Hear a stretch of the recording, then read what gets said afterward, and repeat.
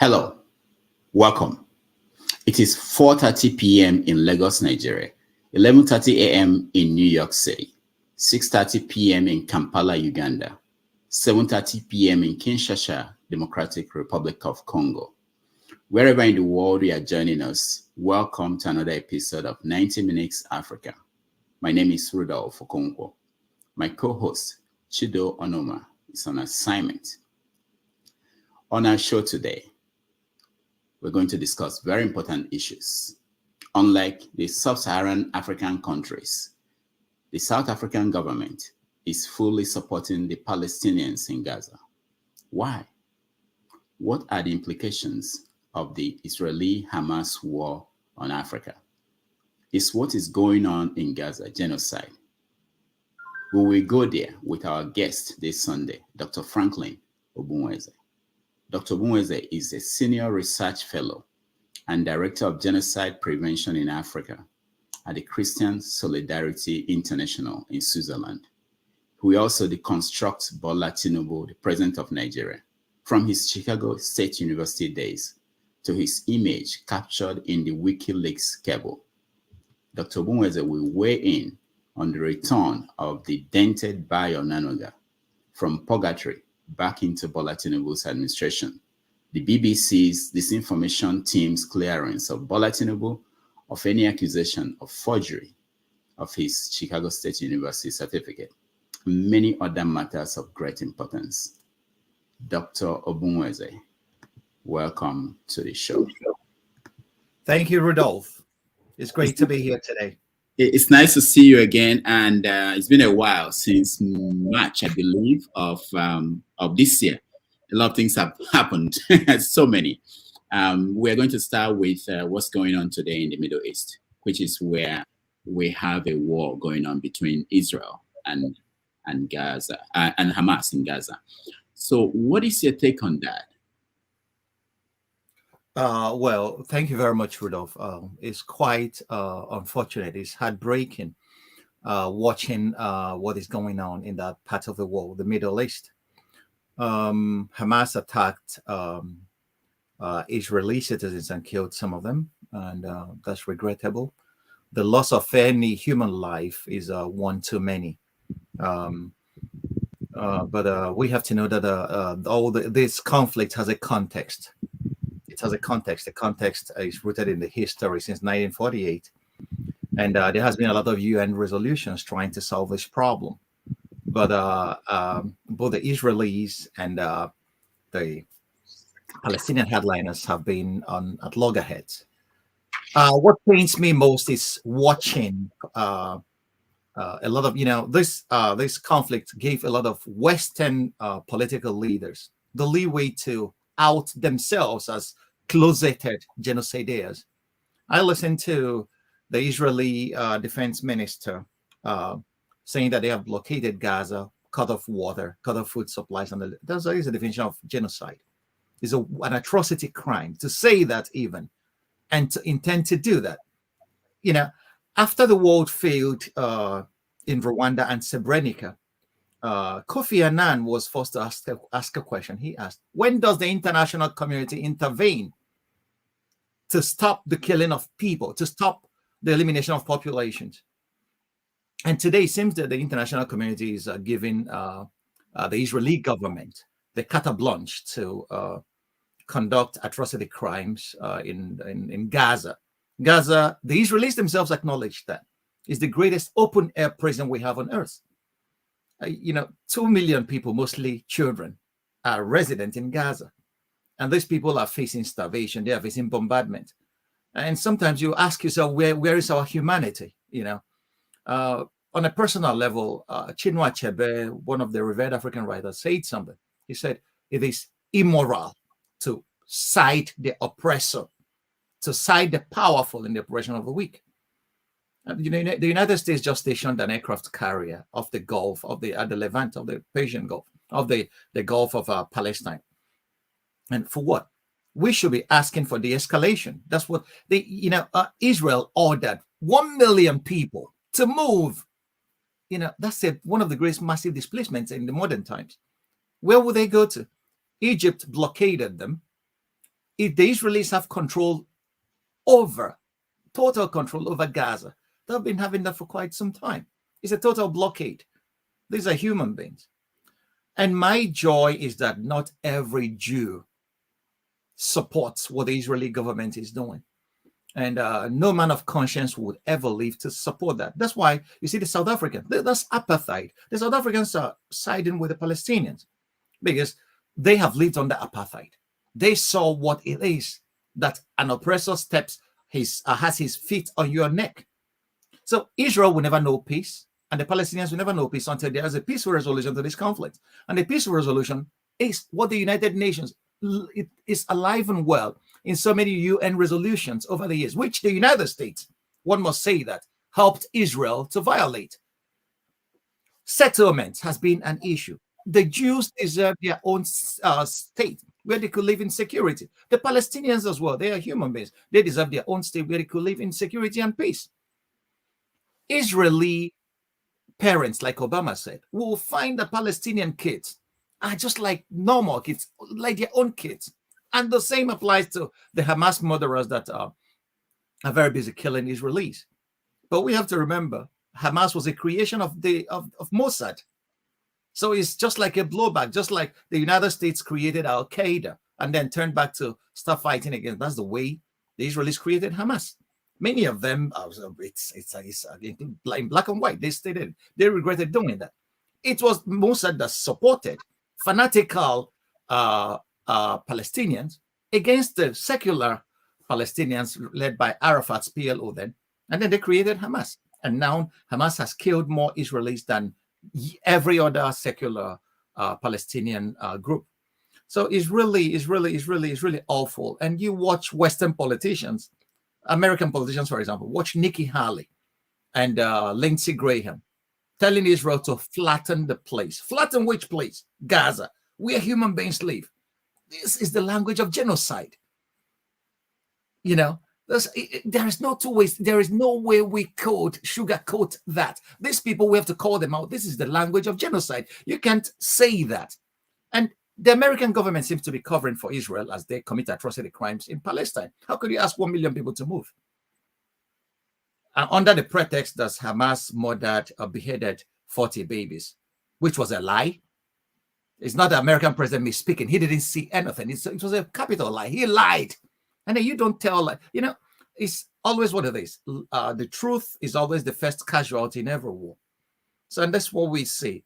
My take is that there should be a de-escalation. Israel, this is Gaza is one of the most densely populated areas we have in the world. We should go for de-escalation. We should get back to all those UN resolutions that have advocated solution to this problem. There has been reams and reams of paper spent on this. So this didn't start today.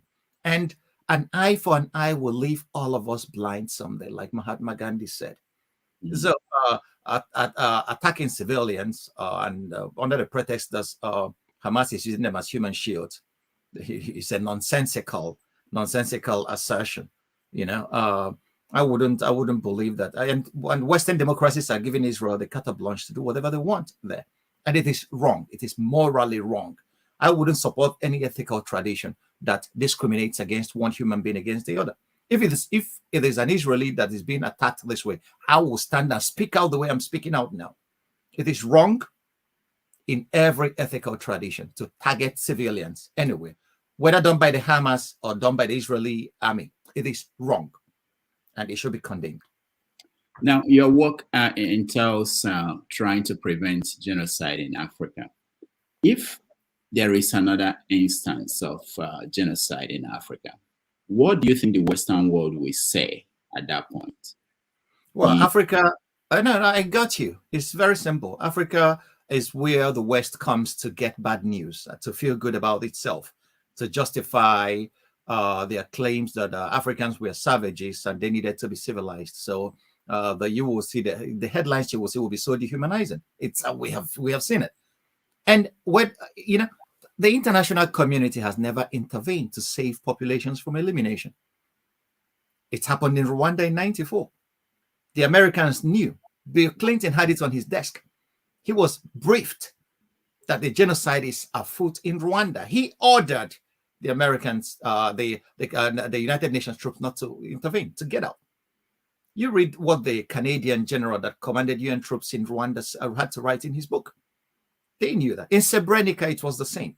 The world will always watch until people are eliminated. And then they will, that's why I mentioned primarily, Kofi Annan had to ask, when does the international community intervene to save populations from being eliminated?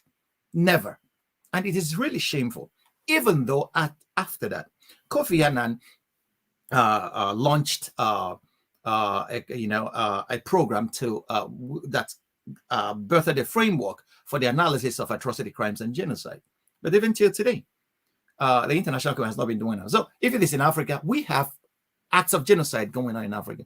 If you define genocide, you will know it is any offense with the intent to destroy, whether in whole or in part, a population, a national, ethnical, or religious group, in part or in whole, to destroy a national, ethnical, or a religious group. We have that going on. The Fulani militants are massacring people in the middle belt of Nigeria. And we are trying to sensitize the international community to that atrocity crimes. But we have been meeting closed doors because it doesn't dovetail into the narrative that they want. So if it is happening in Africa, Africans will be described as savages that they have always been described in the Western imaginary.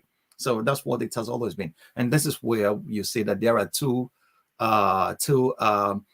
measures for what constitutes a crime in this world today. That's the way it is. That's the real politic. And today I had to put up a Facebook write-up that says, whenever you listen to a Western politician tell you, now let us be realistic, just know that he's going to talk bullshit. He's going to justify one crime or the other under the banners of real politics. So if it is in Africa, we know what the headlines will have been. These savages are at it again. That's what they will be telling you.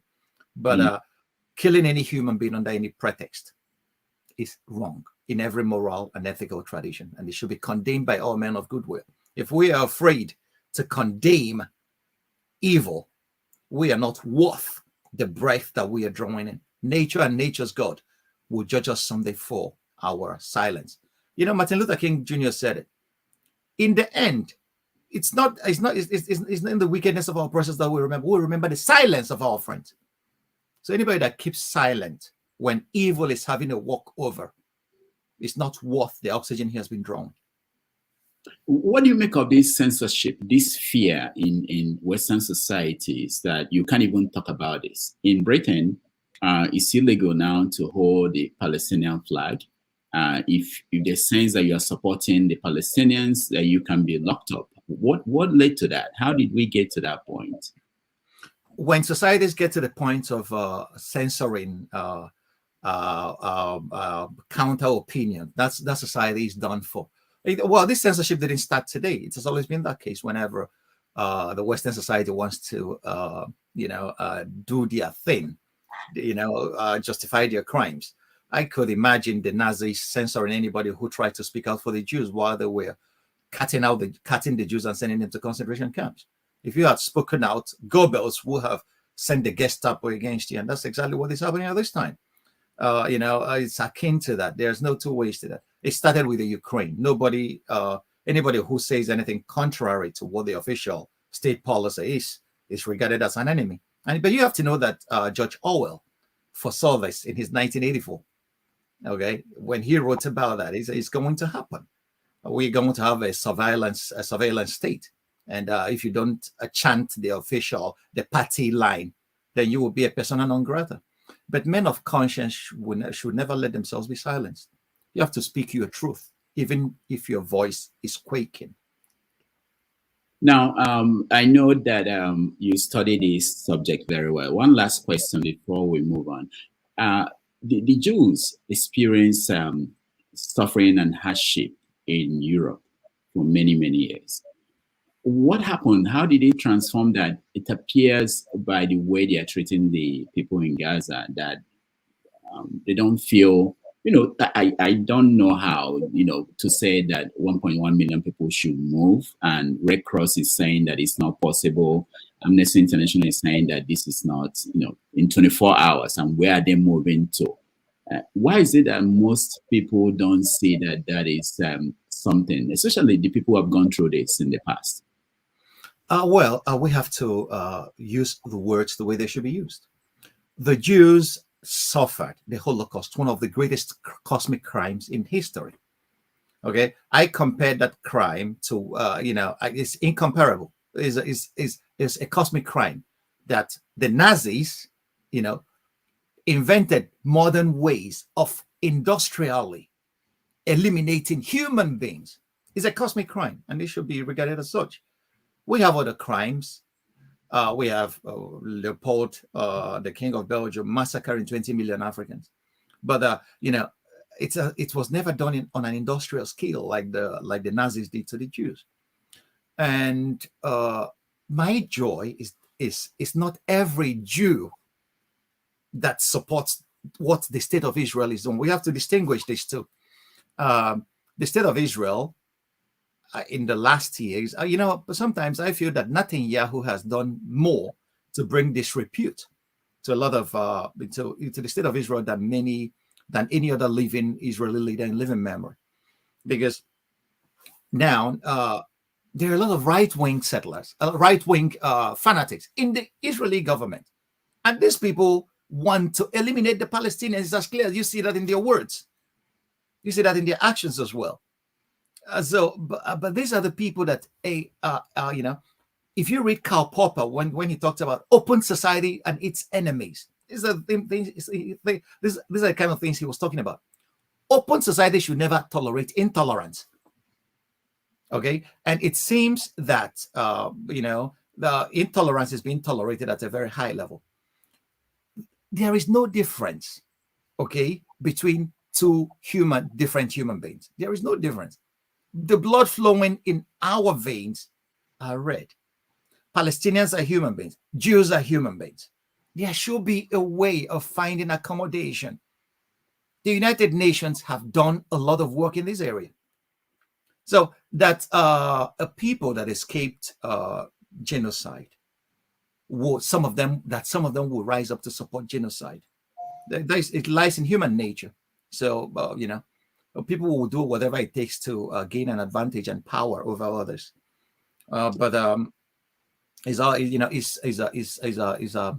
It's condemnable what is happening to the Palestinians. Oppression under whatever hue, under whatever color, is never acceptable to any civilized conscience.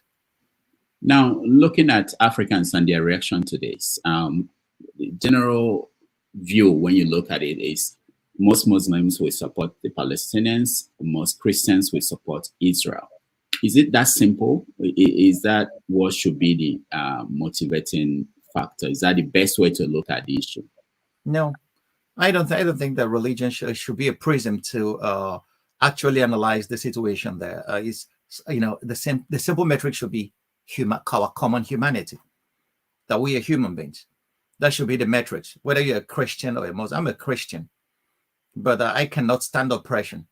I saw what happened to the South Africans during apartheid. I was young. I read a lot about it. Nelson Mandela was termed a terrorist. Till 2008, his name was top on the American terrorist list, even though he visited the United States many times. Remember, he got out of prison in 1994, but his name was still on American no-fly list till 2008. This was a guy that the CIA helped the apartheid regime to arrest and imprison. For the Afrikaners in South Africa, who were very busy oppressing the Black Africans, Nelson Mandela was the worst terrorist of all. But today we are celebrating Mandela as a freedom fighter. Even those who supported, even those who helped to put him in prison are today celebrating him. But then what did they do? Most of these Western countries supported apartheid to its dying day. It was only when they saw that apartheid was no longer tenable that they started negotiations.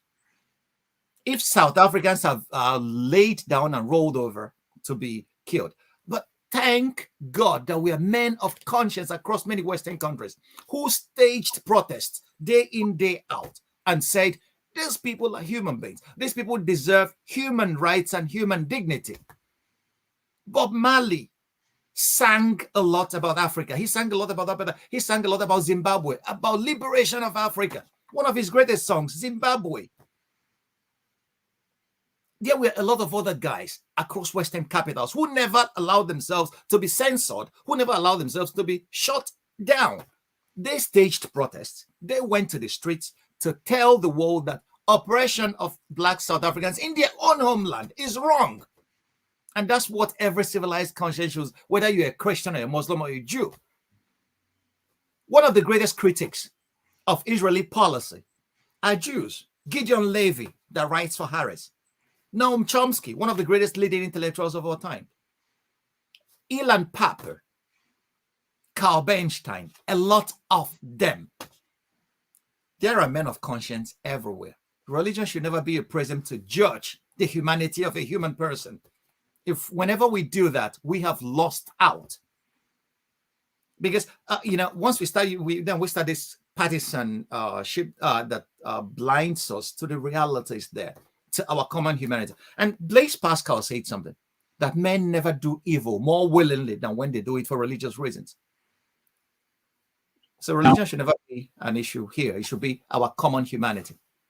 I asked that question also because if you go down to the former Eastern region, where you call the former Biafran territory, you find a lot of people who will look at this incident, what's going on in Gaza, and they don't see any connection to what happened, what led to the first Biafran war.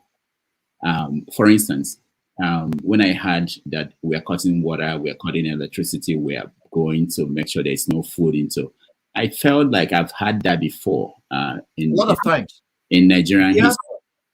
But for me, Awolowo and Nahoro, we are talking about blockading. Awolowo said, "I will not feed my enemies," and it's a war crime.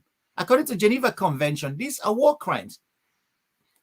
Starvation is not a weapon of war. The world criminalized that. So even whether it's Awolowo or Israeli defense minister, these are genocidal words and should never be used by any democracy, let alone, in the world of today, before the cameras, and nobody. And the crazy thing is that no journalist listening to that pushed back on it. Now, the other part of it is also that people who probably their parents or grandparents went through those kind of things during the Nigeria-Biafra war are supporting that. They don't see that what's going on there could happen or had happened or could happen to them. What do you make of that? How is that possible? Two things. Ignorance of the facts of the matter. That's one thing. Many of them don't know what is happening. They have not even taken time to study what is happening out there, or even to, look at the issues dispassionately. Secondly, religious attachments sometimes make people blind to reality. Okay, so people believe, we are tribal in nature, human beings. Okay, so people tend towards people that look like them or feel like them or worship like them or that they have similarities to. So they feel, since we have the Bible coming from the Jews, that we should support whatever people do in the name of Jews and whatever, without even knowing that the Abrahamic religions, all of them have the same roots. Christianity, Judaism, Christianity, and Islam have the same roots in Abraham. All of them revere Abraham as a father. So these are Abrahamic religions. So this is the major reason why we should be more humane when we are analyzing issues that has to deal with human beings. Okay, when you see children in Gaza who are crying that they just want to eat bread and see their moms, it breaks your hearts, man. It breaks your heart. Many of those kids have been ruined psychologically for life. They have been under occupation, under apartheid. How could you blockade over 2 million people for years on end?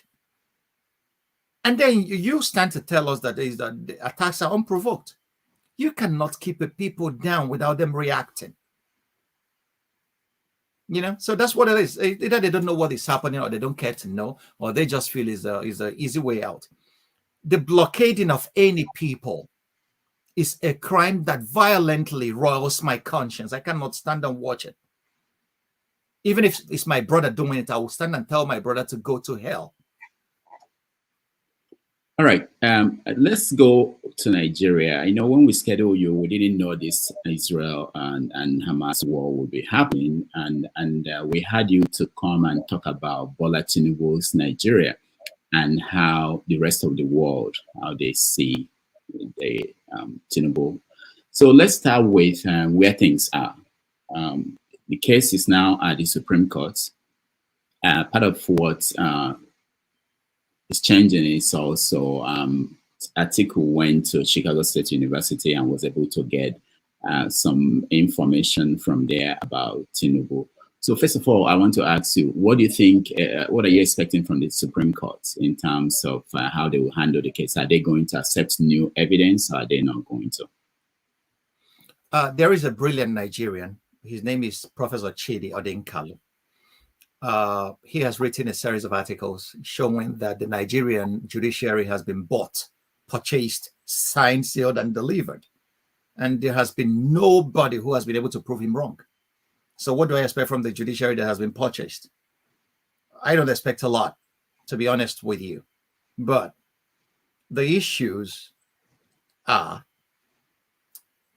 that if the Supreme Court follows the judgment of the tribunal and then tries to dismiss a case that has merits based on technicalities, that they will be setting a precedent that will be it will be a tantamount to abjuring itself, because some of the judgments earlier delivered by our Supreme Court are in favor of some of the cases that are being canvassed by the opponents of Bola Tinubu. So I would expect that the Supreme Court should live up to its name. But when my brother, the issues are the Supreme Court has not even till this moment has rendered a lot of judgments that have confused the Nigerian populace. The case of Uzodinma in Imo State left a sour taste in the mouth of every Nigerian. The case of Lawan, who became a Senate contender for an election he never took part in, and he was returned by the Supreme Court, my brother. So, and then you hear my brother and good friend Olisa Abakoba saying that we should stop discussing that. No, I disagree. I respectfully disagree here. Nigerians should never be, pressurized into abandoning their fundamental right to freedom of expression. We should discuss issues that affect us. You cannot ask us to wait until the Supreme Court delivers judgment. No, we are not pressurizing the Supreme Court to do anything. What we are doing is expressing our opinions, because this has something to do with our lives. So it's before, you cannot commit me while omitting me. So Nigerians have a right to discuss the issues. The Supreme Court should do whatever they want, but the point lies in the fact that Nigerians know what justice and fairness is. And I expect that the Supreme Court should do justice, but my hopes are not very high. Sorry. Now, the position, the documents from Chicago State University and the deposition, what do you make of those things? Because we have the BBC come up with this report that they did not find any evidence of forgery. Which BBC? BBC's, they call themselves something about disinformation team. Okay. Well, let me tell you something. The Western media is a very powerful, whole. But I don't trust the BBC. I don't trust people that peddled the bullshit that Saddam Hussein had weapons of mass destruction. BBC helped him peddling that, together with the New York Times. Okay? Mariana Springs, who is a correspondent in the BBC disinformation team, was caught disinforming the people or misinforming about her own CV. So how do you expect me to repose trust on such an outfit? They have, now what you have to know is that every media has a slant, has an angle, has an agenda, has an orientation, okay, has an editorial policy. And whatever is coming from the BBC in relation to Nigeria, I take with huge bags of salt, because Shell BP, as WikiLeaks showed us, continues to be Nigeria's shadow government. And Shell BP, the British establishment is heavily invested in Shell BP. So that is a conflict of interest. So I don't expect BBC to inform me accurately of what is happening in my own country, which I know better than they do. Even some of those people writing those things, Nigeria has not escaped brown envelope syndrome. Our journalists are purchasable at various levels. We have seen that happen, and they will close their eyes to what the facts are. So that BBC is not a cut of. It's not. I would rather believe the CSU on the evidence they delivered on oath that say they disown the certificate that Tinubu submitted to INEC. How is it that Nigerians are reading the same documents and coming up with different outcome, in terms of what their conclusion? People are reading that and they're saying that the school did not say that. Why? What is the confusion there? There's no confusion there. People would like to peddle a narrative that suits whatever agenda they have. It's as old as human nature. People who are in support of Tinubu would like to say there is nothing to be seen there, close your eyes, walk away.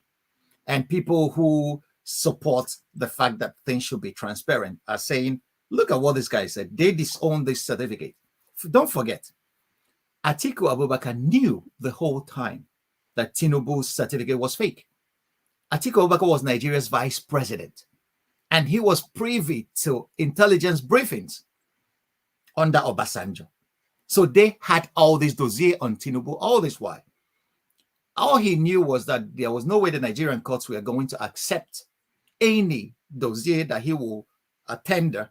They will ask him, how did you get it? So he wanted to follow that, but Atiku knew all this before he went. He embarked on that judicial odyssey. So he's not a stupid man. So anybody who thinks that they don't know what is happening, Obasanjo himself knows. Okay, so everybody that worked in the Nigeria, those guys at the DSS, they know that Tinubu's certificates are fake. So the CSU disowning it. It's just the logical thing, and they did that on oath. So the BBC report said we didn't find anything. It's an interpretation thing. So anybody could interpret it the way he or she wants. But the people that the issuing authority of that certificate says this is not our certificate. Now, last week, the conversation expanded, or people tried to expand it to point out that Atiku had issues with his certificate. And in the last few days, they've been talking about P2B and his certificates. Have you followed any of these things, and what do you think? I am quite informed about everything, every aspect of Nigerian life daily. That's a part of what I do. Yes, I listen to some of them. Some of them are just silly distractions. There is no merit and substance to them, because if there were merits and substances to these, they could have ruined these guys even before the election. They could have brought it out and say, P2B is a fraud or whatever. But that's the thing. None of them could point to whatever they said that P2B. It's difficult for them to prove that he's a fraud. P2B's telephone was tapped into during the elections. That was how they got the information that he was talking to Oyedepo and asking him for votes.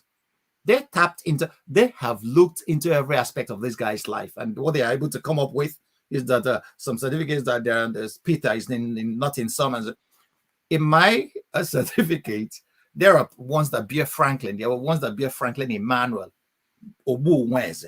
But there is no, there are ones that bear Frankline Emmanuel Ogbunewzeh. Okay, so and my primary school certificates are Emmanuel Ogbunwezeh. But once I got older, I said, why should my Igbo name be omitted from my names? This is my name. That's what my name is. Onyemechi is who I am. Every other one is English names that were attached to me. I am an African, a proud one for that matter. So, and they said, I started including Onyemechi in every certificate, and I said, every other certificate remains valid. So yeah, that's what there's nothing there to be seen. But my issue is much more than the certificate. The issue is Caesar's wife should be above suspicion. Okay. And if I am to make a pronouncement on this, first of all, there has been an investigation by an investigative journalist, David Udenyi, showing that Bola Tinubu lacks integrity to be Nigeria's president. Okay. This guy forfeited money, drug money to the American government. He has issues with his certificate. And so these two issues, doesn't all go well. We don't know what the Americans have on him. The FBI has not released the troves of documents they claim to have on him. We don't know who this guy is. We used to, both of us belong to Niger politics in the late 2000s, where Yinka Odumakin wrote a scathing analysis of Bola Tinubu, and I still have a copy of that. And that was when this idea that Bola Tinubu was a fake started flowing from his own people, from people who knew him well. So it didn't start today. It's only that David Udenyi came and then added evidence to that, brought out evidence to show what has been circulating all this while. So his people knew him well. It's not about an issue of partisan politics. Full disclosure, I never supported Tinubu during the election. I supported Peter Obi because I believed. So I'm just disclosing that for anybody who cares to listen. But I have transcended that to say that the president of Nigeria should be above suspicion in a lot of things. But this is too petty to be an issue that we should follow a Nigerian president. One of the issues you say we're going to discuss is how does the rest of the world see him? A lot of German politicians are calling him Africa's Manuel Noriega. They wouldn't say that openly, but they tell me that privately. So that when his supporters when his handlers get rid of him, they may arrest him and put him in Florida jail like they did Noriega. We don't know that, but these are issues going on. So you have to know. Bola Tinubu is the summary of Nigeria. Today, Nigeria is a place where graft, greed, and corruption has eaten deep into the fabric of the society. So, you cannot get a president better than the society cannot give you a product that is better than its sum total. So Nigeria it has become a very rotten place. And then that's what we see when a society degenerates to that level. We get is garbage in, garbage out. That's what we get. Are you expecting anything from the FBI and the Justice Department when they release information? If I can tell you, I know just a little bit how these things work in the larger dimension of geopolitics. If Tinubu is a CIA agent or America's agent, like WikiLeaks laid claims to, WikiLeaks expose showed that. Remind our audience what is in WikiLeaks. What did WikiLeaks? WikiLeaks when they released their trove of documents on Africa, Bola Tinubu was going severally to the resident CIA spy in Lagos to deliver information about Nigeria. He was the guy that told them that Buhari is bigot and the religion that should not be allowed to become president. So he has been funneling his analysis to the CIA. And the Americans found the information he delivers so very confidential that they have to wrap it in diplomatic cable and send it to Washington. So it's not something that anybody could just walk into and then start talking with the resident intelligence attaché in an American embassy. No. So this is something that transcends that. And then this is the issue that David Udenyi raised. If these guys could let him go and then not release his troves of documents, then what is happening? The Americans were blocking the release of those documents at various turns. What are they hiding? So America would not like to blow the cover of one of their greatest assets if he is one. So, and then that will lead us to conclude that if they are going to release anything, they will wait until the Nigerian Supreme Court has made its pronouncement, and then they will release troves of documents, but many of them will be blackened out, heavily redacted, that you will not see anything. That's the way the Americans treat such a thing. If the guy is really their asset. They wouldn't want to blow his cover. They will redact a whole lot of things. So you may end up getting 2,000 documents, but you can only read a few chapters in it because everything will be blackened out. And they will tell you that they don't want to jeopardize an ongoing intelligence operation. So this is the way these intelligence agencies operate. So unfortunately, that's what it is. Now, let's actually go to the fundamental. We've not seen the president, or have you seen the president in the last 14 days? No, he has not made any public appearances. I wouldn't attach any meaning to that. He may be resting, or he has also a right to rest. Governing Nigeria is not an easy thing, actually. Rest for 2 weeks. Well, there has not been any official. Well, I tell you something. This is something that you only see in Africa, and it's so very appalling. And this shows you the kind of contempt that these guys that rule across Africa have for the people. I call them imperial auxiliaries. Okay, you stay out of office for 1 day, and you don't tell your employers where you are going to. Rudolph, if you do that, you'll be fired. But these guys take us so much for granted that they would dare do anything, stay out of office and do nothing, and then don't even care to inform the people.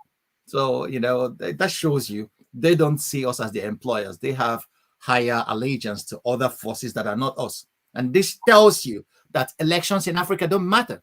Elections in Nigeria don't matter. Bola Tinubu told us, do whatever you want. I'm going to win this election. And then he told his supporters, you have to snatch it, throw it, and run away with it.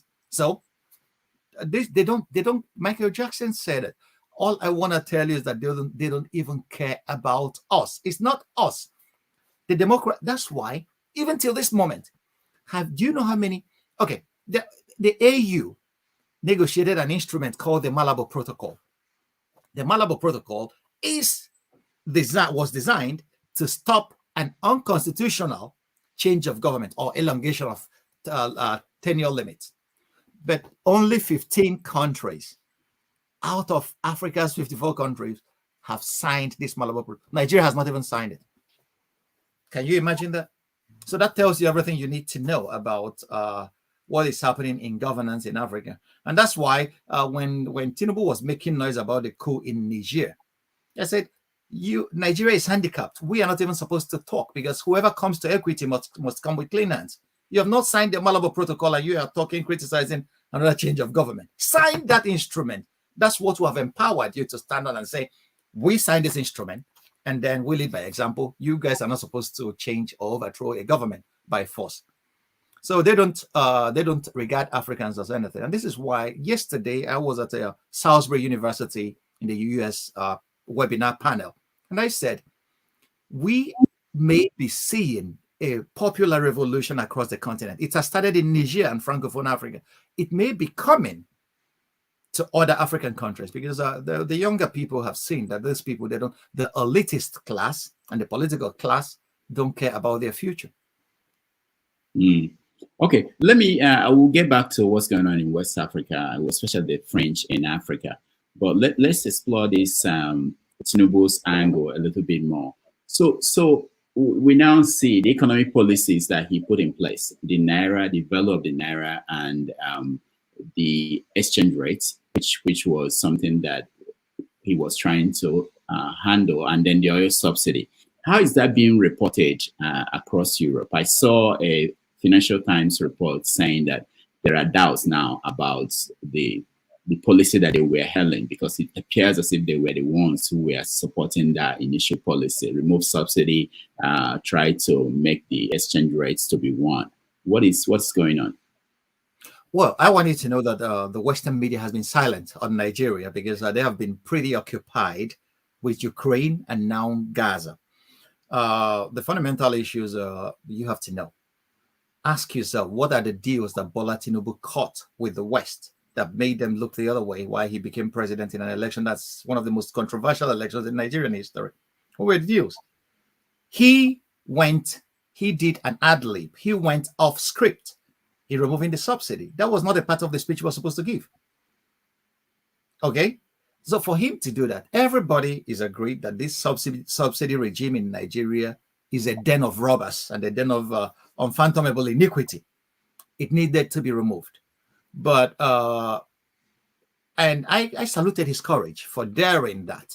But you remove the subsidy and then you smuggle it through the back door. And then the palliative you guys claim to be giving to the people is an insult on the humanity of Nigerians. Okay, so so the Western press are not reporting about it because the IMF has been championing that.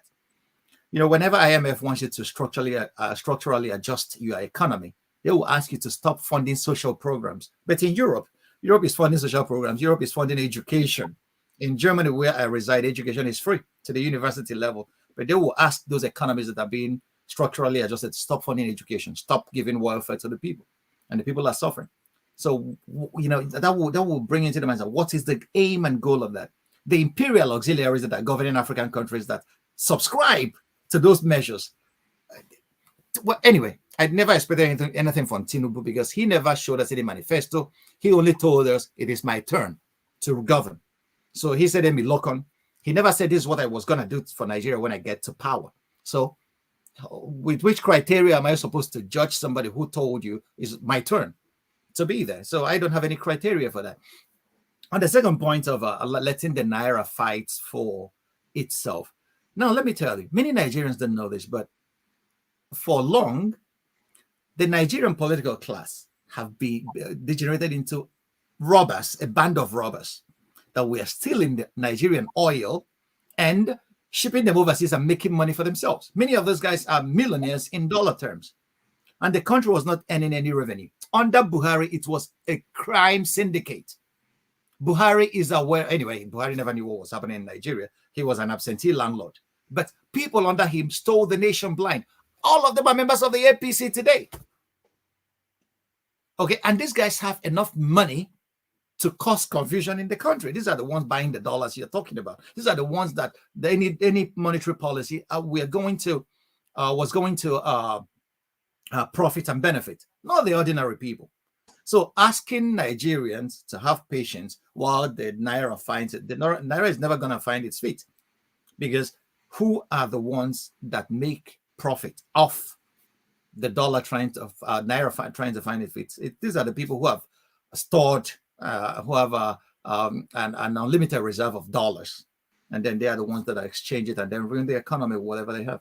So we needed more planning. I hope that the guy he appointed as a new central bank governor has some ideas on how to arrest the issue. But without Nigeria massively adopting a Keynesian economics kind of approach, or massively industrializing, if we don't produce anything, there's no way we can earn foreign exchange. And if you don't have infrastructure, I wonder how you can produce and then effectively transport that to other markets. So Nigeria is structurally a very weak country at the moment. And then I don't blame Tinubu alone. Subsequent, every Nigerian administration contributed to the predicament that we find ourselves in at the moment. So we took time to get here. It was a process. It's not an event. But I don't think that Tinubu had the intellectual capacity to handle Nigeria this time. Buhari never had that. Tinubu doesn't have that. I'm sorry, but that's what it is. All right. Last week, Tinubu appointed Bayo Onanuga as the new special advisor on information and strategy. Do you know Bayo Onanuga? Yes, I do. That was the guy peddling genocide against the Igbos if they voted for Peter Obi. We know him. He was a former editor of the news, and then we saw him peddling genocidal statements during the election after coming back from Rwanda, and then telling us that genocide is a worse crime. He went back as somebody to eat up his vomit, and then it was appalling actually. And Nigerians criticized that, and it seemed Bola Tinubu heard what Nigerians were saying, but he waited until it died down. He has now smuggled him through the back door as a special advisor. But the most sinister thing, the most dangerous thing about Bayo Onanuga is that this guy wants to control the social media. Okay, he is one of the guys that wants the social media to be strictly controlled in Nigeria. He's just following the footsteps of Lai Mohammed. So if we see another Twitter ban or Facebook ban in Nigeria, you should know where it is coming from. So that's Bayo Onanuga, and I don't hold a lot for his personality, because anybody that peddles genocide is, to my mind, not qualified to hold any public office, because if people he doesn't like crosses his path, then there may be trouble. All right, we are going to get our audience involved in this conversation, but in a few minutes more, another 10 minutes. But let me just ask you about France and the policy of France across Africa, from Mali to Niger and everywhere. How is it going for France? Are they pulling back? Yes, but the French have been forced to move their forces out of Niger. And the Nigerian seems to have won, but with these guys, you don't know. They may be aiming to strike back at some point in the future. The empire always strikes back, so that's the danger there. But you could see that the military in Niger latched onto a popular revulsion at what has been the French presence in Niger, and then they are now riding it to their advantage. And this shows you what it is like when leaders become absentee landlords. Bazoum, at a point, became an absentee landlord to his people, and then popular opposition to that, played into the hands of the military. It's not that I am a supporter of military government, but if you look at the facts on the ground across much of Francophone Africa, you will see the reasons why the people are revolting. People are living in serious poverty, and their life seems not to have improved. All this while that French presence has been there. So, and they have been made to see the French as their enemies. It's a narrative that has been constructed. The French alone may not be all guilty of why Niger is the way it is, or why it's a basket case. Like Shakespeare said, the fault, dear Brutus, is not in our stars, but in us that we are underlings. Most times, many African nations have not succeeded in creating a kind of visionary leadership that will lead most of these countries out of their poverty and out of the situations they found themselves. Since after independence, colonialism has a role to play, imperialism has a role to play, but African leadership, Chinua Achebe articulated it well in The Trouble with Nigeria. The trouble with Nigeria is simply and squarely the failure of leadership. Our leadership is either not trained in the art or the international realpolitik to understand the tricks and treacheries of imperialism that never goes away. Okay, France was drawing over 37% of her uranium needs from Niger, and the Nigerians were not getting anything. A lot of companies, it's all over Africa. Go to Congo this year. Glencore is drawing cobalt there. A lot of kids are in the Kivu region of Congo mining tantalum, and that is being used in computer technology for Western companies. And Congo is not getting a lot out of it. Okay, so, and then you will see this across board, and this is what people call neo-colonialism. And at a point, people will get fed up with that, and that's what the Nigerians got fed up with and decided to revolt. And the military saw it as an opportunity to come in through the back door. So, there are a lot of issues, but they are moving out, pulling out. Whether that spells the end of French intervention or incursion in African politics is yet to be seen. We cannot divine the future. We can only analyze what we have seen. So at the moment, that's where we are. I have a friend who went to France last week and for a conference, and they were asking Africans, what did we do wrong? How are we going to change the story? If you were asked, what did they do wrong and how are they going to change? What are they going to do to change the narrative? What would you say? Well, it's so very simple. The perception, government is about optics as well. The perception across much of Francophone Africa is that many Francophone African leaders are vassals of the French. Okay? And from Cote d'Ivoire, Alassane Ouattara was installed president in Cote d'Ivoire by the French Marines. They kicked out Gbagbo, who won an election. Paul Biya is still in Cameroon, living in Geneva. Okay, and he's being supported by the powers of the French intelligence. The Cameroonians know that. So in Niger is the same. They saw Bazoum as a puppet of the Americans and the French.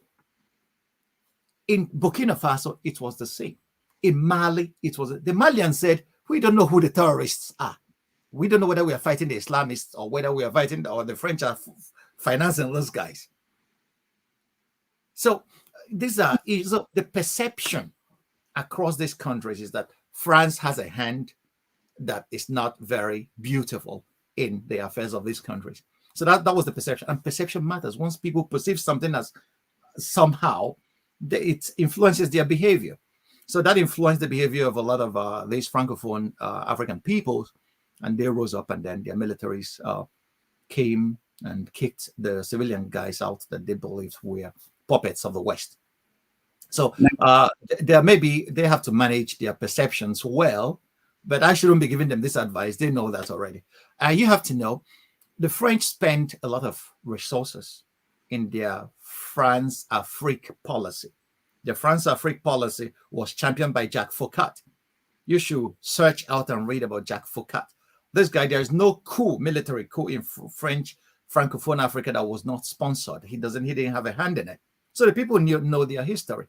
And the people are coming back to say, if you listen to the young man that is the president of Burkina Faso, when he went to meet Putin in Russia, he said, at his age, he cannot believe that with all the resources that his country has, that Africa is still poor.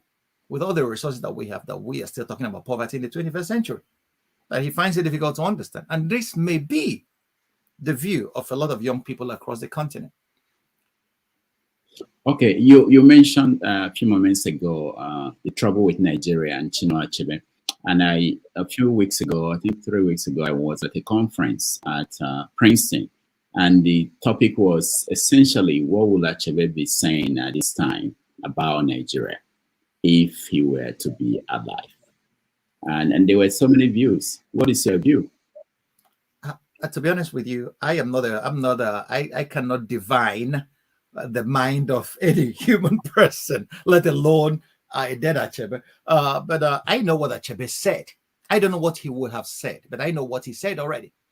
When Andy Uba kidnapped a governor, Chris Ngige, in Anambra State and burnt the government house, he wrote a scathing letter to Obasanjo because Obasanjo was supporting that nonsense.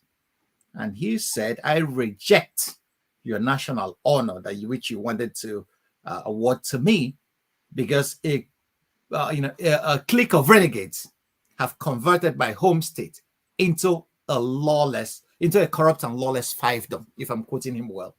So that's Achebe for you. Achebe never shies away from stating his opinions, and he makes it very clear. You will know where he stands. Achebe was a great moral voice. He's not a guy that will stand and watch corruption take place. And then he wrote in The Trouble with Nigeria that at the point that asking a Nigerian not to be corrupt, a Nigerian politician not to be corrupt, is like asking a goat not to eat yams. I wrote an article then. I said, Oga Achebe, I disagree with you. It is in the nature of goats to eat yams, but it's not in the nature of anybody to be corrupt. So, that's Achebe. He's a moral voice that is always very clear. I don't think that he will have taken kindly to the kind of moral rot that we have in our politics today. And the politicians are very smart. They divide us along ethnic lines when they want power. But once they get there, they do whatever they want. I saw a guy from Osun State on a video screaming at the governor that was saying, look at the palliative you're giving us, a bag of rice for about 200 people. Not even up to 10 kilograms of rice. So maybe the whole estate will divide that 1 grain of rice at a time. So this is the way the Nigerian politicians insult the people and denigrate them to no end.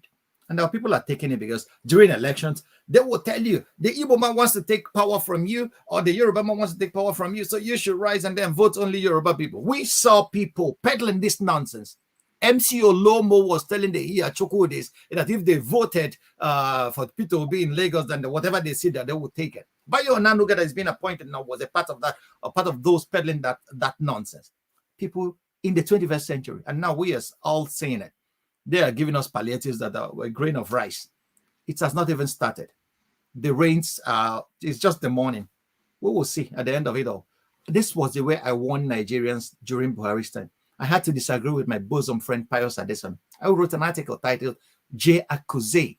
Pius said, My mama picking Franklyne is no neutral. I said, no, I'm not neutral, Pius. We know each other so well. We value and cherish each other so well. But no, I'm not neutral in this case. I'm not neutral because I know Buhari. Buhari imprisoned Tunde Thompson and Ndo Kaira, but these are not Igbo guys, but I spoke out for them as a young child. Under Decree 2. Buhari killed Ogedengbe and Bartholomew Owo. With a retroactive decree. Buhari was not a guy. Buhari was not intelligent enough to govern a complex country like Nigeria. That was the be-all and end-all of my article. And I was proven right. But I always hate to tell people I was right. I was right. Buhari never had what it took to govern a complex country like Nigeria.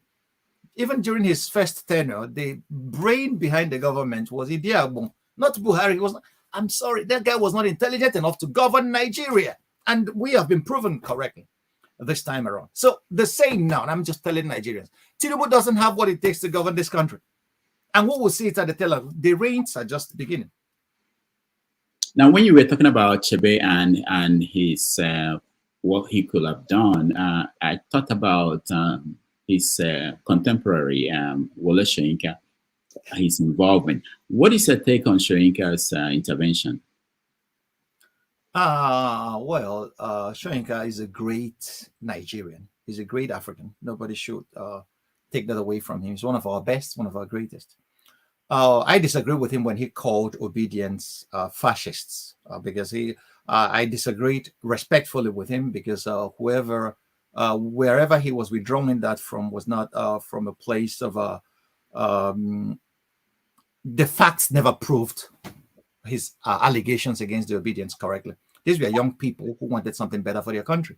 And you don't call them fascists because they wanted a better life and a better country. Many of the people that were supporting Peter Obi came out of the Lekki massacre. And these were people that were on the front lines. Soyinka himself was on the front line in the 60s. So these guys should have been his kindred spirits. But he was calling them fascists. I disagreed with that.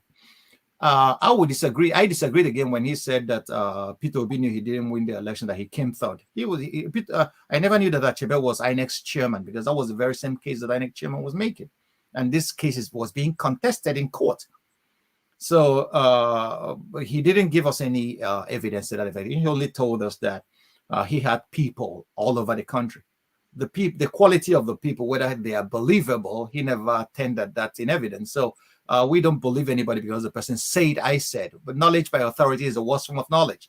So he should have given us more evidence to accept his assertions.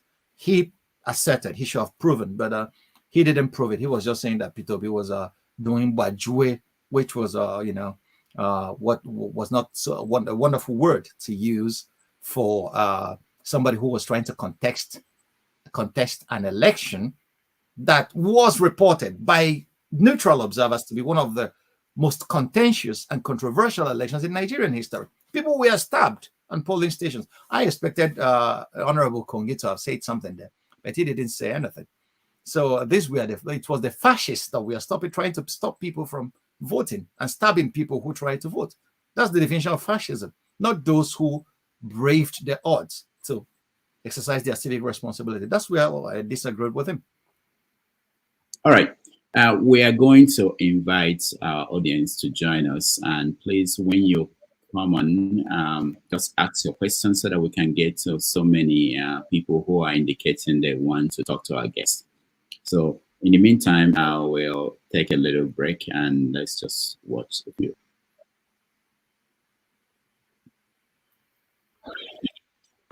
Of Shokaye. For now, I'm the chairman, Shokaye CDA. And I was just at home now, and they brought this for me as palliative for the whole of Shokaye estate.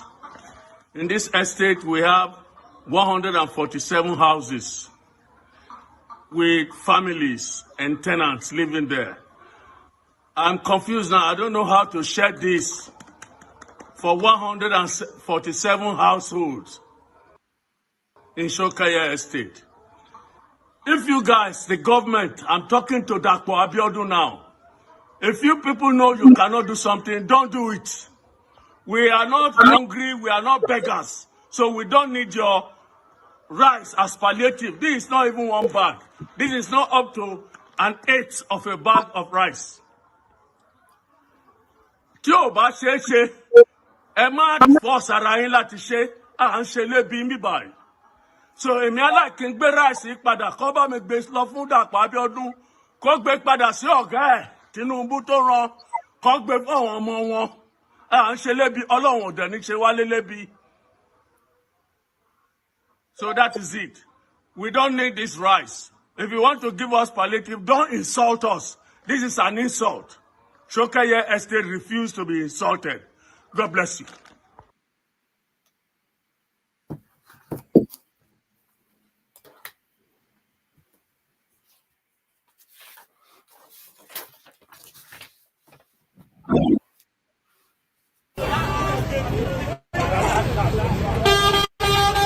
Man, look at them. They are just picking this thing up. They are scooping this thing up.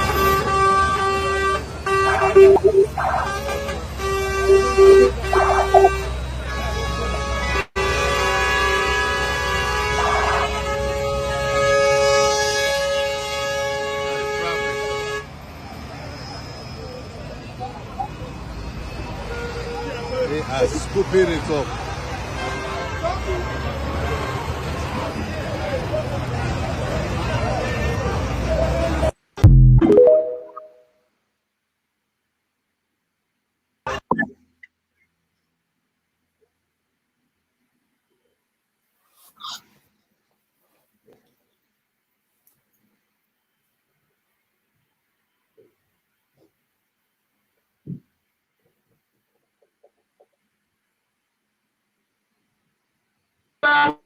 tó fẹ́ kú torí ẹ̀.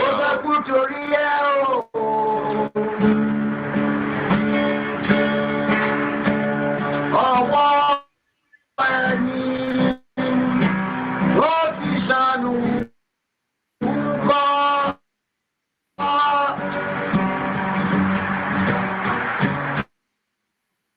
Ayé lábá.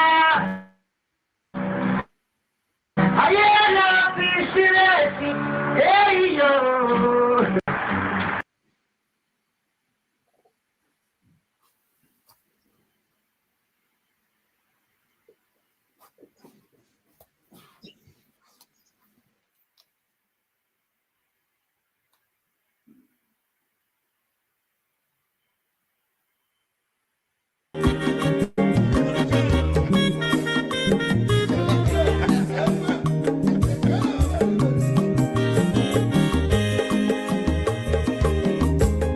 Onye ọma zoro obi o, akwa nwa zoro obi o, Max ịbịa bunyegokwanụ m n'ofu ube n'azụ ụlaga n'ịbịa zugo, mmanwụ ụlaga do n'ịbịa zugo, akwa nwa ilochi o, biko rapụ zoro ka ọ nabazi ya. Onye ọma zoro biko abọmma nwatara ndasari ịbịa nwunye n'ịgwana m ụlagado n'ịbịa zigo mma ụlagado n'ịbịa zigo abọmma nwe ilochilo biko rapụ zoro ọ na-agbazi ya. Mazi wekoma odogu na kwere zinaka onyoma nigadele mo mazi ni mazi ibu go with melody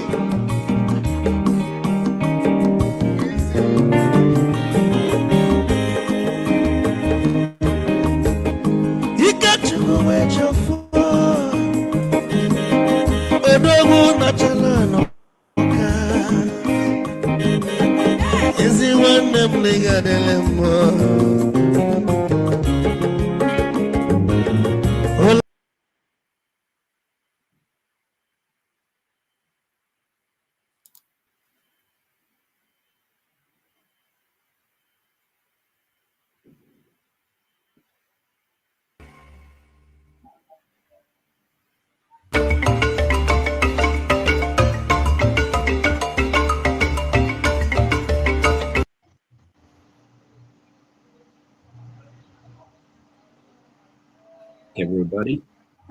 Welcome back, everybody. And we're talking to Dr. Franklyne Ogbunwezeh, who is our guest today. And we want to give you an opportunity to chat with him. Please, when we call on you, go straight to your question or comment so that we can get more people involved in the conversation. Dr. Franklyne, thank you so much for hanging out with us for this period. Let me start with you, Righteous Man. Righteous Man is in Nigeria. Righteous Man, go ahead. Yeah. Good evening, Doctor. Thank you. I'm quite impressed. I watched a clip of your briefing some times ago, and I was too excited that we have such an individual like you that can stand up to address issues, not minding who is involved. I can see the love you have for Nigeria and your wishes to make Nigeria a very good country. I have some questions to ask, maybe one or two. You said Tinubu is the summary of Nigeria. What does that mean, sir? That's number one. And number two, you made a statement that really touched me. You say it is in the nature of goat to eat yam, but it is not in the nature of Nigerians to be corrupt. What do you mean by that, sir?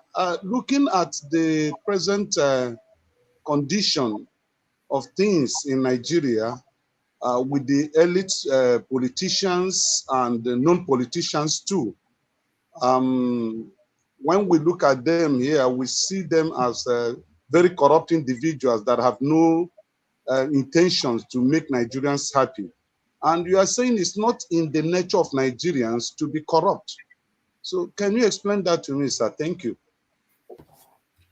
Rudolph, I would like to take I'm here for everybody today. I'd like to take the question once they come. Thank you very much, sir. I do appreciate your compliments. We do this because we all are involved. Nigeria is our country. We have nowhere else to go. No matter where we are Nigerians.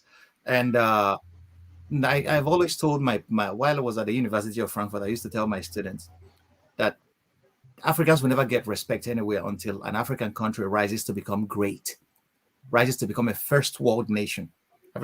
Otherwise, Africans will never get. So that's why we're doing what we're doing. When I said that Tinubu was a summary of Nigeria, if you take a look at the social structure of that country since after the Civil War, you will come to see that we started giving pride of place to people who have money, questionable wealth, no matter where they get it from. In my part of the country, in Igbo land, if you steal and make money, they will crown you a chief. Nobody asks anymore, which industry did this person generate his wealth from? Every rich man in Nigeria, I've not seen anyone who discovered or who invented a software like Bill Gates or created an app like Facebook, people create value and make money out of it. In Nigeria, you don't need any, you need to steal with raw bravado. Steal as much as you can. It's not only in politics, in religion as well. Watch our pastors. They will tell people that God will make you instantly rich, but give me the one you have. Come and sow a seed. So everywhere across board, what matters is money without industry, wealth without industry. What do we produce? If we ask ourselves, what does Nigeria produce today that we can export to this? We only have oil. We don't even know how to refine that oil. We import refined products. So the only thing we have is natural resource. But a country like Germany doesn't have any natural resource. The only natural resource they have is their people. And that's why Germany creates the best engineers, innovation in every branch of human endeavor. You mentioned it. American weapon systems today, we have systems that they stole from Germany after the Second World War. Ask anybody. That America went to the moon was German rockets. So Nigeria degenerated since after the Civil War to where we are today. So that Tinubu got to power with the power of money is because we started valuing a country where honesty doesn't matter anymore. Enterprise doesn't matter anymore. What matters is money. Even today, the people will call the Yahoo boys. Okay? Watch parents pray for their kids. They will say, more money in your bank account. it's a new phenomenon that shocks me. A parent praying for the child, say, "Mom, happy birthday, my son. More money in your bank account." Oh, a German parent will want the child. What do you want to be when you grow up? I want to be an engineer. People want to create value for their societies. In Nigeria, we don't want to create values anymore. What we want to do, be rich no matter what. And then we throw money at parties. That's what people, these are the kind of examples we are giving the future generation. And then Nigerians will started using in the late 2000s, we started using the phrase, who book help? Who does education help? And the guy was telling me that all the simultaneous equations I learned in school, I'm not using it anymore because my teachers, they were flogging me. I said, education is supposed to make you learn how to think, learn how to create value. So we don't cherish the things that make societies great anymore. What we cherish is the products of greatness, but not the process of making ourselves great. Watch China. Where is China today? China took 30 years and pulled 700 million people out of poverty. 700 million. Nigeria, how many are we? 210 million. 75% of our population are living below the poverty line with $1 a day. And then the removal of oil subsidy, more went into poverty. In fact, there is no middle class anymore in Nigeria. All we have, it's either you are rich, and if you're rich, you either have a church or you're a politician stealing, or you are very poor. And that's why people are being given palliatives, which we saw. And then the government is on top of that insulting Nigerians, giving us 1 grain of rice per household. So these are the kinds of things that you. So Tinubu is a summary of Nigeria. He's a summary of all of us. Okay, because we empaneled that society that is now taking revenge on all of us. I was in Nigeria as a young student at the University of Nigeria Enugu campus when parents were coming with big cars and bribing some of us to go take exams for their kids. So we created that. Meritocracy is dead. Okay, so and then when meritocracy dies in a society is on its way to hell. Chinese children are the children we'll be competing for the future with.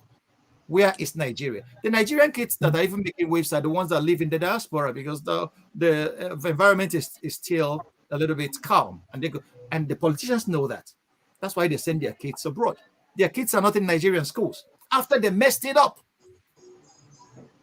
Their kids are all abroad, struggling for the same, things with us, and they will come back and get a job and keep on ruling you where their fathers stopped. So they know what they are doing. So Tinubu is a summary of all of us. We all contributed to making Nigeria the basket case that it is today. Starting from our religious authorities who are afraid to say the truth because it favors the guy from the part of the ethnic divide. So that's what I mean when I say that Tinubu is a summary of Nigeria. He's a summary of everything we allowed to delegitimize the aspirations of a people. Tinubu summarizes that. So and now we have somebody who is being accused of a lot of inglorious things, being a president of the largest economy in Africa. So second point, you asked me, it's not in the nature of goats to eat yams. And, Chinua Achebe said something in the trouble with Nigeria.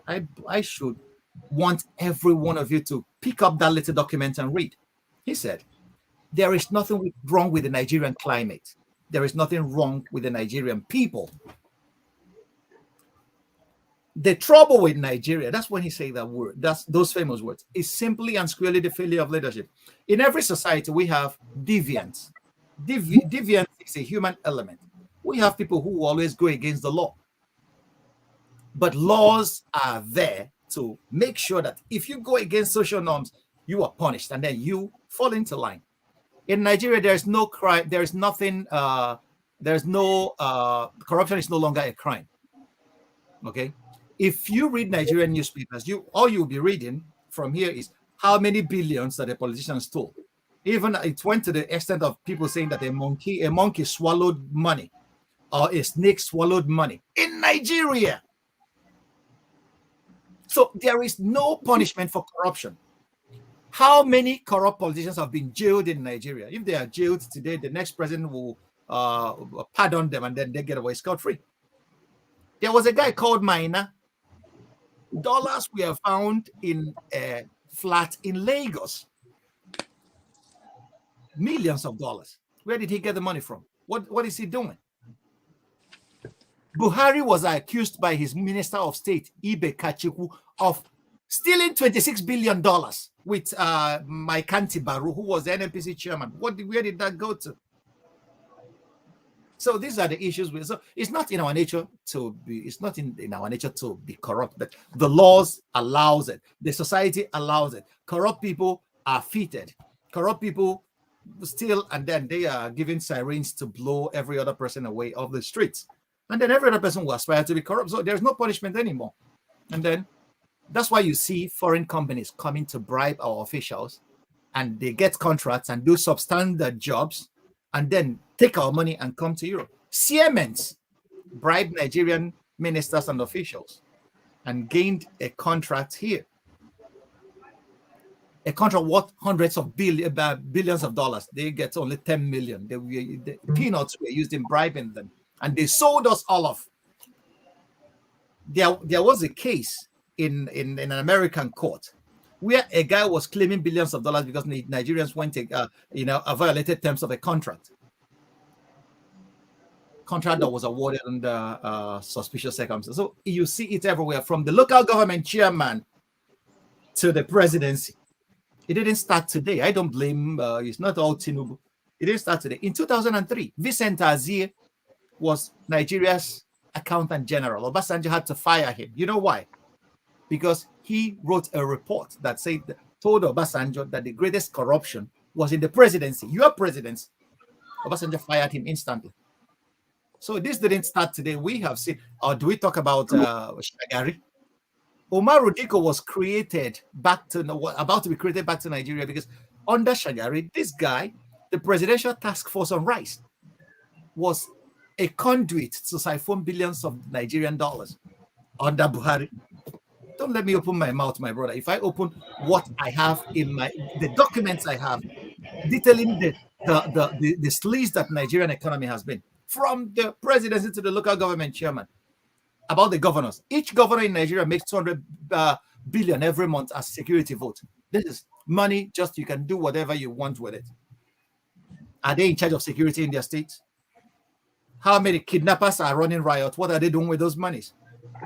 They use it to settle their girlfriends and mistresses and bring them to Dubai for birthdays. So these are the things. So when we talk politics, people think that I'm not talking ethnicity.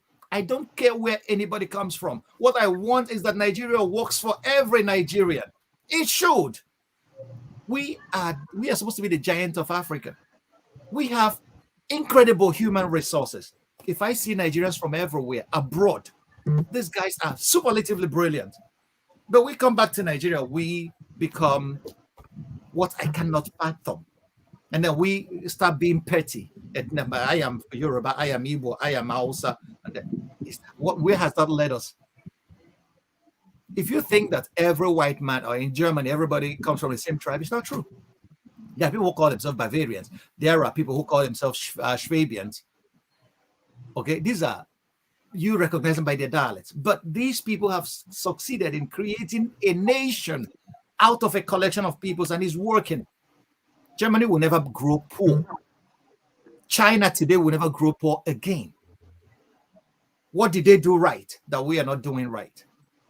They have abandoned the pettiness and they are focused on development. In China, if you are corrupt, you will be executed. But in Nigeria, you will be celebrated. So that's the difference between a civilized society and a retrogressive society. And we have not achieved. We have not been able to lay aside the differences that enables politicians to deal with us as idiots that they are dealing with us now. During elections, they will come and give you a loaf of bread, and then you will sell your vote, and then you will complain for the next 4 years. You know, it doesn't make sense sometimes. I will stop here so that others will have time to say something. All right, thank you. Franklyne, you mentioned you said something about a security vote. You said 200 billion. I think you mean 200 million. Do you mean that each governor was they were getting 200 million? Yeah, 200 million. Sorry. Yeah. All right. I just want to clear that. Yeah, sorry. Yeah. Okay, Constantine next. Thank you very much. Can you hear me? Yes. Very well. Okay. Welcome, Dr. Franklyne. Hello to fellow panelists and those who are listening in the chat session. I wanted to be a little short. I was actually going to say that you should cut it down. The answer is too long, but you said it. I don't have to say that. I was going to say because I admonished the previous guest. So in all fairness, I want to remain like that. So what I'm going to say is I want to ask you, are you a pacifist? Are there times that war is justified?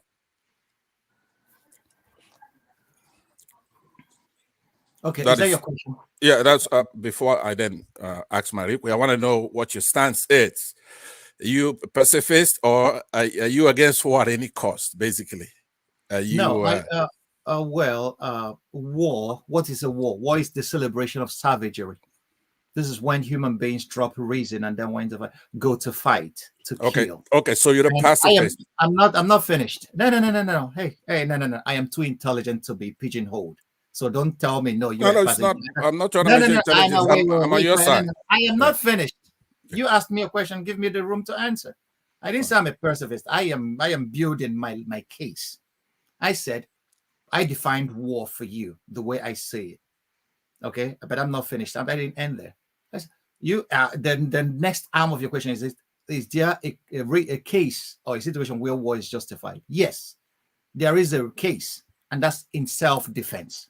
Okay, thank you very much. I by the way, I'm not hostile. You're gonna get some friendly fire from me though, because here's why I'm saying that in our country, Nigeria, it's been incessant. The complaints, interminable. Our fathers were complaining, right? But we know now what the problem is.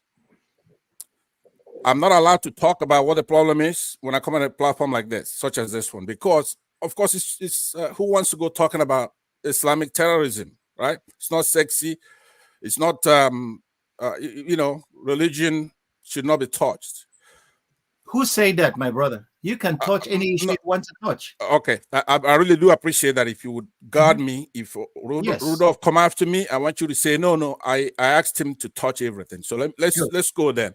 So what you mentioned, Manuel Noriega earlier. You mentioned the Malabo Protocol. So those are keywords that I want to just, with the brief time I have, touch on it, right? Now, for example, in the Malabo Protocol, there is no African courts of justice that established already human rights. None of those things are in place. So even if Nigeria is a signatory to those things, that's the kind of problem we're having. The people who are going to be in leadership, not necessarily who is the president, those who pick those leaders, right? You could see that the situation prior to Buhari and after Buhari and this Tinubu right now, it's the same condition that we have in the country, right? Tinubu is the greatest benefactor of Buhari stuff. So what we have in Nigeria and in some African countries, most African countries, is Sunni Islamic terrorism. That's what we have. It manifests itself in ways because Nigerians don't fight. So maybe they take over the courts, they take over the assembly, right? Take over the police.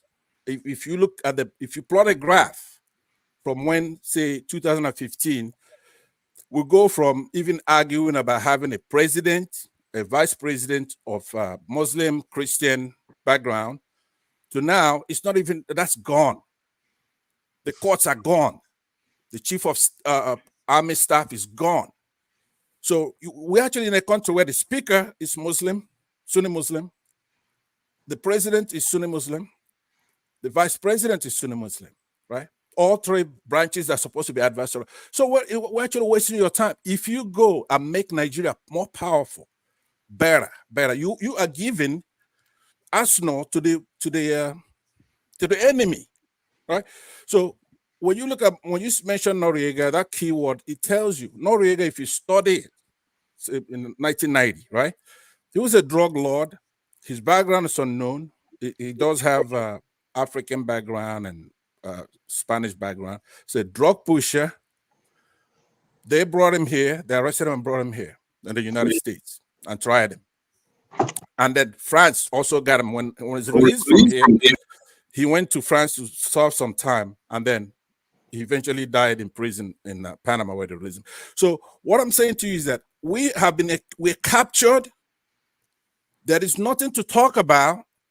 The solution to Nigeria's problem is war. I don't see what you see. War to me, it's been given a bad rap for kids. Right. Let me just line. He said I could talk about it. So for people, for kids who don't know about war, you could be on the internet when there's a war. You could have girls. You have better girls when you were a soldier, right? So it's not the bad rap that's given to war. There are things that are worse than war. We lose more people in Nigeria than people who are in battle. We really do. If you look at the provocations, right? We're in a country where somebody's going to drive a van, go to one of our secondary schools. I'll give you an example, like Chibok girls. That's just a popular one. There are a lot more since then. You pack your van and you take almost 300 of our girls, put them in that van, and you disappear, you're done. Right? What kind of provocation? You know, what kind of country are we in to have a gentleman like you? Let me tell you what people see, especially the wayward people in that comment section, right? There's no difference between you and Nnamdi Kanu or me. As genuine and as fair, as a patriotic Nigerian as you are, an intellectual, the British don't have a person like you. You understand, as far as I'm concerned, you're a pure soul African, proud African that just want it to happen. But what do they see? They don't see that when you make statements that are true and there's just a little tilt to Achebe, for example. Are you knock Kongi, the Kongi? Even though you gave him all the credit, say, hey, this is a great African, but he's wrong here to call our youth whatever the hell he called them, right? If you do just one little thing like that, you're done. And this is our own brothers in the Southwest. Okay. Don't touch the Northerners, right? These Muslims who daily are killing our kids, they want to take over everything, but they can't govern. So you tell me, okay, if I want to be like you, if I want to be peaceful, I want to be fair, right? I want to be a patriotic Nigerian. You tell me what would it take? What would it take, right? I want you to be right now. You have to be practical. You can't be highfalutin and be nice, unstained, right? Maintain your decorum, right, which we all appreciate. Okay. Yeah? Okay, I got you. Pansat, thank you very much. You raised a lot of issues, and the issues you raised, fortunately for me, I am walking in the front lines of the issues you raised. In 2019, I wrote an article titled Plan Colombia.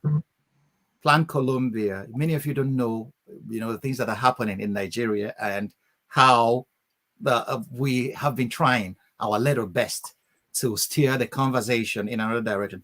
You can search it online, Google my name, you will see a lot of other articles I have done in relation to Nigeria.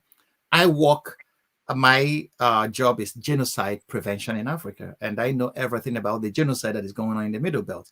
I know a lot more about Islamic terrorism in Nigeria, and I know a lot more about the kidnap of the Chibok girls than most. So I will tell you, Plan Colombia, the Americans wanted, there were some moves in the American Congress to push a lot of money into Nigeria so that the Buhari government will start fighting Islamic terrorists. Can you imagine that? The Plan Colombia was a plan that the Americans developed for Colombia, where they were fighting drug lords, and they left a lot of money and a lot of weapons, and the DEA agents were granted a carte blanche to fly across the border and do whatever they want. And it devastated Colombia for good measure. So they wanted the same for Nigeria, to fight Islamic terrorism. And it was under Buhari that the money was supposed to come. And we stood up and fought against it. We said, hell no. Buhari was the guy that Tinubu told the American ambassador in Lagos was a religious bigot. And this same religious bigot put a guy that has been fingered to be an Islamic fanatic who was involved in so many atrocities in Kaduna State. Issa Pantami to be in charge of our communications. We don't know the data he delivered to whoever. So we stood up and said, no, this Plan Colombia is a fatally flawed model for Nigeria. It's not going anywhere. And thankfully, the congressmen that were pushing it had us, and then that plan was shelved.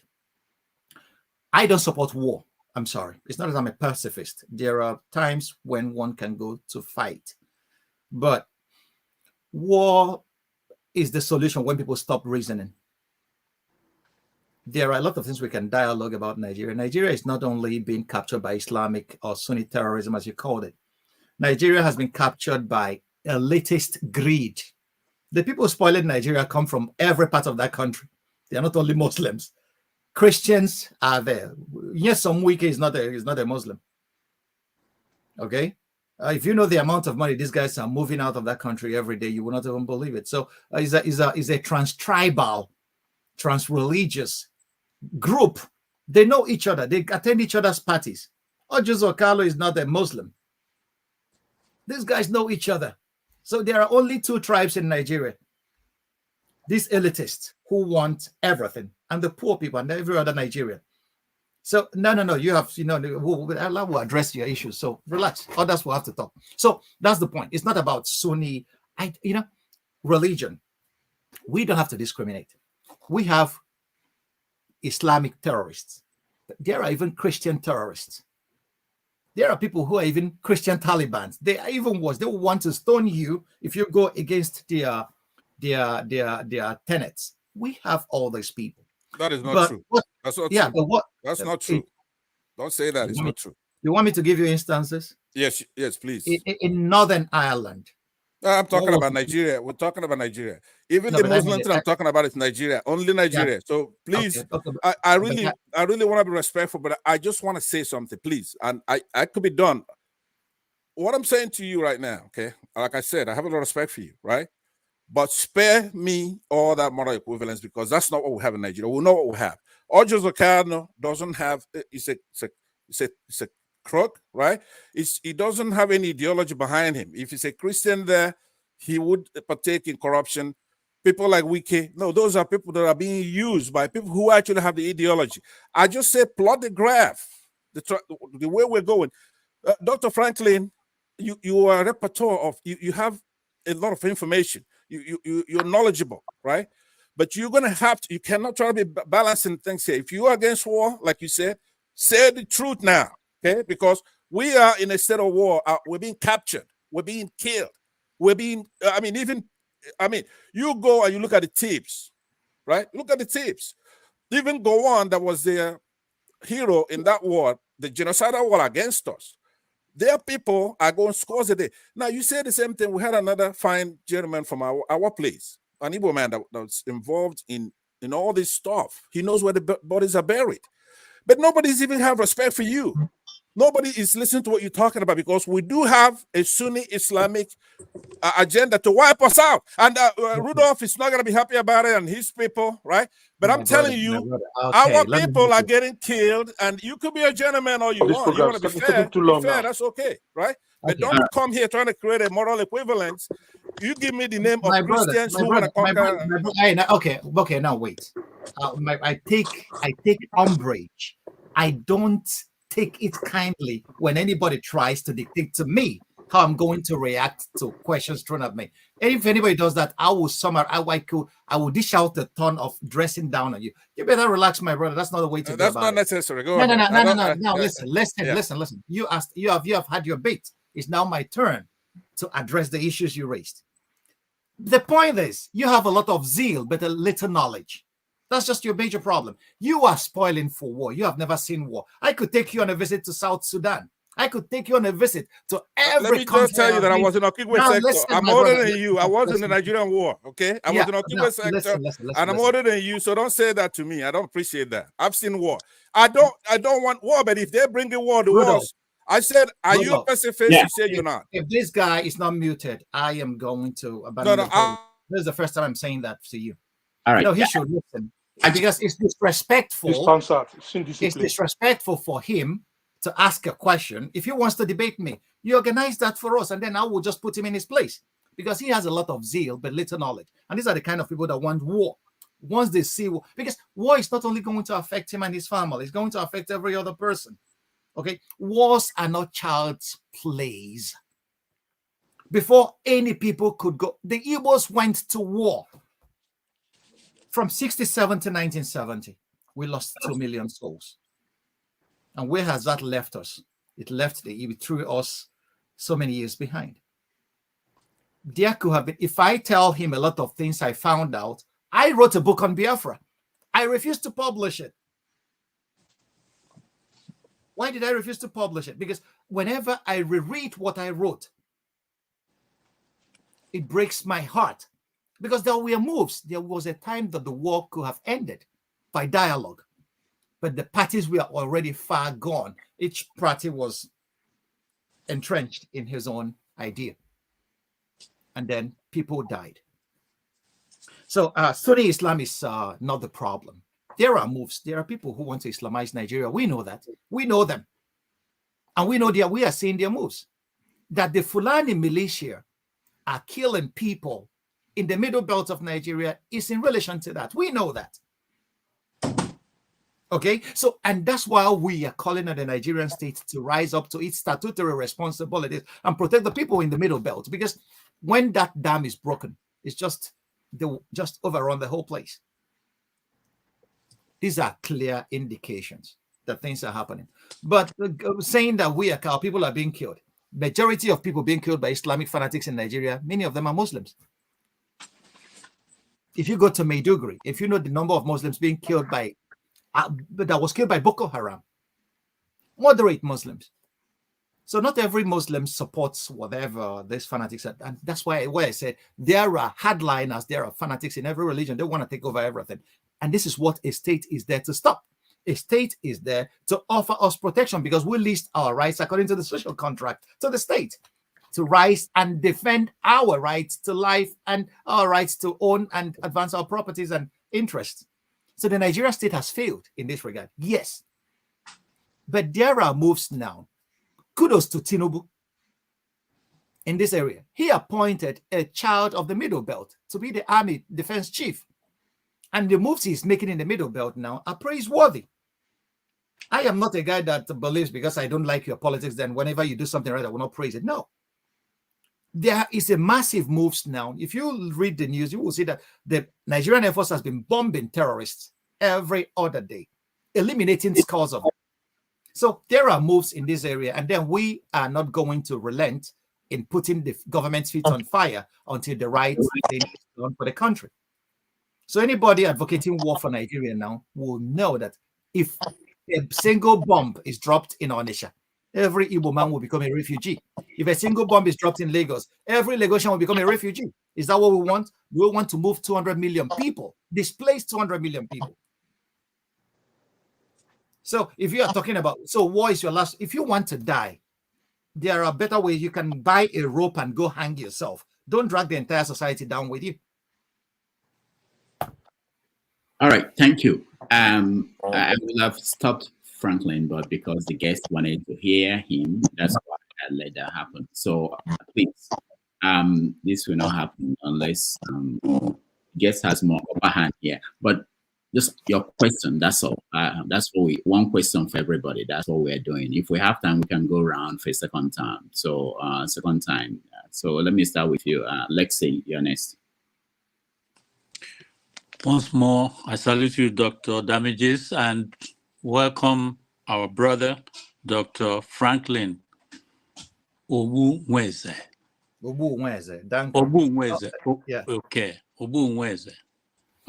You've really touched on many points that should educate everyone here, and we appreciate the effort. We are hurting as people who are supposed to be citizens of Nigeria in different ways, on different magnitude of hurt. We say we don't want war. Of course, usually, any normal person would not want war. But what's happening in Nigeria is not different from the war being fought in terms of people being killed and dying out of situations that could be prevented. There was peace in the East, generally, until the federal government sent soldiers into that region to cause the kind of things that we are seeing now. And everybody's saying, we need security, we need security. When the government that's supposed to provide the security sees there's a peace somewhere and they send soldiers to go and kill, how are they looking for how are they trying to establish the peace? So for me, we are in a state of war and we are dying in that war. However, it's not the war of the explosion like you gave us an example. If there's an explosion in Onitsha or Aba or wherever, what we are receiving that some of people in Nigeria don't even know, what we are seeing from here is that our people are dying, and they are dying every day. Someone said, our problem is that the elites of the country, in fact, the person is on now, I didn't see him until now. He said our elites, the international community, and the government are against the people of Nigeria. It couldn't be better said. The government is not doing anything to stop bandits coming into the country to kill. Government has its own contribution of killing. And things that are happening, I mean, what more can anyone see to say that this country is in a situation of war? I don't know if the recent event of a few days ago, where a tanker got flame and people went to fetch gasoline from there, or got burnt. Things are happening that we have to stop somewhere. This thing cannot continue like this while we are talking about the peace and how to control this thing. Let me just round up my vision or my perception of Nigeria. You see, for fire to come on, you must have heat, you must have fuel, and you must have oxygen. These three things need to be separated at every given time, unless in such a magnitude that you can control and use it. And both of those three things are useful. You want oxygen for its specific use. You want fuel when you need it. You use it to run the car. And then heat. Oh, we pay money for heat in this country when it gets cold. But you see those three elements? For safety, you never let them share a common environment. That is Nigeria. We have this situation where what we have put together as a nation, or the British put together as a nation, is very much like that heat, that oxygen, and that fuel. And it keeps flagrating every time, and we get all these things happening.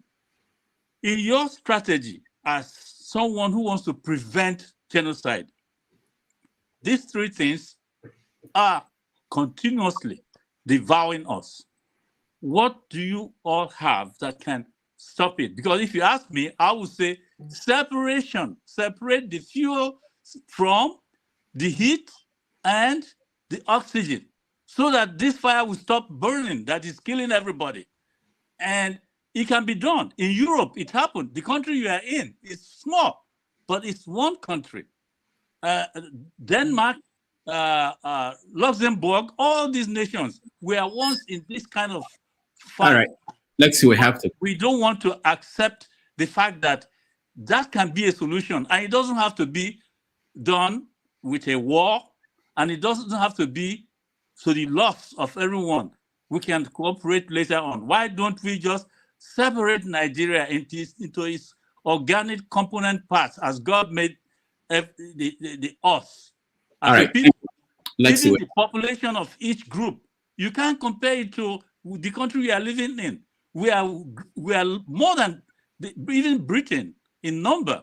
So what is this thing that is so difficult that we are dying and yet we are saying, you know, we have to do it and make it better by leadership? It's not only leadership. We are just incompatible, period. So what's your strategy for preventing this genocide that is ongoing? Thank you.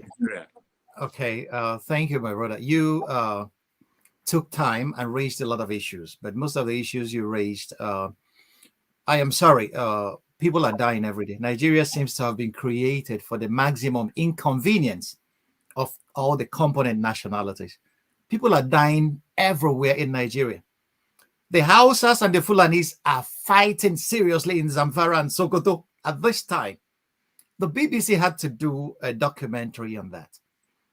So if you think that it's only Igbos that are being killed, now then we are talking about the tunnel vision, because it is not true. People are dying all over Nigeria for flimsy reasons that a functional state cannot even allow. Nigeria is so dysfunctional at so many levels that even if you are to divide Nigeria into the list of component realities, the dysfunctionalities will equally thrill us to those parts. Look at what is happening in the southeast. Okay, some people will tell other people to get out there because they are not indigenous here. It has happened, and then the killers will start again. The Isaac communities in Abakaliki area are fighting, and some of them are killing each other. So there are so many things. There are so many things that could be done, but you have to know states. How are states created? How did Nigeria come into being? Nigeria came into being under colonial fiat. The colonial masters just came and said, hey, this part of Africa that has so and so belongs to the British and the other part to the French in 1885 Berlin Conference. That's how Nigeria came into being. We have seen ourselves here. But there are other countries that we are so created that found a way to coexist. So we could explore that option. But if that option doesn't work, we can agree to go each other's ways. In 2014, there was a constitutional conference that Goodluck Jonathan called up. The representatives of the Igbos didn't canvass for breaking up. Is that not interesting? What did they see? Out of fear. No, this way. Nobody. No. Goodluck Jonathan was, from the South, and he called a constitutional conference. The position papers from the Igbo delegation was not even canvassing breakup. That is very interesting. So you should ask yourself, if you read their position paper, you should ask yourself, why were they not canvassing what you are canvassing right now? Because they have seen maybe what we are not seeing at the moment. So I understand our zeal. We don't want, you're a good man. You don't like seeing people dying for nothing, especially your people. Nobody likes that. Me too. I don't like seeing people killed for nothing. Each life. But I don't believe that Igbo life is better than an Hausa life or a Fulani life or a Yoruba life. That's where we made.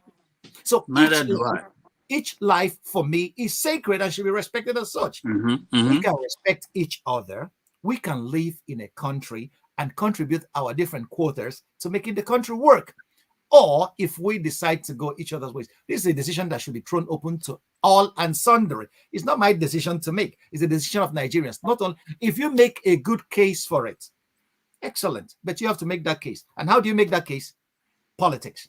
So you have to get involved in politics. Wait, I'm not finished. And try to convince other Nigerians that there is a need to go each other's ways.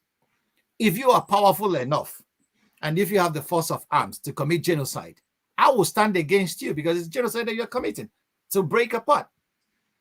Why will I stand against? Because I will speak out for the life of each individual human person. So these are ways states are created. In South Sudan, there was a war between South Sudan and North Sudan until South Sudan got her independence. A lot of people were killed in the process.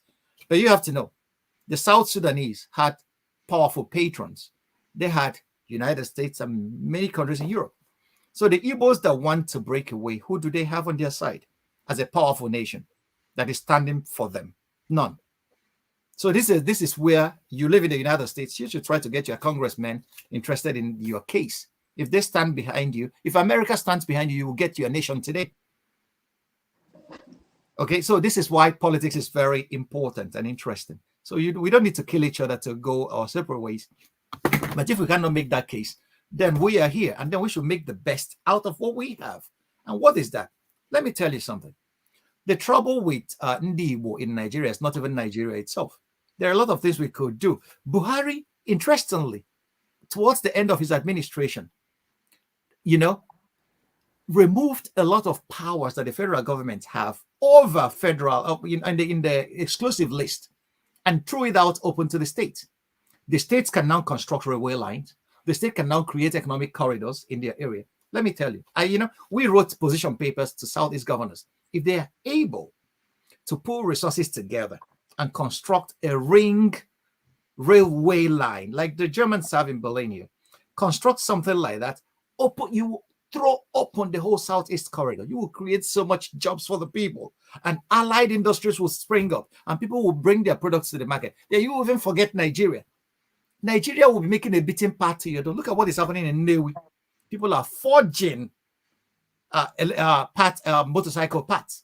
Innocent Chukwuma started a car company. So these are economic things. This creativity that Igbos boast that they have, they should put it to use there. Convince their governors, pull money in there. And you will see, you will forget Nigeria. Aba is a hub of innovation.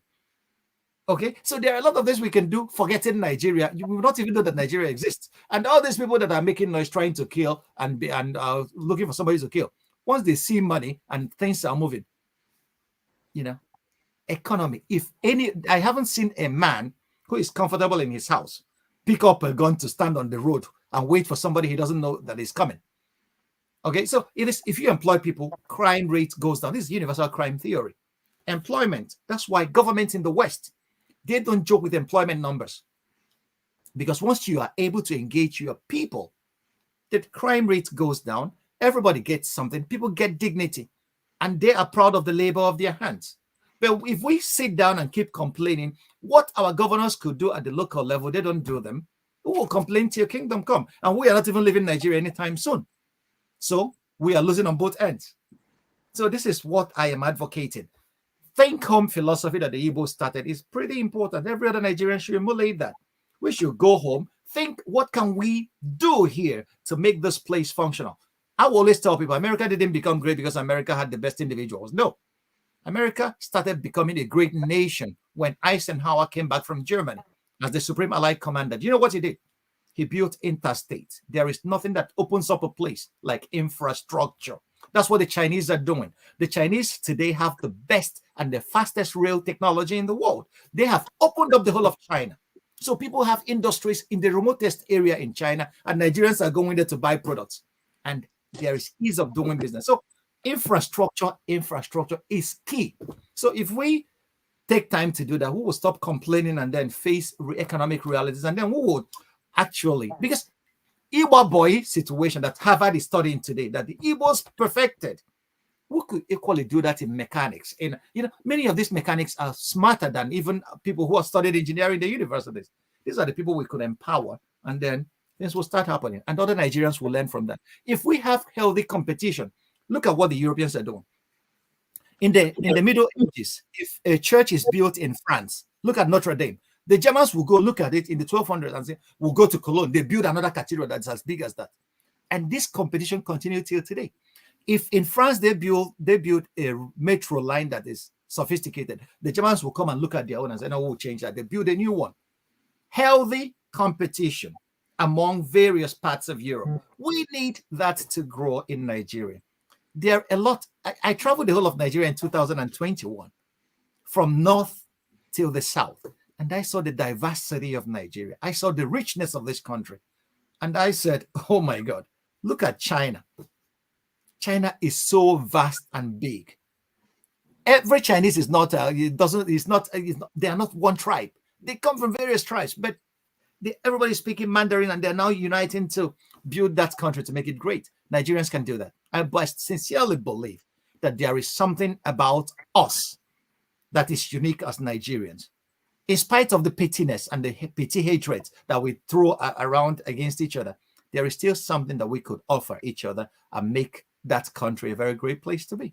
And that's what we should start thinking about. Instead of what divides us, let's think about what can unite us and then what we can offer each other. Okay, I hear you, sir. I hear you. That's very good. One point I want to throw in. Just one point I want to throw in, please, Rudolph.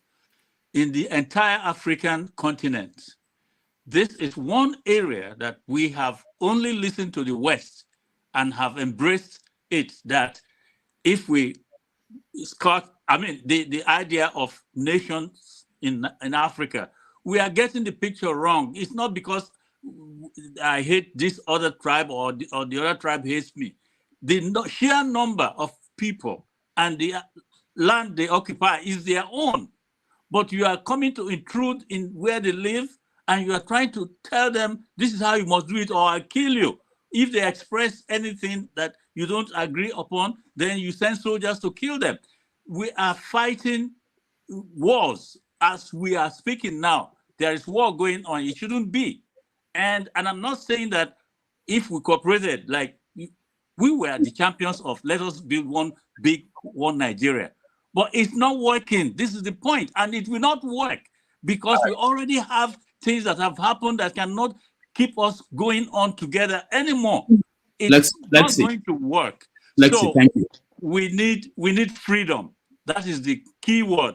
To be ourselves and to function and perhaps cooperate as a region. Thank you. All right. Let me just final word. If you go to Lagos, if you go to Alaba International Market, you will see Igbos and Yorubas trading seamlessly. If you go to Kano at the Sebongeres, you will see Igbos and Hausas trading and even intermarrying seamlessly. If you go to various other parts of Nigeria, Igbos have diffused into those areas, and many of them became parts of the community. My sister was killed by Boko Haram bomb at Sabongeri in 2013. Okay, so but before that, there were other incidents where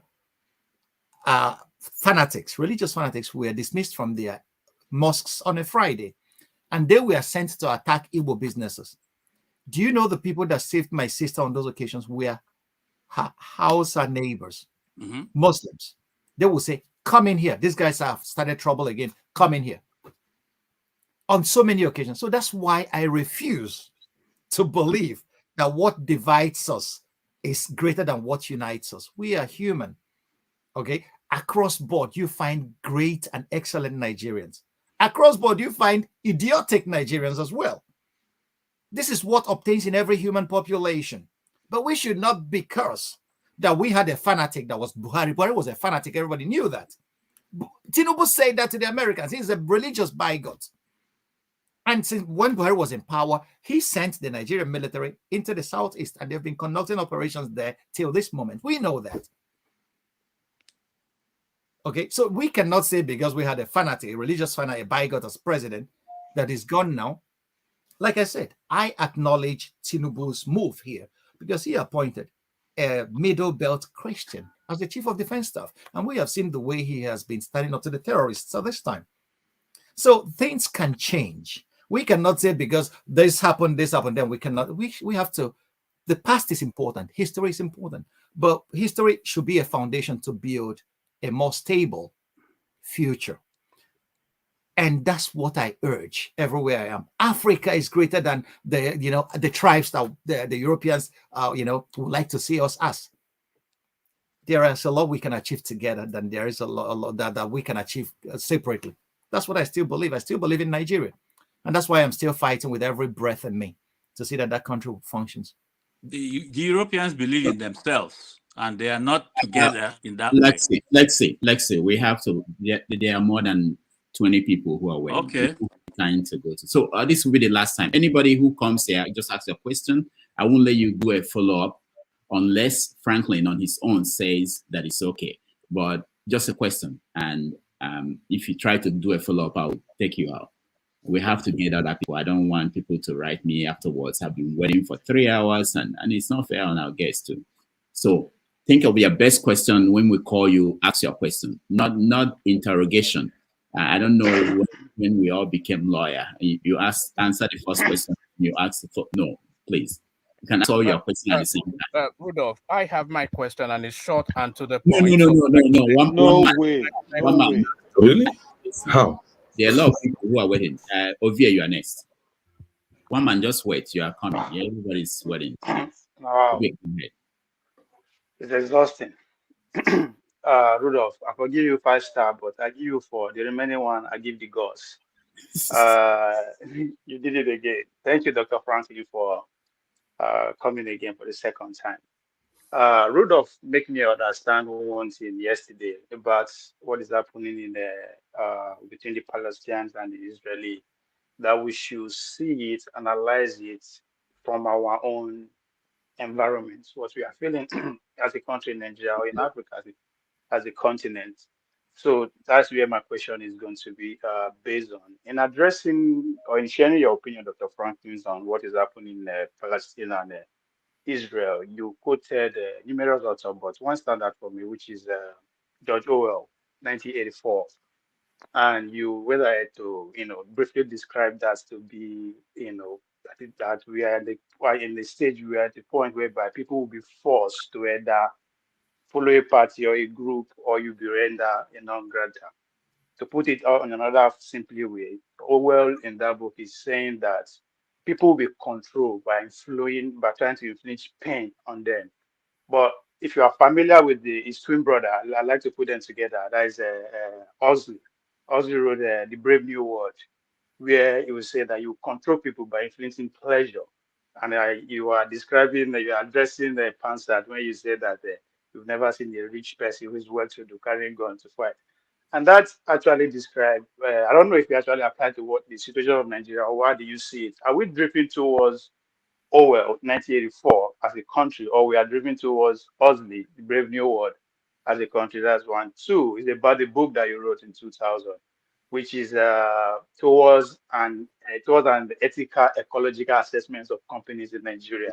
And I think that's one aspect we don't pay attention to. We focus on government. I understand that government run things, but they have work, which you try to portray in that book, that the business community is actually influencing on the customers. You run it. There's a phrase in that book that stand out for me. You said the environment is constantly degrading the dignity and human rights of their employee and endangering the lives and well-being of consumers across the country. That's an average Nigeria you describe that is going through the pain and havoc that the business community is inflicting on us. Why is it that there's no alarm or there's no emergency in that regard, even though you try to use Nigeria as a sole example, but this is happening all across the country? So those are my two questions. Oh my God, thank you. I have seen somebody that read my doctoral thesis. Thank you. Okay. Why are Nigerians? Why is there no alarm? Let me start from behind. Why is there no alarm? Nigerians are still fighting for Maslow'ian basics. Maslow'ian basics: food, shelter, and or whatnot, and clothing. That's the basis that our politics has reduced us to. Remember, in 1960, when Tafawa Balewa visited the United States, 63, sorry, visited the United States, he was feted by John Kennedy. Nigeria was, portrayed as the great African hope.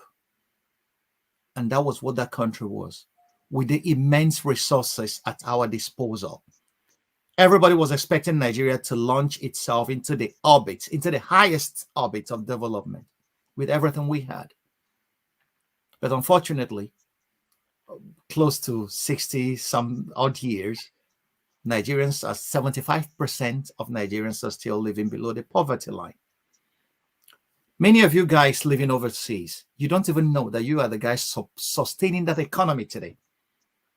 Okay, I was called to present a position paper among African intellectuals, and I told them, we have what I call the Western Union syndrome.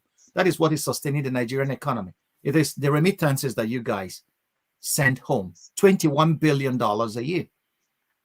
It's much more than all foreign aid that Nigeria gets, and it's much more than the oil that the revenue our oil revenue has dwindled to close to nothing as Buhari was leaving office.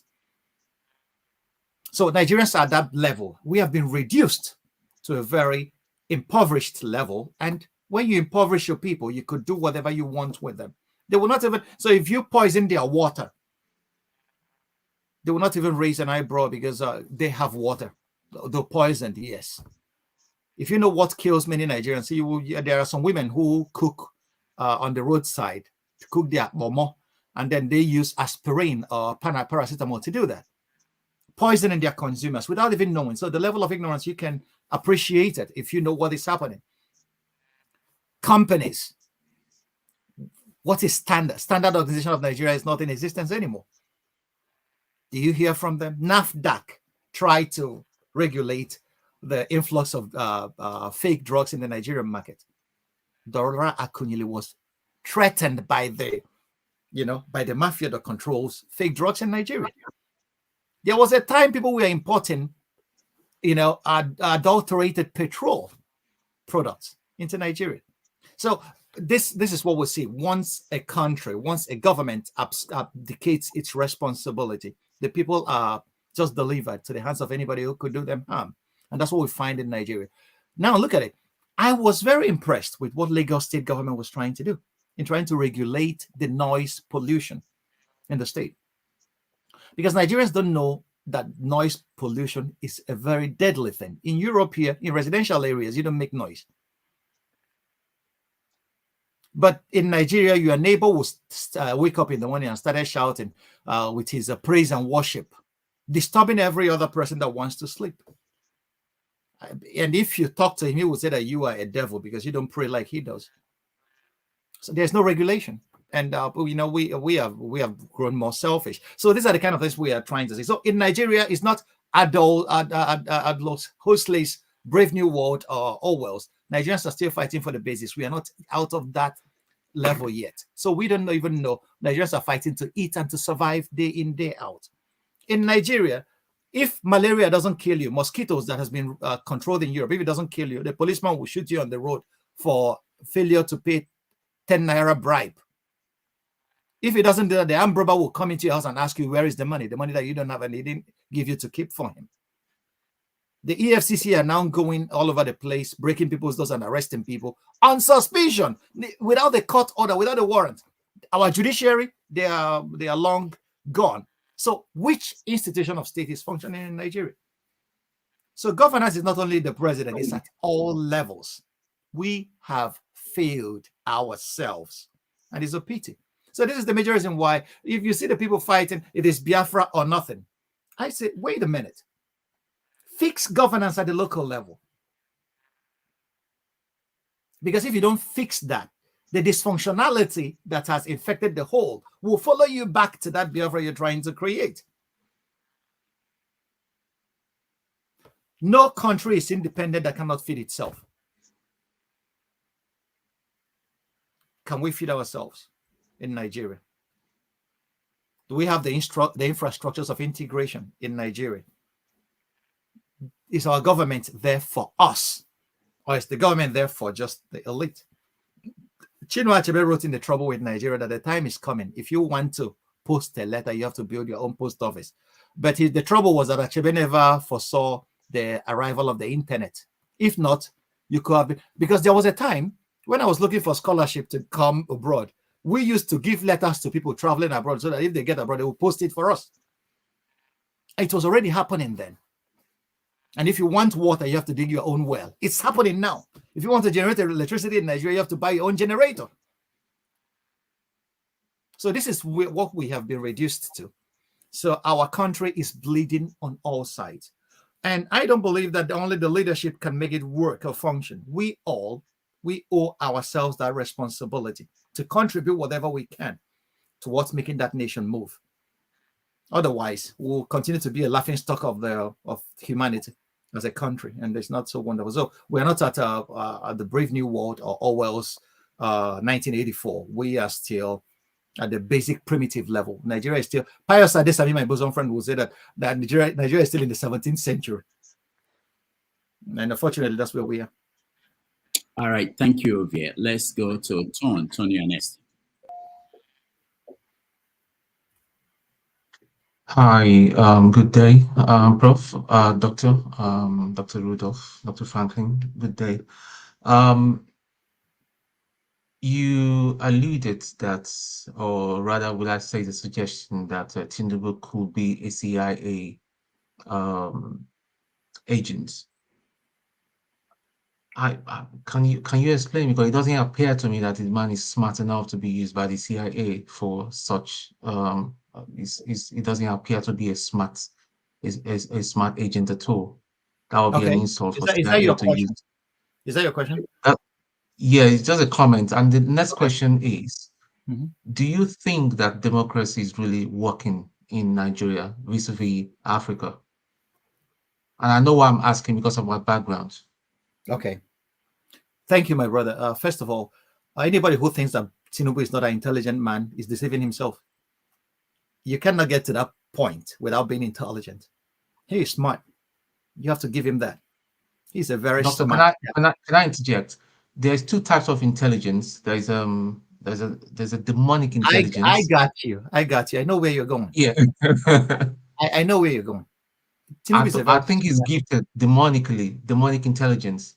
Well, you can call it whatever you want, but I will never, if Tinubu is fighting against me, I will never underrate him. He is smart. I wouldn't either. Anybody who thinks he's not smart, this guy was able to hold Buhari by the balls and tell him it's my turn. And what do you think? You think you think it's just a pushover, and after saying it's my turn, that he doesn't know what he has. This guy has been around. He governed Lagos State, which is a complex state. So anybody who underrates him is deceiving himself. And the second point about it being the CIA agent, that was not the one that was making that case. It was WikiLeaks and David Tudenyi, they were trying to make that link. And WikiLeaks said in their 2008 leaks, Tinubu was the guy delivering information to the Americans that Buhari is a tribal bigot. He should not be allowed to be president. And it's there in black and white. You could just go to WikiLeaks and say this for yourself. And David Tudenyi is trying to make that link. So I don't believe that Tinubu is not into. He's smart. He's pretty smart. And for him to be now, listen. There's one other guy that Nigerians underrated, but that guy is for me one of the smartest street smartest guy. He was Lamidi Adedibu. They call him the garrison commander of Ibadan politics. Maybe we'll say he was playing Amala politics. That guy was pretty smart. He knew Nigeria well.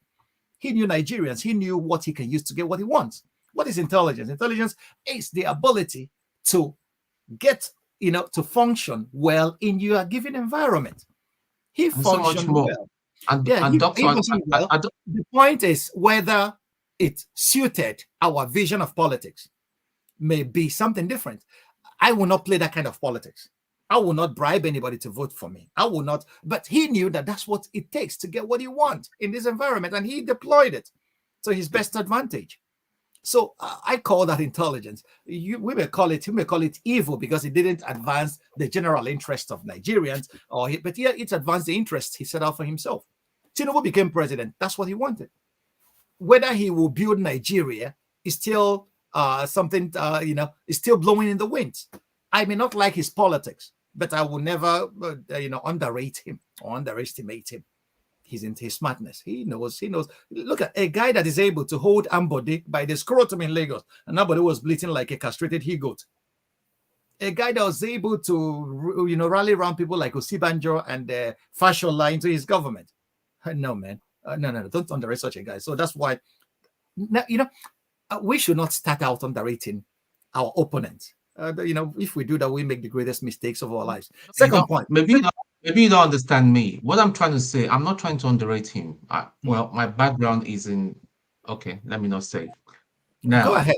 What he's doing now is recruiting. You've been wanting to tell us your background, so why don't you do that now? I thought you said no back chat. Shut up. You speak when you're spoken to. Shut up. You speak when you're spoken to. All right. Now, sorry, doctor. I know why I'm giving it to him because he's one of. Please don't say shut up. We are too grown here. Please. He's one of the people that is very uncivil, so you won't say shut up. That's propaganda, and I hate them with a passion. I'm saying I hate Rudolph, people. You said no back chat, so why is he chatting back? Take it easy, one man. We have a guest here, girls, ladies. We have a guest here, ladies. Okay, Tone, hold on. One man, hold on, please. It's just because of Franklyne. He's the guest, and he allowed Tone to continue. But I said I don't want any other question. I'm waiting for Franklyne to give me a signal. Apologies, doctor. Apologies. You know why? I'm a very calm person. I'm concerned about time, and I'm concerned about all the other people who are looking for opportunity to talk to Franklyne. So this is not fair. I'm rounding up now. What I'm saying is the recent proliferation of propagandists that are spewing lies like this man right here is going to come on and spew some of his lies and his some of the half truths. So how do we deal with this sort of thing going forward? Thank you. I'm done. All right. Okay. Gentlemen, I think we are. The point is, I have learned to respect various views because we come from various backgrounds. We have various interests. But that doesn't mean that, that there isn't a meeting point of all our interests. Everybody wants something that he feels is better. So I wouldn't think we should insult each other. There are ways of going about. That's why jaw is better than war. We can always talk. We can disagree. You know, I debate a lot. We can disagree, but in disagreement, we should not forget to be respectful, because you know, it's human. It's you know, human rights are human rights. You asked me a question whether democracy is working. I don't think it's working in Africa anymore. Democracy has become a dogma. I said this yesterday I participated as a panelist in a Salisbury University, USA webinar. It will be out pretty soon. I will have to post that on my website, on my Facebook. I say that because the issue is Africa at crossroads. Which way forward? We talked about Niger Republic. We talked about everything that's going on across the continent. And I said that Africa has been captured. Many African countries have been captured by people I refer to as imperial auxiliaries. Imperial auxiliaries are the people who, like warrant chiefs. The colonial masters are there. These warrant chiefs are appointed, blessed, and made to lord it over us. And what these warrant chiefs do, if any Igbo person is here and you watched a television program produced by Lomaju Goji in the 1980s called Ichoku, you will see where the DC would talk to the interpreter. Interpreter will say, why did they steal the goat? Lomaju Goji will translate to say, why DC said that you should bring all the goats to my house. You get, so these imperial auxiliaries, they will get their instructions, but they will be producing wealth for themselves and their families. That's why you see many African presidents, their wives, their holidays are abroad. Their health care is being taken care of abroad. Their kids go to school abroad. All over the African continent. All over. Their kids are not doing this. So that's why you see education system goes to ruin. They don't care. Infrastructure is non-existent. They don't care because their kids are not even there. They are not even there. Even their mistresses go to holidays in Dubai. So they are very busy creating wealth for themselves and their families. The guy in Gabon, Omar Bongo, was ousted a few weeks ago. The wife is now in jail and in detention. When he was ousted, you know the amount of money that was found in boxes in his house. So if you think that this is only in Nigeria, no, this has been a very problematic. So I don't think, and this is the major reason why many of these African nations, none of them, only 15 of them decided to sign the Malabo Protocol, because a lot of them wanted to elongate their tenure. And this is what is happening across board. And this is what actually got Francophone Africa roiling, because many of the presidents wanted to elongate their tenures. And people got fed up with that. And they started revolting. So this is what we are saying. Democracy doesn't seem to be functioning. We have to start becoming critical and original. We have to think out African solutions to African problems. Okay, so this is what I believe. I don't have the answers here, but democracy has actually failed our people. While Gaddafi was in power in Libya, Gaddafi came as a military man. He came in a coup. But throughout my sojourn in Europe, maybe people have met. I never met a guy that told me I am from Libya and I am running away from the economic realities of my country. Libya was well off until NATO destroyed that country. But they called Gaddafi a dictator. But his people loved him. The people that rose against him were financed by the CIA. We know that.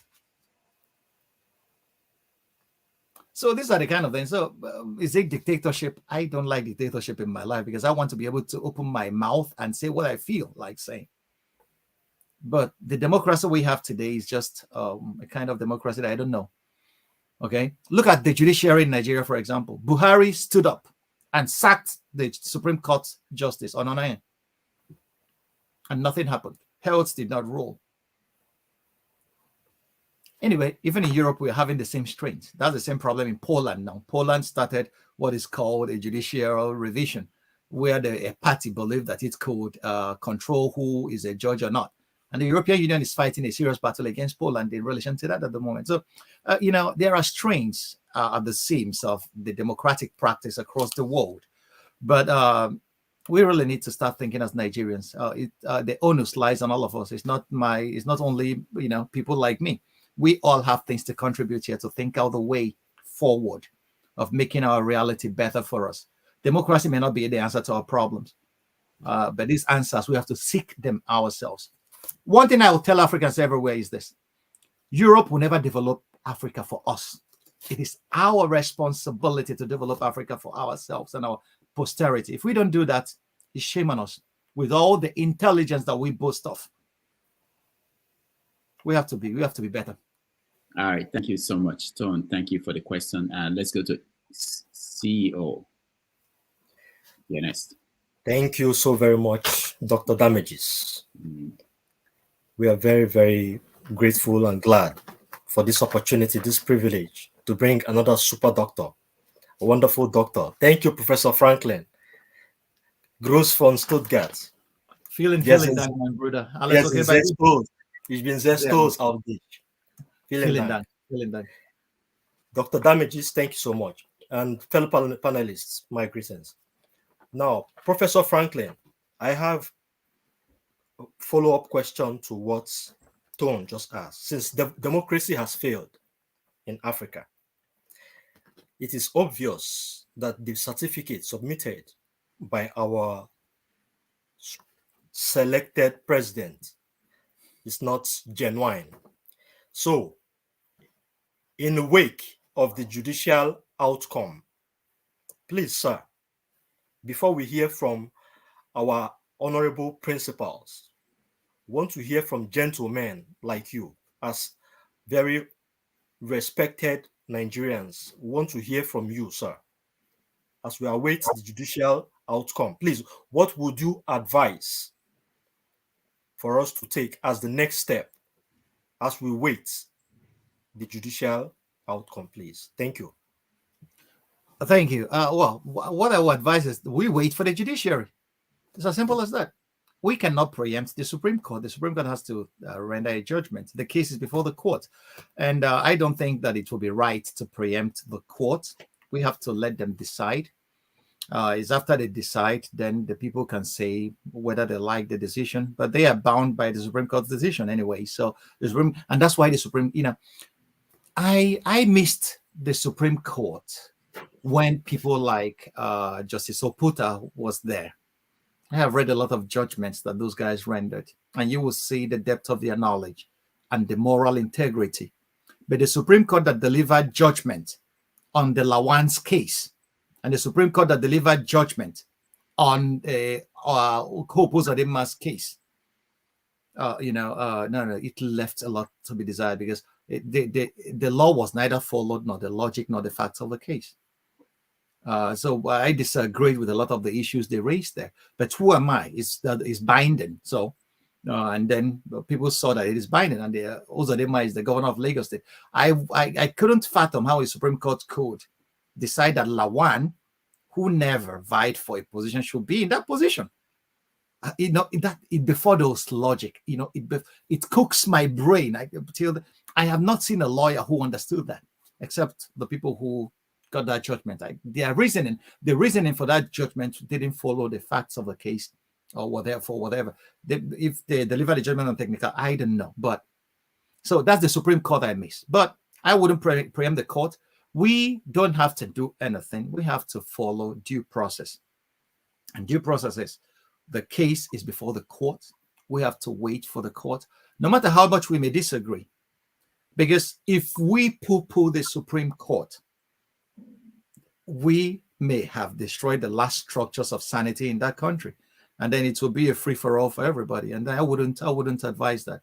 So I want us to, keep cool, keep calm, and then let the Supreme Court do their thing. The case is before them, because when a case comes before the court, it is not the party. Everybody knows the truth. The person on trial is the court itself.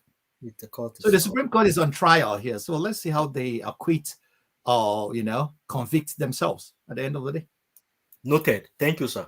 God bless you. Thank you. Noted. Let's go to Kene Ernest. Thank you, Dr. Franklin. Good to have you here today again. Last time you were here, I really enjoyed your, should I call it teachings or eye-opening. And today you are here again trying to educate some of our ignorant brothers. Maybe, I don't know if I'm in that class, but but this is it. You said something that I don't want to say I don't like what you said, but this was in response to Pansat's position. Today, just as Lesky, I think the other guy has left, stated that there is a war already going on in Nigeria.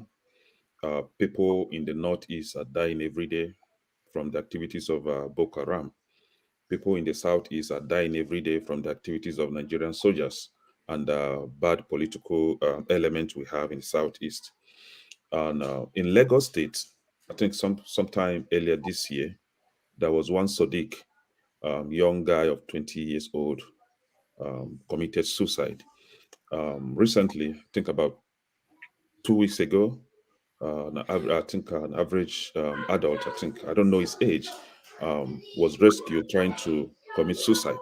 So in response to Pansat's position, you made a statement that if you don't like war, if you like war, you should go get rope and hang yourself.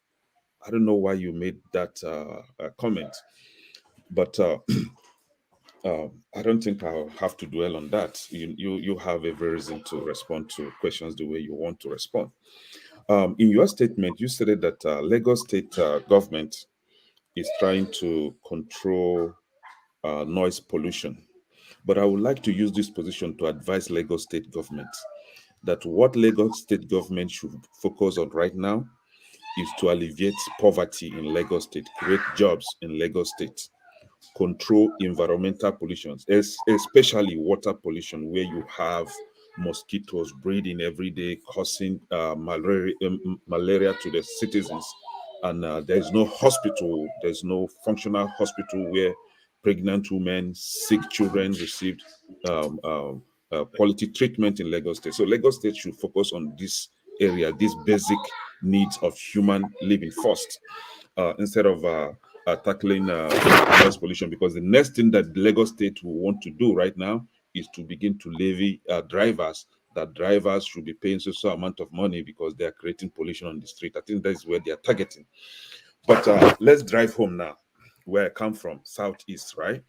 I think earlier this year, or a few months ago, the federal government was touting that they were going to provide a palliative to the citizens in order to cushion the effect of their irresponsible political policies and utterances, especially the one that, because of the one that their president made during his inauguration day speech, that what they call it, subsidies is gone, and all of a sudden the price of petrol skyrocketed. So the palliative was shared to individual states, right? States like Ekiti State, even most of the northern states, they've shared this palliative to their citizens. But in Anambra State, where I come from, is a different ballgame altogether. Sometime in August of this year, the governor stated that that the palliatives will be shared, and then he will give his state-employed workers 12,000 naira in conjunction with the palliative, right? And the palliative, you and I know that's basically rice. And since that time to today, this palliative hasn't been shared. What the state government rather is busy doing is to use its political errand boys to go and collect voters' cards information from the citizens. I don't know what they want to use that for. And then I think when they started seeing that the people are not responding to the demand of that, to the demand for the voters card, they now coin it in a different way now, lying to the people that why they are asking for their voters card information is because there will be a rerun of election in Anambra State. So I don't know why the Anambra State government is after its citizens' voters card information in order to give them rice as palliatives. So if you, as a good citizen that you've appeared to be, as a good political analyst, I don't know if I should equate you to that level. What do you have proactively? What do you have to advise Anambra State government so that you should not try to play with people's personal information or try to rig elections, just the way we've had in Imo State and the way we have in the federal government? That's at the end of the day, we have a complete clown as the president of the of that country. Should that be the same thing? Okay, that, can I thank you so much. We have to.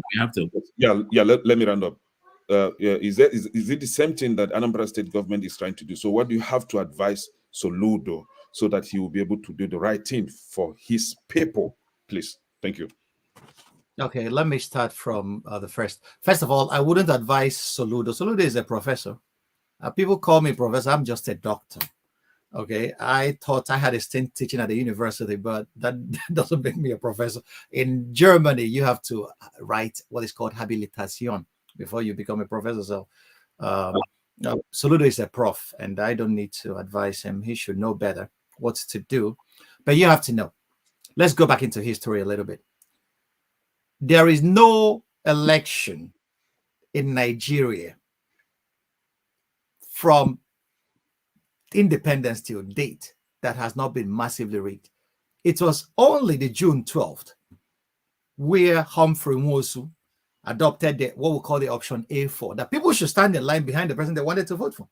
Every other election we've had in Nigeria has been massively rigged by the ruling party. And the other election that wasn't all that so massive was 2015, when Goodluck Jonathan said, you guys, Nigerians, should not die because of my need to become a president. So what Soludo is, or whatever he's alleged to be doing in Anambra State, is what Nigerian politicians have been doing. But you have to know, politicians will keep on stealing elections until the people rise and push back. I always tell people, when did Europe start becoming developed? There is a date to it. It was in 1789. It was in Paris that it started. The peasants rose against the feudal structures and cut off the heads of the feudal masters, the Sun King Louis, his nobles. And that was when every other royal house in Europe took notice and said, oh, if we don't do something, if we don't reform, our people will emulate the French and cut off our heads. That was how development started, moving forward in Europe. You can read that history and you will see it. Until Nigerians stand and say, thus far, no further. Politicians will be taking us for a ride across board. People should realize that power will always reside and belong to the people. But if they keep quiet, these people are going to be taking shits on their heads ad infinitum. So, okay, that's what it is. I don't need to advise anybody who wants to rig elections knows what he's doing. We have laws that says it's criminal, but these laws, who are those implementing them? The judiciary that's supposed to be the hope of the common man is already populated by the dynasties of politicians. You really need to read what Professor Chidi Odinkalo has been writing about the capture of the Nigerian judiciary. He makes an excellent case for it, but nobody has been able to prove him wrong. You will see a Chief Justice, the Chief Justice of Nigeria, appointing, his son as a judge. Nobody sees any conflict of interest there. It's rotten. No matter how qualified the son is, he should let somebody else do it. You will see a governor swearing in his wife as a judge, and they see no conflict of interest. In Europe, if you're a politician and that happens, you are gone. They will impeach you immediately. I'll give you an example in the city of Frankfurt, where I live. The girlfriend of the mayor drew more salary than she should, and the mayor was forced Peter Feldman, he was forced to vacate office. Peter Feldman would have wished that he was a Nigerian because nothing would have happened to him. So they know what they are doing, and I don't need to. So about the other one that I said, noise pollution. No. Lagos state government doesn't need to abandon one area of governance to focus on others. You could do a lot of things simultaneously. You could tackle noise pollution while tackling environmental degradation and while trying to make the lives of the people better. So everything can go together. Listen, that's why in Europe, here, you elect people who are intellectually sound that could do a lot of things at the same time, not focusing on just one thing. So a government should be able to tackle various sectors of the society at once, and then things could move. About me talking about the other guy that he should get it. No, I said there are many ways to die. Anybody who wants war, I don't advocate war. I hate it. I have seen what it has wrought across societies. So anybody who is advocating we should go to war, who are the we? That's the question I ask. Who are the we? You are including me to go to war, which I never wanted. No, you should define the we. If you want me to join you, sorry, I will tell you there are many ways to die. If you want to kill yourself, I'm not yet ready yet. You can go and buy a rope and hang yourself. That was the context I was using that statement. So you have to define the we. How many Igbos will actually want to go to war? The Igbos living in suburbs. Actually, not that I'm trying to cut you off, but I think Pansat was referring to the political rascals, not the people, not the citizens fighting themselves, but carry that fight against the political rascals. Then I can understand him, and I will apologize. I can understand him and apologize for my being rash and cutting him off. The issues are once the people rise, the politicians will see that they have no power, and many of them will run away. We saw the Arab Spring that started in Tunisia. A guy burnt himself up, and that led to the collapse of Ben Ali's regime in Tunisia. And they were running away. So the people have the power. Until the people realize the power they have, they will constantly be oppressed. So Nigerians should realize that you don't even need to fire a gun to rise up and demand for your rights and demand for good governance. So that's what Nigerians should do. Is they should learn to ask questions. Don't let your pastor preach to you and tell you, no, you should respect those in authority. Hell no. Power corrupts, and absolute power corrupts absolutely. So people should ask power questions. Don't let anybody tell you that you cannot question the policies of government. This government is ruling over you. It's controlling your life and your destiny. You have a right to ask questions. And every government for me is suspect, is guilty. It has to prove itself innocent. That's the stance I take. And that's the positive stance that Nigerians should take. All right. Thank you, Kene. Let's go to Henry. We are running out of time, and there are still people who are interested in coming up. So please. Yeah. Thank you, Mr. Dr. Rudolph. Greeting from Nürnberg, Bayern, Dr. Franklin. Guten Abend. Guten Abend, mein Bruder. Alles okay? Alles gut, danke schön. Freut mich. I really want to appreciate Dr. Rudolph for bringing this man so smart, telling the truth. Not like tribalism here, not like my tribe or this. This is the best guest you ever brought in this program, Rudolph. Kudos for you. Thank you. He's not afraid to speak the truth. That's it. You may like it or hate him. That's it. I like people like that. Thank you for coming. I'm a Bini. I'm a born blood Bini. I live in Germany for more than 20-something years. You see, we voted last week, October, this month, for our local election. I did my own at home. I just sent a brief one. They call it I sent my candidate out. But in Nigeria, they said we depend on this INEC election. But I will not tired of this blaming all the time. When we blame the Western country, make us do this, make us do that.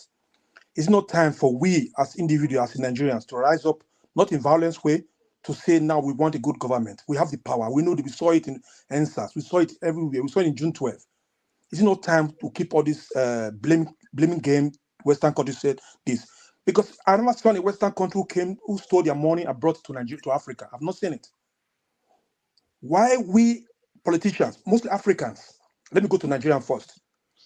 Why we have this bad I'll call it virus of stealing our own money and putting our people in poverty. Like in the East, they're talking about the East going to war, all this.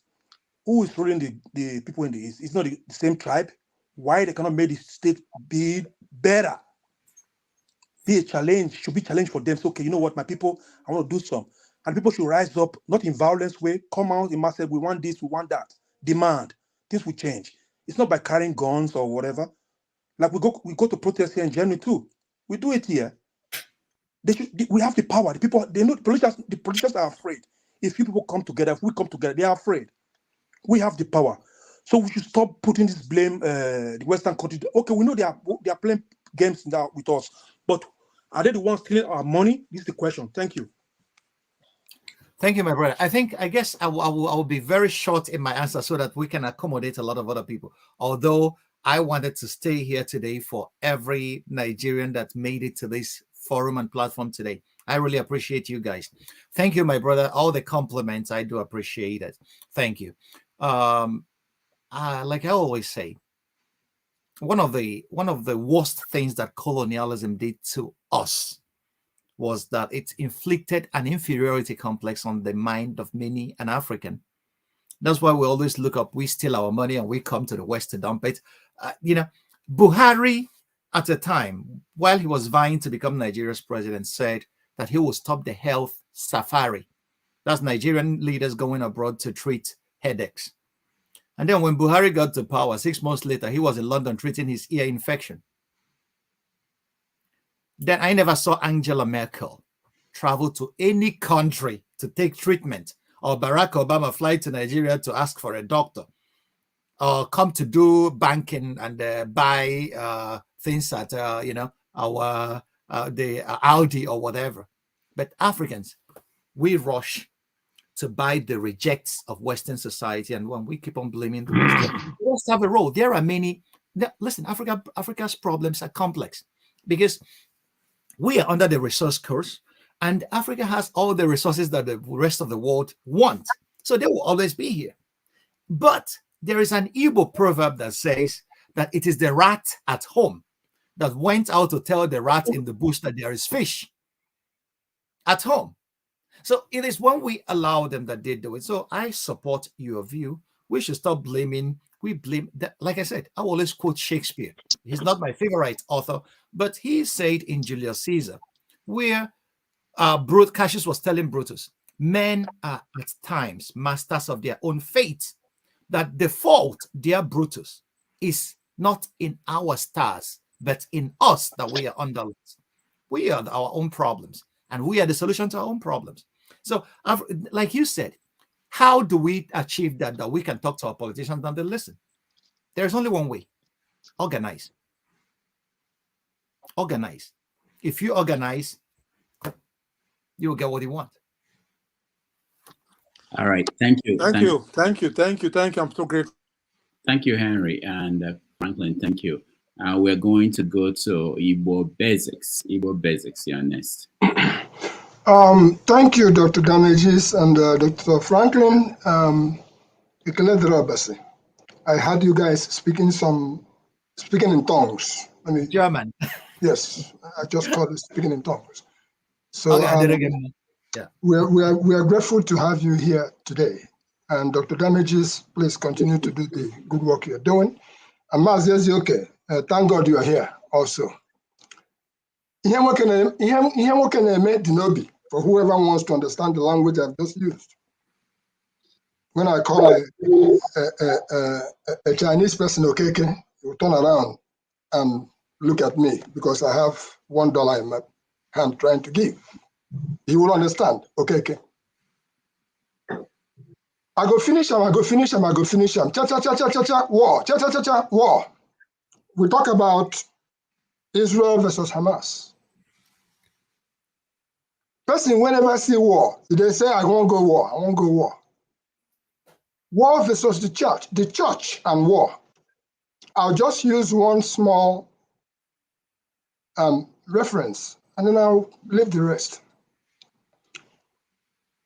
Dr. Franklyne, I really wanted to say, first of all, that you who is inside the room, I wrote that earlier on, inside a library of knowledge. You're trying to impart to us and the ones to come what you are seeing because you are in it. And then we'll come here and we'll try to argue with you.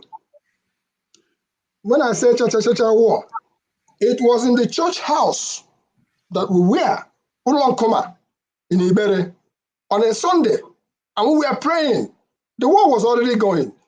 When I saw the rockets flying over just a couple of weeks ago in Hamas, it just brought the war back to me because you could see all those way they were going from over here straight to Abriba, flying over. You could see this thing shelling going until it fell in the church house where we were praying.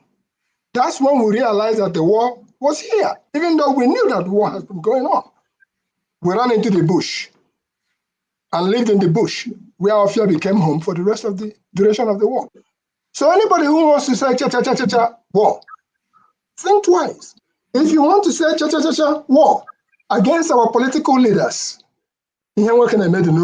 quietly, because if you keep shouting it, they are ganging up and waiting for you. So it is best that we quietly do what we have to do. Last week, I bought a headlamp for Akira MDX. What did I see on it? Made in Taiwan. Where am I driving at? I'm driving at the fact that the things that had just happened in Southeast, of which Mazezoke was there, and that is the forum that they try to address what we should be doing. And then Akuluna, that is over there. And I heard you say here, forget Nigeria. They say, I don't mind, it's the devil's workshop. What am I trying to preach here? Let's look at the Lex Oti in Abia. And I pray that it succeeds as it's opening up Port Harcourt Road. Let's look at the Abba-made shoes, which you may be wearing one, but because it's labeled made in Italy, you'll be praising it. So I am trying to advocate that when we keep saying the Southeast, let's even Southern Nigeria, let's get back to shoring up that place. If we can put half of the effort that we are putting in trying to separate into securing that zone in production, and people will become gainfully employed. Nobody will be agitating. So my point is, quietly, we do. You are in genocide. On September 9th, we organized what we called silent genocide on my neighbor next door. I'm quite sure that you may have heard about that. And through the genocide tracker, when you see the movements that has happened in Benue State, it was right after that program that we had that things opened up. So to sum it all up, what can we do as far as the eastern part of the country to show up the security there based on all the knowledge that you have been impacting there? And by the way, thank you, Dr. Rudolph, for bringing us to Dr. Chika Okeke Agolo and all the good things that happened at Princeton University. And to those of you who are in institutions, bringing us the real things that are going on. What can we do to show up so that the East can now begin to give to the world what we have in terms of talents and the rest of it? Thank you, Bob Essex. Thank you, my brother. What I always say is, what is an economy? If we start there, an economy like China, what China was able to stimulate is a huge local demand. That's why I always say that we equally still need Nigeria, even if we are producing in the Southeast. We need to sell. If you sell, the economy, the economy is a secular thing. People buy and sell. So we still need Nigeria. Security in the Southeast. I'm not a security expert. I work in genocide prevention. I trained as a lawyer. So when I'm talking about politics, I know the nitty-gritties of it. And in Southeastern security. Security is a government thing. It's only government that has the resource and the legal backing to make sure that the people are secure. You know, if you read the social contract, people subleased their rights to a government so that the government will protect them, offer them protection for their lives and property so that they can thrive in a given setup, in a given society. That's what the social contract is all about. So in Nigeria, Nigeria became a unitary state at a point. And that's when they took away the powers of the regions or the states to make laws pertaining to security. And then you come to see the police became federal, the military is federal, and every other thing. In developed states, like in Germany, the police is local, is, you know, from the state level. And then Nigeria can have something like a federal bureau of investigations, a federal police, but the state should be allowed. I have always advocated that. And that's what the southwestern states insisted on when they formed Amoteku. Okay, let's policing be local, because people know what their needs are. The same should happen in the southeast. Policing should be local, so that if threats are there, people should not wait for somebody in Abuja until he makes his decision, so that the governor could take action immediately. Even though we know the peculiarities of our country, if you give governors those powers, many of them are likely to abuse it. But this is where we need to think creatively. How could we place in checks and balances that governors could not abuse police powers if they have it? So these are the things where we need to think creatively. I don't have the answers, all of it. But what I know is that there are professionals, experts working in this area. Chidi Odenkalo has been in consultation with the Southeast governors working on the security issues in Southeast. It is very important, because without security of lives and property, society is nothing. Okay, because if you read Thomas Hobbes was a philosopher of fear. He was born in fear, and that was why he said, that the life of man will become solitary, nasty, brutish, and short in a Hobbesian state, in a state of nature. And that's why we formed government, to protect us from that original and primeval fear. So without security, no society makes any headway. Why is China developing? China is not fighting any internal battles. China had problems with the Falun Gong, but they were not an armed wing of anything.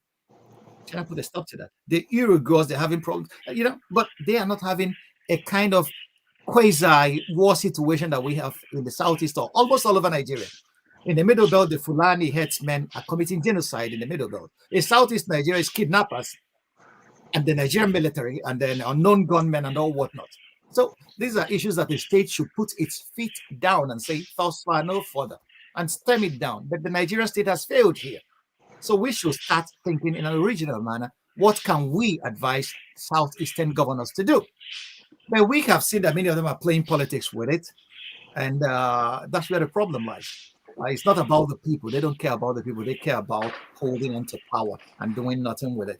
But we keep on thinking and keep on working in this regard. I'm happy that Njenje Media is here. He has been a part of some of the discussions, and then, yeah. You took the word out of my mouth. I was about to say that he's on the ground. All right. Thank you, Franklyne. What we're going to do now is Franklyne will stay a little bit longer so that we can accommodate people who are backstage and other places who are trying to come in. But we have to take a break. And then when we come back, one man, you'll be next. So let's take a break.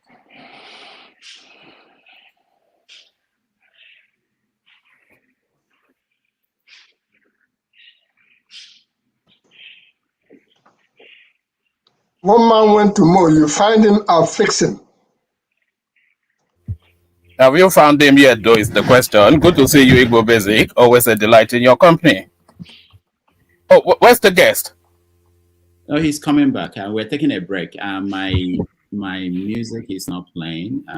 It's technical problems. Right, then we can chat amongst each other if your music is not playing. I wanted to apologize. I wanted to apologize to the guest for the outburst of Tony, which you should have done, but you did not. So when he comes back, I will take on that responsibility. You know, that's one of the reasons why I don't really come on here. You anyway, it's your space, so you do as you say. Thank you so much. Dr. Rudolph, I want to say that you're complicit in this because for some reason I think people think this should be an echo chamber. I don't necessarily agree with other people's opinions, but you can't not allow people say what they want to say, you know. So sometimes I feel when people see certain people that don't agree with their opinions for some reason, it doesn't make any sense, you know. I Guys, just you think there's guys a are way still it could be online now. reined in. You know? Yeah, I don't think they understand that we are still on live online. Just give me a minute. I think I got something. So we need to take 2 minutes break and then.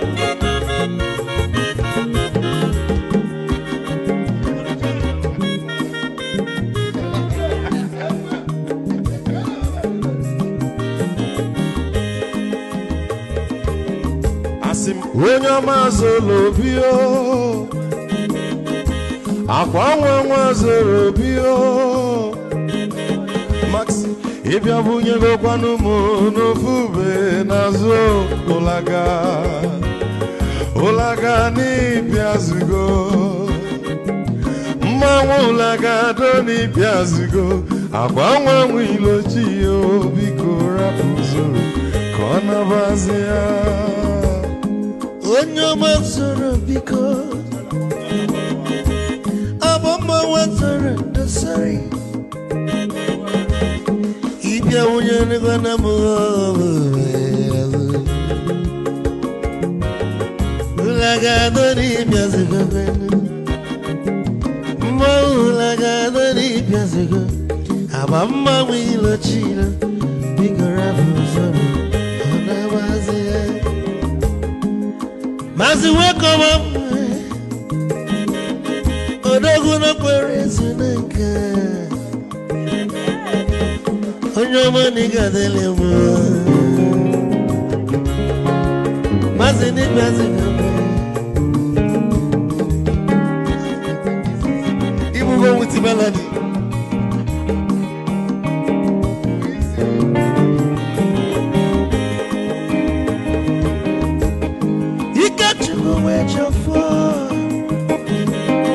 Odogu na chala noka Ezi wane mliga dele mo Olagado ni pezigo noe Mo olagado ni pezigo Amama wilo chilo Bikora muzoro Anabazi Te Onyama zoro de Mama was sorry. If I were to go on a fool, Mulaga, don't need Piazugo, Nazaboy. Mulaga, don't need Piazugo. Amama will chilo, Biko Rapuzoro, Anabazi. Odogu can never be kitchen for. Odogu can never be kitchen for. I'm a Guamnica Gogogia. I'm a Guamnica Gogogia. All right. He catch up a bell. Hey, you want?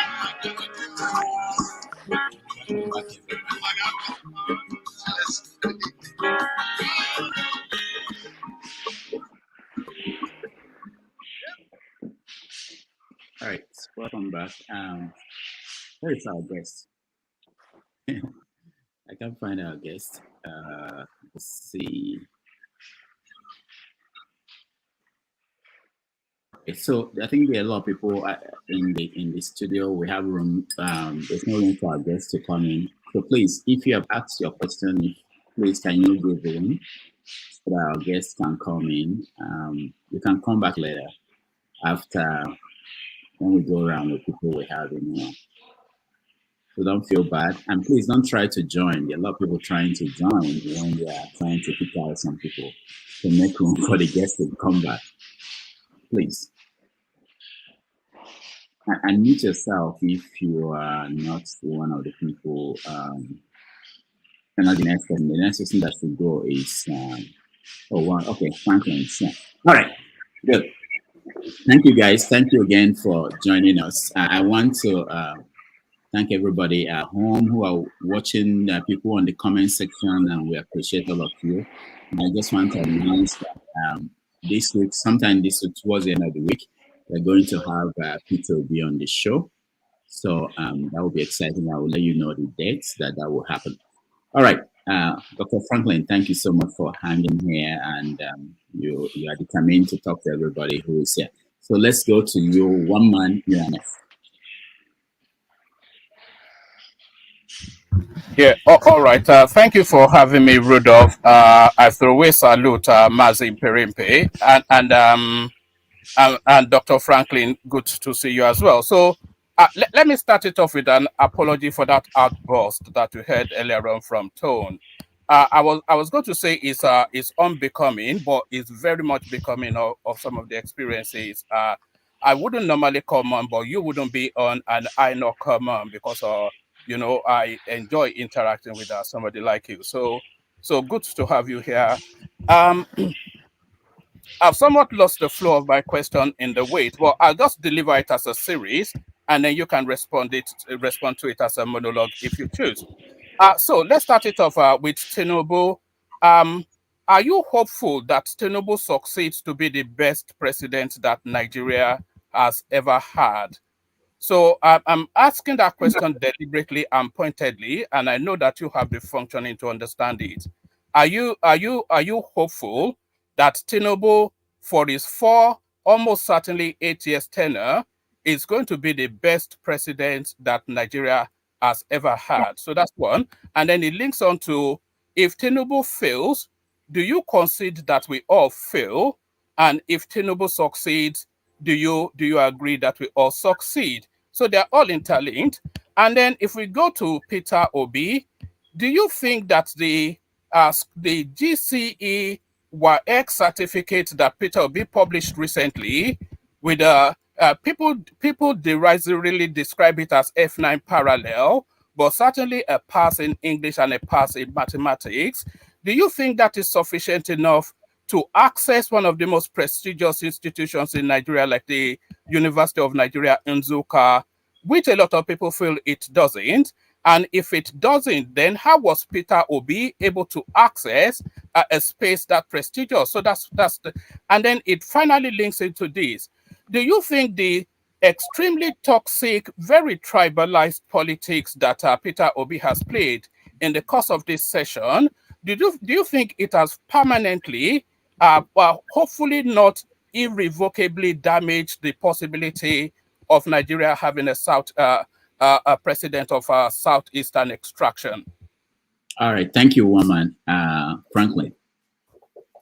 Well, thank you for your questions. They are very, very pointed, like you said. First question, am I hopeful that Tinubu succeeds? Hope is not a plan. Tinubu doesn't have the qualities to make Nigeria great. Nigeria is too complex for somebody like him.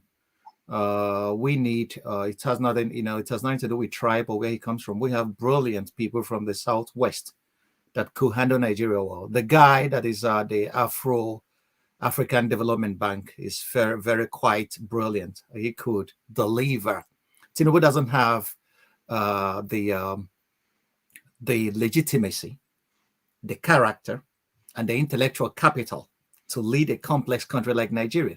All my analysis, I would love him to succeed, because if he succeeds, Nigeria succeeds. But the indices, they don't fit. So if we can have hope from here till kingdom come, it was the same with Buhari. Sorry, am I still on? Yeah, you're on. Okay. So we can have hope from here till kingdom come. He doesn't have the character, the integrity, and the intellectual capital to govern a complex country like Nigeria, just like Buhari never had. So I would love him. I would like anybody who governs my country to succeed. But whether he succeeds is the question. So if you ask me to have hope, but I know that the facts on the ground tells me that no matter how much hope I have, that he's not going to function, then I'll be living a life of illusion. So I would like him to succeed, but I don't think, even with the characters around him, you have said, okay, Titem mistakes. You got up the very first thing, you went ad lib, and then removed subsidy without a subsequent plan, and then you are smuggling subsidy in again from the back door and insulting people with palliatives that mean nothing.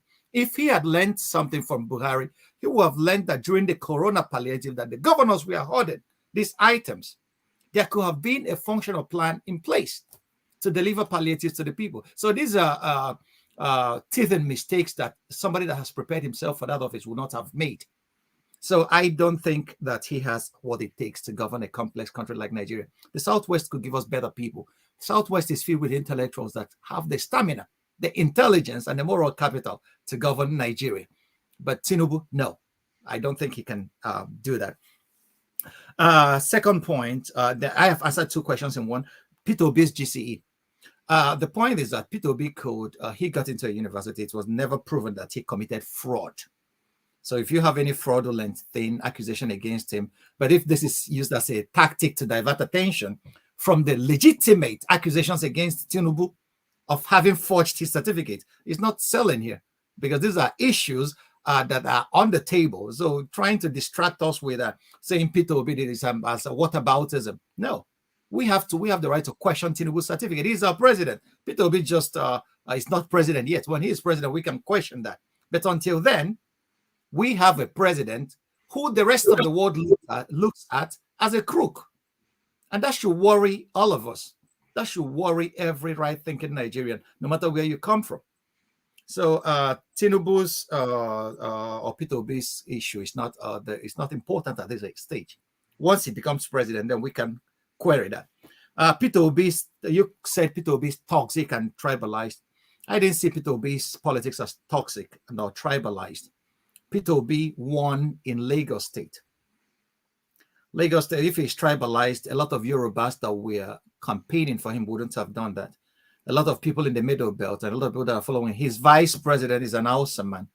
Okay, so I don't think he had it. This is my personal assessment. Your personal assessment may be different. His politics for me is not tribalized or toxic. He's a guy. He came out preaching, let's go from consumption to production. What is toxic about it? What is tribal about it? I'm yet to see that. I'm yet to be convinced by evidence and not the rhetoric, not the campaign rhetoric, evidence, because I am a guy that was trained to deal with evidence. If you provide evidence, I will share your views. So Peter Obi's politics, Peter Obi, even Soyinka acknowledged it in South Africa. He said he provided the third force. The people that Soyinka was accusing were Peter Obi's followers, not Peter Obi himself. Because if Peter Obi has peddled tribal politics or petty politics, Soyinka could have said that. Even Wike, who is now in this government, said that the person who won the election... Soyinka accused him of that. Soyinka accused him of that. In his latest output, Soyinka accused him of exactly that. No. What Soyinka said that Peter Obi was that I have not seen his latest output. What Soyinka said was that the Labour Party officials are trying to do Bajura because they didn't win the elections. That's what Soyinka said. I listened to his words carefully. He never accused Peter Obi personally of peddling tribal politics. What he said that some parties hijacked the Labour Party and made it a regional party, but he never offered evidence to that effect. And I disagree with Kongi there because he never offered evidence to that effect. Because the young people... the evidence is in the play out of the politics. Okay. There was a heavy backdrop of ethnic baiting in all of the campaigns of Peter Obi, and there was a even it wasn't an inferred even, there was an outright religious leanings, and we all saw the yes daddies and whatnot. I think a lot of people assess it to be one of the most rudimentary, probably the crudest form of ethnic and religious baiting sort of campaigning that we have ever an example? in Nigeria. Please, an example. Can you give me an example? I just cited you an example, the Yes Daddy tapes. And then there was other... Sorry, what's going on? The fake bishops he produced. No, wait, no, hold on a second. Sorry, am I being heckled? No, hey, one man. Not you. I'm hearing other voices. It's okay. Let's take this one after the other. You are dialoguing with me. Forget the side noise. I asked for an example. You said the Yes Daddy tapes. Peter Obi. I was going to cite you more, but carry on. Okay, no, cite more. I am waiting. I will listen to you. There was the Yes Daddy tape, and then there was another leaked tape of when it was in, I think it was somewhere in the UK, and it was sharing clips of what purports to be Yoruba conspiracy, saying that oh, the Igbos are going to take over Lagos, and that went viral. And just the tone and texture of the campaigning was like for instance, the functionaries for his campaigning in the north, places like Sokoto State, etc., where people of his ethnic stock, is just a plethora of evidence that leans in that direction. Even the Soludo essay speaks to that this style of unzobo politics is short-lived and it will come to short shrift, which has happened. So what it's undeniable how he played that politics. No. One man. Your logic is so very, very illogical. You know, you are celebrating your logics here because you said Soludo said, and then Soludo said it's in Zobo politics. Therefore, it is true. And then you said Yes Daddy tapes. You didn't even explain to your audience what is in the Yes Daddy tapes and the context. So when you embezzle context in everything you do, you are not saying anything. You are just peddling a narrative. Let me come in. Yes, Daddy tapes. Peter Obi, I'm not defending him now because the campaigning is over. Peter Obi, an Igbo man, was talking to a Yoruba man who is a Christian leader. Okay, and begging for votes. I prefer a politician that begs for votes than one that tells me I am going to steal it, carry it, and run away with it. You get the point. So politicians should beg people for votes because they are auditioning to become your servants. So they should beg me. I prefer that politician. So I don't see any tribal thing there that he stooped so low to beg for votes. That's what our politicians should be doing. And I believe that somebody like you should be applauding that and not trying to hang him on a cross for begging for votes, what politicians do in Europe. No, I do applaud that if there's an honesty to it. If there's an honesty to it, then I'll applaud it. It's my turn now to have my say. Apologies, yeah. You have. So the Yes Daddy tapes discredits the accusations you are throwing at him because this is what a politician should do. A politician should go to the people and canvass and ask them for their votes. And that's what he did in those tapes. Then Zobu politics. Soludo's essays, I wrote a counter to it. I said that Soludo is an intelligent man, but here he misfired because the Nigerian elite are pretty smart. They don't want anybody to rock the cart, the apple cart. That's what Soludo was just doing. So, and it's politics, which I can understand. So Soludo disagrees with Peter Obi's politics. It's normal in a political situation, but that doesn't make it a tribal politics that somebody wants to become president of Nigeria. Did Peter Obi said himself, don't vote for me because I'm an Igbo man. Don't vote for me because I'm a Christian, but vote for me because I have something to offer. He made it very clear in all his campaign appearances. So where has this young man that you are now tainting with brushes of tribalism because you cannot find anything fraudulent against him, where has he... Well, I did, but you glossed over it. Well, but I am disproving your point.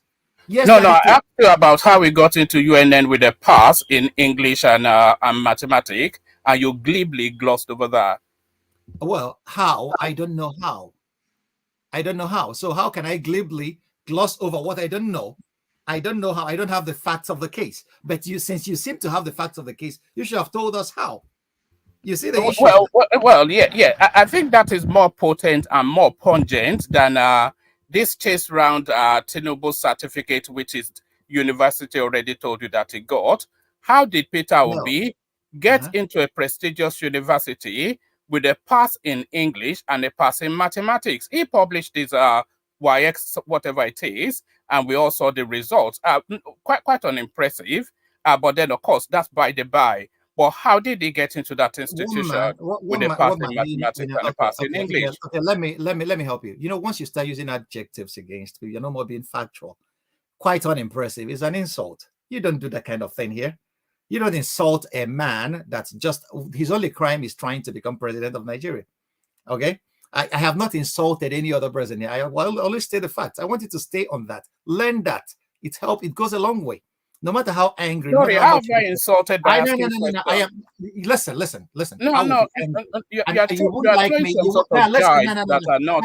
Hell That's no, unnecessary. What you're no. doing. I don't take I'm entitled anything. as a Nigerian to Now ask questions listen. about Peter Obi You, without being cornered and nobody is quartered. denying that. Nobody is denying you the right to So, ask so don't questions. quarter me now. Go to the question. Don't Who is quarter me. quartering you? You ask me a question. You shut up and let me answer you. If you ask me a question, remain mute until I finish my answering you. No. But go to the question, though. Don't quarter me. Quarter the question. Don't quarter me. I don't take. I'm and coming don't tell people to shut up either. You are too advanced for that. No. Yeah, no. You are too low for that because you have proven yourself so ignorant so many times here. You will ask a question, you will let somebody to answer the question, and then you'll be throwing asides from nowhere. How can somebody be this ignorant? I've told you this. It's totally disrespectful for you to challenge a guy you're asking a question after he has not even answered your question. It's respectful. It's the rules of dialogue that when you have your say, I should have my say. You don't have your say, and then you think that, hey, come on, I should throw. I don't take kindly to anybody interrupting me. Nobody does that. No, it's a dialogue. I listen to you, You're not and then now delivering you a listen. sermon. And You're not now delivering you a listen. lecture. What do you mean? No, I have to give you a what's going on lecture here? because you have grown so recalcitrant that you don't even understand yourself anymore. You came with an agenda. You didn't come to ask questions so that we can learn together. You came with a narrative that you want to peddle at all costs, and I'm not going to let you to use my platform to do that. So if you ask me a question, give me the courtesy of answering you. We can have to and fro. I allow that. I debate, but I debate respectfully. You don't say, yeah, quite unimpressive. We have never seen your results. By telling people to shut we have up, never you seen need to what apologize for we have that. never seen what you have You need to attained. apologize for that. Because if you have attained anything, keep the language elegant. Keep the language elegant. The point is, Peter Obi committed no crime in wanting to be Nigeria's president. And in this last election, I believe he's the best candidate for that office. For reasons of tribe. This is my personal opinion. Justify that. My personal opinion. It may not be your opinion, and I respect that. It's my opinion. It may not be your opinion, and I respect that. That's a democracy. You are free to vote whoever you want, and you should not kill me or insult somebody because the person is trying to become president of his country. He wants to contribute his quota. If you say his result is not impressive, thank you. You have not shown us yours so that we can know whether yours is impressive to challenge comparison with his. And if you tell me he didn't make enough results to enter into UNN, what was UNN's policy when he got into the university? What are his certificates? What other qualifications did he provide? You didn't give us this background, but you wanted to peddle this narrative to distract us from the legitimate accusations that Tinubu forged his certificate. And Tinubu is Nigeria's president. I'm not questioning your right to question Peter Obi. You can question that ad infinitum. But the issue is, Peter Obi is not governing me at this time. Who is governing me? Tinubu. So, and that's the guy I am addressing issues in public space. So, trying to distract attention. You have a right to ask your question, but whenever you ask questions in a program I am in. Sorry, why is it a distraction when Peter Obi is first? But when Tinubu. Sorry, let me say this and I'll leave. No, you can't leave. You can't say something and leave. Just because your guest doesn't want to engage, he just wants to throw sniping. One man, I think it's very easy. Wait for him to finish answering the question. That's the thing. Then if he wants you to go on with follow-up question, you can do that. There's no need to get in between his answers. You know when he's done, then if there's a need for follow-up question and he's okay with that, I'm not okay with that because there are people who are waiting. There are many people, so many people waiting. So that's where we should do it. And I don't want you to just say something and then leave. That doesn't solve any problem. That doesn't encourage conversation. All right. Go ahead. Okay. So, that's what I advocate. Anybody, we can go to and fro with each other, but let me have my say.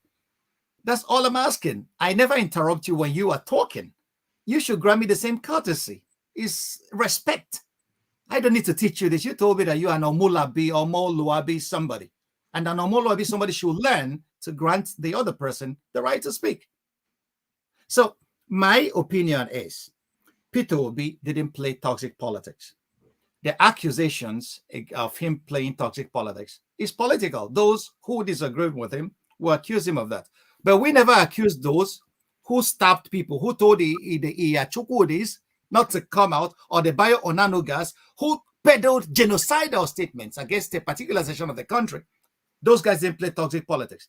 And that didn't nullify Tinubu becoming president. And then you are now believing that a whole Southeasterners will not become president because Peter Obi played the kind of politics he didn't like.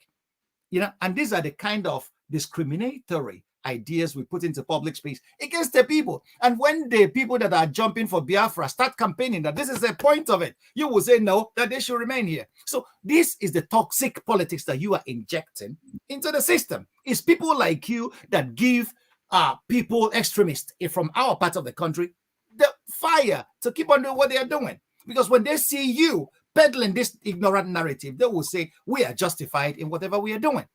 So this is it. And Nigeria will never, never become a great place with mindsets like that. We really need to disabuse ourselves of those mindsets. Saying, yeah, because Peter Obi is one man.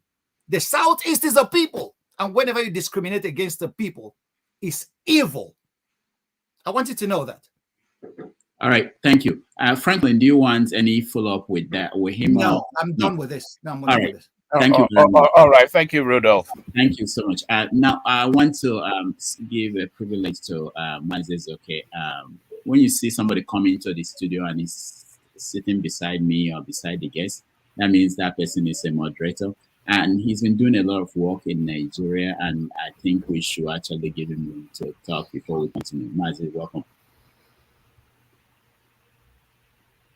Unmute yourself. All right, we know you're in Nigeria, so we can pardon. Hold on.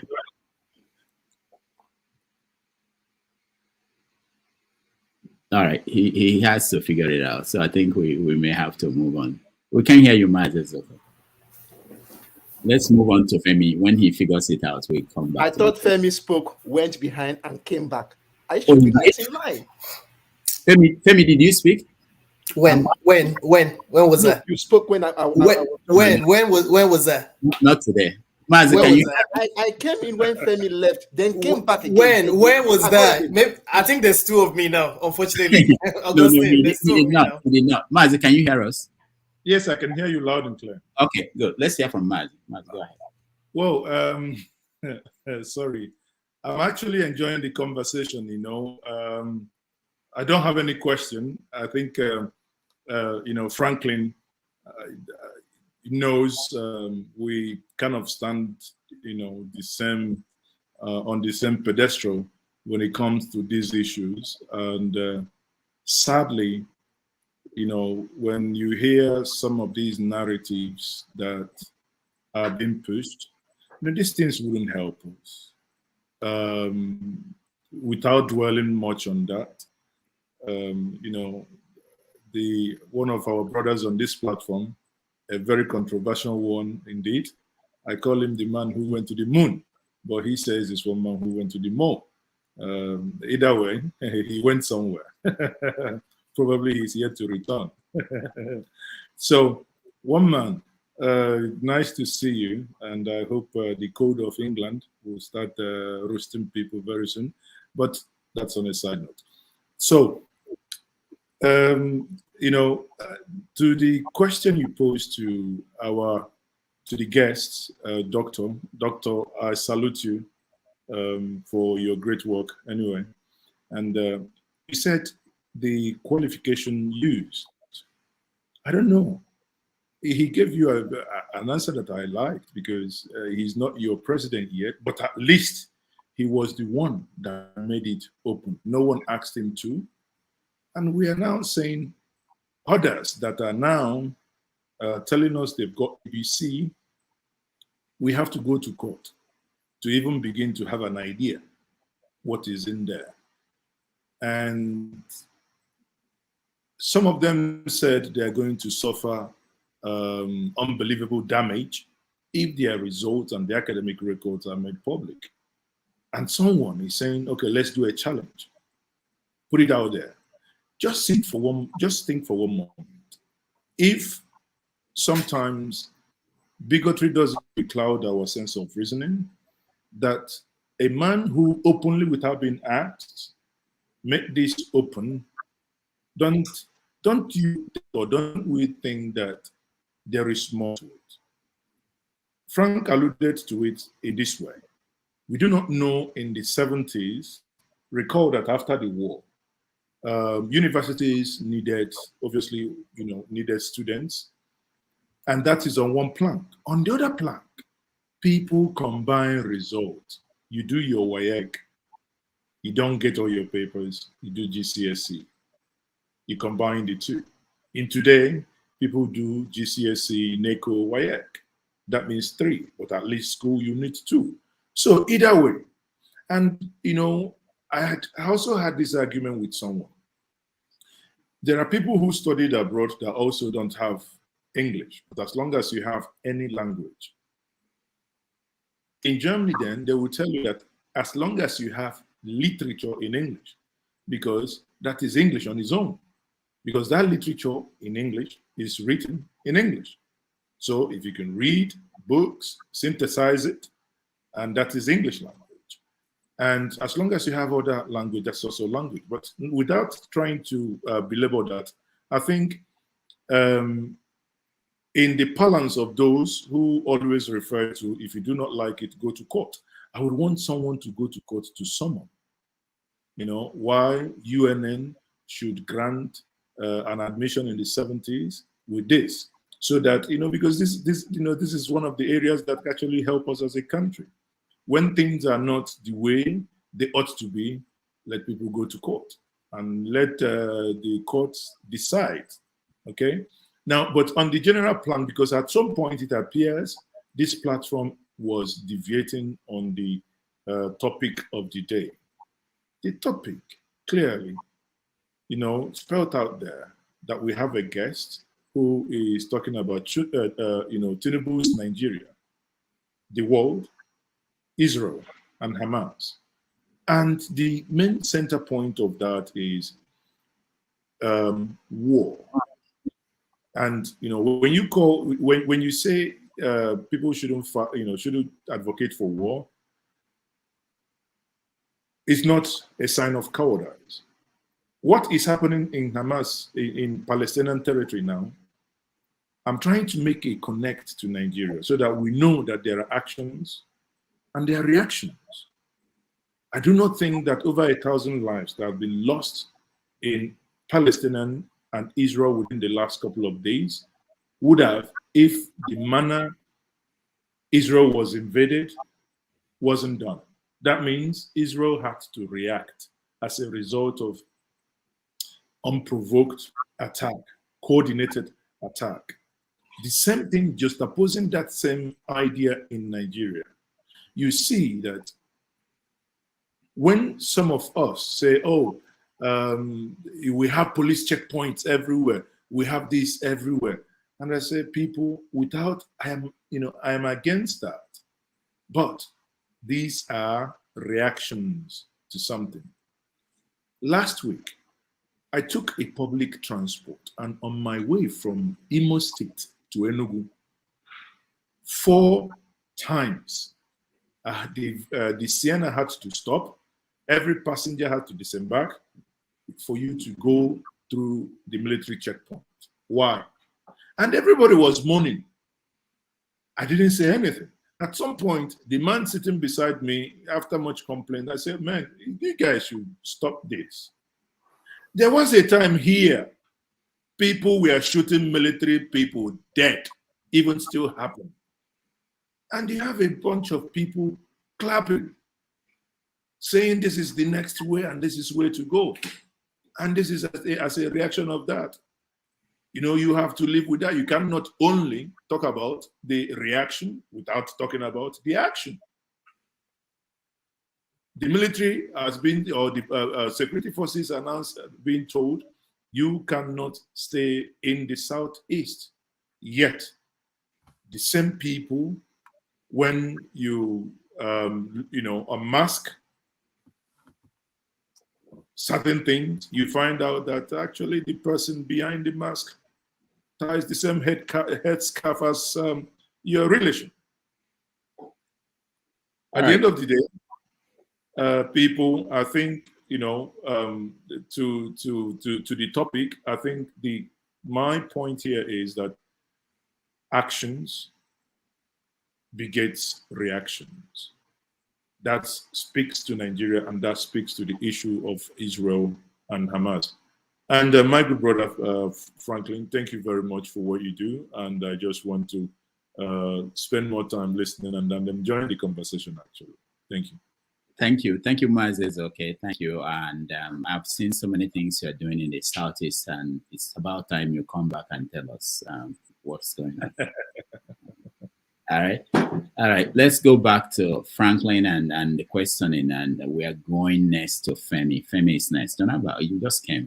I've been here since the beginning of the program, see me in and out, and I don't stay long. I was here before all of these people. Okay. Actually, you're right. You are coming in and out. So, but I follow the line because I can't keep up. Can I, so that I cannot, let me beg the rest of the people. So I asked him, I'm a simple guy. I don't stay long. All right, go ahead, John Alba. Just because you're people, go ahead. Thank you. I'm a senior citizen now, so don't treat me like a baby. One day, this discrimination will stop. Thank you, Dr. Franklyne. Thank you, Dr. Damages and Dr. Franklyne. I'm from Benue State, and when you mention what is going on over there, over and over, it pleases my heart, and that defines who you are. And I think everyone is given the grace whatever they do most, and they concentrate on it. So thank you for being who you are, speaking truth to the power. I'm very blunt in my dealing with life. I believe that every life have a reason to live to their own God-given potential, both Hausa life, Igbo life, Idoma life, Yoruba life. So thank you. But one of my question, or one of my demand, in order to, yesterday,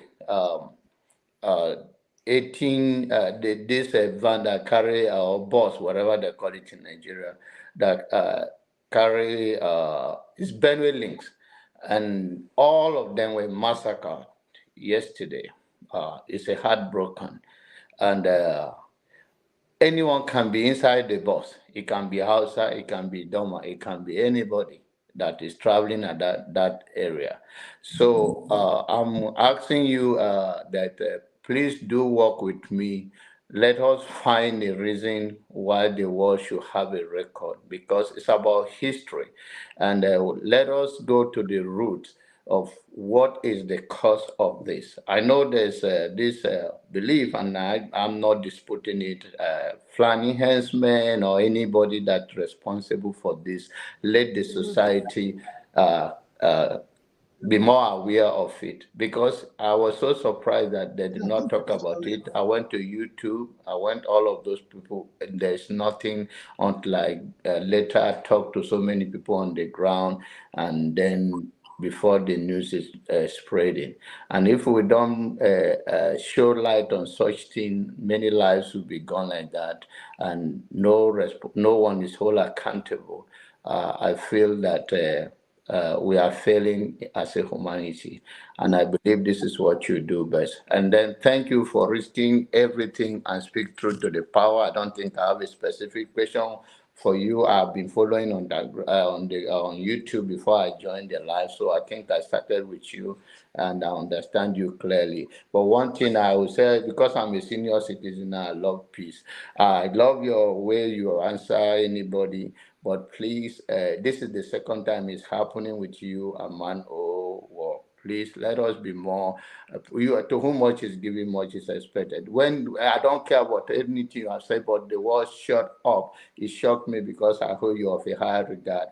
And no matter what it is, that there's a different way to say it, and you can still maintain who you are. And that's all I can say. Thank you so very much. All right, thank you, John Alba. Thank you. I appreciate that piece of advice. I'm human, Sometimes when people rile me, I try to be to maintain my composure, but sometimes it gets overboard.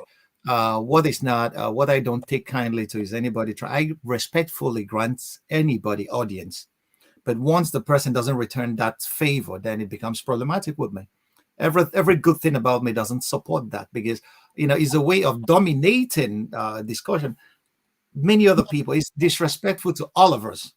Okay, not only me, because I can allow him to talk and then I'll keep quiet. After he finishes, I will not say anything. Okay, to show him the level of disdain I have for such things. But for him to realize that there are other people who he needs to respect, not only me. If you are peddling your narrative and then you are so very much focused on your tunnel vision that you don't see any other thing, it is either what you believe in, then there's no basis for dialogue. You're not just here to dialogue, you're here to bait people into saying, and then you will say, oh, he's saying that. Anyway, Benue State. There are 1.2 million refugees in Benue State at this time as I'm talking to you. Yeah. People are being slaughtered almost every other day. While Otom was still in power, we were trying to do something in that regard. But Buhari was fighting Otom. So Buhari, because his people were the Fulanese who were accused of doing the killings, he never wanted to stand out and say something about it, even to the extent that Obasanjo presented a paper at a theological seminary in Ogun State, where he said that there is a Fulanization and Islamization of Nigeria. Obasanjo. So we see what is happening. Benue State, what we call the Middle Belt, from southern Kaduna, Plateau, and Benue, represents the most fertile region of Nigeria. This is the confluence of the Benue and the River Niger. So the alluvial deposits that these two rivers bring made this place the most fertile. The yams that the Benue people cultivate are among the best in the country. There is nothing that you cannot plant in this Benue Valley. Potatoes, even tomatoes. You just mention it. So we know that there is an ongoing attempt to demographically displace people from the Middle Belt. So that the people that, there are certain things I will not say here for security reasons, but we are working on those things. So the issues are, Nigeria is in dire straits. And like I said, I would applaud Tinubu here, because he appointed a son of the Middle Belt who knows the terrain well as the chief of defense staff. And then we are starting to see a little bit of policies and movement in that regard. But that doesn't mean that we are out of the woods yet. The Fulani herdsmen are not only killing in Benue, they are even coming to the southeast.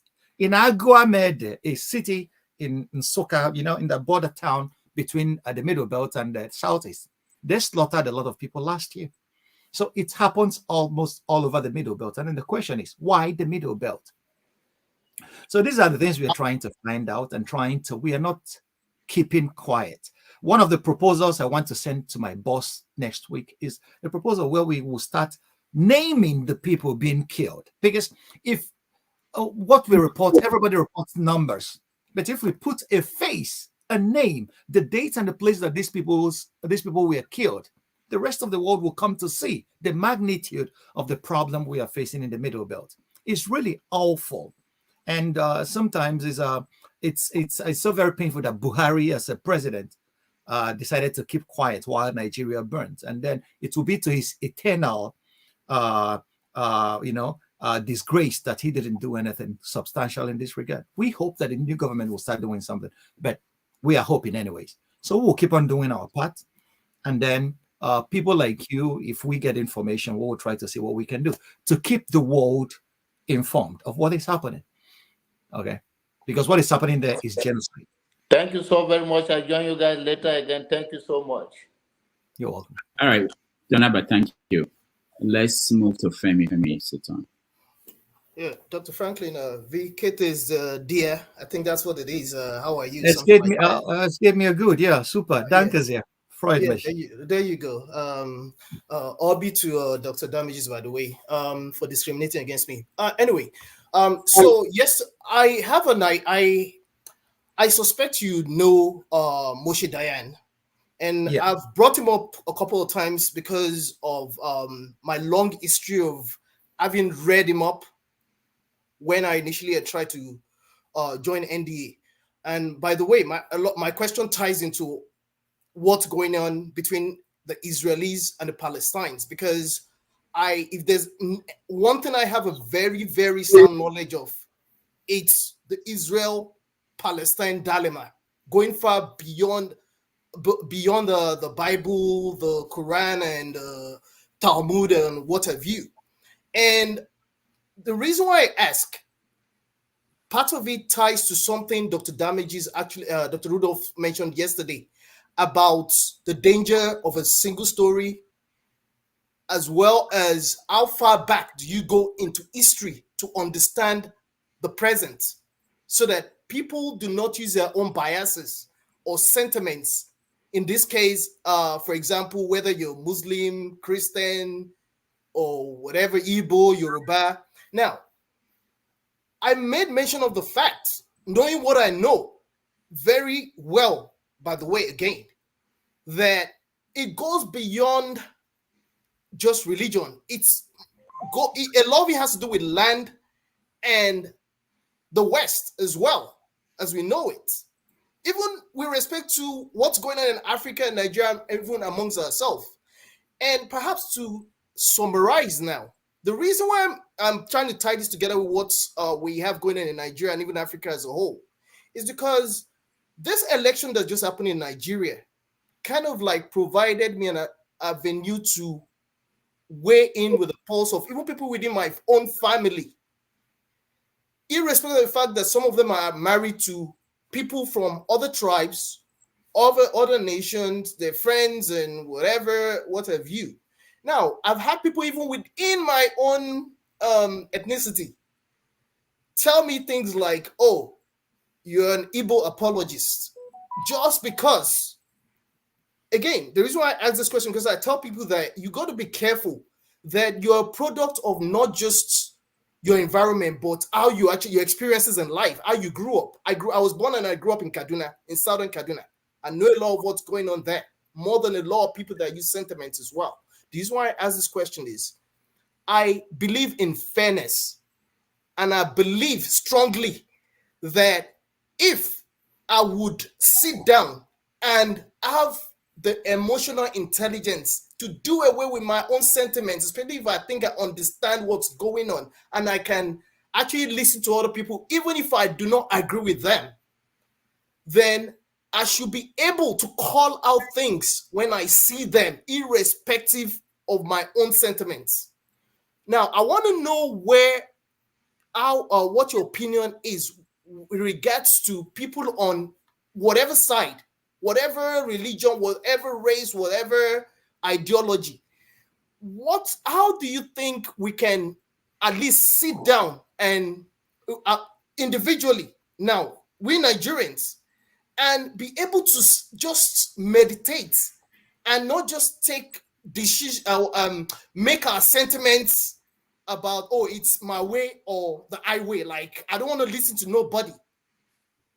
I hope that because I've almost lost my train of thought from being discriminated again by Dr. Damages. So I apologize if it doesn't come out the way I actually wanted to. Okay. Thank you. I got you. I got you, my brother. Thank you very much. There is something we call critical thinking. That's one thing that is lacking in the curriculum in Nigerian education. People who think critically in Nigeria just made themselves. They started with the experiences, just like you, just like me. My case may be different because I studied in a Catholic seminary, and our philosophy courses started with logic, critical thinking. So that they decentralize your way of thinking, and then you have to see every part of every idea. And then you have to see that, like Protagoras said, Protagoras, the Greek philosopher, who said that homo omnia mensura, that's the human person is the measure of all things. And once you put the human person, irrespective of where this person comes from, and then you will start seeing that whether he's Jew, Gentile, Greek, or Roman, that we are all the same. We have different approaches to life, which is beautiful because diversity is the spice of life. So that I disagree with somebody doesn't mean that I hate the person. We can disagree. And that's how we learn. You know, in physics, with friction, two bodies come together, they generate heat. But that doesn't mean that there couldn't be a way for them to work together. If you apply some lubricant, they will move together. That's how machines move. So we see that in every dimensions of human lives. Nigerians can get together. But the point lies that we have to start educating the future generation. I always tell people, my bosom friend, my best friend was a Yoruba man. Anyway, we won't call it, but he's, you know, Pius Adesami, all of you know him. We have a name for each other. He calls me my mama Pekin. That's what we call each other. We are so close to a fault. He's not Igbo. I am Igbo. But this guy is a detribalized Nigerian. He is one of our best. And you see that across board. You see many other Yoruba, Hausa people having friends from all over. And that's what I encourage. Unless you are able to walk a step in somebody else's shoes, your view of life will never be complete. And then you will be tied in your tribal cocoons, thinking that that's the beginning and end of the world. And again, Nigerians will not only learn critical thinking, we have to change our educational curriculum. That's where we have to start. Start teaching critical thinking from kindergarten. That's what Germans do. What a German kid asks you after, if you talk your bullshit, it will say, warum. Warum means why. You answer that, he will ask you again, warum. He will keep on asking you that until the words in your mouth are finished. So you see a society that values critical thinking. But ours, if you ask a question in Nigeria, an elder person will say, if I give you a knock on your head, you will shut up. If I slap you here, you just get out of here. In Igbo language, they will say, thereby stifling critical thinking in kids. But kids are naturally curious. And this is what we see across board. Our cultural pedestals most times don't let our ability or critical faculties to develop as children. So we start obeying authority because why should I do this? Because I said so. Ask a Nigerian, if a Nigerian man sends a child on an errand and the child says, I'm not going. Say, if I beat you, that's always, so we stifle critical thinking with that kind of approach. And unless we develop that, we will never get to a point where we can sit down together and dialogue. And know that we can judge or we can discuss with each other without killing each other. That's what society that have come of age do. Dialogue. There's no two ways to it. So we can do that by, like I said, decolonizing our curriculum. Second point, traveling makes for great education. St. Augustine said it. The world is like a book. Those who don't travel have read only a page. If you don't travel, you will not see that, you know, your world is so very little. You know, there was this Ghanaian song while I was growing up in Enugu. It says, landlord, travel and see. Okay? If landlord travel, Ingo see say no be only here, life end. So it's very important. Nigeria should be allowed to travel. That's what happens in Europe. The European Union gives out tickets to 16-year-olds every year to travel the length and breadth of the continent after they finish high school. I would love to see such a thing in Nigeria, where the Nigerian government says, I'll give you plane tickets, fly all. That was the aim of the National Youth Service Program. But it has become, like everything Nigerian, destroyed and then made the den of corruption. We should learn to integrate. Another thing that will make Nigerians come together, to start realizing that we are brothers, that what unites us is much more than what divides us. It's what I call infrastructures of integration. If you don't have infrastructures, I used to tell people, as a student in Germany, I will take a train in the morning. In 4 hours, I'm in Berlin chasing a girl. If you don't have an idea that you will go to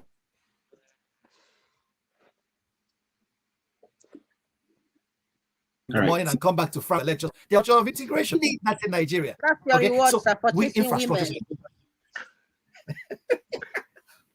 I be man now. What I go do? Please repeat that sentence. We didn't get it very well, and that sentence is important. It's part of the class. It's very important, doctor. It's very important. I can relate. Very important. What was the sentence? So it is I important. spend all the time chasing after. Then it just went off.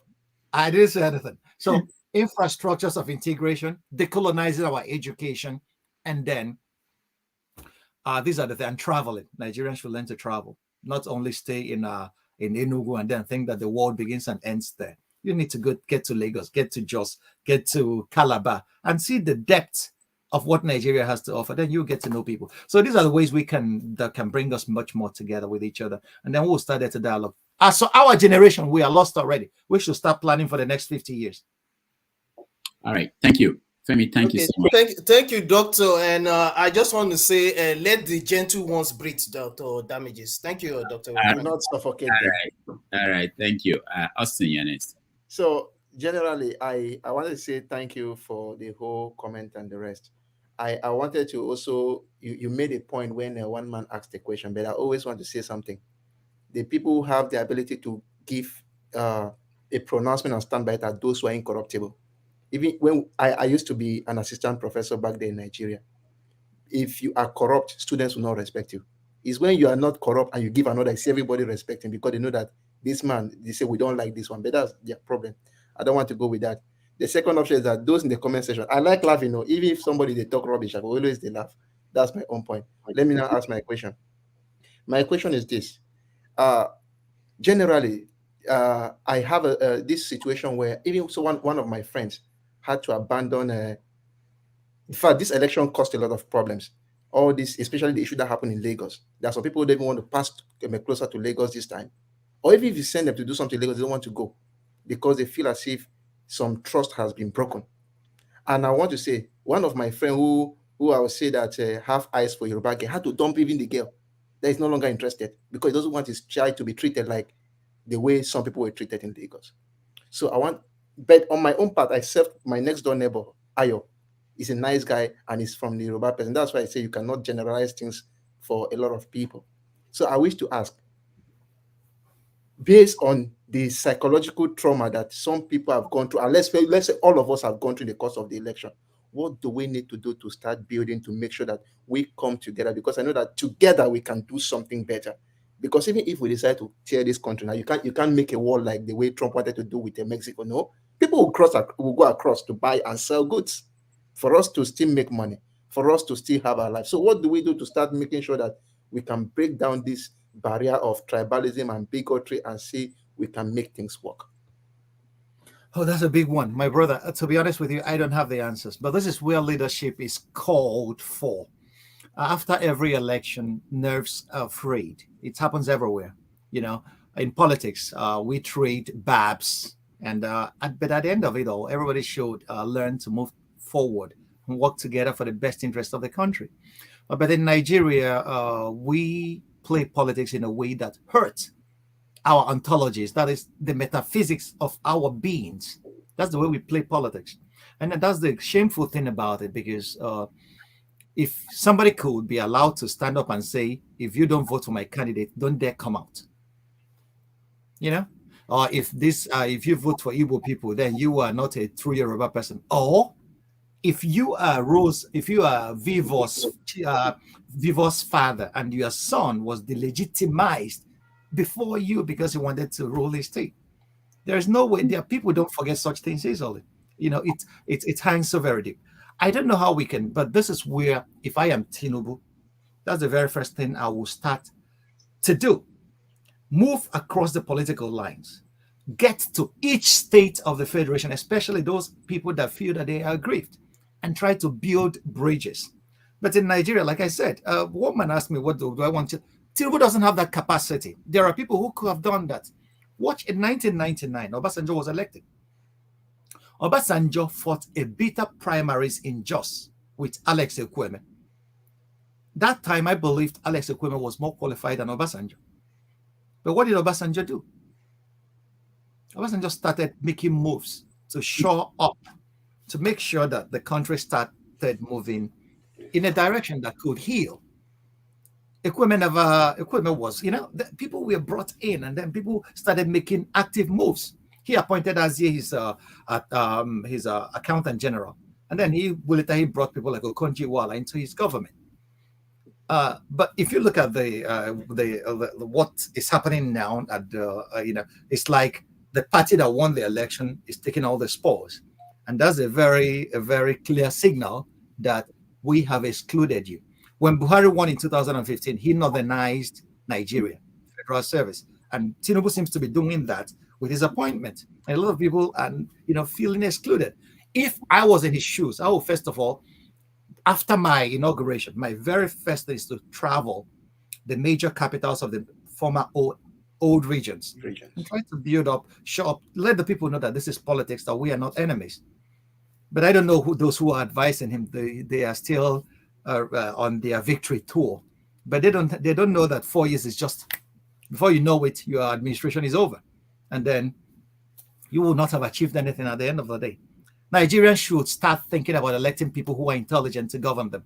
If you elect your worst elements, you are gonna remain a third world country ad infinitum. That's our major problem. We elect those that should not govern us, the worst among us, and then we hope for. One man asked me whether I am hopeful. How can I hope when the facts tell me another story? So this is where leadership is called for at all levels. We should start bridging and then trying to cement what has been broken. It's called for at this time because a lot of trust were lost during the last election.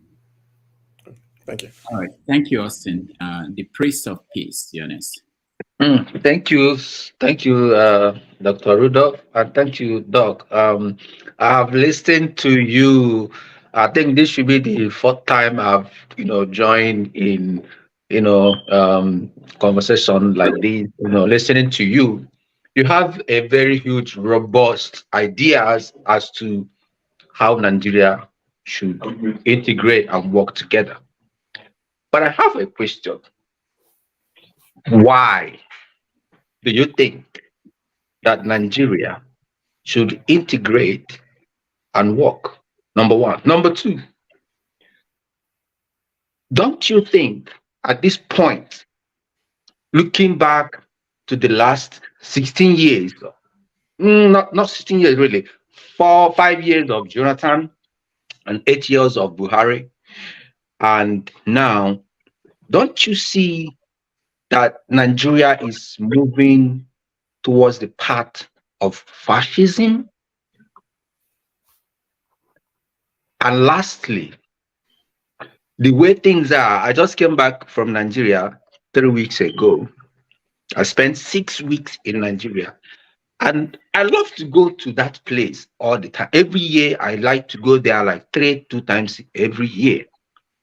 And I see firsthand how things are, the animosities and everything going on. Do you think that the only thing that can solve the issue of Nigeria is revolution? Thank you so much. Thank you for those brilliant questions, my brother. What I have are ideas, and ideas rule the world. Everything you see in life today started sometime as an idea. Every progress ever made by the human species started as an idea. The motor car, which was manufactured by German engineers Karl Benz and Gottlieb Daimler, started as an idea. Horses were being ridden. And at the point, people never believed that horses will ever go out of fashion. And these guys invented a horse that works with petrol. So ideas are pretty important in the life of every nation. Why should Nigeria work and integrate?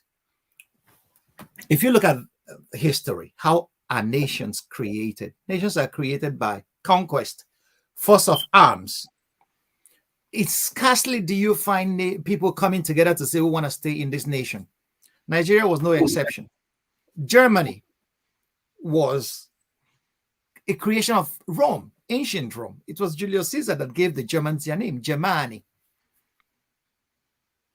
So, and then Karl Charlemagne, Karl the Grocer, as the Germans call him, wielded disparate peoples, disparate dukedoms together, and they became Germany. These were principalities. So, we could see people argue that now we are not one people. Yes, but we found ourselves in this accident. What do we do with what we have? It's like we are together in one ship, wooden ship, sailing in the Atlantic. And some people want to break a part of that ship so that it will take them to their various destinations. But I have another idea. My idea is if we keep this integrity of the ship intact and each person pulls the sails to make sure that the winds are favorable, because if you place your sails in the right direction, the winds may be favorable to us. we may land safely at a safe harbor. That's why I think Nigeria should integrate. Many Africans, I have traveled the length and breadth of the continent. Many Africans see Nigeria as the great African hope. Not only because we are big, but because of the rich diversity of that country. We have the potentials to be that great African hope. But like I said, it is not the Nigerian people that are the problem. Forget what you see as petty ethnicities. Nobody has done an analysis of Nigeria like Chinua Achebe has. The trouble with Nigeria is simply and squarely the failure of leadership. Bring any other analysis, it will fall and rise at leadership. That's our problem. Leadership is what made China great today. Every country you see in the world that was great was made great by leadership. Ours is not going to be an exception. If a country degenerates into war, it is a failure of leadership. If a country degenerates into petty ethnicism, it's leadership. Nobody has given us a better alternative than this analysis. So the onus now lies on Nigerians to find better ways of making sure that their best elements rise to leadership positions. These are the people that will have the vision. These are the people that will have the courage. And these are the people that will have the knowledge to set this ship on the right track. You cannot just put a taxi driver to fly an aeroplane. That's what we did in this last election. Putting a taxi driver to fly an aeroplane. It's not going to work. He's not a pilot. And that's what we do from the local government level to almost all levels in Nigeria. I will give you an example with the Enugu State University of Science and Technology. There was a time some people became lecturers. These were people that I knew that never had what it takes to be lecturers, but they were teaching students. What do you expect from students that are going to graduate from such institutions then? But thankfully, the university realized that, and then there was a shakeup then, and then a lot of them had to find their ways. So across board, so it's leadership. We can make Nigeria better. We can figure it out. Others figured it out. America is the melting pot of the world. America is not one people, but we can say everybody comes to America and learns to speak English. No, the largest growing population in the United States today are they're speaking Spanish. So we can make it work if we want to, if we stop the complaints and then focus on building the nation. Whether Nigeria is degenerating to fascism, fascism is for me a very strong word. If you know Nazism, if you know fascism like Benito Mussolini started it out in Italy, you will see what it is all about. Fascism is a place where you cannot even talk on the street. Your head will be broken open. We are not talking. Yeah, we know that. Nigeria is just a lawless place governed by people who have no idea what to do with power. That's just what it is. If we get leadership correct, everything will fall into place. Believe me. Other countries that did it are moving forward. The Chinese Communist Party did it. China is now the workshop of the entire world, and they are richer than most. With our population, we can do it for Africa. So all right. Thank you so much, Franklyne, and the priest of peace. Flagship, welcome to the show.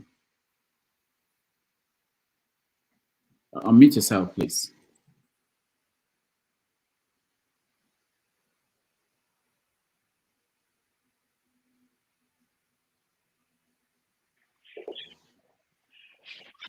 Can you hear me now? Yes, go ahead.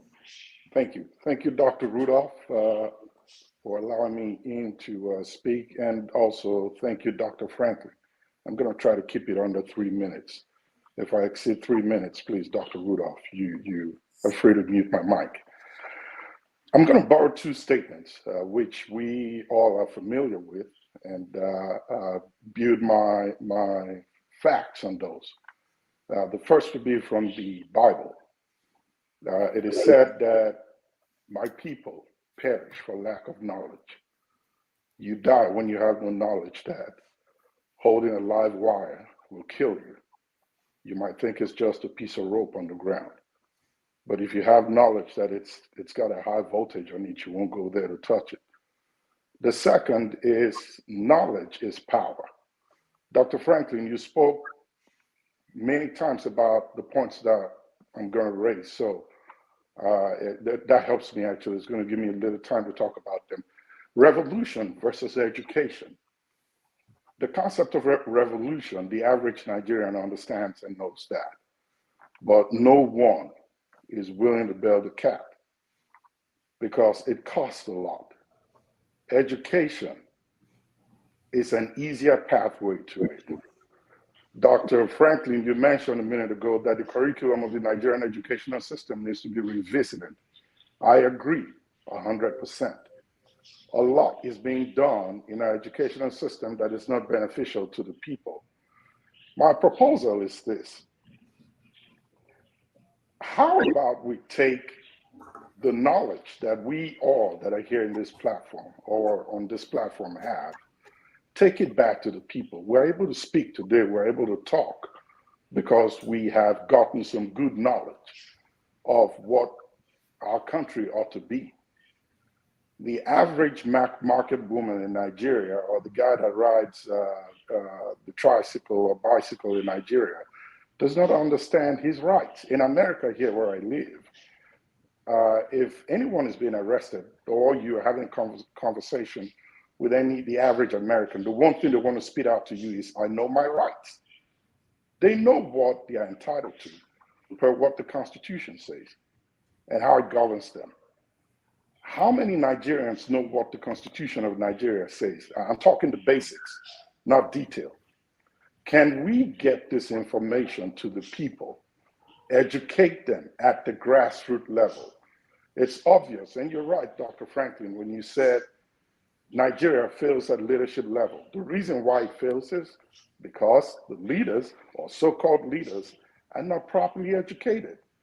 They may say they're educated, but it's one thing to be educated and another thing to allow education to go through you.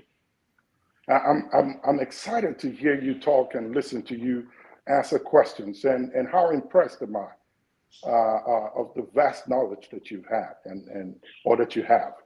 So I think we need to take this to the people. If the tax net could be expanded, according to Tinubu, to reach out to the average woman that sells crayfish and pepper in the marketplace or on the street, I think we can take education and spread it out to that level and educate them on what their rights are and what they are supposed to be entitled to. I'll end with this. Education can replace revolution. Nigeria can survive.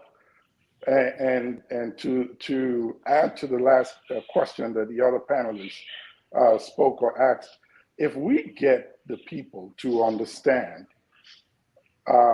what emancipation mentally is from the knowledge they have now about who they are versus what they ought to be, I think we can change tomorrow. We are still within the conflict of this election that just passed, and I'm beginning to hear that people are already pushing for 2027. Why don't we start now to begin to educate people on voter rights, what the Constitution says, in preparation for 2027? Who knows, maybe we can avert the same situation that we're dealing with. And lastly, you said 50 years we have to plan for that, Dr. Franklyne. I agree with you, but we can bring the margin down to 12 years. The kids that are in primary school today, critical thinking, you rightly mentioned, we can incorporate these things into their. Oh my God, my brilliant brother is done. Oh, okay. I'm sorry about that. I got an alarm. If we include and incorporate these ideas into their curriculum, we can begin to change their mindset. We in the diaspora, yes, 29 billion every year is a lot, but that's money that comes and goes. How about, like the Chinese says, if you catch a fish for a man to eat when he's hungry, you feed him for that time. But if you educate him and teach him on how to catch fish, you feed him for a lifetime. We in the diaspora know what it ought to be like. Can we put together a team of diasporans that can seek to meet with the educational minister in Nigeria and discuss the Nigerian educational curriculum? We have ideas. We can make recommendations and tend to gear and navigate the future of our children who are 6 years old now and in 12 years will become adults, and put them in the right perspective to life so they can understand and know where things are and where they ought to be and need to be. I'll stop here right now. I have a lot to say, but for time's sake, thank you so much. Oh, whoa. My brother, thank you very much. Listening to you is great education.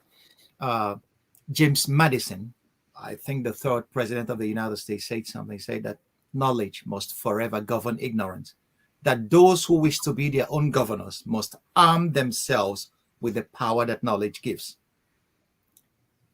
That's basically one of our major problems in Nigeria. You will be surprised to learn that our literacy rate in Nigeria is 77 point something percent. People that can read and write. That's what the statistics say. But what does the reality say? Right. So most times, statistics in Nigeria is very far from what the facts on the ground say. And that's unfortunate. You see that in our census figures. You see that in our, everywhere. So while I was doing my PhD research in Nigeria, it was awful, Yes, Rudolph, the ball is now in your court to try what can issue from this platform, from these brilliant people you gathered together, should be a position paper or another platform where brilliant Africans like my brother here and every other guy in this forum could come together, contribute ideas, and then they are written down, analyzed, and then a position paper comes out of it, and we can send to policymakers, evidence-based policy making. Send it to them. But my problem is, we have brilliant professors in Nigeria. Some of them are governors, like Soludo in Anambra State. Some of them are in power. Some of our intellectuals here are the ones writing speeches for many of these politicians. And then you ask yourself, why are things still this way? In spite of the abundance of intellectual capital that Nigeria is blessed with. Okay, so that's where we start talking about vision. What is the vision? What is the philosophy of our education? What do we intend to achieve when we educate our people? Correct. Education should cease being only paper certificates that Nigerians love. In Germany, Germans have the dual educational system. If you cannot go to the university, you go and learn a trade and you are certified.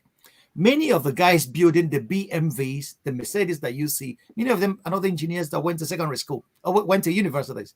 They learned that in these companies, and they are experts, and they make more money than the average. So what can we do? We can equally start by supporting educational programs in our various villages. A company in Germany that is called Industrial Wohnung gave me 40 computers that I sent to Nigeria for school girls program in Enugu. And these computers arrived at the Catholic Institute for Development, Justice and Peace, and they are deploying it to good use to educate our girls. These are the kind of things we could do. Girls should learn coding. We should include women. It solves a lot of problems at various levels. Donate books. Libraries are dead in Nigeria.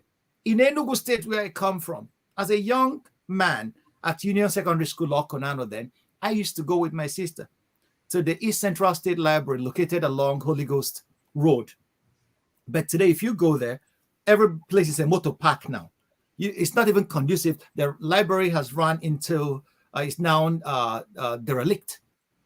So reading culture is dying. If anybody who doesn't read cannot interact with universes that people have created out of their minds.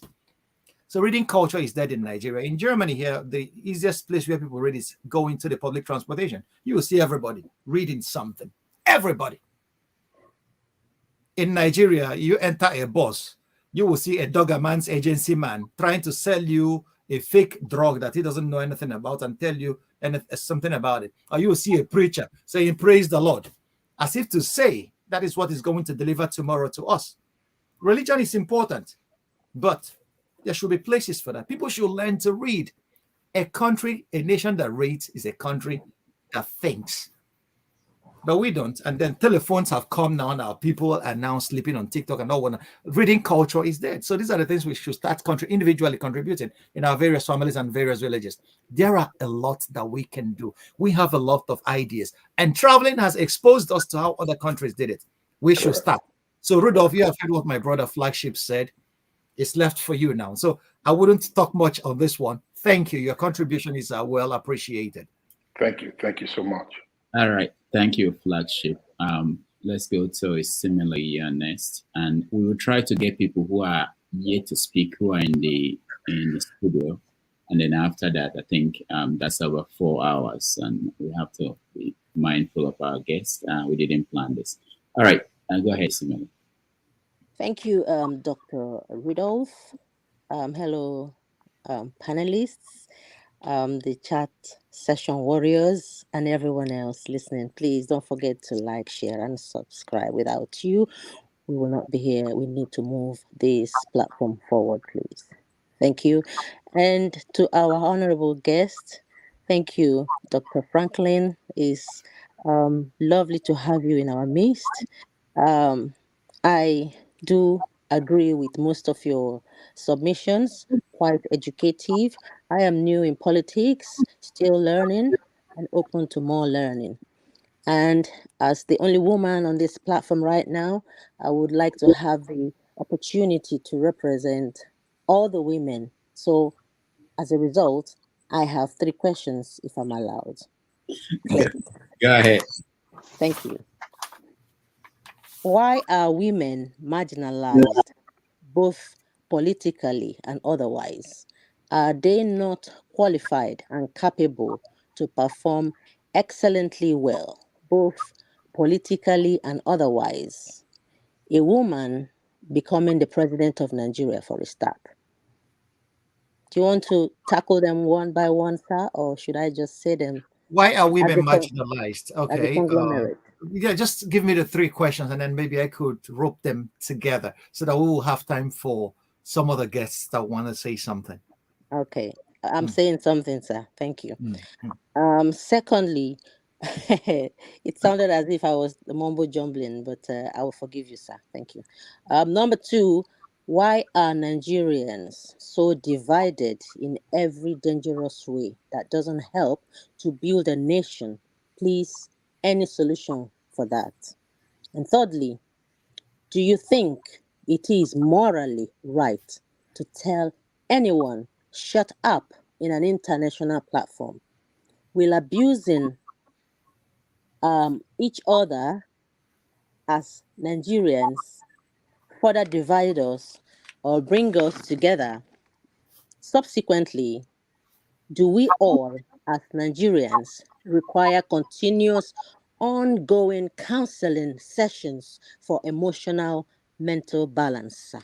Thank you. Oh my God. Okay, your questions are a handful, actually.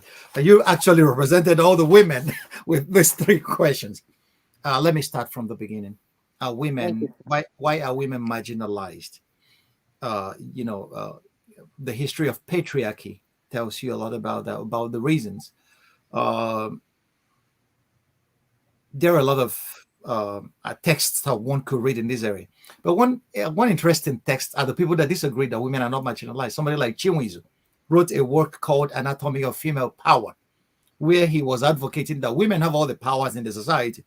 And there you could see some people saying that women have so much power that the society will be foolish to grant them more. And then you will see even a woman made such advocacy. Somebody like Camelia Paglia. She wrote a book called Sexualis Personae, a very wonderful book which I advocate everybody reads. In there, he was talking about Apollonian and other stuff that women don't create civilizations. Anyway, but from the human rights perspective, discrimination based on gender is wrong. Women make up half of humanity. So any society that discriminates or marginalizes our women is losing. It's losing. Women are more than qualified to govern any society. Germans, I told some of my German friends that you guys will regret the day Angela Merkel left power. And many European politicians are saying it today. I was listening to Brussels briefing this morning, and one European Union politician was saying that since Merkel left, that we have a vacuum in the EU. Angela Merkel, one of the best chancellors ever to rule Germany. Because I will always say, if Merkel is still in power, Russia will not have invaded Ukraine because he knows how to manage.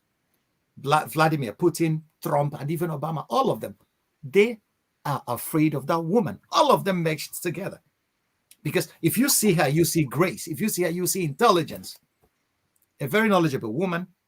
She has a PhD in physics or chemistry. I've forgotten. So women are more than qualified. We have seen it across board. Sirleaf Johnson ruled Liberia. She did excellently well. Our Okonjo Iweala is heading WTO in Geneva. So women could move us to greater heights if we let them and give them the support that they need. Women are the breadwinners of so many families across Africa today. While I was doing my doctoral work, we did research that showed that if you give this little credit, this microcredits to men, the men use this money to marry new wives and drink. But if you give this money to women, women use it to do business, train their families. And you see, the kids of women who got these microloans have better outcomes in school. They have better health outcomes. So which is, women are the bedrock of many families across the continent. So if they can manage families, they can manage a nation. So women, we should encourage them, even in politics, in every dimension of human existence in our society. That's why the computers that these people gave me for Nigeria, I said specifically, is for girls' education. Because there was a situation in Nigeria, in Igbo country, when if there was a decision to send somebody to school, they will send the guys because the women will be married off and all whatnot. But at a point, the men started going to learn trades and the women started going to school. So women should not be discriminated against because of their sex or gender, whatever we call it. They have a lot to contribute to our society. Why are Nigerians so much dangerously divided? It's politics. Politics is what divides us, and the politicians are smart. During political campaigns, they divide us to no end so that they can, impose themselves on us because they don't have anything to offer. If you see a society where the politicians are bent on dividing the people, those politicians have nothing to offer the people. They just divide them so that they can conquer them and go away with the resources. That's what's happening all over Africa. And they use tribalism, they use religion and all whatnot to divide Africans. And we, because many of our people are not well educated to see the gimmicks of these politicians, we buy into that narrative and perpetuate them. Watch it. Many of these politicians that use us during elections, when they get to power, they forget even those that they used to get there. It's always the case. Look at the palliatives they are giving us. So it's politics. What divides us? What does every Nigerian want? To have a peaceful, quiet life, to have food on the table, to train his kids, and then when he comes home, nobody should terrorize or harass him. Peace, that's what every normal human person wants. But politics will always divide us because, they believe they can do whatever they want with us. That last question, is it morally upright to say tell someone this? Sometimes it depends on the context. Sometimes there's a way you tell somebody to shut up, it will be morally justified. If somebody is trying to monopolize a discussion in absolute disdain and disrespect to every other person, every ethics supports you to tell that person to take a hike. But if you mean it as a point of insult, insulting people is never excused by anything. I'm done. All right. Thank you. Thank you so much, Isilumi. I'm concerned about time. So on the basic, please, everybody else, I come to one question so that we can get the end of this. And the basic, you're next. Okay. Thank you, Doctor. Thank you, Dr. Dr. Franklyne, for coming. We are very enriched with your depth of knowledge. Doctor, if you can just permit me, I will just ask my questions in quick succession. There are two, but very short questions. My first question is this, Doctor. with the way the Presidential Election Tribunal handled the petitions of Atiku and Obi by completely disregarding the Constitution and the electoral laws, giving their judgment. What do you think Nigerians should do, even as they anticipate or wait for the Supreme Court to rule on this matter? That is one. Secondly, the insecurity in Nigeria is almost out of control across board, and the state actors are up in arms and almost trying to destroy property and lives across the country, particularly in the rural areas. What do you think governments at the center and at the state levels are doing, or why do you think they are largely ignoring this menace and not taking action? And lastly, our media. Many of us are worried that the mainstream media, almost all, are completely compromised, and it's not helping the country to move forward. It's like Nigerians are daily being blinded by what they hear from the mainstream media that government at the center push out. Thank you.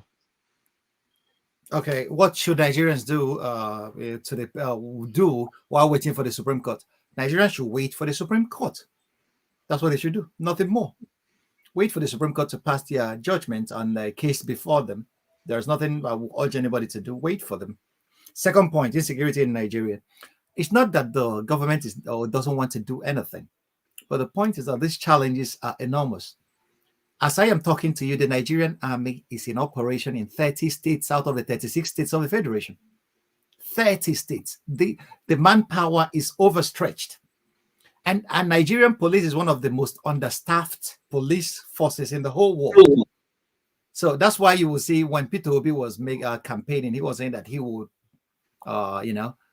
get people into the police. Even Tinubu said he will employ 50 million youths into the army and give them Abado and all the rest of them. So they know the challenges are enormous.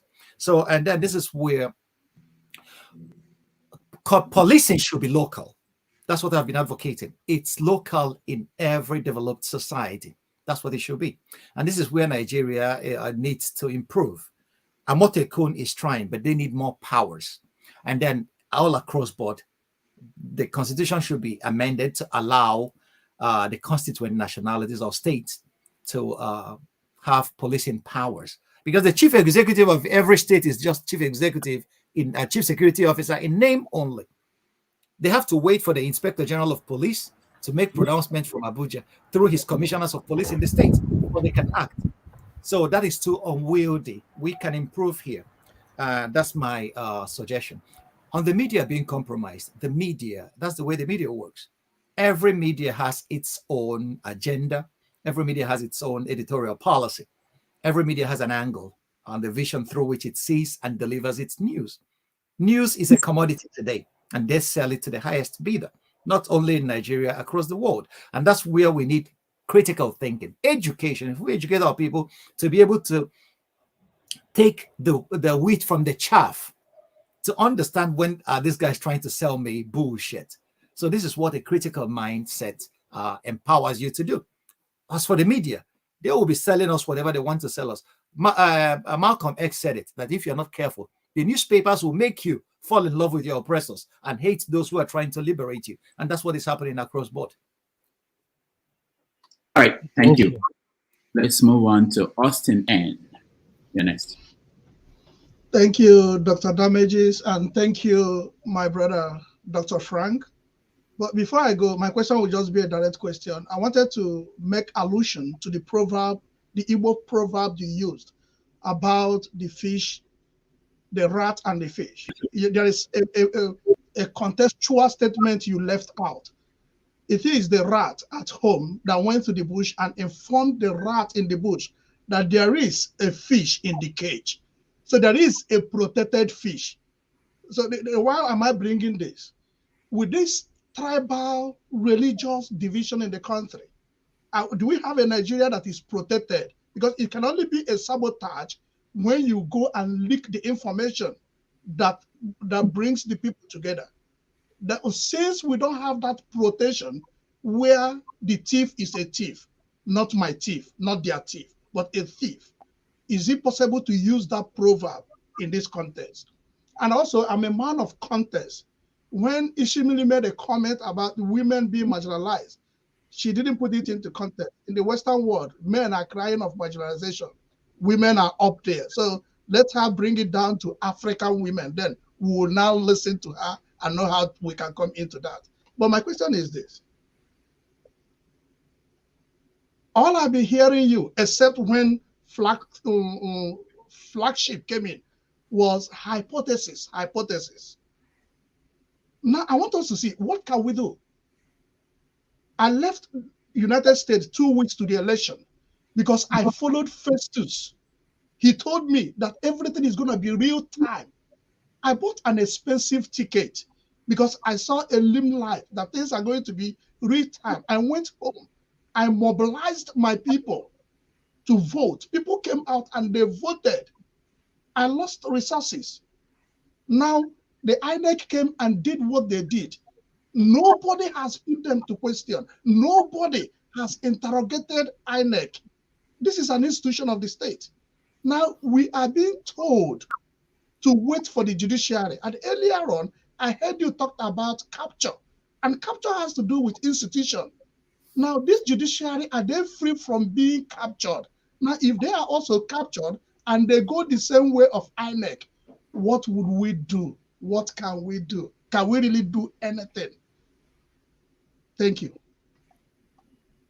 All right. My brother, I appreciate your passion.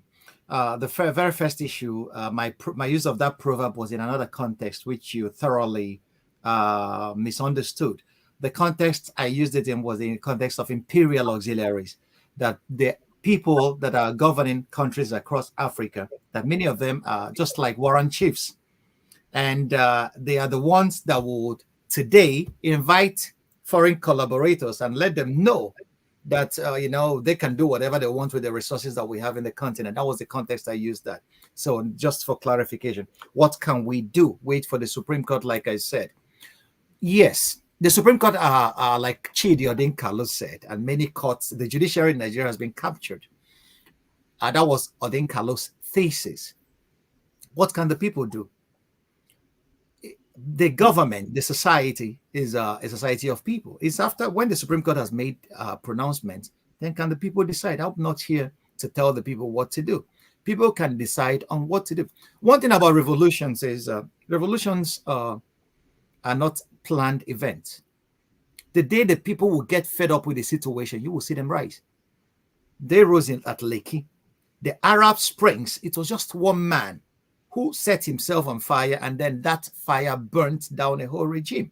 So the day the Nigerians will get fed up, they are going to rise. Don't worry about that. They are going to rise the day they will get fed up. But one other thing is, before Nigerians could rise, it will take time. You know why? Because of you and I. We are supplying them the dollars that they need to be sustained. The day Nigerians know that money is not coming from anywhere, and that they stand the risk of eating from the garbage bins, that's the day they will rise and throw out these mercenaries governing them. It's as simple as that. But if there is hope, if your mama knows that at the end of the month that her salary is coming from one nobodo, now why should she go and die? No, she'll wait. And it happens across board. So that's just the way it is. So history has shown us that. But revolutions, on the other hand, will always feed on its architects. So that's why, I don't know. I don't have the answers, like I said. That's why I base myself on thesis, because it's from thesis that people who are practically oriented can derive what they need to take actionable stances on the problems of the society. Every society has levels of people. They have the thinkers and they have the doers. I may not be a perfect doer, but I can think. So my job is to supply thoughts, ideas. There are other people who are better than me that will supply the muscle, the energy to translate those ideas into reality. And that's where we complement each other. So I cannot be, I don't know it all. So I just state it from my perspective and then let others take it from there, my brother. Thank you. Chim, after you go to forefathers, and then you continue. Okay, all right. Thank you very much for having me. And Dr. Franklyne, it's a pleasure to share this space with you. I have been listening from the background. I went for another function, but my internet connection there wasn't very good when I wanted to come in. That was about the time when one man was manifesting. Your last comment before I ask my question, just very thank you for that, distinguishing it, because you see, in this forum we've had this, and I'm happy Ovie is around here, because your last comment speaks to where I have always disagreed with him. You just rightly said now in your response to Austin that you're a thinker, and there are people who are doers. And some people are both thinkers and doers, but there are people who think, and then it's left for society to be able to take those fantastic thoughts they come up with, for those of them who know how to run with it and then run with it.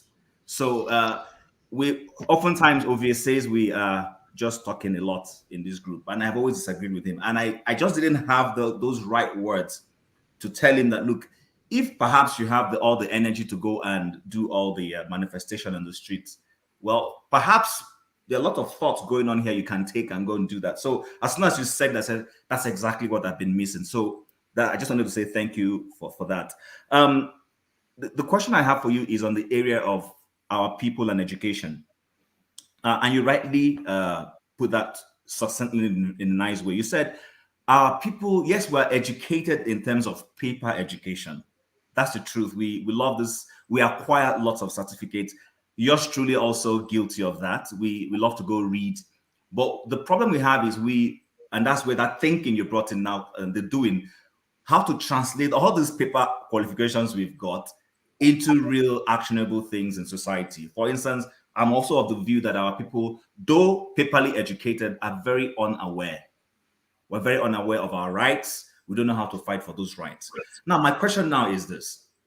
Do you think educating our people in terms of doing versus educating our people to be economically empowered should be the first thing to do? Because at the moment, hunger is making people to not stand on values.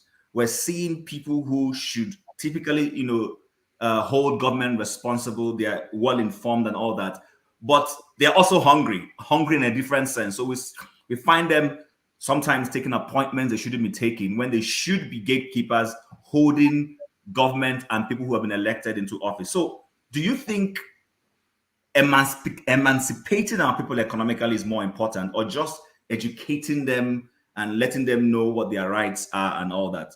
And then lastly, is it possible to have a dignified woman, following from Isimiri's question, a dignified woman in our society, the same society that is producing the undignified men? Because, I mean, it's garbage in, garbage out. It's the level of citizenship is the level of political output we're getting. So those who are citizens today ultimately become the leaders and the political actors. They don't jump from heaven. So it's the quality of bad citizens we have produces the quality of bad leadership that we're experiencing.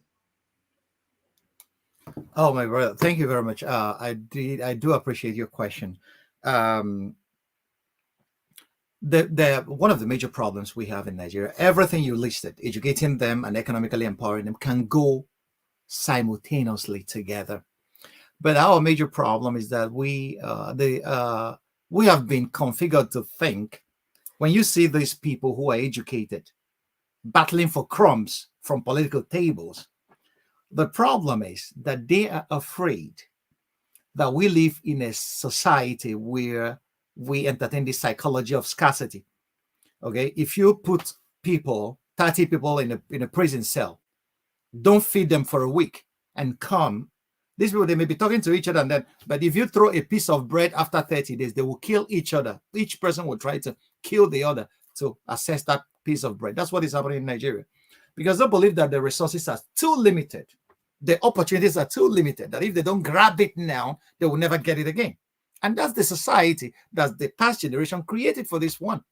Because if we planned our society in such a way that there will be equality of access to opportunities, a level playing field for everybody, we wouldn't be entertaining this psychology of scarcity that we have. That's what is governing those in power in Nigeria. I come to power, hey, I will steal everything I can in this missionary journey because I may never get here again. because they know that the next guy that is coming, that the society has been configured is a winner takes all. Okay, so education actually is supposed to lead to economic emancipation. Germany during the Second World War was producing everything, even artificial fuel to power their planes that were going to drop bombs in England. That was education. Okay, so education could make a society self-sufficient in agriculture. They will learn and discover better ways of planting and preserving food. In Nigeria, you will transport your carrots from northern Nigeria to before it gets to Enugu, everything has spoiled. Okay, so education is supposed to provide local solutions to local problems. But our paper certification doesn't avail us of that. Okay, so we don't, think about the practicalities of what is, we are still learning in Nigerian education that Mungo Park discovered River Niger. That's our curriculum for crying out loud. So these are the things that we actually need to change. Finding local solutions to local problems. That should be the goal of education. We can do that. But like you rightly said, there are thinkers, there are doers. Many of the great ideas ruling the world today were from men who never even walked 1 meter to implement them. Karl Marx is one of the greatest philosophers of all times, but he divided this world into two: communism and capitalism. He just wrote a book. Das Kapital is the title of it. Plato, we don't even know him. He was talking about the best elements becoming governors in a society. We know Aristotle. We know all these great philosophers. So ideas move societies. Ideas move men. Those who generate ideas must not be the ones to implement them. That's why we have a society. We are not equally talented, but we are equal in rights and dignity. All right. Thank you. How do we get 5 people to ask questions in 15 minutes and get the answers in 15 minutes? So that's where we are. So we'll see if we can do that. Jegun, go next, and then Forefathers. We can't hear you. You're muted. Is that better? Yeah, good. Wonderful. Uncle Rudy, well done, and thank you very much for the platform. As per normal, things are going on wonderfully. I've been really enjoying the conversation. And to my dear Dr. Franklyne, you've done a sterling job, sir. My goodness, I've been impressed. Largely, I'm not aware of you. Forgive me, forgive my ignorance on that part. But I often listen to our guests here and never ever really want to approach, because not that they're not good, they will be fantastic. But there's a way that you have delivered here today that shows great balance, great perspective, great humility for the aspects that we have that we call Nigeria. You warmed me with much of what you said. And as such, I want to put 2 questions to you, if I may,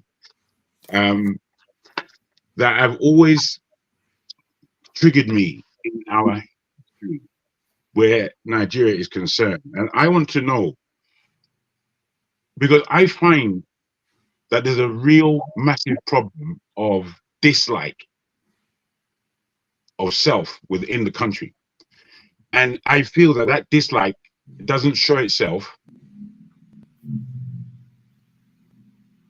than it does between the ethnicities of the Europe.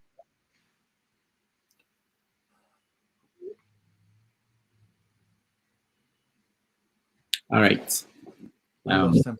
Yeah, we lost him. He'll come back again. He's been in and out. So that's so while we wait for him, Forefathers. No. I'll take his 2 minutes. I'll take his 2 minutes to my own. No, Via, no. Sorry, we don't have time for you. Forefathers, go ahead. Greetings, Rudolph. Thank you for having me, and special greetings to the guest, Dr. Franklyne, and to members of the panel, the chat, and to the viewers. You said something about our people being in the 17th century, and you also went on to mention that it's going to take 50 years to get ourselves out of the mess we are in. Personally, I have an issue with 50 years for one, because I think our situation is very urgent. We have a serious issue of actually whether we are going to survive in this world. And my take is that, because if you look at some countries out there, like even the Russian Revolution, from the formation of the Bolsheviks to them taking over the country, it's around 14 years it took. And it took the Chinese from being invaded by the Japanese to becoming a nuclear power 20 years. And I fear that some of the conversation we tend to have is not necessarily that our people are not intelligent or they don't have it's a level of critical thinking. I often narrow it to deductive reasoning. However, I think there's some other ingredient that's missing. And this is because I tend to talk in this kind of language. Because if you look at other nations, what forges their people is events that are occurring to them. It's not necessarily just because they are suffering from poverty. It's often something that unites them for a cause. And Nigerians don't have any cause, and our leaders don't give us any cause to be united on anything. If anything, they thrive on our division and weaken our people as much as possible. And you said something about whether until our people will get to start eating from the garbage bins. No, they will not allow that to happen, because their purpose is to keep us as strong as possible, not to fully collapse, and definitely weak, so that we can never industrialize and become self-determining. And that is what they've been doing all this while. Hence, we've never been able to be defended. You mentioned that Tinubu himself and Peter Obi, all of them, they all understand that we are undermanned in terms of our security. But none of them, whenever they get into office, want to act on that. Because if you even go back 300 years or so, when we were enslaved and colonized, one of the key things we lacked was security and technological innovation. Those are the two critical ones, because when you do deductive reasoning, you will find that every other group have divisions, every other group have tribalism, every other group have all the other features we have. But the only thing we don't have is these two. And we've not moved on to try to fix it. And hence, when our leaders, and you also said 50 years, I feel that is dangerous, because if you also go back just about 100 years or so, 120 years during the Berlin Conference, the Europeans were fighting each other before that time. But they united and then took over our continent. We didn't know that. They didn't invite us to that meeting. And now there's a new one that is coming along the line. Now the world is multipolar again. And another one is going to come. If we waste the next 10 to 20 years, when the Asians and the Europeans and the Americans come together, we will be in serious trouble, because we are the only great race in this world that on numbers over 1 billion that is not defended. Nobody is talking on our behalf. And I feel that because we haven't experienced what other people have experienced, we cannot get there. The issue is that I find, because I think you probably have seen some of this stuff in psychology, where they said the way people respond as individuals is different from the way they respond as a group. We tend to have this thing that is described as low group mental, this in IQ. Our collective intelligence is not very high, because events are not occurring to us the way it's meant to happen, like what this in Hamas is experiencing right now, or what the Japanese experience. We were not invaded. Our leaders were basically groomed to betray us. So how do we get from the experience that we lack compared to the Chinese, the Vietnamese? All those people had things that united them. How do we get from there to where we set our differences aside as a people, unite to build a society that is able to thrive in the current century? That is my biggest challenge. All the conversations I have with our people, they tend to have issues because they will talk about economy, they will talk about everything. None of all these other people cared about that. You know, one of the reasons why Lenin succeeded, he disagreed with Karl Marx. Because Karl Marx was talking about gradualist change. He said, no, we have to act. We have to make this thing happen. I just found that out this week. And he went and made the change happen, and it happened in 14 years. All right. So how do we get from where we are right now to where we need to be, so that we can get out of the mess we are in within the next 20 years? All right. That is our problem. Thank you, forefathers. We have to run. Well, my brother, you gave a timeline of 20 years. Myself, in all my analysis, I have seen. I gave the analysis of 50 years as what we should start working towards. Germany was leveled after the Second World War, and Germany took the Marshall Plan loan from the United States, and in 50 years, Germany became the leading economy in Europe. Countries may take various times. I don't know. I don't have all. There are various approaches to getting a society right. But one of these approaches, like you said, that we don't have a common history, but we have a common experience. Every Nigerian is poor. Poverty is our common experience. If that doesn't move us to act, I don't see what can move us to act. So we should start from there. Every Nigerian should hate. Look at the guy brandishing a bag of rice and telling these guys to take their rice back because this is an insult. If the guy in Enugu says the same thing, and the guy in Kaduna says the same thing, before you know it, the revolution has started already. Because it's a uniting thing. People are beaten down every day by the economic realities. And that's what leads to revolution. I wrote an article when Nnamdi Kanu was talking about Biafra and all. I said, every revolution is about the bread and butter question. Any revolutionary that has not answered this question, the revolution will eat his head. That's what history has shown. If you don't answer the bread, it's economics. If you don't ask if you don't provide answers to the economic question, you are going to lose your head.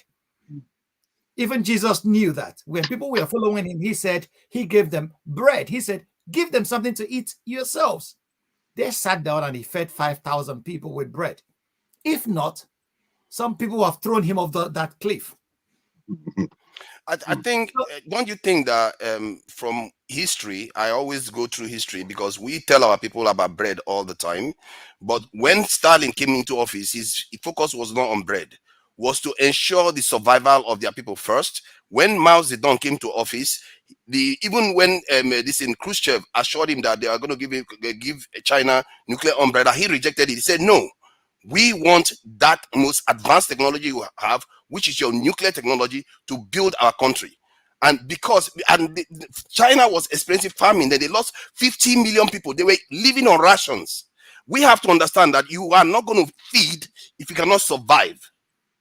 And I think that is a big mistake we make.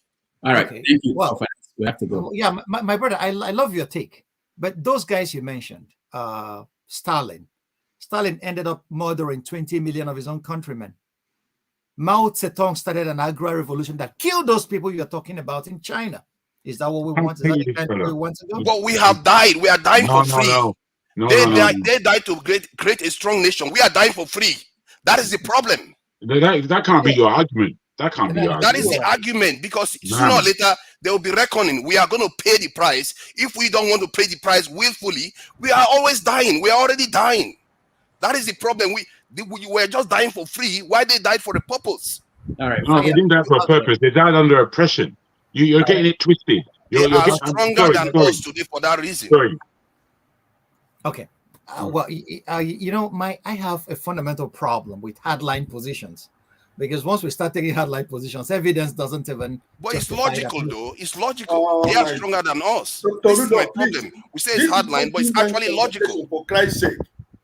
Okay, it's logical for you, but for me, it doesn't make any sense. I'm sorry, because if Stalin ended up being a genocidaire that murdered his own people, and we're Stalinist ideas today, where are the ideas of Mao Zedong today? They are one of the strongest countries in the world. They can survive. We can't. Well, we have already survived. We have lived here for millennia. So we are already, so you are not dead yet, and I'm not dead yet, and we are still living. What we are saying, I understand what you're talking about, the need for a country to be able to protect itself.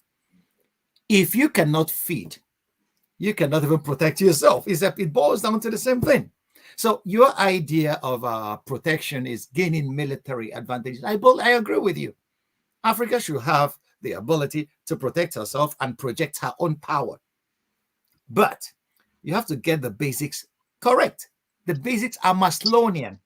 Okay? Food, shelter, the basics that the people need. If you don't solve that basic problem, there is no other foundation upon which you could build the security architecture that you wanted to protect a whole continent. People have to feed, first of all, before they can talk about fashioning bows.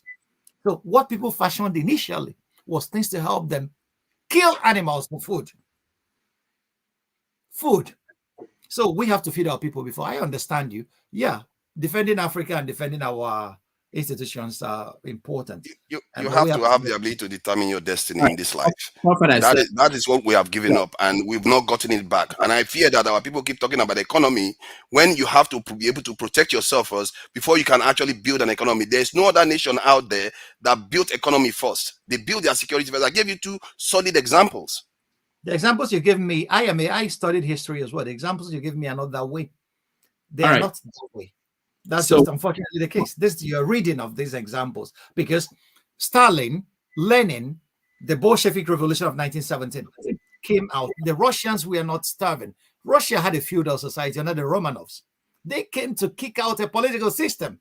So when you tell me it's about creating a strong, Russia was already strong. Catherine of Russia was a daughter of Germany who went to Russia and became a queen. So these guys were strong already. They were fighting wars across Europe. Russia defeated Finland and took her territory. So it's not about Stalin making any. Stalin didn't change much, or even Mao Zedong. So we know what history says about it. So when you come here to tell me, no, these guys were feudal societies before. So, and like I said, Russia defeated Finland in a war and defeated many other surrounding countries like Sweden. So they were strong. I really wish you can. You see, there are people here. I really wish you can have a more, because I think you are a honest, intellectual, and I really wish you can have a more detailed conversation about this, because there are people here. Yeah, but I disagree with your submission at the moment. It's beautiful. We can disagree. I welcome disagreement. There's no problem with that. But like I said, your reading of history is different from mine, because I know that these societies were already functional monarchies. And what is the essence of monarchies? Monarchies were able to wield large tracts of land together. The Romanovs were controlling the whole Russian from Siberia till the Urals, okay? And they were uniting tribes together and peoples, the Muscovites, the Neo-Ukrainians and all whatnot. So these people were already strong. So what Stalin came, what the Leninists did in 1917 was to overthrow the political leadership, which was under the Romanovs, eliminated the Romanovs, took over power, and tried to recreate the society in the image they want. The society was never defenseless. The Russians were defending themselves, and these guys came and wanted to refashion the society according to their communist ideals, according to what Marx and Engels enunciated in their Das Kapital. Okay, the same could be said of the Chinese. China was an ancient kingdom that built a wall to defend herself. We can see the Chinese wall till today.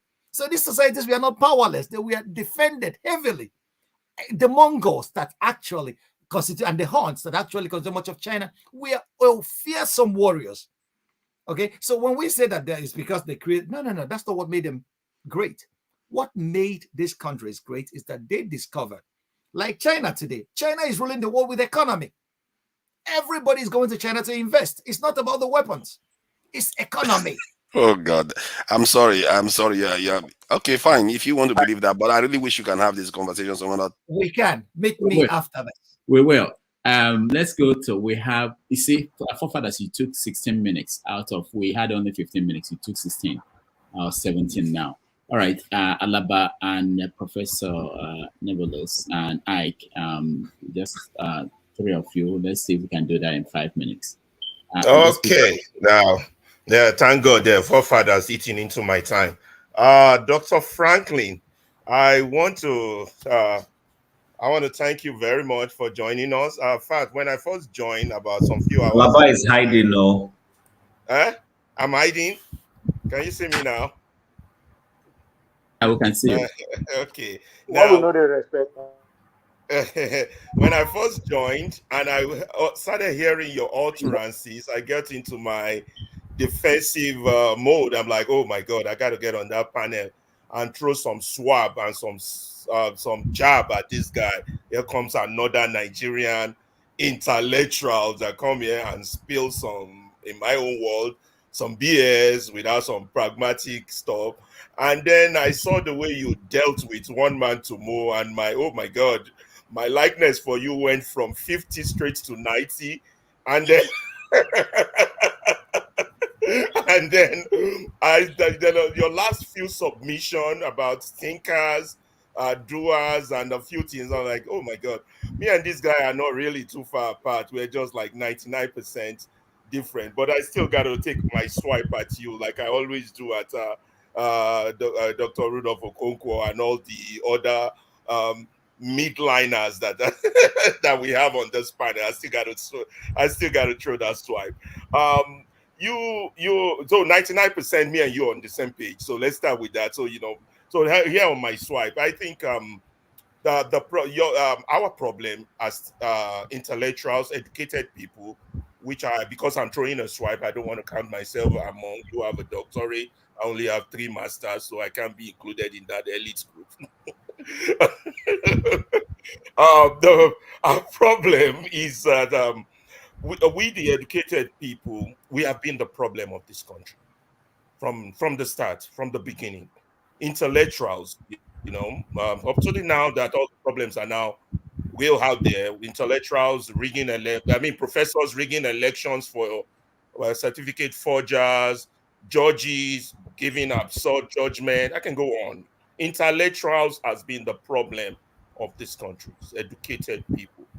Why they are problem, I don't understand. Is either they've been miseducated or what? I really don't know. But we gotta take a look at ourselves, this elite intellectual group. Now, what will lead to my question is that you have hit all the key points on the head. What mostly we do as intellectuals that we've been misdiagnosed the problem. I have always tell people our problem is worse than apartheid, is worse than segregation, is big manism, and it will take 100 years to solve. You put a 50 at it, I respect you greatly for that. Most people don't agree. They think, oh, it's something you can solve. Some people don't even see the problem. We are politically naive. So to the extent your solutions have been very good, we got to be education, but the key thing is still goes to how. One of my criticisms of you is that here you go, listing how we solve this problem, spending time on highlighting the problem, but less on solution. So you've been right on 99% of the things you've said. Our problem, but this is the way I see Nigeria. I don't know if any of you watch movies. I just watch a movie. It's called Hijack, Idris Elba. Nigeria is a plane that has been hijacked, and the hijackers are in control. So now we, the passengers, we have to see, do we negotiate with the hijackers? Do we try to take them down? Do we know where they're taking us? Are they suicide hijackers? We don't know all these things yet. Are they going to crash the plane? So our primary mission is, how do we land this plane peacefully without everybody crashing?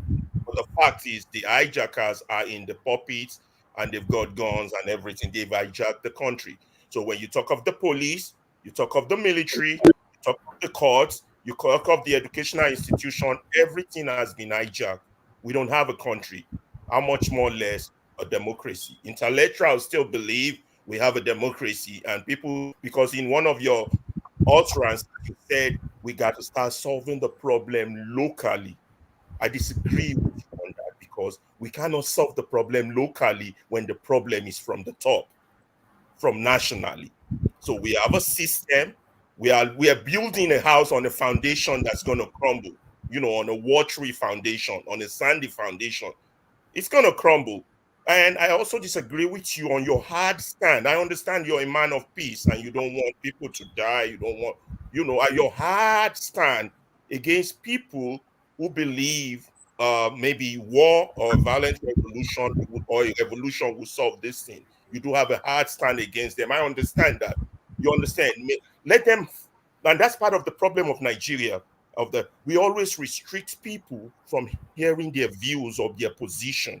Look, the Irish never had any independence without the Irish Republican Army. We know what their resources were. Even the ANC, at a certain point in time, they left the peaceful negotiation and went into sabotage revolution. I'm not saying we should adopt this, but let people be what they want to be.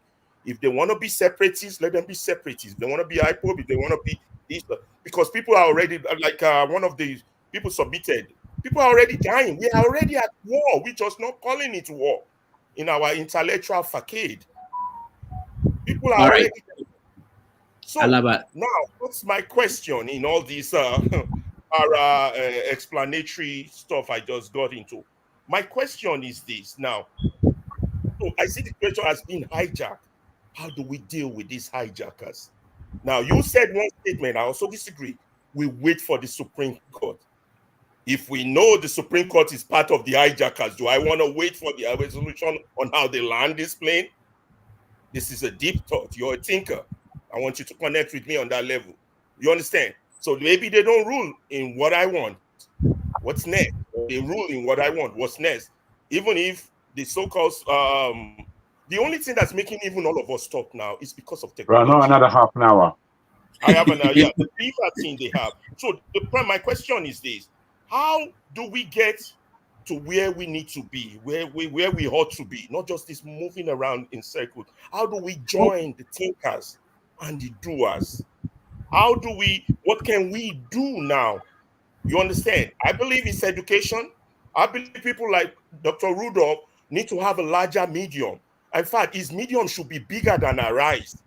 I believe all of us that come on this medium, all the intellect, we should recognize ourselves, put money on the ground, invest in media houses, because the system as it stands right now has already recruited a child yet unborn. This Agbado system, or whatever you want to call it, of certificate forgery to get to the top of this corruption, it has already. So how do you want to educate somebody? I have people I went to school with in Lasso.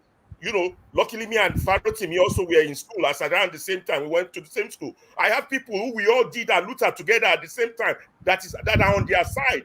And I cannot even convince them to see reason. And you're talking about educating people. So we have a problem.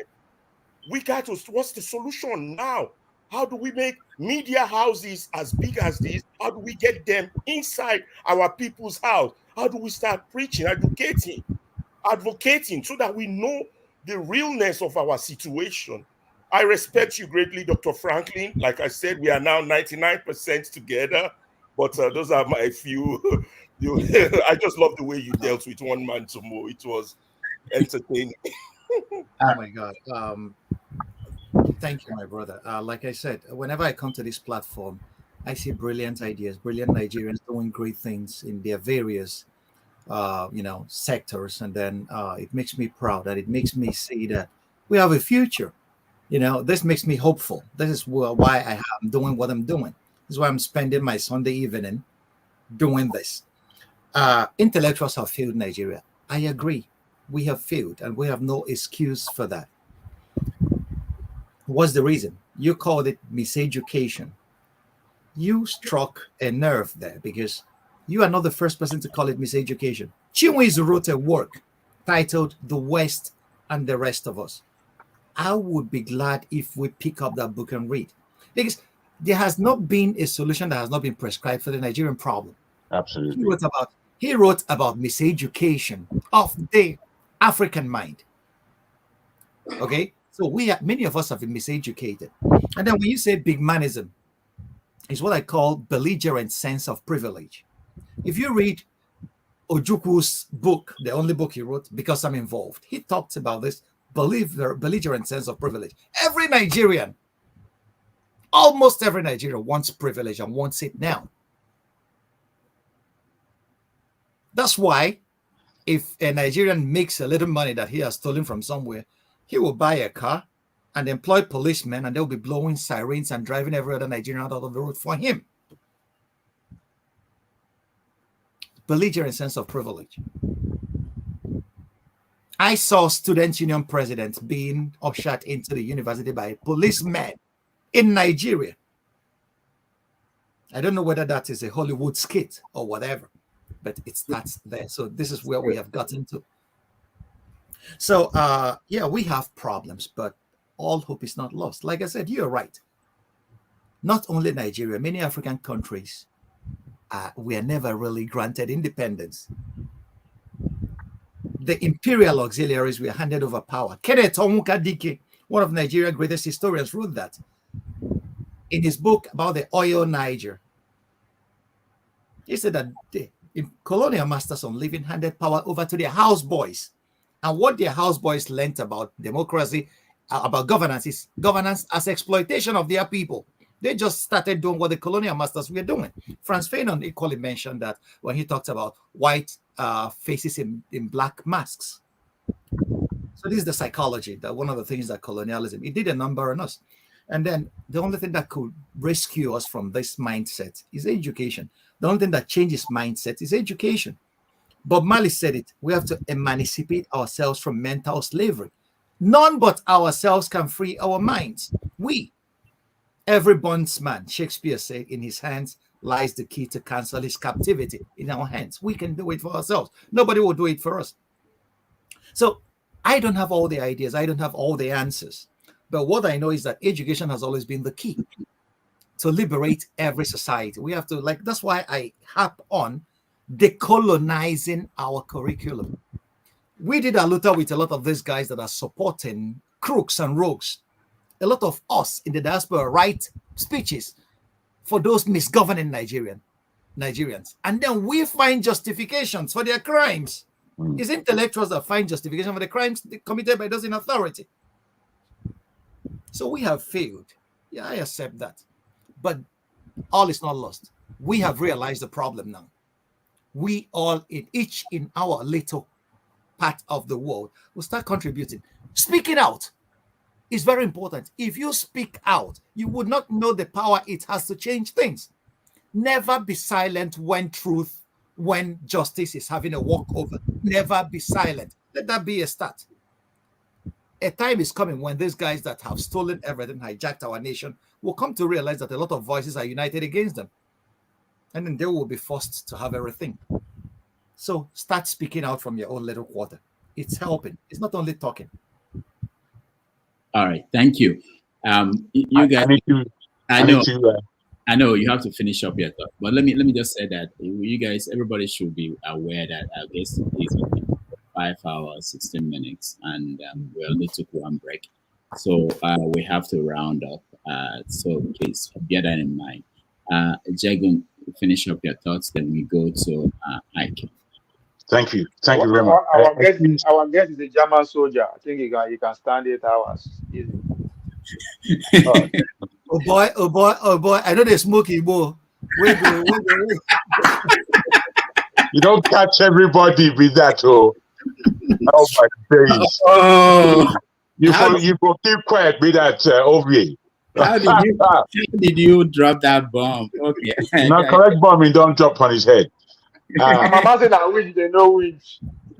Wow. Dr. Franklin, thank you. Hopefully you remember my little prelude. I would just like to add to what Alaba just said about the way you handled one man. And I would add to that by saying the way you handled Pansat as well. And obviously the way you just handled OVA. It just really gives me an understanding that you have full balance, sir. I salute you in these regards. I would like to ask two quite pointed, serious questions where I'm coming from. Having largely agreed with the board, except the people I've mentioned, excluding Ovia. Ovia is my brother. I find that with all the complexities that we have in Nigeria and the complexities that we have more so in the South, do you or do you not think that we've had opportunities, especially between the Yoruba and Igbo, to make a real story of an alliance between them, a friendship basis between them, a mutual respect that needs to come to the fore between them? Because I feel where Nigeria is concerned, these two entities are the answer in many ways and the demise, again, in many ways, of Nigeria's progress. Because we're having the two greatest entities in our country going head to head with each other inside the country for quite spurious reasons most of the time, and really unreasonably handled with a lot of disrespect going to and fro.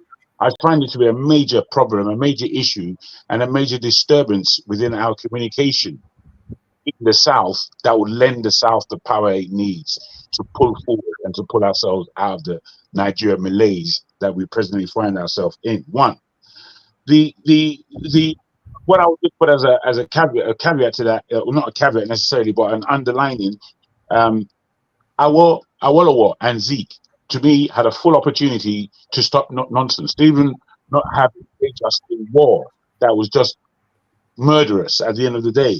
Yet they didn't take it. And I would want to see where the blame lies, because blame lies somewhere, and we have to be able to respect correct judgment. That is one question.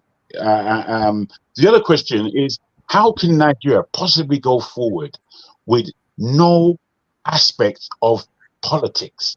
What I mean by that is we don't have any political ideology in that country. We never really have. And in not having any ideology, how the hell did we do 60 years? I really can't even believe it. And wasn't it, or isn't it, even at this late stage, isn't our political ideology in Nigeria, does it not have to stand on the legs of what we call Pan-Africanism? Is that not the politics that Nigeria today should be injecting? Thank you. My brother, you are very brilliant. You are a brilliant mind, and I have to acknowledge that. Let me start with the Yorubas and the Igbos, the two greatest entities we have in the South. If you know, a little bit of anthropology will tell you, if you look at the language structure of these two groups, you know that they are more related than many other groups in Nigeria. Yoruba words and Igbo words have basically the same roots, and that shows that they are cousins in the Bantu stock. In anthropological evolution, the way anthropologists, try to interpret it. If you see some Yoruba words like Imu, the nose, the Igbos call it Imi, yes, and so many other ones. Enu, the mouth, Igbo, Onu. So we see that. So we are more related. We are cousins. We are, than any other nationality in Nigeria. But like I said, this politics is only politics of division. And the two great Nigerians, Awolowo is one of the most brilliant Nigerian minds. He's not only a great lawyer and politician. That man was a brilliant Nigerian. Even at death, Ojukwu in his eulogy said, this was the best president Nigeria never had. And if you know anything about the Nigerian military coup in '66, the young men that overthrew that government wanted Awolowo to become the president, because they knew that was the guy that had the clearest idea of what to do with power in Nigeria. Zeke and Awolowo missed an opportunity to make Nigeria great. But that was just half of the story. The British authorities never wanted that unity, never wanted Zeke and Awolowo, never wanted that handshake across the Niger. They were the ones that sabotaged it to a great extent. So they were very busy feeding both parties trash about each other. I want you guys to read about Operation Legacy. That was what the British government did to Nigeria and countries like Kenya before independence. You could Google and find books on that. I have a lot of books in relation to that here. And then you will see those guys did a number on us. They knew what they wanted. So it's divide and conquer. And we never recovered from that. If the Yorubas and the Igbos have had healthy, there could be healthy rivalry, there could be healthy competition, that will have driven the country beyond our wildest dreams to the heights of greatness. But what we have is petty politicking. When there is an electoral season, they will start telling the Yorubas that the Igbos are their problem. They want to take over Lagos and all kind of trash, which nobody actually believes. These political actors don't believe that themselves because they know what the truth is. But they use that to divide and conquer and get to power. Once they get to power, they will start giving the people grains of rice as palliative, like we have seen. So that was a great opportunity that was missed by these two great Nigerians, Zeke and Awolowo. And then when you talk about ideology, Nigerian politics, the only ideology since 1960 has been who should get what. It's not about the progress and the welfare of the people. The ideology of Nigerian politics today is greed at all levels. And no country survives on that because resources are limited, like economics will teach us. But our needs and wants are unlimited. So how do we reconcile the limited nature of the resources we have to steal and the unlimited nature of the people that are clamoring for a place at the table?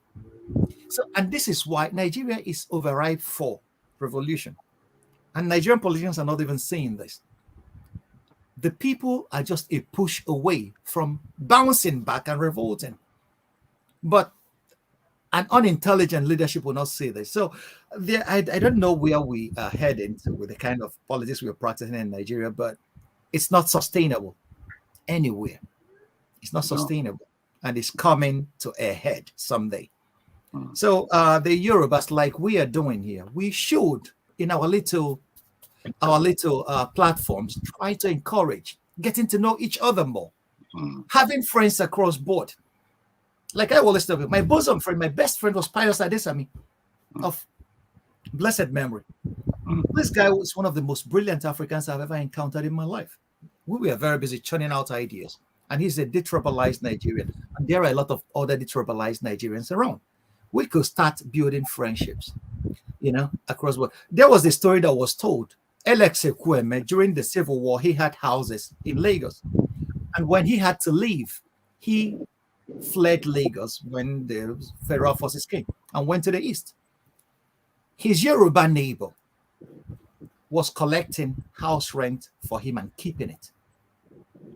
And when he came back, this guy went to him and said, "That's the money I collected throughout the 3 years you were not here." Okay? So there are good people across board. And when this Yoruba guy wanted to open a bank, he heard that his friend, Alex Ekweme, was the vice president of Nigeria. And he waited for him at Marina at a Catholic church where he came to worship. And then once they saw him, he said, "Oh, that's my friend." And the security had to give way. And he told him what his needs were. And this guy himself was the guy telling the story. So there are so many levels which we could start informing and educating our people. The Igbos as well as the Yorubas, we are not different. We have the capability of launching Nigeria and pulling every other nationality up with us as we launch Nigeria to greatness. But if we keep on with the petty politicking, like one man is trying to tell me, last time I had an encounter with him, he was delegitimizing Chinedu Viva Rhodes, who has a Yoruba father and an Igbo mother. That's a beautiful thing. He's unfortunately. So this is a beautiful thing to celebrate in a diverse nation. We should celebrate that unity. But some of us are bent on, robbing assertions and casting assertions on such coming together. So I don't know where we are going with this, but I believe that we can achieve more if we get closer to each other, these two great nationalities, and we can move the entire continent forward because we have the manpower, we have the intellectual know-how, and every other African is waiting on Nigeria to do something to save the continent.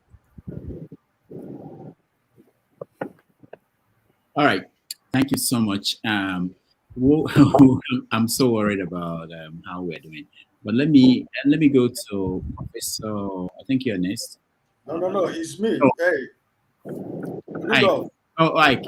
Okay, go ahead, Ike. No, Ike, but the truth is that Prof came in, but he's been in and out. So you are next online, but he's been. Last week, even the same thing. He didn't allow me to come in here until the guests left. You left and handed over to forefathers. The other week, you did the same thing. I'm as well from New York and Bonnet. He got stopped that thing. All right, sorry, sir. I didn't. There's nothing. I'm not targeting you. I wanna disrespect the head and the public. They blame me for everything here. All right, so we are running out of time. Yes, I know. My brother, Dr. Franklyne, thank you. God bless you. Thank you for one man Nigerian film. Because that is the starting of what I want to say.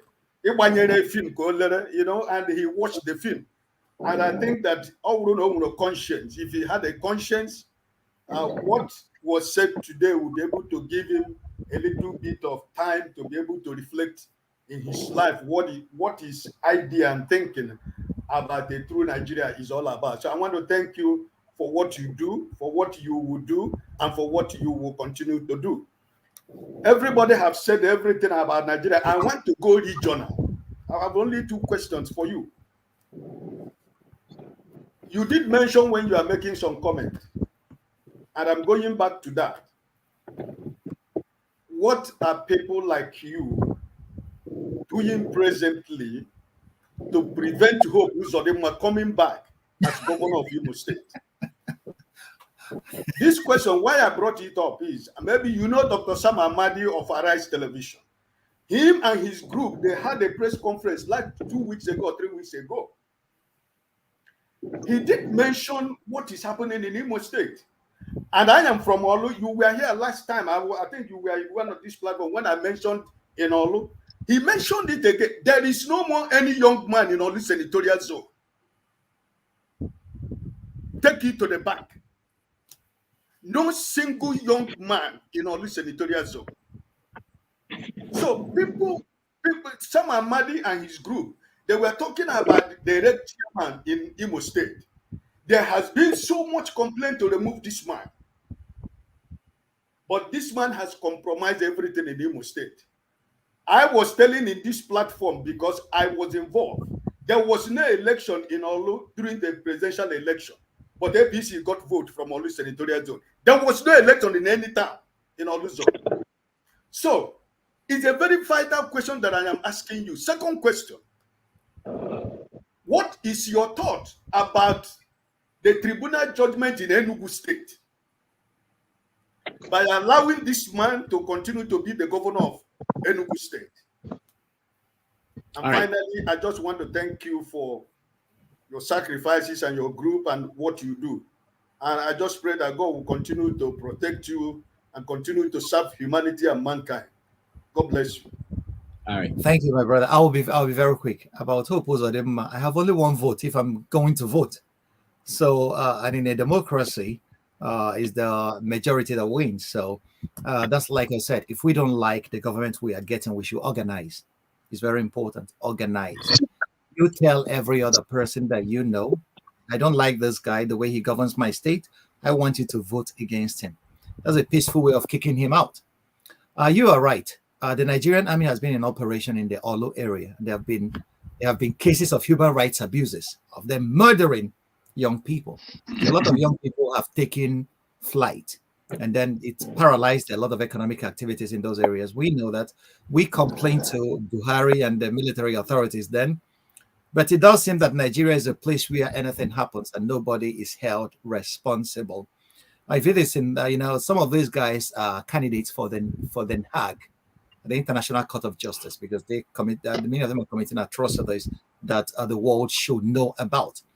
But I'm glad that some human rights groups are documenting these atrocities. At the end of the day, Delegiwa used to say something when he was writing a column at Newswatch called Parallax Snaps. He said, "No evil done by man to man will ever go unpunished. If not now, certainly later. If not by man, certainly by God or nature's God." And I firmly believe that. So we will see to that. Secondly, my reaction to the tribunal judgment in Enugu, I hope that the opposition is trying to go to the Supreme Court with that decision if they are not comfortable with it. There was this issue of certificate forgery preferred against NYSC certificate forgery preferred against the sitting governor of Enugu State. Like I said, I'll ask people to wait for the Supreme Court to make final pronouncements before deciding on the next line of action. If you preempt the Supreme Court, what about if you preempt the Supreme Court and the Supreme Court gives judgment for you? What happens?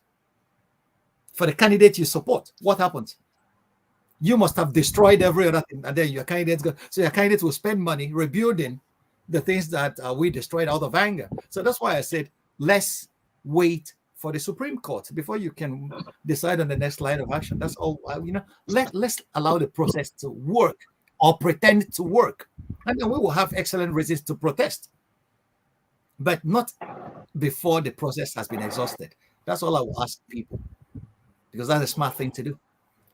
All right. Thank you, Franklyne. One last question, and we let our guests go. And then I've not spoken. What do you mean? What is one last question? What is one last question? What is one last question? No, he's spoken. This is the third time he'll be talking now. If Ovi is going to talk, this is the third time. Tone, hold on. Tone, are you saying you have not asked a question today? No, I have not asked. I mean, Ovi is apart from Prof, we all ask one question. What do you mean by third time? What do you mean by third time? I'm actually looking at Prof. No, we all of us have asked one question already, except Prof. Prof, I see. Okay. Prof is the last. Okay, let Prof. Yeah. Thank you so thank you so much. Thank you for the opportunity. I'm so glad to meet the guest today. And it's a very, very detribalized Nigeria, and the way he has been speaking. I've been part of this program since the beginning, especially at the comment stage, before I could get in.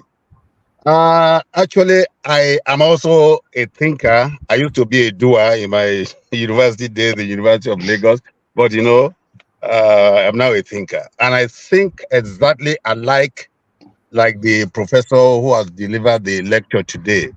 Now, of all of us who are advocating war, how many of us can actually leave our comfort zone and go there into the battlefront? Nigerians are very, very hedonistic. That's one thing I know about them. How many people will actually volunteer and say, okay, I will champion this cause, let's go and fight. If it is fighting, that is the next thing. So I agree with Prof that what we need to do is to organize. As for Hope Uzodimma, is very simple. If the people agree that they will not allow this man to govern them again, they do not allow stomach infrastructure to obstruct their plan. If they all agree, who is he going to govern? Is it not human beings? And this human beings say enough is enough. That government house, you are not going there. How many will police kill? I always look in my class when students ask me, when we have, I also teach history and political science. When students ask me, well, how do we get out of this log? I say it's simple. It's simple because when people are tired, when they are pushed to the precipice, they will turn back and bite their oppressors. But how many of you have been pushed to that precipice? You have not been pushed because you have alternative. You have alternative because you are in a fee-paying school here. Your parents can still afford this school. So you are not the people for that revolution. It is when your parents have been sacked from their place of work, your mother is not working, your father is not working, you can't pay house rent, you can't pay any bill and all that, and everybody is affected. That is when we'll get to that Eldorado. But as it is now, like the professor said, people still have alternatives. Like he said, people are still sending money to their people at home and all that. They still have hope. When there is hopelessness all over the land, look, there will be nobody who will stay in Aso Rock and say he's going to command, because everybody that can be commanded is now a rebellious person. So that is when we can get there, but we are not near it. He said about 50 years. I hope so too. And that means that thing will progressively become so bad till that 50 years. Until our people are really put to this extent that they can't feed again, that is when they will turn against their oppressors. That's what I see about it. Thank you so much, Prof. And I like your delivery and how you have been able to, to quell some, some of the rising, nerves, who are tribalistic nerve and all that. I like the way you have balanced the whole thing. Of course, from my intonation, I'm a Yoruba man. I don't know who is an Igbo. I don't know who is Hausa guy. And that's why I'm a friend to Rudolph since our days in Classic Magazine at the Keja. So, me is a good Nigeria. It's because let me confide in you. Because Nigeria is the way it is, that's why I'm here. I don't have business living abroad at all. With all I've achieved, it's because Nigeria is bad. That's why many of us are here, if we must be honest to ourselves. So my aim all the time, why I contribute every time, is to get that Nigeria off the ground. Because the whole of Africa is waiting for that country called Nigeria. Unfortunately, we are still crawling. That's my contribution. Thank you for the opportunity. Thank you. Thank you, Prof. Okay, so what we're going to do now is that I have my show, who is the moderator here. If he has a question, I will give him the chance. No? All right, so show doesn't have a question. Franklyne was so touched by how passionate Tone is, and Ogbunewezeh. So I will give Tone a chance of one question, Ogbunewezeh one question, and then we'll round it up. And just to, yeah, that's it. All right, Tone, go ahead. Okay, Doctor, thanks for coming. I learned a lot today. I did more of listening. This is not usually me. You can ask the doctor. I'm sure if it is about 20 years ago, I will have asked my certain major to give that guy some good drill. Yeah, and if he's been in a war at the age of 22, I was in a war for Nigeria. I know that they will understand where it's coming from. You see, that's what Nigeria is. So when you're in the public space, people that when I was already hanging, I was already a commissioned officer. They were still cleaning their noses in their mother's laps. Anyway, thank you. I just want to say I've learned a whole lot, and thank you very much for coming along. And I thank you for giving one man, our dear brother. I love him. That's Fensick to calm his nerves down. Thank you. All right, thank you. Ogbunewezeh, one question, no comment. Let me use Tunanja style, pretty much sequence. Right, Prof, thanks, man. I had much fun, more than just as much as I had the first time you were here. My observations are this. You were talking about colonization. On one hand, you point to where Obasanjo actually make a remark regarding that there's a colonization agenda. She never go. She don't go now. She don't go, but when she won't go, she got Canada. Outside, didn't they talk that the other place? Don't. Who do you put here? Who you kidnap for us, Don't? Okay, all right. So yes, in terms of colonization, you pointed out where Obasanjo said it in Ogun State, where there is a colonization agenda. On the other hand, when you are addressing John Abba regarding Benue killings and all that, you said that you were surprised or you don't know why Buhari looked the other way. I mean, is there a correlation between the Fulani president? Okay. No problem. Yes, that's an observation. Then Augustine asked you a question about how do we heal from this 2023 post-election trauma, which allowed me to, let me mention Chim. Chim, it's not fair that Chim mentioned my name. We should not return the favor. About when he asked that question about how do we heal ourselves from the trauma, you said that you don't know. But prior to that time, you were very emphatic about how Nigerians we should stop generalizing that there are good Nigerians among us. You use your friend as an example. Even August himself also used his own friend as an example why he's making that presenting that question. So for me here is the solution. Why don't we channel that energy in educating ourselves, since we all agree that we've been miseducated, right? And again, we talk about idea. We say idea rules the world. I agree. And since we are taking shot at intellectuals, Orwell, that we have mentioned earlier on, quoted earlier on, said that some ideas are so stupid that only intellectuals believe them, right? So if we believe the idea actually ruled the world, and which bettered what they call democracy today, which pretty much the constitution of idea, and the only way to actually make sure your idea will supersede the other idea, there are so many ways to do it. You can go the Orwellian way, which is, compelling people to actually buy your idea, which a lot of people will say that's Tinubu style. While the other way, which is we'll go by what Kwame Ture, aka Stokomake, said. If you organize much, you get much done. If you organize little, you get little done. If you don't organize at all, you don't organize at all. Instead of wasting this our time focusing on what did not make us lose the election. We lost the election not because Bola Tinubu is a fraud, as people want to believe. We lost the election because we were rigged out. So why don't we spend this time and energy to start educating Nigerians, however way we can do it, educating Nigeria while we lost the election, so that we can be better prepared in 2027. She also agree the election is also coming. So that is where Chima misunderstand me that we should stop talking about it. No. We all can talk, but what are we talking about is the context where my own disagreement is coming from. And that's you are laughing. That's my own disagreement. Thank you. I've stopped there, Doctor. You're a great man. You're a great man, Ovie. Well, thank you, guys. The point that Ovie, the point you made, we've been talking on the platform is not bad. At least one thing I achieved today is to make a lot of people realize that what we share in common is much more important than all the troubles we believe that is ailing Nigeria. If Germans open their mouths to tell you the problems about their country, you'll not even believe it. And then there is a phrase for it. The Germans say Yamarei of höchste Niveau. That is, they complain at the highest level. And complaining is good about the society, because if you don't complain, things that are bad will not be remedied, and things that are good will be allowed just to float in the air just that way. So Nigerians, we know how to complain, and it is really nice, because if we want things to improve, we really need to harp on it and then make it better.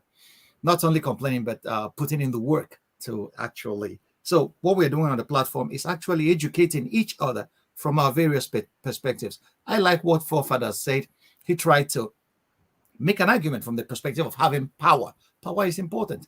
I respect that. But we can take this argument further on another occasion when I have time to deal with that from another perspective, and then we will go at it. I salute all of you. But there is one guy who has been, Francis, who has been complaining that he has burnt a lot of fuel and data in Lagos. I would have loved him to. Hold on. If he's still here. Yeah. I've just added him. Oh, you added him. Okay. Francis, where is he? It's bottom left. Thanks. Okay. Thanks, Rudolph, Yeah. and thanks, Dr. Franklin. Because of time, I kind of have my stuff put down. I ask, do you, like when I mean you, I would say you, people in your class, people in your caliber, do you have any plan to work with people like Chidi Odinkalu and Akumi Adesina in Afrexim Bank, people of that caliber, to try to bring a certain new age grade into the Nigerian polity, whether it's in 2027 or the next election cycle, the next 8 years? Because when you say 50 years, I got frightened by the time you say 50 years. I looked at the demography of age of people that are here. So I don't know whether these people will be here by then and all that. But then it's scary to project that when we might be getting it right, we'll be in that timeline. And then Forefather talked about 25 years, just like 1999 till date, it's almost 24 years. We've lost a generation without getting this democracy. We are trying to get away from military. Nothing is working. Nothing has worked. So that timeline is too far. I've looked at Rwanda. Yes, 20 years after their war, they were able to start getting things right. As embarrassing Nigerian electorates had to go there to try to learn leadership, which is very, very insulting. But what I'm asking, you have someone like Feladro Toyeshore and Moralu in the election before Tinubu, that Buhari told the not too young to run stuff, not to embarrass him, let them wait. When he's done with 8 years, they can then progress. So I was looking forward to such age bracket, Moralu Droche or the other guy, Shore, to come up on board. But unfortunately, this 2023, they didn't show up, and then we now have Obi. So my question is, reason I'm asking this question, I don't know, Dr. Rudolph, I don't know when you're going to bring Patutomi here. I've listened to Patutomi over time. He mentioned that the APC constitution, the one that he used in 2014 and whatever, was drafted in his house. So if such intellectuals like Patutomi, Ogbunewezeh, and the rest of them that war with APC then to get Jonathan out, in whichever way their levels of involvement, when I see some intellectuals and we're celebrate Nigerians talk about this are a problem, I always want to end it. What is the way out? Now you said whatever, however we are going to get it, the timeline is almost 50 years, but it's also going to take some what do you call it, revolution that will come when people are really pushed to the wall that they cannot pass through that wall. That's when they will now react back. So can we have some sort of group by people of your caliber to put up something to begin to war with either the younger age bracket, because I didn't know someone like Tinubu will come in there at his age. If it was Femi or Showore or the rest of them, people won't be bothered, or even Obi. But it's going to the old people, and then look at what's going on. So please, it's just that central question. But I have a lot to say, but because of time, I just let it be like that. Thank you, my brother. Each of these brilliant people you mentioned, Chedo Dinkalo, I'm an admirer of him and the work he does. Whether we will get to a platform where we would start grooming Nigerians. Nigerians are too intelligent to be groomed by anybody. We know what is right, basically. Okay? I don't have any political ambitions in Nigeria at this time. I don't know what the future may bring. But I love being a teacher. I love debating ideas. I love putting my ideas out there and learning by getting my ideas challenged. And I think many of these guys you mentioned like the same too, like Chidi Odinkalo and the great works he's doing.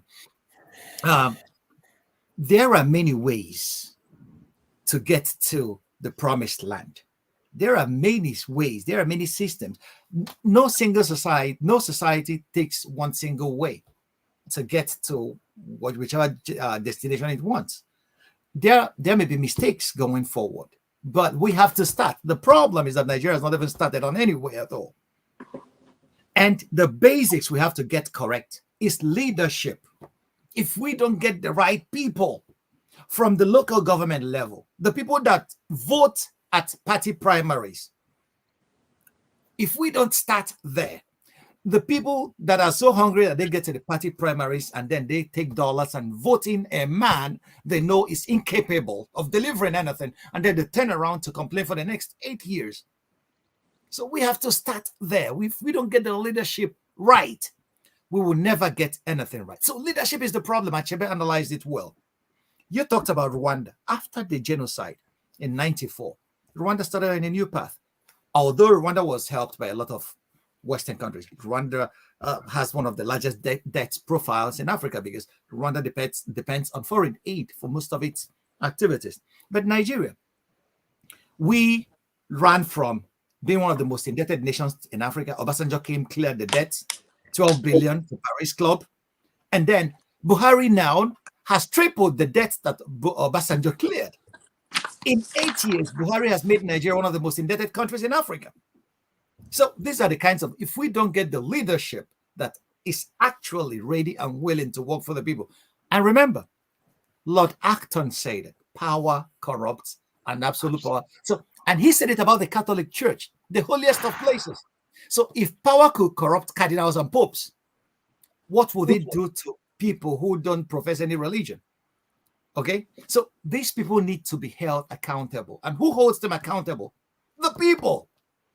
Power is a dog that needs a leash. Power. So it lies on all of us. If we are waiting for who should bail the cat for us, the people should start speaking out. We should start organizing at the local level to challenge those in authority. Even if we bring Mogalo or Showore, and if we don't apply the checks and balances which guides power, they will go corrupt as well, because Nigeria is too tempting for anybody that is in power not to be corrupt. The forces are mighty. When St. Paul said in the Bible that we are not fighting against flesh and blood, but principalities and powers, this is what he means. These are vested interests that will want the resources and take it for nothing. So if we don't challenge them, it will continue being this way. And this is my last word on it. If Nigeria doesn't get leadership right, we have not even started. So if you're even talking about 50 years, we are not even on the racetracks yet. Okay, so it may even take more than that. Anybody who thinks it's going to take shorter. Nation building is a long-term project. So thanks for your submission. I don't know. I mean, I don't want to sound hopeless. It's hopeless, but when I was in Malaysia, when I interacted with the youths and all that, what they told me, I mean, the leader has been there for over 40 years and they are not bothered about the politics of electing someone 5 years or 2 years, because he gave everyone who is able to progress to tertiary institution or different levels of academia in terms of skill, like you mentioned in Germany, the guys that couldn't go to university. And so when they finish from primary to university with free education, what do you expect these individuals?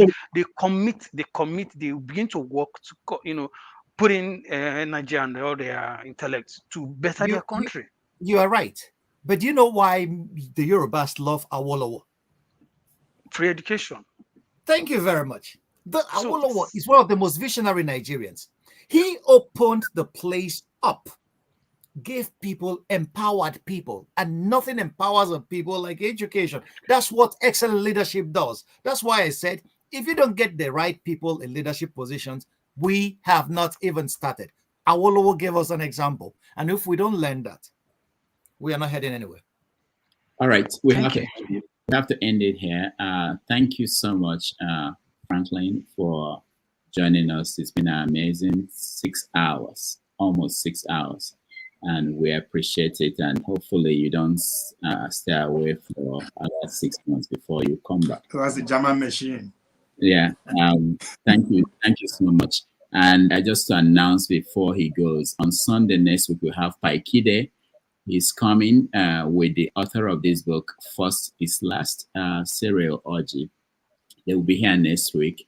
And like I said, P2B is coming within the month. I don't have a date yet. I have an idea when it could be, but we have to finalize a few more things. And for everybody who joined us, I thank you all at home and those who supported us. We appreciate you. I will then show. There's something we need to talk about, but that will be after Franklyne leaves. So I just want to thank Dr. Franklyne. Thank you so much for being here. Thank you. It's my pleasure. Thank you, guys. All right. So let's take a break, just a few minutes, and then we'll come back and review how the day went, and then talk about some house cleaning stuff. Okay. Thank you, everybody. And it's a shame Masca didn't get to ask any question, you know. Oh, I was quite eager to hear from him, but where were you all this while, Masca? He came late. Eh? No, actually, the good thing is I never intended to ask him any questions because I've listened intently. At every point, the man kept saying, I don't have the answers, but people kept asking him impossible questions. Chief, take your time. But why you didn't laugh when I did ask my question? You just threw me off my thoughts. I should just laugh. I confused. I don't even finish my question again. Okay, I apologize. No vex. That was fun. It's fun. I actually came in for fathers because I saw it's time for the late night crew. Exactly. Okay, so we can have our fun now. Today is the last day, Rudolph. Play one fella song. Let us enjoy. Military guy. We are waiting for Mr. Rudolph to go. I'm about to go to, but we can't just play any song. So we have to play the ones we have the right to play. So I wish we can play anything we want. Play my uncle. I bet. Play my uncle. Rudolph, I was shocked when I heard a song that wasn't a Magic Fashion. No, we're improving. We're moving. Ah, man, are you jealous of my uncle? Long time, everyone. How's everyone doing? All right, so it's nice to have you. It's been a while.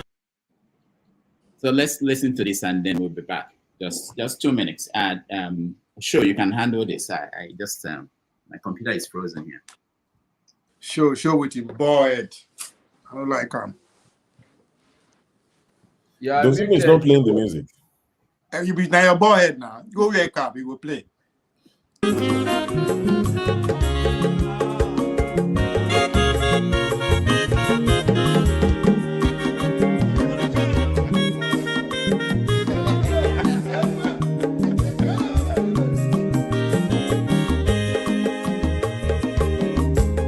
When your mazolo bio, akwa nwa mazolo bio. Max, ịbịa bunyegokwanụ m n'ofu ube n'azụ ụlaga n'ịbịazigo mmanwụ ụlaga do n'ịbịazigo akwa nwanwe ilochi ya biko rapụ zoro ka ọ nabazi ya onye ọma zoro biko abụ mmanwụ zoro dosari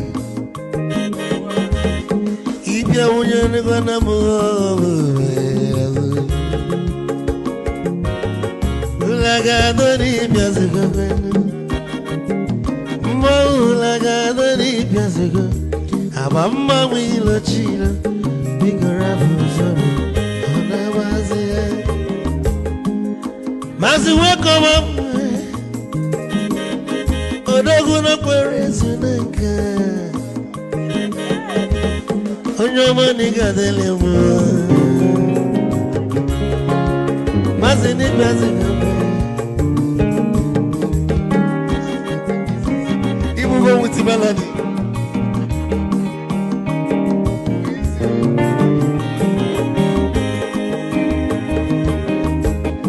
ikachu with your phone odogu na chala noka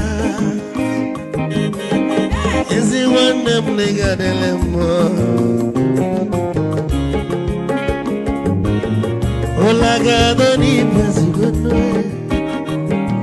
Ma olaga doni bezigo Amama wilo chilo Bigora buzo Anabazi Te Onyama zoro no Amama wazoro no Sorry Ibia muya no kwana mo ofube naru Olaga no ni biazugo Nasa boy Olaga no ni biazugo Abamba wilo chilo Biko rapu zoro Anabazi Ice Odogu kenenu mikechofo Ama kwa mnika kugogia Waligwe kwelo Ikejo mabele bege Hey you want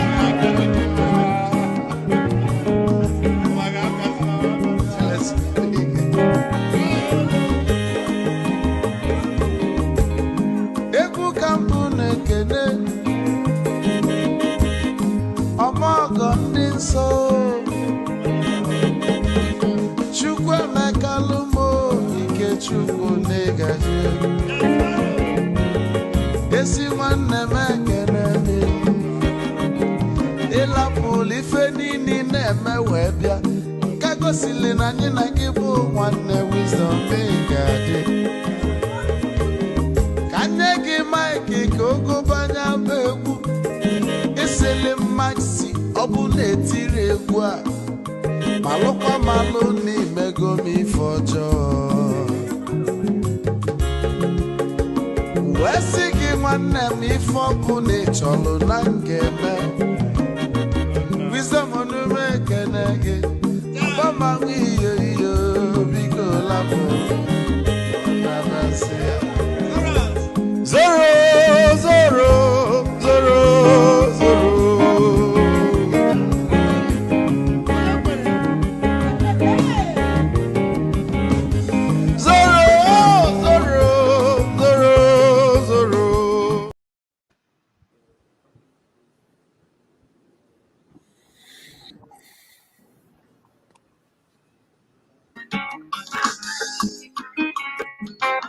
All right. Welcome everybody. Welcome back, and it's nice to see some faces. Where is Dominic? I've been looking for him. I'm here. Dominic. Yeah, I've been so busy, man. But I saw Franklyne was going to be on. Can you guys hear me? Can you hear me? Yes, we can. Loud and clear. Okay. All right. Thank you, everybody, and it's been a long day, and I appreciate it. I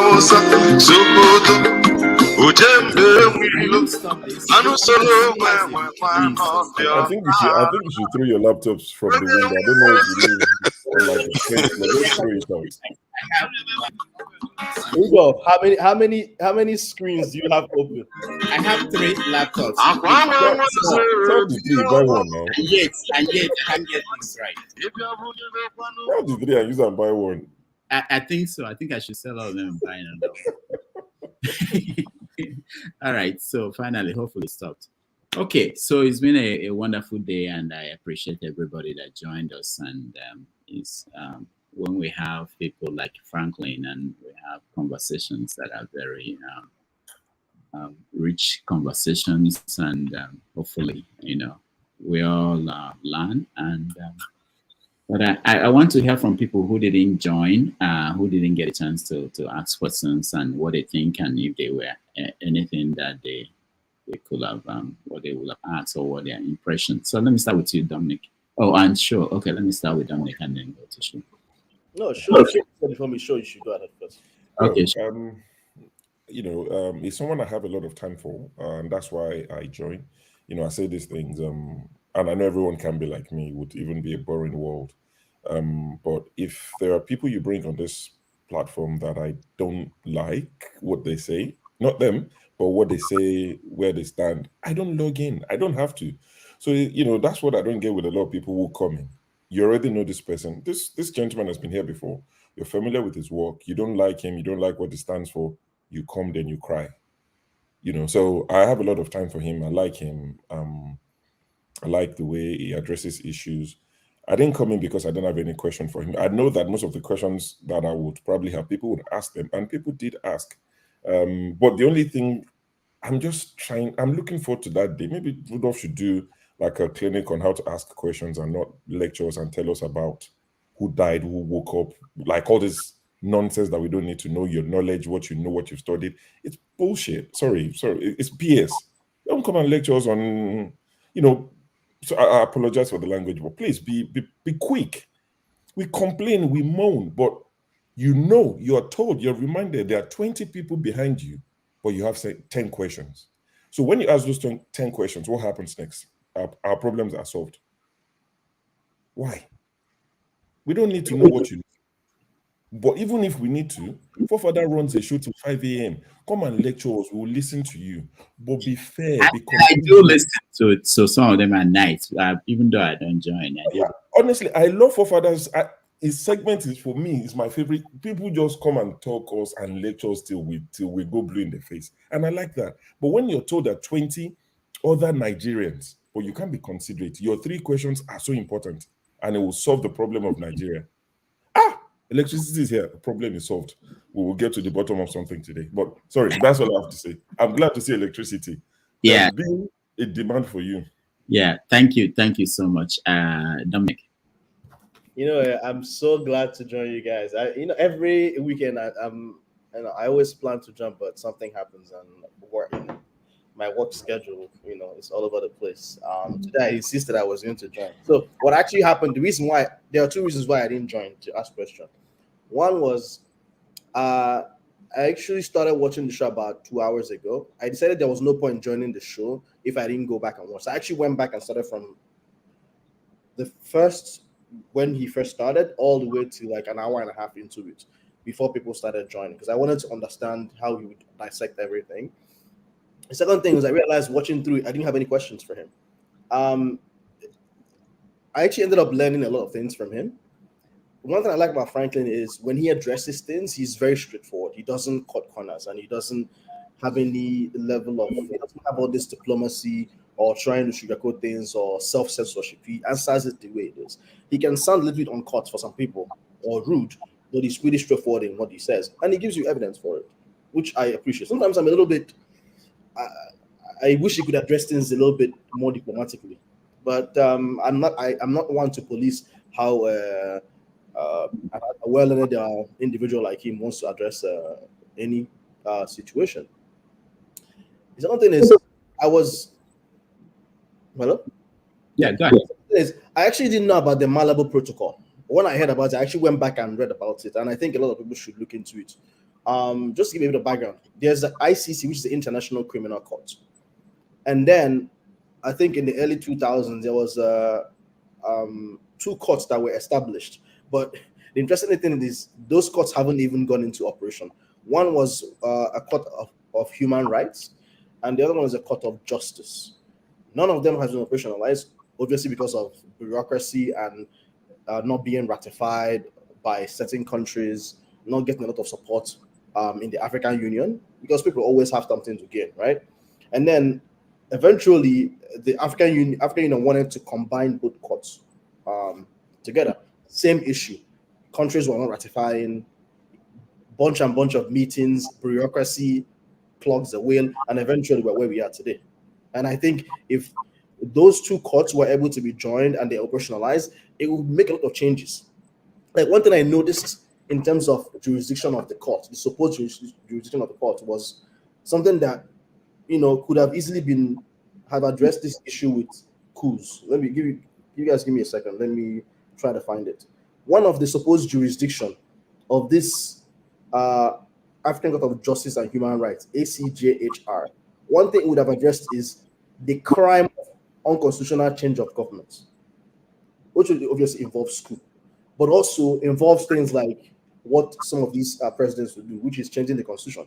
There's no point in changing the constitution when it comes to term limits, but if you are pushing to change the constitution, you as the person who is in charge then should not benefit from it. So if you want to change your constitution so that there's no term limits, or so that you can have one term can be 15 years, that's totally fine. But you as the president who's in charge then cannot benefit from it unless it becomes unconstitutional change of government. So there's always something to learn from someone, no matter how much you may be against the way the person addresses things, or you may be against some of that person's ideas, which is something that Rudolph has always put up on this show. But sometimes Rudolph is not a bit pushy, because at the end of the day, Rudolph has to stay neutral. So it's left for us moderators to kind of push some of what we know Rudolph wants to say. So this platform is very open for everyone. I've seen people who say things that I find outrageous, but I'll still not kick them out. I'll listen to them. And so at the end of the day, us moderators will try not to police anyone as much as we can, and we'll try not to block people. But one thing I will say is YouTube has terms and conditions. And so even though we may not police certain things, there are certain things that you would say on here, certain things that you would address that may cue into the YouTube algorithm, and you may get blocked for a certain reason, or certain things may not appear on the show. So just for people to be aware, I for sure know I'm not blocking anything. And I can't speak to other moderators, but I could say maybe, I think from what I know, none of the moderators on the screen are policing or blocking anyone. I just wanted to address that. All right. Maska, go ahead.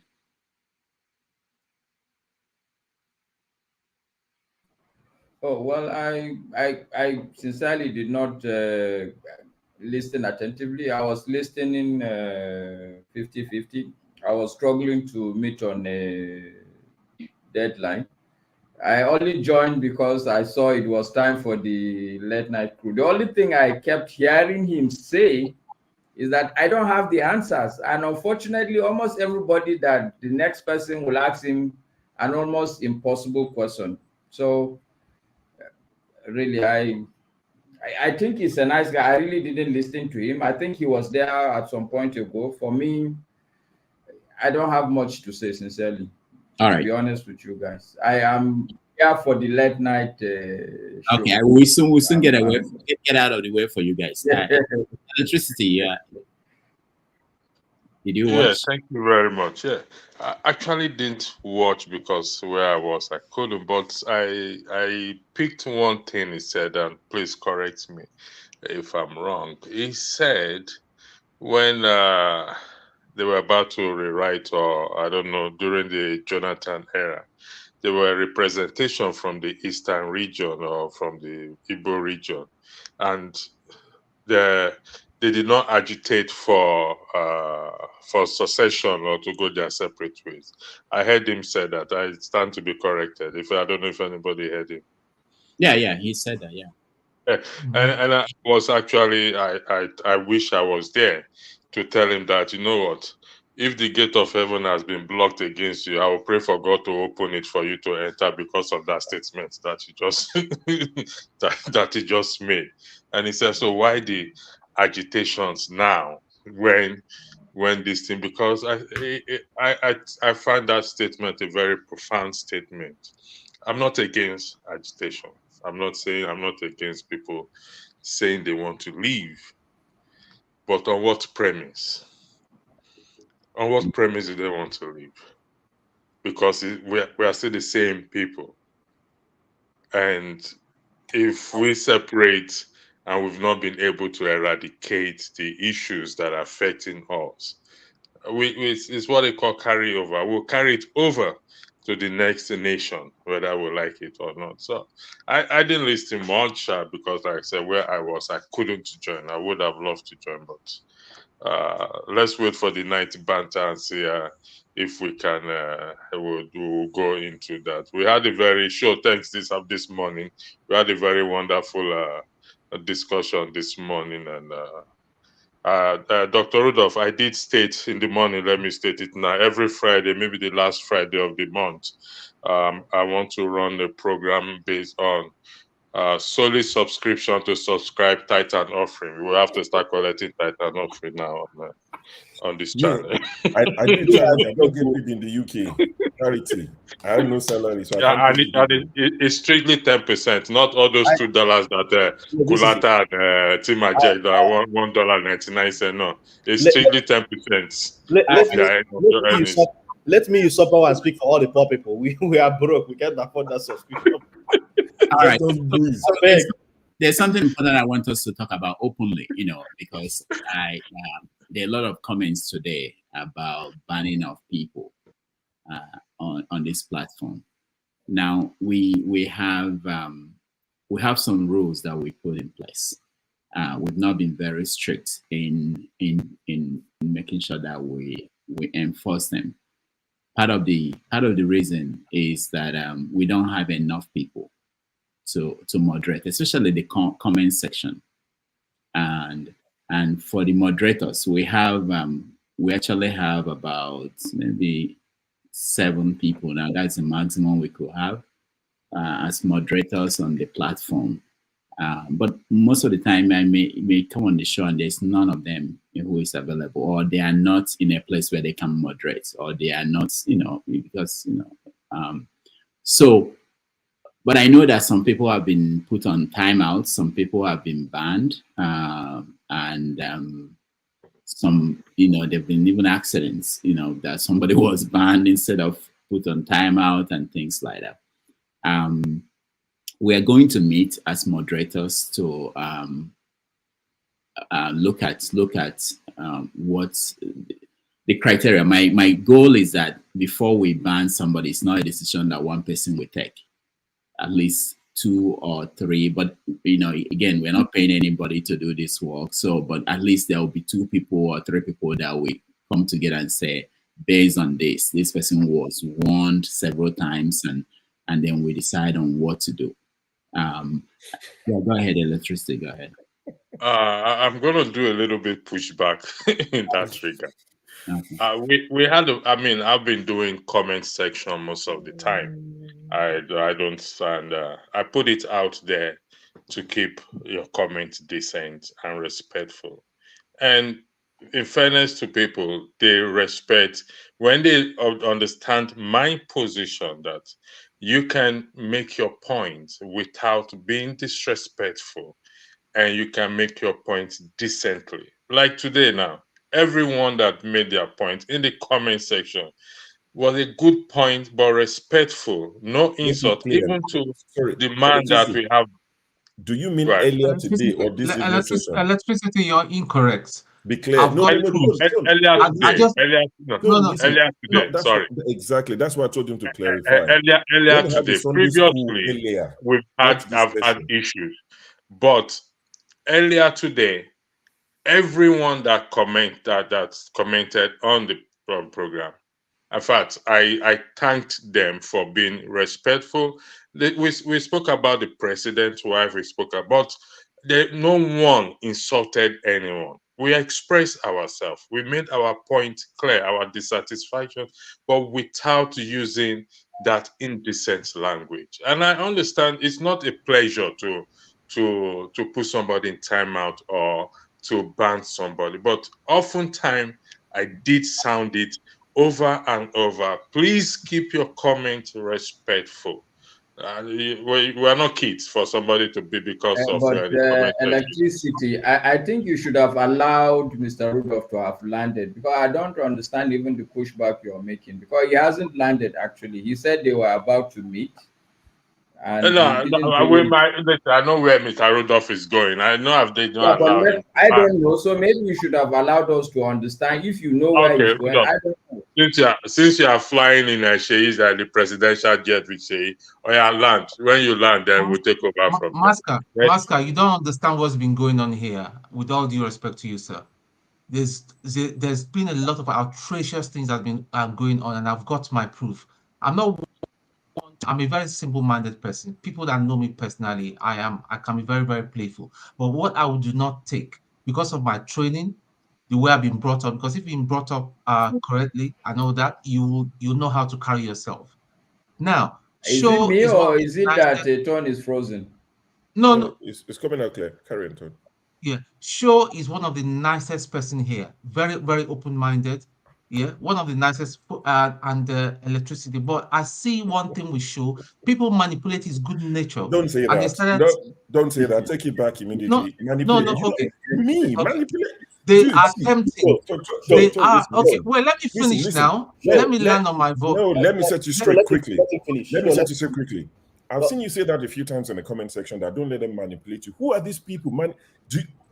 When I say, do you know me? Do you want me to name names? Do you know money I have? Do you want me to Me as name a stubborn person. Forget this manipulation you're talking about. Tone, see, let's address them quickly. I'm going to drop my mobile number. I'm going to drop my mobile number on my... Wait, stop it. Stop it. Stop it. You have problems with people in the comment section. They have problems. I don't have any problem with people. No. You do. You clearly do. Please don't say, don't put it that way. Because if you're saying I have a problem with people, you're being disrespectful to me. You're being disrespectful to me. You're being disrespectful. No, you are being disrespectful to me to say that I'm having a problem with people. I don't care how you feel, Tone. Listen. I don't care how you feel right now. I've told you many times. See, you raise this comment section all the time, and I have no grounds with it. I told you in the private comment section, if there are people who give you grief, block them. That's the biggest power you have. You choose not to. I choose not to. Now they bully you online because they know that it gets to you all the time. Every time you speak, you spend 5 minutes about the comment section. They won't leave you alone. That's how they work. Block what you just succeeded in doing now? Do you know what you just succeeded in doing now? I didn't do anything. You brought it upon yourself. No, do you know what you just done now? You just empowered them the more. To take actions. Look at these people. Look at what you. And you talk about it for 5 minutes. They're passing through you. Grow a pair. No problem. Hold on, guys. Hold on. These guys don't care about you.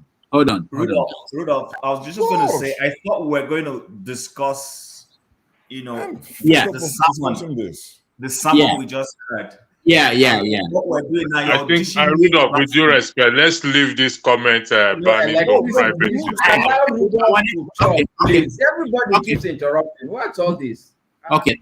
So I wanted just to say that I'm going to have a meeting with the moderators. Okay, that's what I wanted to say, and also wanted to say that now that we have started enforcing the rules, people are now beginning to react, and that's what I've been trying to avoid by saying that people should moderate how they write and what they say, how they use words. Because the problem is this: I can tell you openly. We don't have to have a separate meeting for that. The problem is that if I say you shouldn't say, call somebody a shawo, we will ban you. Then the next word will come up. We ban the person for that word. The next one will come up. It will be a constant thing. But people can moderate how they talk. The fact that people are not seeing you, the fact that you're not using your name, it's not a reason for you to write things that you won't say in front of somebody when you meet them. And that's what people don't even think about, that you most likely are going to meet these people. Okay, but it's good that people know that there's a consequence there for actions now, and hopefully we are going to meet privately all the moderators and we'll see how to resolve the issues. But for those watching at home and those who participate on the comment section, we like you. We know that you are part of the show. In fact, we're still thinking about how to get you more involved. Taking your questions while we are talking to the guests. But it's not when things are not going well. They are when it's being distractive. Because all I get is messages that somebody's saying this, and I'm trying to listen to the guests. I'm trying to coordinate people in the studio, and then we are getting that people are rude, people are there. It doesn't help. People are calling people names. So please, we don't want it to be a distraction to the conversation we're having. We want also you guys to be part of it. So we're going to meet on that, and we're going to get back to you guys and talk about it. So, but it's important for everybody to know that we're aware of what's going on and we're sharing it in public.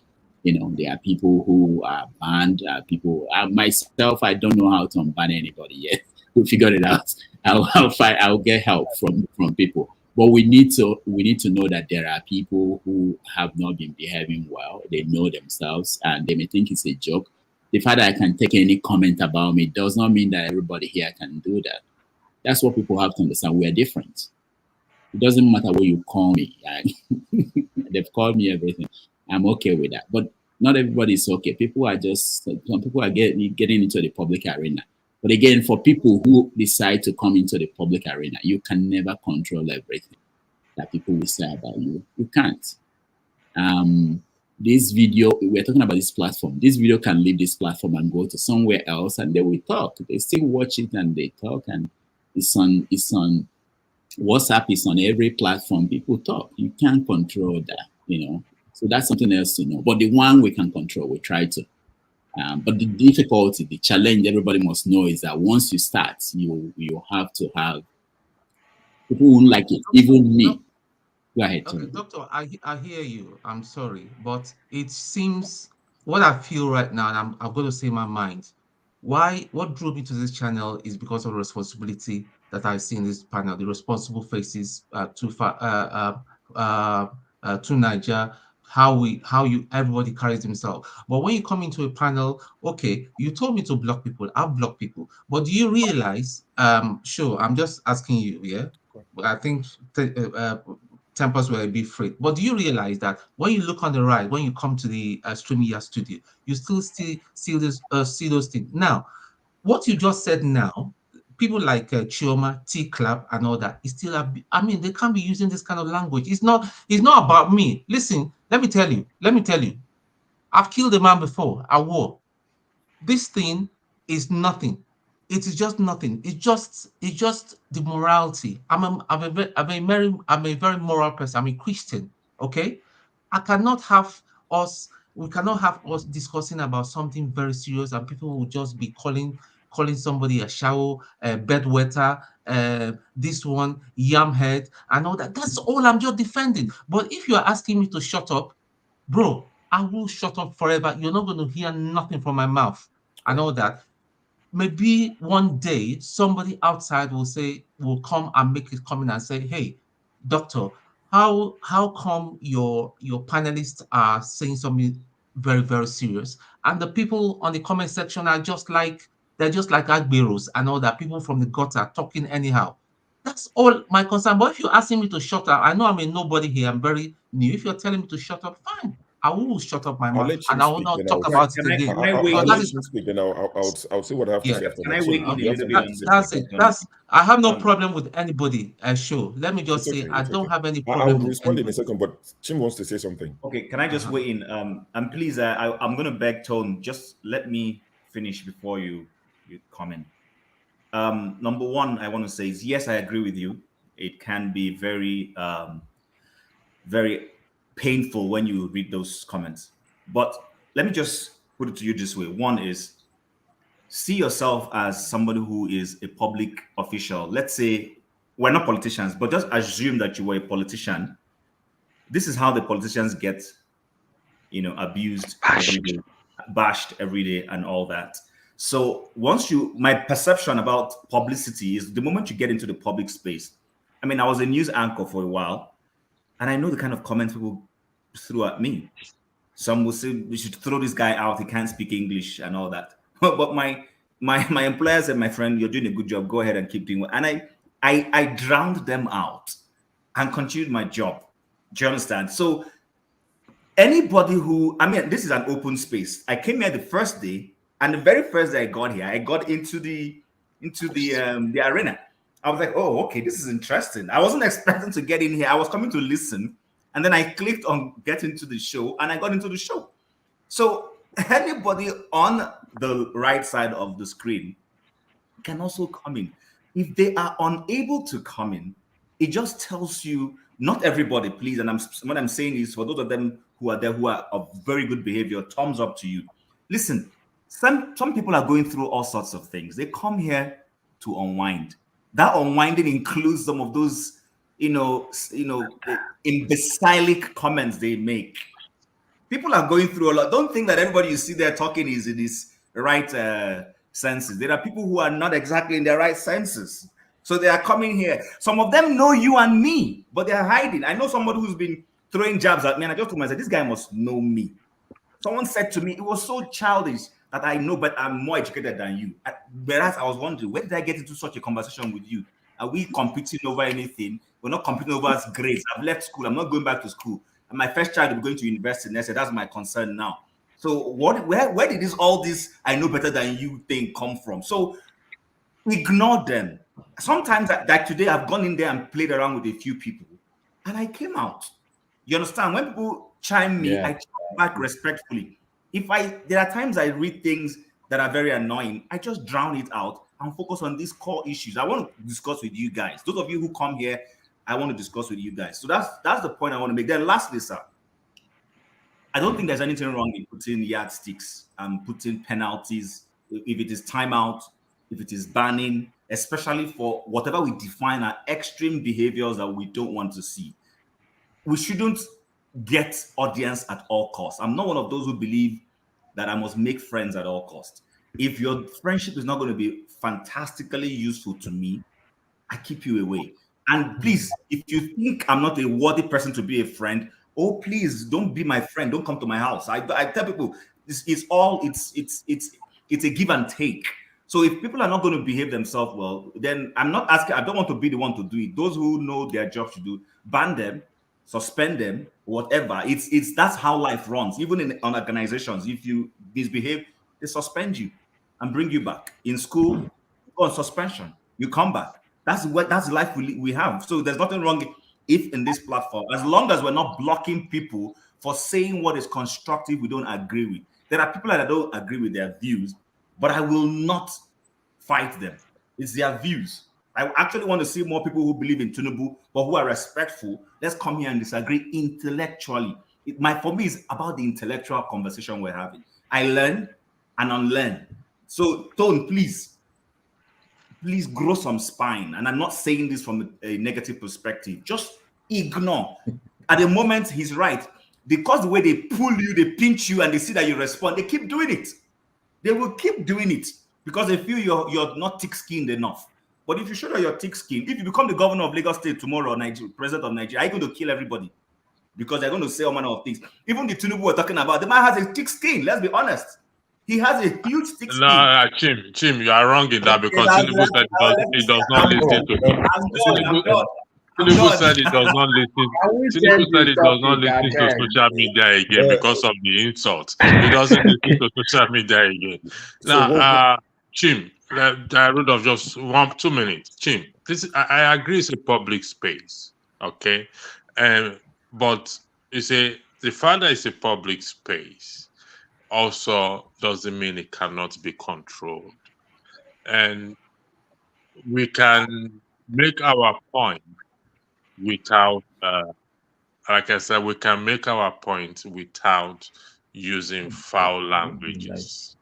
For my segment, I highlight comments, and I'm not going to highlight comments that are insultive to those who are in the comment section, not even to show off to anybody. I won't do that just because we believe in freedom of speech. Yes, freedom of speech in your house, freedom of speech in my house, it's a different ball game. So you can do your freedom of speech in your house on the street, but when you come to my territory, you have to control that freedom of speech. I still believe strongly that we can make our point clear, put our argument across without being insultive, without using derogatory I words. agree with you. That's all I said. That's the same thing I was saying. I agree. And I have been able, by the special grace of God, to control my segment, to manage, I beg your pardon, that segment. And I tell them, if I ban you, you have the right to appeal to Rudolph. Go to him. He can unban you. That is the policy. That is how it works. If I ban you, he's the headmaster. Go to him and make your appeal to him. Then he will unban you. When they ban you 2-3 times, then you will learn your lessons. That's just me. Thank you. Quickly, All right, Tom, thank you. Okay, let's leave the rest of this conversation. Okay, go ahead. Sure. Can I just 2 minutes and I'll be done, and I would log off for the night anyway. Tone, so I wasn't saying shut up and don't discuss it. Tim highlighted what I was saying. The way it works is people say something about you, you react in public, they know it works, they keep going for more. Now, I'll tell you my own history on this channel. I started joining last year around spring, summer, and I was quickly labeled an Igbo apologizer, Igbo sympathizer. See, there's no name I wasn't called in the comment section. And I used to react and comment and talk about them. Then I realized, what's the point? So I stopped. I would say it, and I'm not saying we would react the same way, but I stopped talking about it 9 out of 10 times. And it reduced to almost nothing. Now, if you look at my name today, I said, Show, aka Emeka. This is off the back of yesterday. Somebody in the comment section said, I am not a Yoruba person. I can bet his life. He first said, I am Igbo, that I only understand Yoruba. Then later said, maybe I'm one of these Yoruba from Benin Republic. I saw it. This is the first time I'm mentioning it. But imagine if I had gone to discuss it when I had the opportunity yesterday and flog it, then the person is happy. And I'm not saying we shouldn't censor what we do here or moderate, not censor. I'm all for moderating it. But I'm saying for your own sake and for whoever else is listening, if you feel like you're being picked up on, the more you address it, the more they would go for you. Honestly, last year was terrible for me on this space because they just kept going for me. Oh, I mean, Pansad have said some things there that I cannot even repeat. That when Rudolph and I talk on the phone, I casually tell him about it and we laugh. You know what Pansad thinks of an average Yoruba person? He's typed things there and I thought, wow, you've like crossed every line. But I didn't, so I'm just saying for your sake, for your sanity, and for other people who feel that way, please manage it while we find a lasting solution. That's what I'm saying. I'm not saying it's right. I'm not saying it's proper. I've blocked people on my own, no, not StreamYard, not Rudolph, as my own YouTube viewer. I see people and I click on him and I block it. I don't want to read from you going forward. It solves my problem. So I'm saying you have the power to block a few people. You block 2 or 3 people that disturb you. You have a different experience. Try it. Block. Name the 5 people that Teach me how to block on my laptop. I've blocked them through my phone. The same person is on the phone. Yeah, block them. So it's fine. So that's what I'm trying to say. While Rudolph and the rest of the team try and find solution, Tim Ajek is what brought all this thing up. I got a lot of messages on here yesterday. Tim Ajek is blocked. Free Tim Ajek hashtag. And I said, oh, I know this guy. He sent super chat. Seems like an all right guy. Why was he blocked? I didn't block him. Rudolph said he didn't do it. Forefather will never block anybody. Okay, I am the one that blocked him. What did I say yesterday? Let me open up now. I blocked him. See? Okay, and I told him to go and meet Rudolph to make his appeal. And I said again, if he continues, I will continue to block him. I don't highlight his super chat. I respect their donation, but you will not donate because you want to insult somebody. You will not donate, so that I will not highlight it. I don't do it. Don't do it. I mean, I respect the channel. I know they need the money. I mean, maybe I'm using the wrong word, but I will not, because of money, and come and tolerate or accommodate you insulting somebody. Please, I think that mentality, we have to drop it. That is just the truth. I just want to say, why can't Tone be like me? The more they talk about my glasses, the more I buy more. My red beret. I wore red beret yesterday. I have become a figure. No, but they're not talking about my glasses. But when somebody is I personal, know. as I'm trying to if, lighten one person the is going mood. personal as if they know my personal life and all that. This is not. See, Don't listen. All right.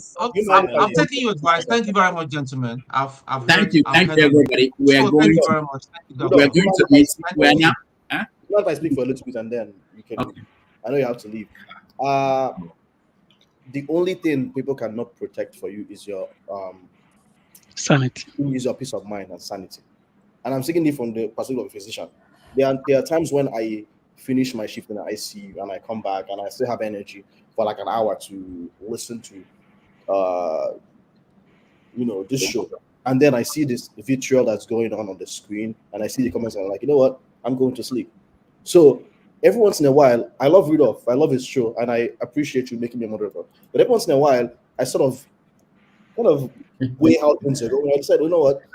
Yes, I'm going to support Rudolph as well I can, but by liking the show, sharing or whatever. But then, is this the right time to join? Sometimes I just stay off the screen. I just stay in the comment section and I see people bantering or doing all sorts of things. So it's not a must you must join on the screen to support. It's not a must that you must read the comment support. Like, share. Those are the critical things. Donate if you can, but know when to maintain your peace of mind. With regards to what's 6-7 moderators now, all of us have different personalities. I was someone who vehemently would say, do not block any comments. The only comments I ever block are the ones which are pure spam, where people are posting links about pornography. That I will always block, but I will vehemently not block anything else. And every once in a while, when I see bigotry or things that have to do with misogynism, where people are demeaning women here, those I will speak about, but I never actually block those comments. And every once in a while, I see comments about people insulting me, and just to make light of it, I may put it up on the screen. So one of every moderator here is different. While electricity will block Mr. T, I will not block Mr. T. It doesn't mean that what electricity did is wrong. You just know who is moderating and censor yourself. At the end of the day, we are all here to learn and to educate others and to be educated as well. So be respectful. I know that it's easy to stay behind the keyboard and type away nonsense or type away insults.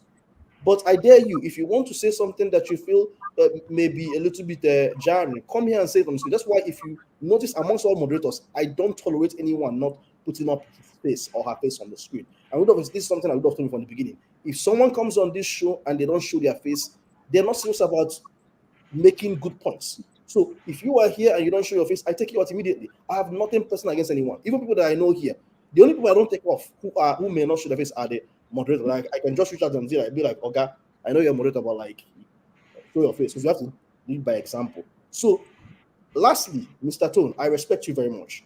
I've seen a lot of crazy comments here. My best advice for you is shut it off. You have option of not seeing the comments here. Shut it off.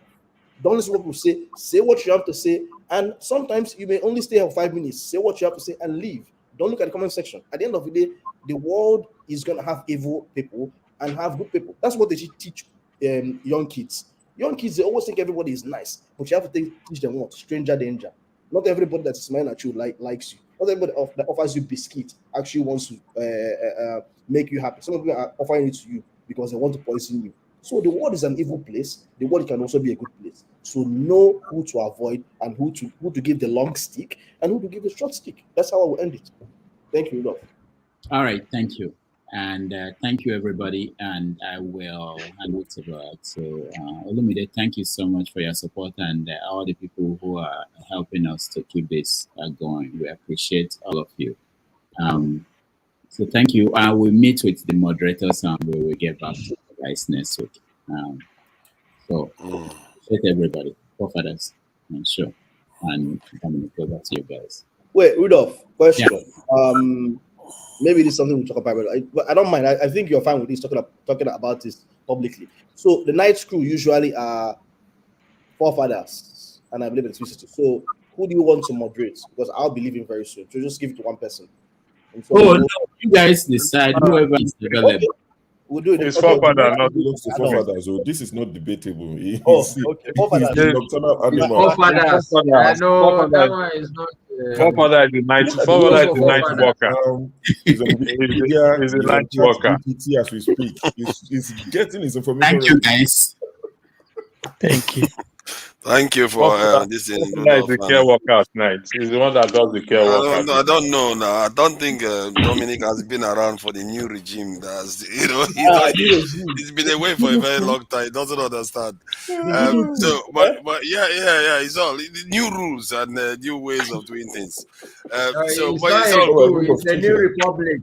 Exactly. It's just a new, different way of doing things, and I sympathize with Tone. I think some people are a bit harsh with the way they are, spying and stuff like that. People are in different places in their journey, and personally, what I've come to realize is that there are, I take it that life is, I don't like to react to such things when people. As a matter of fact, I like talking. Even if you're insulting me, I'll be insulting you back, but not everybody's like that. Tone didn't grow up like that. He didn't live like that. And sometimes, just as much as I tolerate the insult, I have to But tolerate his haven't we own discussed this topic reaction. enough, forefathers? I think we Don't have worry, discussed that topic enough, I beg. You see all these people. You see how they behave. They always started. This is how they go. Last week they almost lynched me here. Is one of them. Masca is one of them. He's one of them. That's why he's protecting them. That's how they do it now here. You must have seen it. And last week they almost finished me off here. Now everybody was having to go at me left and right and all the rest of it. But it's all good. It's all in good faith. Everybody wants the best for the country. People said I was eating. People said I've got to drink fura. Is it not? All kinds of stuff that they saw today. They were even insulting me too, so it's all good. I think most of them are nice people. In the end, if you understand, they tend to be nice people. In the end, anyway. So where are we going? Where do we want to head for now? Masca, do you have anything you want to get off your chest today? The guy, or you want to talk about? Although you've said something about the guest that came on, but if you wanted to add anything, you can go ahead because you haven't said anything regarding anything really. No, I don't have to say anything for now. Okay, good. Dominic, you too. You've been away for a very, very long time. While you are here, what do you have to say to us about everything you've had, during your time away? You can just come from anywhere, really. Nigeria is a fantastically. I know your forefathers is on today, so let me not say for it. Okay. Sometimes I wonder, is it the same position I read that somebody else read? When I see someone the commentary and interpretation, I'm like, it doesn't make sense. But I understand, in a political dispensation, you're always gonna have people spin things in different ways. I am someone who used to respect rank a lot, and so when likes of Soyinka would talk, people who are well known in the public sphere, who are very good in terms of literary discourse would say certain things. I'm like, you would hold them to the letter. You're like, there was a sense of it wasn't like a worship, but a sense of awe in what they would say. But then as you go as an adult and you sort of understand that these people are human beings too, they have political leanings or they have certain leanings or certain affiliations. It first makes sense when they say certain things. So you don't hook, line, and sinker, just adopt everything they say. And so, I think the one that shocked me the most recently was Feladurote joining the. So I know some of us are comfortable. Okay, let me say what I wanted to say. I can make jokes sometimes. I'm not always stoic. Joining the Agbado crew or having some Agbado in his pocket, as I saw somebody talking about in the comment section. I was quite surprised. But then it reminded me of what Shawore said. Shawore said something about when they wanted to form the alliance, that he found out early. Because people were accusing him and saying, "Oh, you're not a team player. Why did you pull out or whatever?" He said he noticed certain things and saw that some of the parties were created by these main parties just to muddy the waters, and some of them were already bought. I thought it was Shawore speaking, because sometimes Shawore just throws things out there that may not be sensible or that may not have evidence because of he has this graga attitude and ego about it. Even I still like him. But it didn't make sense to me. I saw fella join. I'm like, first of all, the only way that you can get, one of the ways and get exposure so that the new incumbent knows who you are is by running an election against the incumbent, right? We're in election, there's some level of exposure, right? You see how the current polity is trying to pull in young people, right? They're trying to show them, you know what? We hear you. Let's offer up some lip service. It's not like we want to do what the young people want, but we want someone there to represent and make it for our young people. So it's okay. They're like, oh, I know this guy. Why do I know this guy from running against me? You know, he's someone that people are saying that he's very good. So guess what? I'll put him there. And sometimes something I notice is you may have certain corrupt governments or governments that are not favorable. Pick someone who they think is very well liked by the masses, is a good person, and put them there. It doesn't mean that person is going to perform well. So that fella just was quite a shock to me, I must say. And then this gentleman that is always, I used to respect him many years ago. I can't remember his name. The man that was Minister for Solid Minerals. That used to be a newscaster. Or it has to be in media. What's his name again? No, I don't. I don't know him. AY, you are like yeah, I know. He's from Lagos. What's his name? Alake? I used to respect Alake. Dele Alake. All of a sudden, this guy is speaking out of his. Let me not use unkind words. I don't know.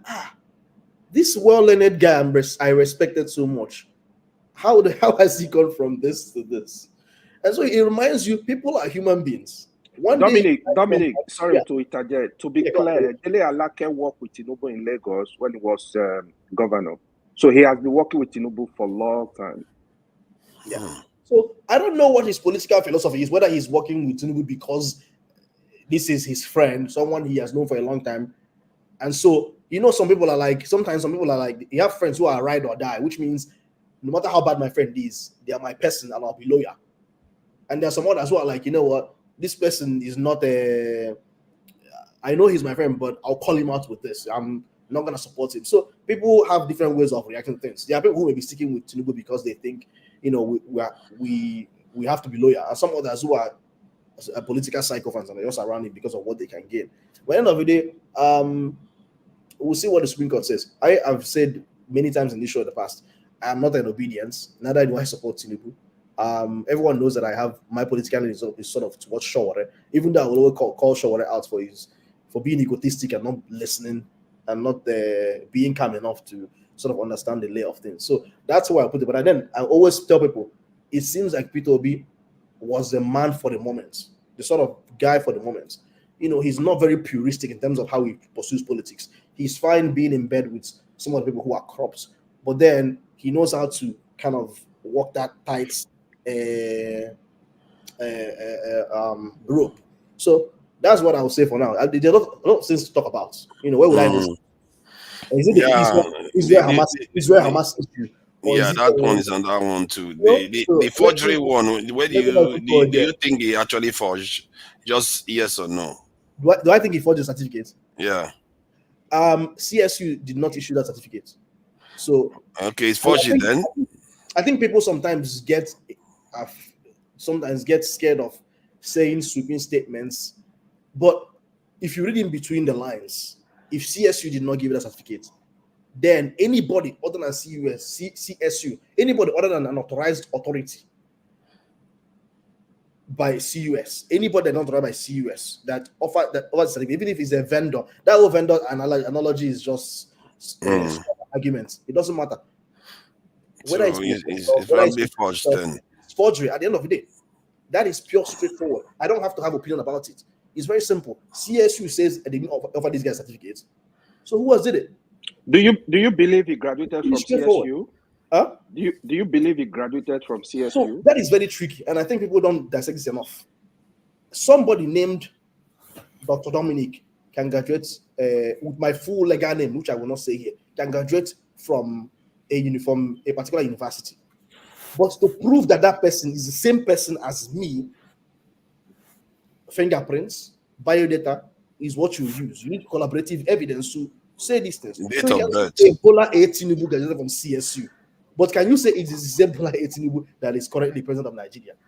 So, yes, people can say, oh, the university has vindicated and said he actually attended here. But has the university been able to clarify that the same person who's president now is the same Bola Tinubu that graduated?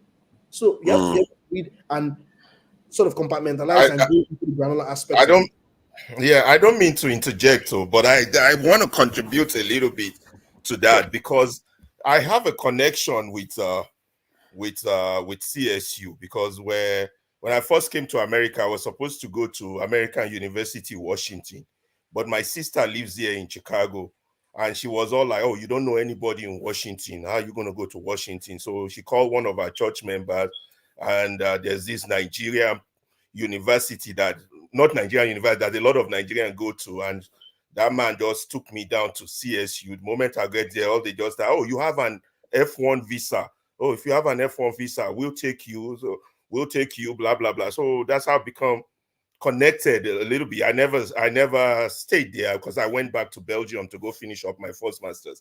So, and then funny enough, the connection I also have with that school was that my first wife, I met her there. She was working at the university. You an African man, you get 3 wives. Congrats. I beg, make we talk that one later.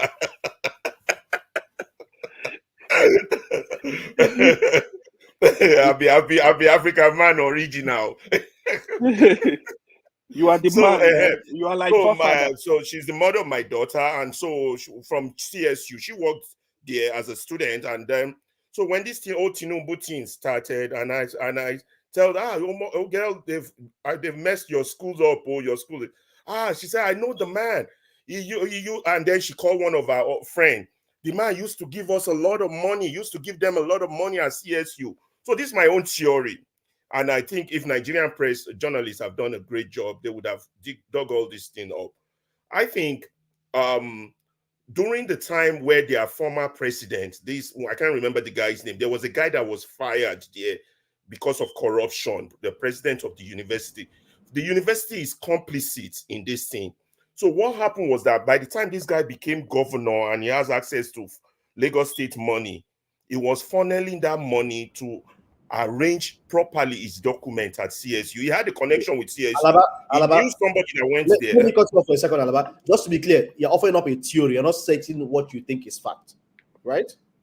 Theory, because I wasn't there. You got to specify that. How would I say that? Because, okay, from the time he filled his application in 1999, you say he himself was confused. He filled everything fillable. University of Chicago, CSU, but he knew there was a connection there in CSU. He knew there was a Bola Tinubu that went to CSU, which is where he picked his own identity from. So that Bola Tinubu must have had admission documentation, pictures, student ID card, social security. So later on, when he became governor and he has money, he now has agents, and with a lot of Nigerian influence in that university, he now was able to delete and add files into the student file of that particular student. This is how I think so that's how they filled in that government college situation, took whatever original was there, because it's not possible, guys, for anybody to go to a university. You will have a matric number, you will have picture identification, you will have the way your fees were paid. None of this was present. So that means somebody deleted files in CSU. They got access to that Bola Tinubu file, but there's a few of those documents they couldn't take out, like the requirement for admission with the social security number of that female. They couldn't take that one out. So they added their own with the government college 1970. With the application, they added their own. See, but that female social security number would have been a smoking gun if it has been actually proven. But it's not been proven. Is it been proven? I don't know why people keep saying that. I don't know where anybody has reported that it's been proven. Of the university. Now, the university was being diplomatic because they know they are complicit in this crime. So they don't want future law school, because America is a litigation society. So they were being very defensive, stylistic. Yeah, but it's not up to them to be defensive. There are security institutions out there that you can go and ask. Yeah, right now they are under probe by the FBI. Who was the person that had the social security number? This is probably going to lead to the close down of CSU, because this has really opened up their yansh, because they're being investigated now. They're going to get. I mean, one thing I can. Yeah, but let's not worry about CSU. I'm talking about the social security number that people keep implying that is for of a female. Where is the evidence for it? Sorry, Father. Haven't you seen the lady? Sorry, Alaba, please. Yeah. Father, there's other individuals who have been able to show that that social security number belongs to a lady, the woman purportedly Even on this late floor. or dead On now. this floor You last know, week we did that. Kenneth tried to, but he didn't even show. Other people I have it in my church group were able to show the lady and trace his what do you call it? 3 relatives. Okay, Forefathers, and it's something you can do so, yourself if you but want. I understand, but you would think that the media should be carrying that kind of, because that one is even more devastating actually. That he actually impersonated somebody. Which media exactly? See, from People's Gazette, Al Jazeera, name all Sahara reporters, all of them. They could have come out and say, okay, there's clear evidence that this social security number doesn't belong to Tinubu at the time he claimed it belonged to him. That is even more devastating than the forgery stuff. It's just opening up. Nobody is doing the search yet. They're going to get to it. It will come out later. You know, I don't know of any media house that's currently embedded in that. I don't know how long that takes. All you have to do is to do a search. They're not Nigerians now. They're not going to do your job for you. The like of Arise, the like of Channel should be doing this. The like of Arise, the like of Channel should be, but they're not interested. So, but there are people digging. They're gonna dig. It might not come out fully when we want it to come out, but it's gonna come out. Right now, the FBI is investigating the Chicago State because it's not possible. Any school you go to, you must have a matric number. You must have a number. You must have an identifying number. You must have how you paid. So somebody deleted files. No, it's been a long time. It's possible that can be removed. Yes, it can happen. You bribe people that works in the administration. They go to a specific file, pick it out, take it out. Please let's allow Dominic to add. Alaba, hold on. Give me a second. Let me summarize things. So, Alaba, I don't know if Alaba is your name or Alaba Ferreira. So nothing with Alaba Market for the movie. No, that's the way. That's the way Easterners call it, Alaba, but the Yorubas call it Alaba. Okay, perfect. So I just want to clarify again. So for people in the comment section, he offered up a theory and he specified it was a theory. I clarified and he has gone through the theory. My sense of it is he's trying to make sense of some of the things that are happening now and why it seems CSU is being a bit defensive and being inconsistent. So that theory he's offered, we don't know what is facts. He has offered that. So he's just trying to make sense of things. And I just wanted to clarify that for people who are calling me liar in the comment section. So the key question, additional question we find out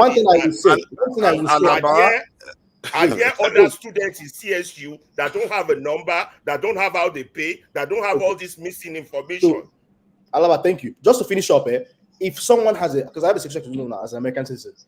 If you take someone's social security number, unless you work for the government and have a means of inputting that person's social security into the system to figure out that person's identity, doing independent research to figure out investigative journalism to figure out who owns that social security number is impossible. It's only a government official or someone who has clearance to use someone's social security to identify someone's identity is the only person who can tell you that for sure. So if you don't know about someone in Arise News or David Hyundai to take someone's social security number and investigate to see who owns it, it is not possible. If you hire a private investigator, but a police officer can access that information. A private investigator will find it. Somebody who works for the police, federal government, and state official are the only people who can be able to do this. And private investigators, they will use their link because they have links to the police. To do those things. They still have to be connected at some point into the official system. So you cannot expect. When you're saying do research and do social security number, first of all, correct me if I'm wrong, has the state social security number of this person been made public? That is the one question I was going to ask. Secondly, who do you expect to stay in? Who do you expect within the American government to make that investigation for you? Maybe the FBI. Oh, that for me that's easy. If there is a let's say an NI number that was released here, and I need to find out the information, I just need to, like Alaba said, get a private investigator. Within a week, they will get you that information, because it's just a police officer punching into their computer. They will find whoever owns that number. So back to what I said, that investigator has to have some privilege in which he can access the system, probably through sometimes the police. I think some police unions do allow private investigators to be able to get into the system somehow. I don't know how it works, but I know that's something that's possible. Some lawyers can do it also. But you have to have the right to do so, because at the end of the day, they have to have a license. Violating someone's privacy by taking someone's social security and putting it in there. So it's not that simple. It's easy, but may I chip in, please? Am I allowed, Mr. Moderator? Please go ahead. Okay, thank you, Mr. Moderator, because I fear your face now. Lord, seriously. Let's apply this morning. Earlier this morning, I said something. Show can affirm to that. Now let's hang our certificate and our degrees and our PhDs, and let's apply a little bit of common sense in dealing with this Tinubu's saga.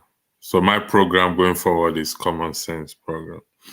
As that is my field, investigator, and also a forensic psychologist. So I took Tinubu's word, Mr. President's word, when he said releasing his certificate will cause an irreparable damage to his life. Every one of us here have certificates in one field or the other. It's a bloody, for want of better word, it's a bloody piece of paper.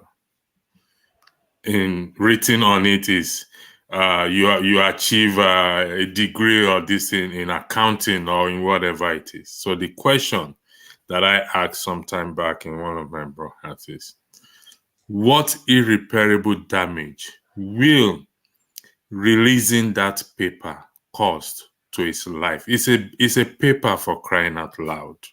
The least any one of us can do to that paper is to frame it and put it on the wall.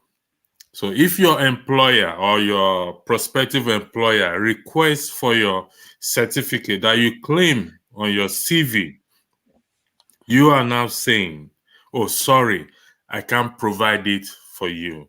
Providing it to you will cause an irreparable damage to my life. This is just simple common sense. What irreparable damage will it cause to his life? Does that not raise a red flag on its own that what is in that certificate? I yield the floor. Thank you. Yeah, and for me, the other part is that if, let's say, the university CSU says, okay, they didn't issue the certificate, then it's a kind of forgery. But they also said he graduated from university. So the courts have to also take that into account. I said it last week, that he, up to the last point, was trying to prevent the release of that information. That is a kind of obstruction of justice when people are trying to get to the truth of something. And so even if, let's say, he was trying to forge a certificate that he already qualified for, that part of the deception and continuously trying to carry on with it is damning. And if the court decides to ignore that, I think that is to say a lot about them, isn't it? It depends on whether they can establish whether he actually forged it, because the BBC is trying to muddy the water by saying, oh, that they didn't find that the certificate that Tinubu submitted was slightly different, but it might be the same as what came from the university, so that it's not clear that he forged it. So that is something. And that area, has anybody studied what the BBC said?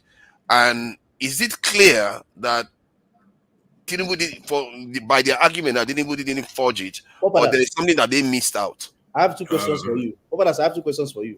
One is, who are the people that wrote that BBC submission?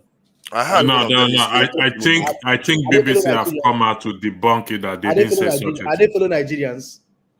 One of them is linked to Tinubu actually, which is crazy. Dr. Dominic, BBC came out to say they are not behind that story.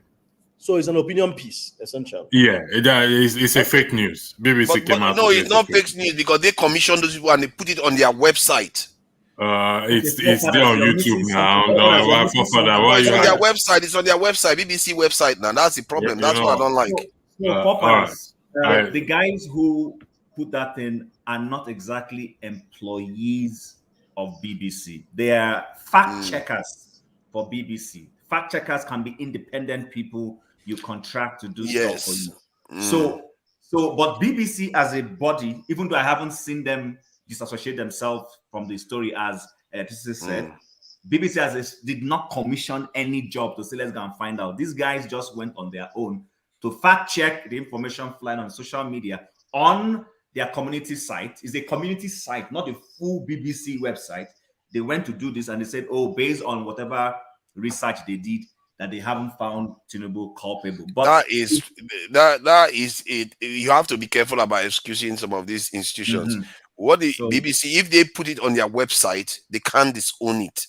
Sometimes it's their website. Sometimes they have disclaimers, like certain news, like the Times or what is the other one? New York Times. They always put disclaimers, letter to the editor, those sort of things, opinion sections, and they always put up disclaimers. So I'll confess, I haven't had the opportunity to dive into that BBC piece. But the second question I had for you, forefathers, is this. This is just the last few weeks. I was just trying to make sense of the position. But correct me if I'm wrong. Is it not true, or is it false, that CSU never offered Tinubu an original certificate, even at the point of graduation? And so, if I never offered you a certificate in the first place, then I have no replacement for you. Because the issue now has been that there are people who were around the same time, who their replacement certificates are available. But if you never offered someone a certificate in the original time that they graduated, so perhaps the person actually never fully graduated. I don't know if that makes sense. Technically, you can't take that away from them. I guess he took the transcript now, didn't he? So he never had one. No. Sorry, I didn't get it right. Can I answer, Doctor? Because he's mentioned that he lost it in a fire or when the army attacked. Okay, so guys, Francis, just a quick one, and I need to go and eat. First and foremost, my understanding based on all I've read is that one, the Bola Tinubu who graduated did not collect the original certificate. So it is only if you have collected an original certificate, then you've lost it, then you can now apply for a replacement. People keep using this word replacement, bandying it. I have a certificate that my school writes for all of us who graduated in the same set. They keep it. Then when you come, if there's a financial fee to it, you pay and you pick up your certificate. The moment you pick it up, the school has nothing else for you. They would only have something for you when you now say, based on certain circumstance, you have lost it, it got burnt, or you can't find it, then they will now work to get you a replacement. Don't forget, certificates will be signed by, in our Nigerian case, because the highest authority in the university is the vice chancellor.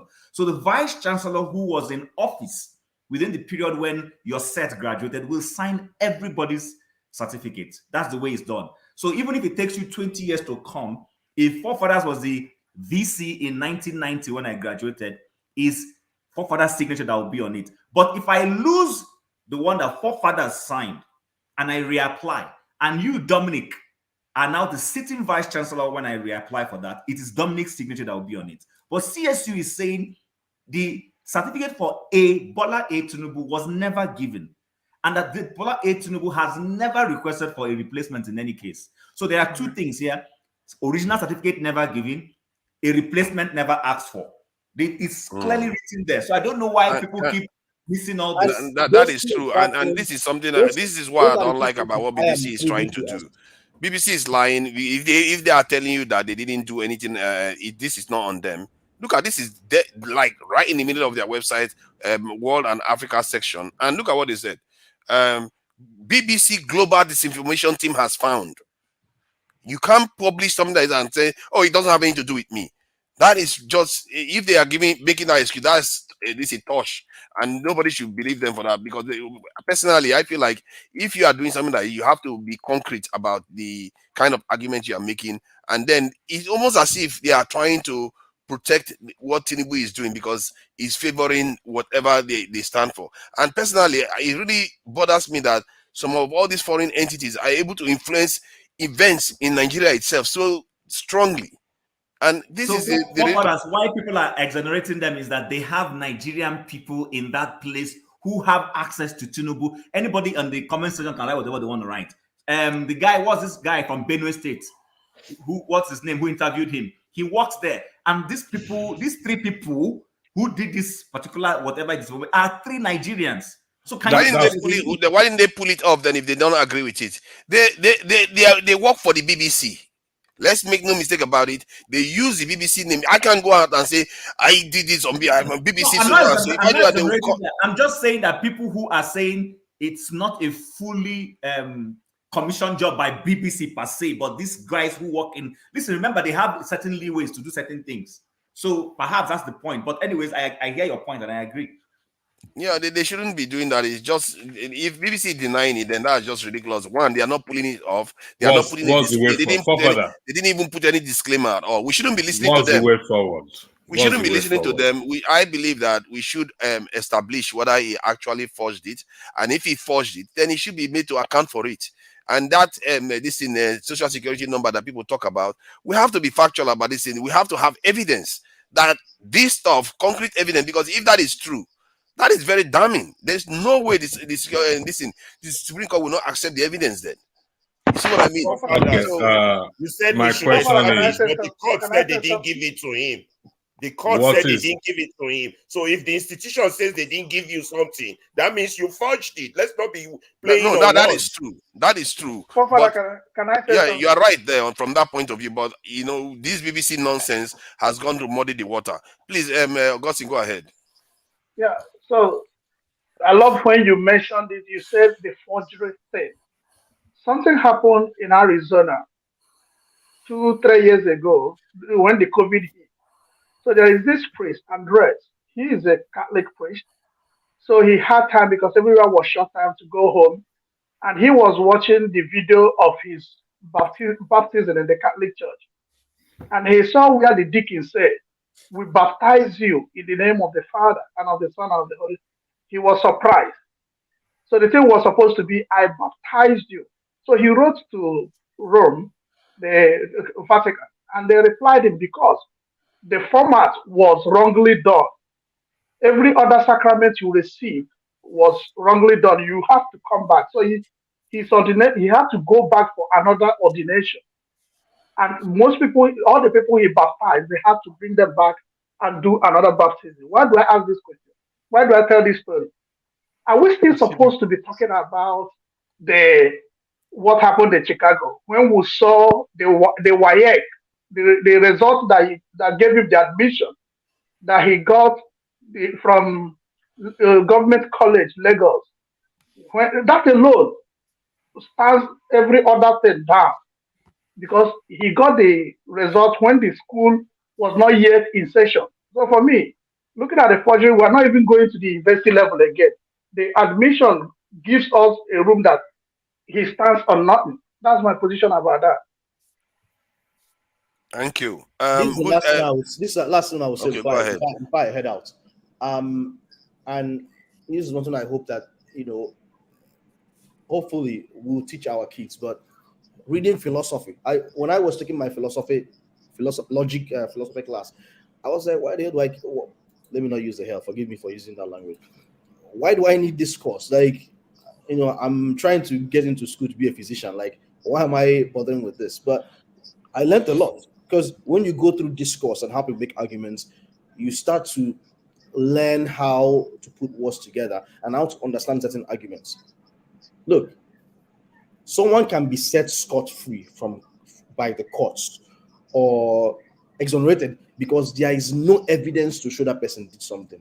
The lack of evidence doesn't mean in actuality that someone did not commit something.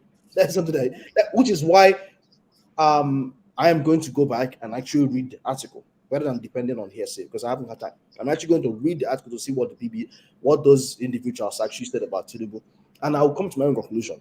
But if all they're saying is there is no evidence to show, then it's like the easiest way to exonerate somebody is just to say there is no evidence to something, which legally is fine. Someone can be exonerated properly by saying there is no evidence to something, but it doesn't mean that person never committed those things. So at the end of the day, in the court of public opinion, people will always say, well, look at this circumstantial evidence. Look at this circumstantial evidence. We strongly believe as a society that this person is guilty.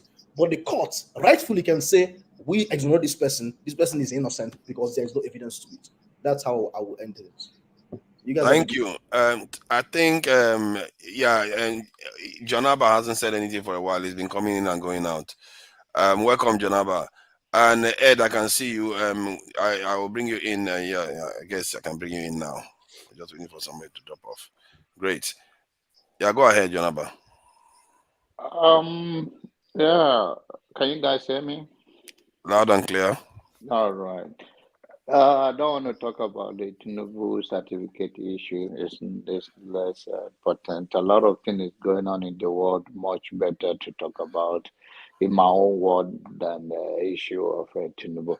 If I were Tinubu, if I have access and is there in the file, first of all, our constitution does not require the university certificate or college certificate from America. The only problem he has may be the one in Nigeria, but this one shouldn't be a problem. I can get it out of it and tear it before the whole world because that's not a requirement. So if you want to make any case, you go to the bottom and you can be honest about it. But college education is not a requirement for our president or any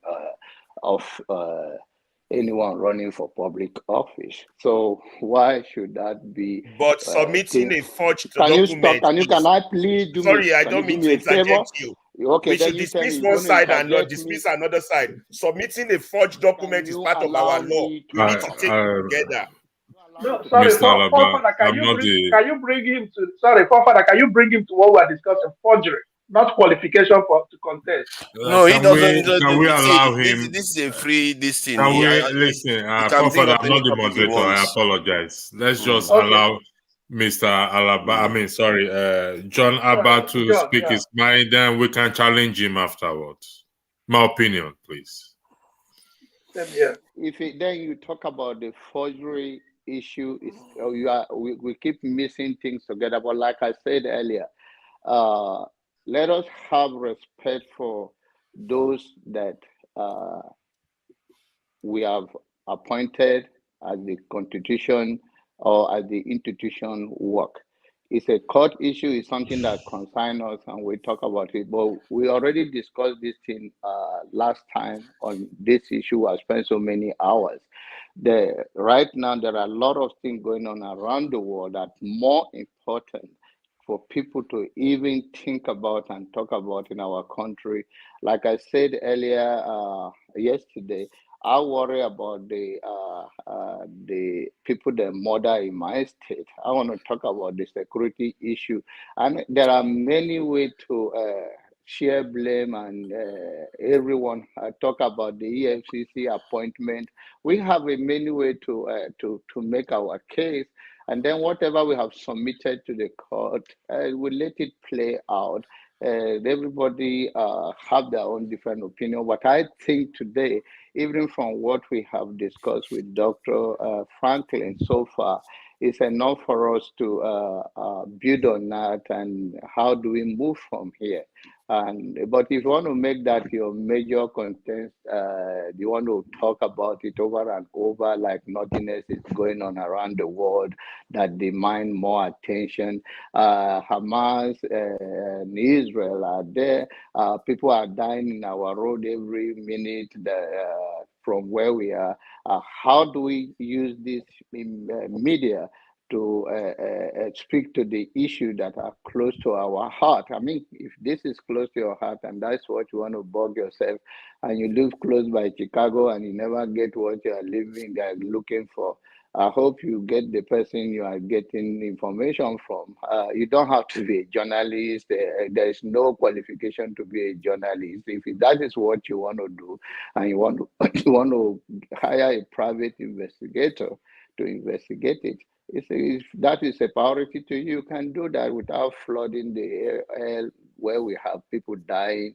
The US and the other Western world who promote a basic human right of freedom of everything. We see a genocide going on, and they won't talk about it. So what are but they? Janaba, is it not like also like you said something about, you know, maybe they should be focusing on things that are actually affecting people, like all the violence, insecurity in Nigeria.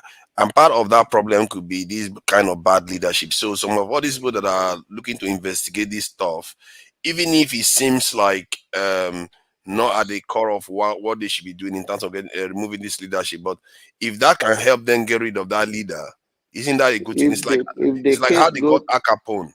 Al Capone was guilty of so many murders, but they got him on tax evasion or something like that. If the case go to court, the judges or the court itself, they are also on trial as well. Once, like now we're talking, the eyes are watching them, and we can just be brief about it. We are watching you. Whatever you do is integrity or your personal integrity and the institution you are representing. So once the case like this go to court, I want you to know that the court too is on trial. So we are watching. Yeah. Thank you. And you know, I never really said it. Condolences for your losses regarding what happened, because I noticed you brought it up today again, and it's something. It appears sometimes we forget that, you know, our communities are all experiencing a lot of problems. Please go ahead, electricity. Janaba, I'm going to take what you said and flip it around, even though somebody has asked you before this and that. Alaba, sorry, I'm taking. You want to go first before me because you were trying to say something about raise my hand. You want to? Yeah. I wanted to say that it's nice we want to talk about Hamas and Israel, but that's not my country. My country, I'm more concerned about my country getting better. My country not obeying rule of law. My country messing up. So I'm talking. That's passion. That's me. That's what I need to save. You know, I sympathize with the people in Israel and Hamas, but I'm not here to this. I'm not interested in them. I got to save my country. I have to have a country, a home. That's more important than the things happening in the world. If my country is going down and I see it's going down, that's what I want to talk about. And I know why it's going down, because the rule of law is not obeyed. Those in charge of leadership are violating the Constitution. These are the things I want to talk about. This is my you passion. have the right to talk about it, but so when people try to deflect, that's why Nigeria is having a tough time in getting to be good. Because we, the intellectuals, we always deflect, avoid. We don't address the real issue. People can't talk about this. People can't talk about that. The Supreme Court will decide. Would the Supreme Court decide what I can read for myself? A bunch of men that are putting white man's wig on their head. Alaba. The issue of Hamas and Israel was not the first thing I mentioned. I mentioned that I'm more concerned about the security of Nigeria and my people that were massacred yesterday. And that is also the heart of leadership of Nigeria. So you can still address it and still link it to the president and make a case. If those people in leadership, if they don't care about my constitution, you think they will care for my people that are living in Benue? They don't care about the law. A certificate will not fix it, and it's not a certificate. That's to you, but to me, if they forge, maybe they shouldn't be ruling me. Yeah, but the Yoruba Kingdom also saw him before when he was your governor. You guys you cover it up when even the very people that raised that question, you guys do not address it at that point. It's a sequence of people that covered it up. The likes of Femi Falana, the likes of Jonathan, all of them covered it up. That's why Nigeria is failing. The problem we are dealing with today is because there's been several cover-up because of their own political gain. Covering things up for political gain. Yeah. Tell the truth. We will get somewhere in that country. I know because okay. John Abba, respectfully, I know we've had our differences here, and I will want to contain myself in responding to you respectfully, because if we talk about your people that you are saying were killed, okay, what do we do? What do you want us to do? That is what we are doing. I spoke about how do we not just say my people die, but to make sure they work with others to make sure they attach name to them and get the number. And also, if not, because some of us came out from the get the information locally and brought it up, it was silent. So that my own is to create awareness that the genocide also is not just whatever is going on in between the Hamas militant and the Israeli, but also that the same thing is going on in Nigeria in one way or the other, whether it's in the east or in the south. Or we have a lot of infrastructure problem and unemployment. We have the EFCC appointment that they are. So there are many things we can focus in our motherland and talk about it there. And that is also can lead to the issue we are talking with the president. There's many ways to link but you stated earlier that, let me surmise what you stated, that we are kind of overflogging this issue of certificate. That is your argument earlier. So if you are dragging us back there, I don't know why I'm echoing. If you're saying we should go back, why am I echoing for loud? So is somebody mute themselves, please? I don't know. Yeah, if we go, let's say, this is where we're going to have problem with Nigerians. And with due respect, you're trying to deflect. That is just an act of deflecting. Yes, it appears that we overflogging the issue, but you agree when they said when the air is rot, it affects every other thing. Who appointed the EFCC? Is it not the same Tinubu? Who appointed the EFCC? Is it not the president? So if we're going to talk about that, we also talk about the president. We've not seen the president for days now. Nobody knows his whereabouts. His son was claimed to want to go with the private jet. I mean, the presidential jet from Lagos, from Abuja to Kano. Is it not the same thing we're going to talk about? Yeah, that's good.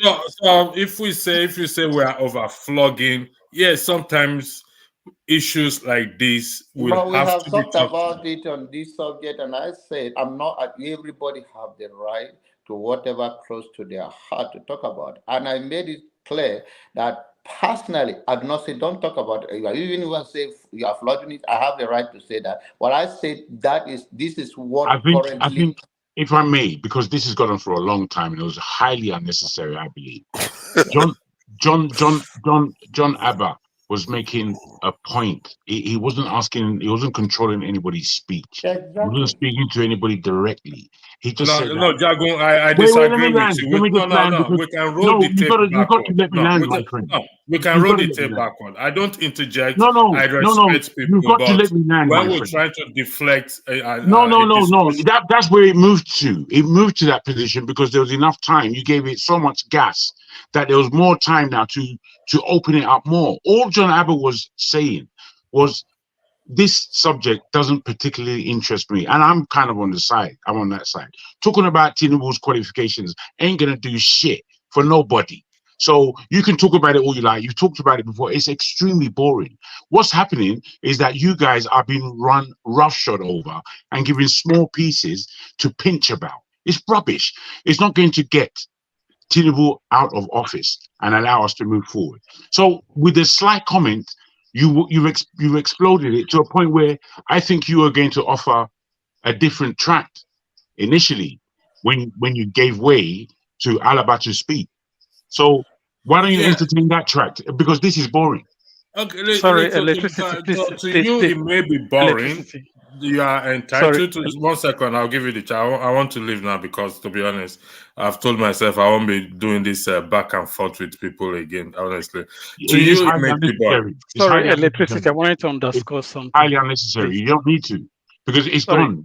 It's gone. It's a past subject already. Sorry, No, Jago, it's please. not a past subject. It's going to be Gentlemen. spoken about as much as anybody wants. So Son, anybody who wants to express absolutely. their views, let them Absolutely. express their I view over agree. I here. agree with that. I agree with that Because you can bring a wholeheartedly. subject up now, and I can No, tell I you, agree. Jagun, that I subject is agree. rubbish. Don't let us talk about it. No, I Okay. agree with you There is a wholeheartedly. missing point here, It is an guys. ongoing Sorry, thing. I want the sorry. same as Can I? everybody else, Are but we you the floor, mustn't please? explode. Are you the I don't floor? Are you the believe that we need to espouse more on what John Abbott meant lightly.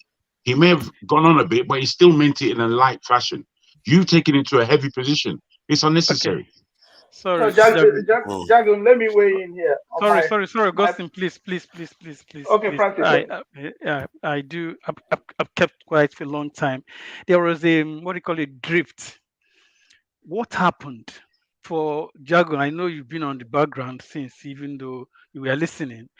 Dominic hasn't been here for probably a couple of weeks or so, as Fofadan identified.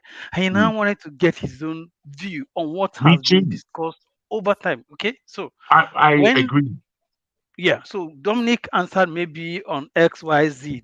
The last he spoke about was the certificate, even though probably Fofadan asked him what's your view on the certificate, whether it was forgery or not, and they started referring to BBC and all that. So in the course of his finishing that sequence of what's been discussed probably in the last 2 weeks or 1 month, he hasn't been here, and then maybe the discussion was now going to John Abba to say something, or maybe Alabama came in after dragging of the issue, whether BBC was BBC Africa or the main BBC and all that. So John Absolutely. Abba I'm was with like, you. we've overflocked on this. I said it the last time I said something here. It was probably misunderstood when I say everybody should calm down about this thing. Yes, we know it's in court. That Obi will not, like I said, Obi is not the kind of person that will now say Nigerians, okay, after the Supreme Court would have validated Tinubu, say, I don't agree on this, or everybody, let's go on the street. Like it happened in Kenya. Is it Morgan Shangara and his whatever, the other guy? It won't happen here because he knows a lot of people will die. So, well, whichever means, either, I mean, if the court didn't favor him, he will still come up in such a way that the communique he will give, even if he doesn't like it, he say he doesn't like it, but he's not going to charge the individuals to go on the streets, as it were. So we will have to wait till the court decides. But it was just a follow through with Dr. Dominic, having not had his own say about it in all this while. So John Abba was re-echoing, oh, we've already discussed on this in over a long time. Let's talk about other things, and then maybe electricity didn't get it. That's where I'm saying there's a drift. If electricity So, know where forefather and the Dominic we are coming from, and what make Mr. John Abba say what he said, he wouldn't have gone into this You wouldn't argument have. of You sorry, you have your Francis. own basically opinion and Francis, all that. you yeah, said Francis, can exactly I what I was come in? saying. There is, Yes, yeah, Augustine. there is a serious misconnect you people are bringing in here.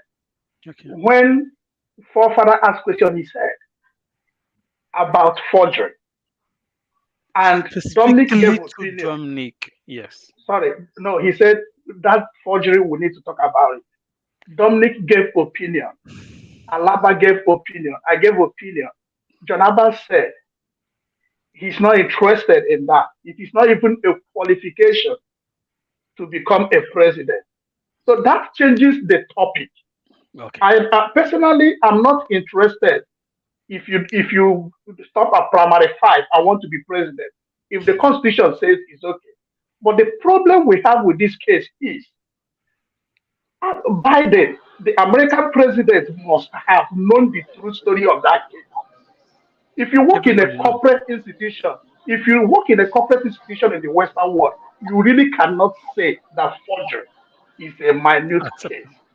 I lost a colleague just because he went and took valet pass to carry his car, valet pass of less than $10, he was expelled from the job. So if you say forgery is a minute case, it becomes a problem. And no international organization will identify with you if you forge. And every country will move on serious issues if we don't handle this issue. And this issue connects to every other thing. Because if you are talking about insecurity and you see the policeman taking bribe, how would this stop the armed robber that is robbery? So moral justification goes lacking also. Yeah, I do not All talk right. that. Let Sorry, us guys. be 1 second. clear. I put it on record to be clear that I do John not Abba, say. just 1 second, please. After you've spoken, I'll let you speak. Don't worry, I'm not saying anything. I have nothing to contribute. After you speak, please let Ed speak. He's at the airport. He's about to fly. God knows where he's going. But after John Abba, please let Ed speak. Is he leaving too? John Abba, please talk and let me talk. Uncle Ike at the background. I took you out so I can come out and allow Ed speak. So I will diligent to Uncle Ike and come back. Have a safe trip. I'll join you guys later. Oh, okay. Sorry, I didn't hear that. I thought you said I should fly away. No, I say have a safe trip. I'll see you guys later. All right, sorry. John Abba, sorry, I was just trying to make room for. No, John Abba, say what you want to say. No, say it quickly. Then Ed will speak after it's you. all right. I said just on record, I did not say forgery is not an issue. All I say that they're overflooding this case and it's already in the court, and that is it. So anybody that want to twist it or spin it otherwise, I'm not interested. Thank you. I'll rejoin you guys again. And my condolences, Mr. John Abba. Thank you. That is what I want to hear. I want to feel the little, not this bloody.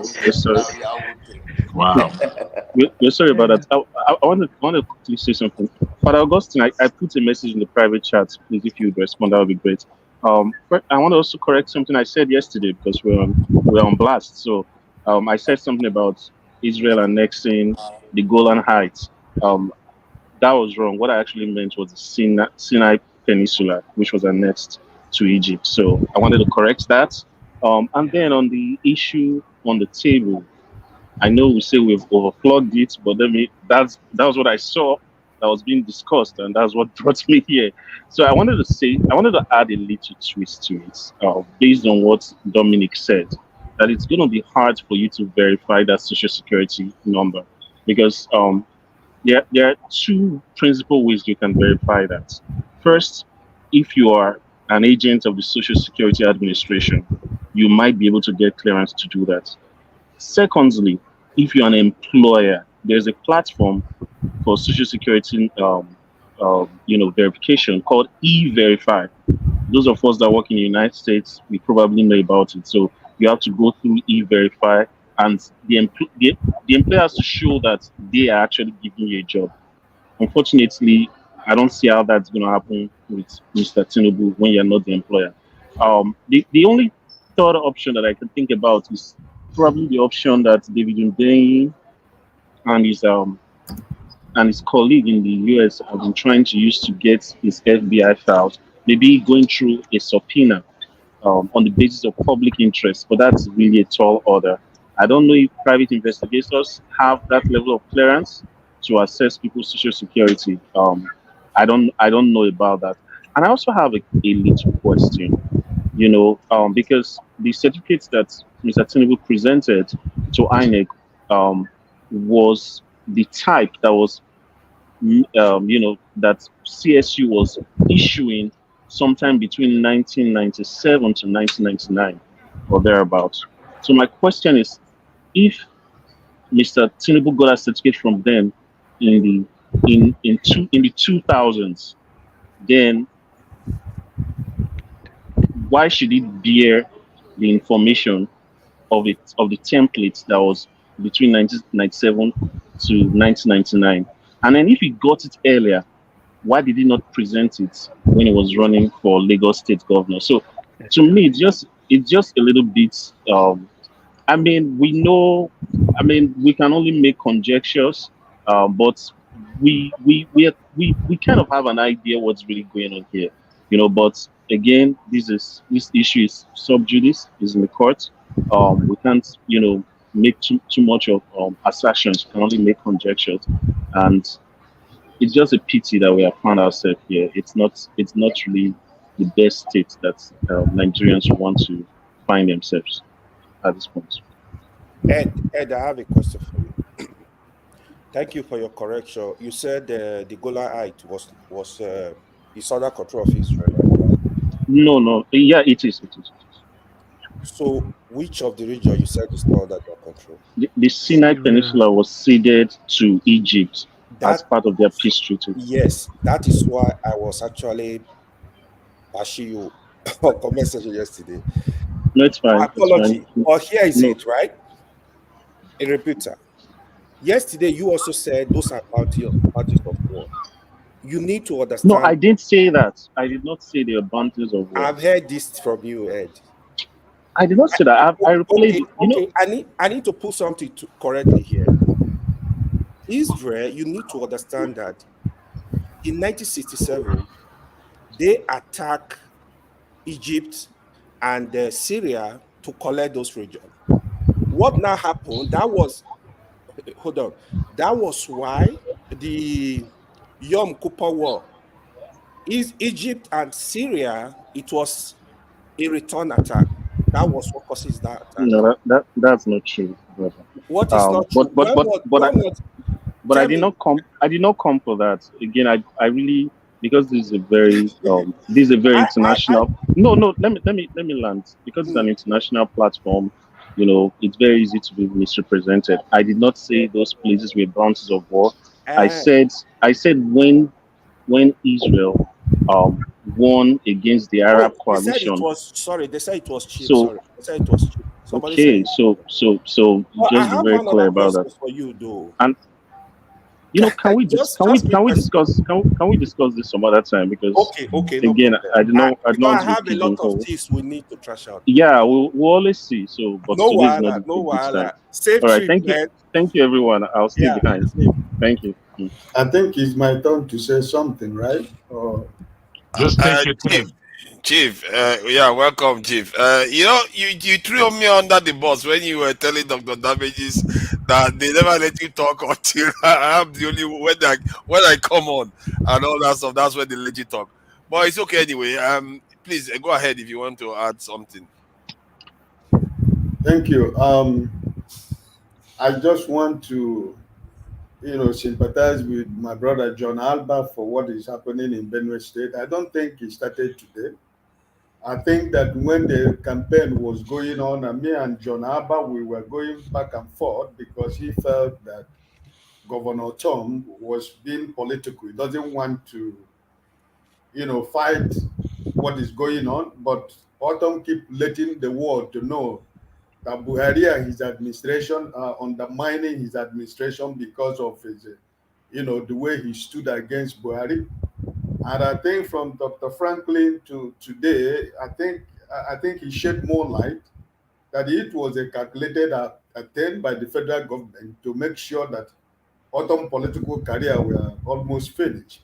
So it was a calculated political move, never to fight the Fulani that were, killing people in Benue State like they're killing fowls and animals.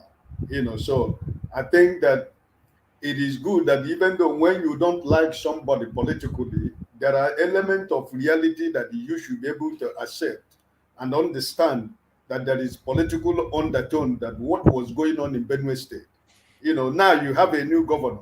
What is he doing? It's still the same killing that is still going on. I never even had the governor say anything. So this idea, it is because Autumn was fighting the federal government. It's not true. We don't want to lose anybody. What is going on is going on. Back to the certificate listed.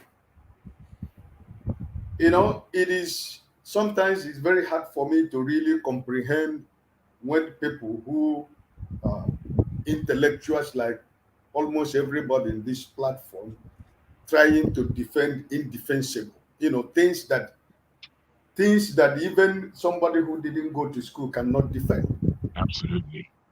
So listen, whatever that has brought this issue of certificate, like my brother Austin said, it is because of the illegitimacy of the man who claimed to be president of Nigeria. And the illegitimacy of that government is going to cause so many things. So it is very simple. I don't need the Supreme Court to tell me, like my brother Alaba said, to tell me that this man, I don't care which university he went. Who cares about the university he went? Your recommendation to seek an office is elementary 6 or class 5, right? But the point that even he said the university he went, that the certificate that he submitted to the INEC was forged, and the university said that they didn't issue this certificate. What are we defending? Because that's my question. The man who said that he went to Government College, Lagos in 1970, or he graduated in 1970, but the school was established in 1974. What are you defending? The man who claimed to go to primary school in Ibadan, the school of that, the student of that time came out and made a public announcement that this man never existed in their school. Chief Bode George, from day one, has told the Nigerians that no, this man has no identity. So, for me personally, I don't know what we are defending. I don't know what I need the Supreme Court to tell me whether he forged the certificate or he did not forge the certificate. All of you here, probably it's only me that is in this platform that did not go to university. 99%, half of you, all of you have degrees and masters in whatever field that you are qualified for. What is it as is it? What did he say? Irrepressible damage that is going to cause if his certificate is made public, right? Right. I went to CMS Grammar School, Bariga. What damage is it going to cost me to tell you that my secondary school that I went is CMS Grammar School, Bariga, Akoka? What damage is that is going to do to me? Even if I get F9 in the whole studies that I studied in secondary school, what damage has it got to do with me? We discussed about our school we went. So why is your president? Because he's not my president. He's telling the world right now that if you know the school he went to, is going to cause a very big damage to him. A man that is in public service. So this is why most of the time I see that what is really happening to Nigerians are Nigerians themselves. Somebody said, Dr. Franklyne said something here this afternoon. I really have been thinking. He said that when all of us stop giving money to people back in Nigeria, by the time they see nobody give them money, maybe they will rise up and take back their country. And I find that to be true. Because for the fact that some of us, all of us here, sometimes your classmates or your people you live in the same neighborhood before you leave Nigeria, or your family or your friends or whatever, sometimes they call, you send money. And that is why when they get the money after 1 month, they still believe that another money is going to come. So my brothers and sisters, I don't know why people are defending this. Listen, anybody who's saying we overflogging it, we are going to flog this in until even the next generation that is going to come. We will continue to flog it because this man is a mystery. Nobody knows who this man is.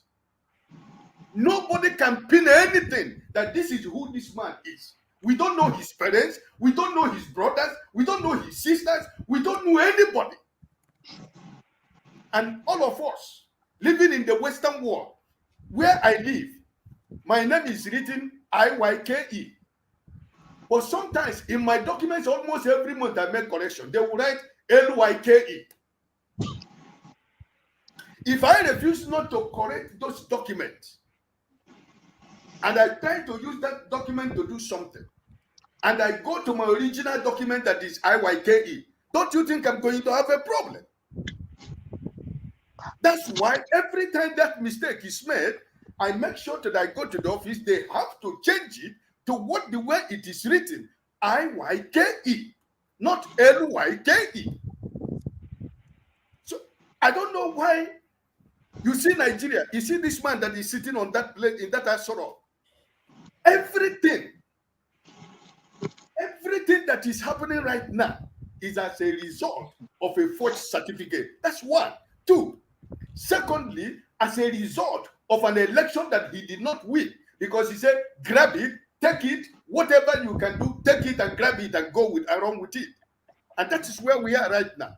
So everybody coming here to tell me that I am waiting for Supreme Court to tell me that this man, the certificate that is presented to the INEC, I'm not talking about other certificate, that it was not from them.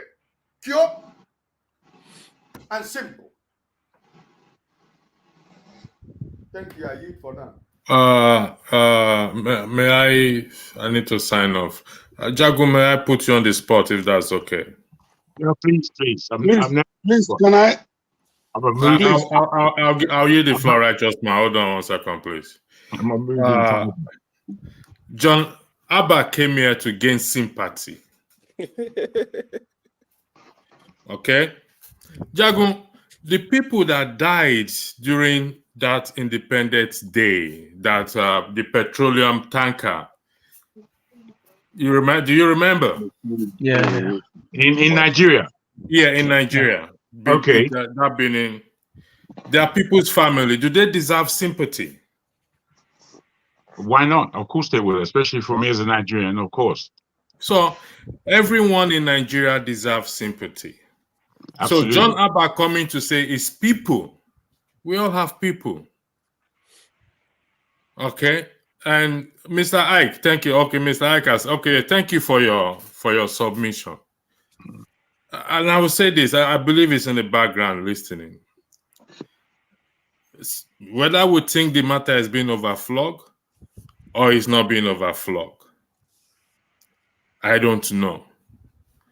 But this issue will go on for generations to come. And the more we talk about it, just like other issues, the more people will be listening and we say, even if at the end of the day we do not achieve what this issue of the girl, what's her name, that forged a jam this thing, Ishama, a positive thing was achieved from it, whereby it was found out that she actually manipulated or tampered with the result, and as a result of that, people learned a lesson. When evil is not spoken of or dealt with speedily, it tends to either grow and manifest and go on for generation and for generation. I don't believe that we are overflogging any issue. Okay. Let me quickly come in, because I don't believe your submission is necessarily for me. I don't care who or what anybody wants to speak about. Anybody can speak about whatever they want. I just felt I have asked you my question. You've answered. Wait. Let me just put this into your narrative. I've just put to you that there was a slight misunderstanding between yourself and John Abba and how he meant to come across. And I believe what he had to say was light. I then joined him in a way by saying this bit of it is boring. You understand? I did say that, but I didn't mean that. You've answered the question I wanted to answer. So this is me. This is me speaking. So you've answered my question. So whatever issue we talked about, or we are talking about, or we will talk about in the future, I think it's not fair for us to say it's boring because of it's being overflowed. That's an opinion. That's an opinion. And this on me on this. There's no way. I'm not speaking to Jagu. I'm speaking my mind. Is it okay for me to speak my mind? I don't understand. Absolutely, but I want you to understand me as well, because some of what you're saying. Well, you will have your time to speak. I'm not talking to you. I'm talking to the audience, for crying out loud. All righty. You did call out my name though. But I didn't call your name now. I said it's not fair for us to say, I use the word, it's not fair, meaning I respect people's opinion. Mm-hmm. It's not fair for us to say it's what an issue is boring or is being overflogged. If we say that, then the issue will now be, what do we now talk about? Could we let's forget about Tinubu's, hypothetically, let's forget about his certificate, which we've been talking on now. So what other subjects should we talk about now? Hypothetically. Very good. Right. If you're asking me, I can answer.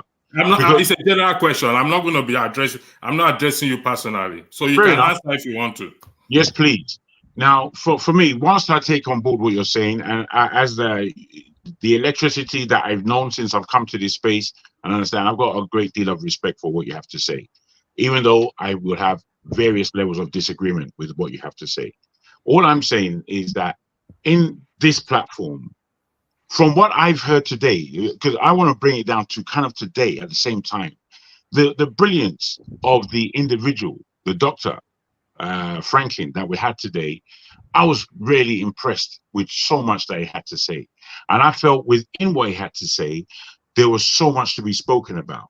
So when we went on to the Tinubu level, I just felt, man, what my man said, it provides a lot of talking points, real genuine talking points that we ourselves can get our meat and veg out of, our hands into the real mire, as opposed to speaking about things that we have zero power over. The whole idea, for me personally, my opinion is that Tinubu should not be in power, and him being in power is wasting everybody's time. The fight to get him out of power is a diligent fight. However, I don't care how it's done, just get him out. Looking at all the minutiae for me for me personally, it's boring.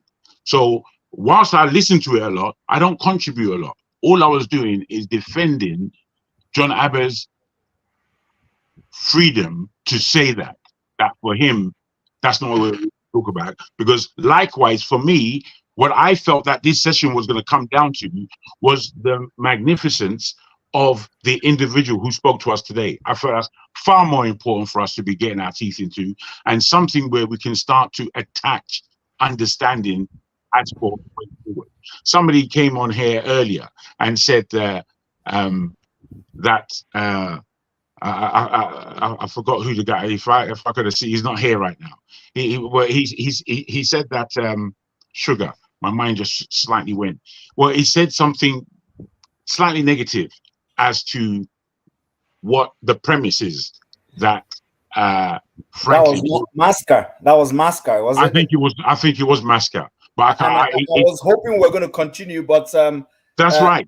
Dominic is the one who put us in this whole. The way that this show takes, especially after this is not a critique necessarily, but there's a way that this show takes that is easily disturbed from the focus it should have.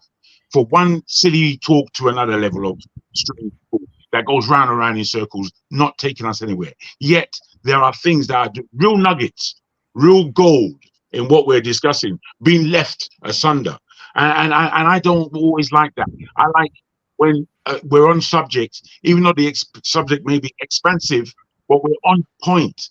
This show has a lot of power, and we misuse the power a lot of times. We let it go to the vacuum of unnecessariness. I believe that the subject of talking about a comment section is a complete waste of everybody's energy, mate. I find it extremely boring and petty to the last degree of pettiness. I can't believe it. So show, as already mentioned, if there's somebody that you don't like, block them. Finish. End of story. We don't need to talk about it at all. Just go forward. Or ignore the person.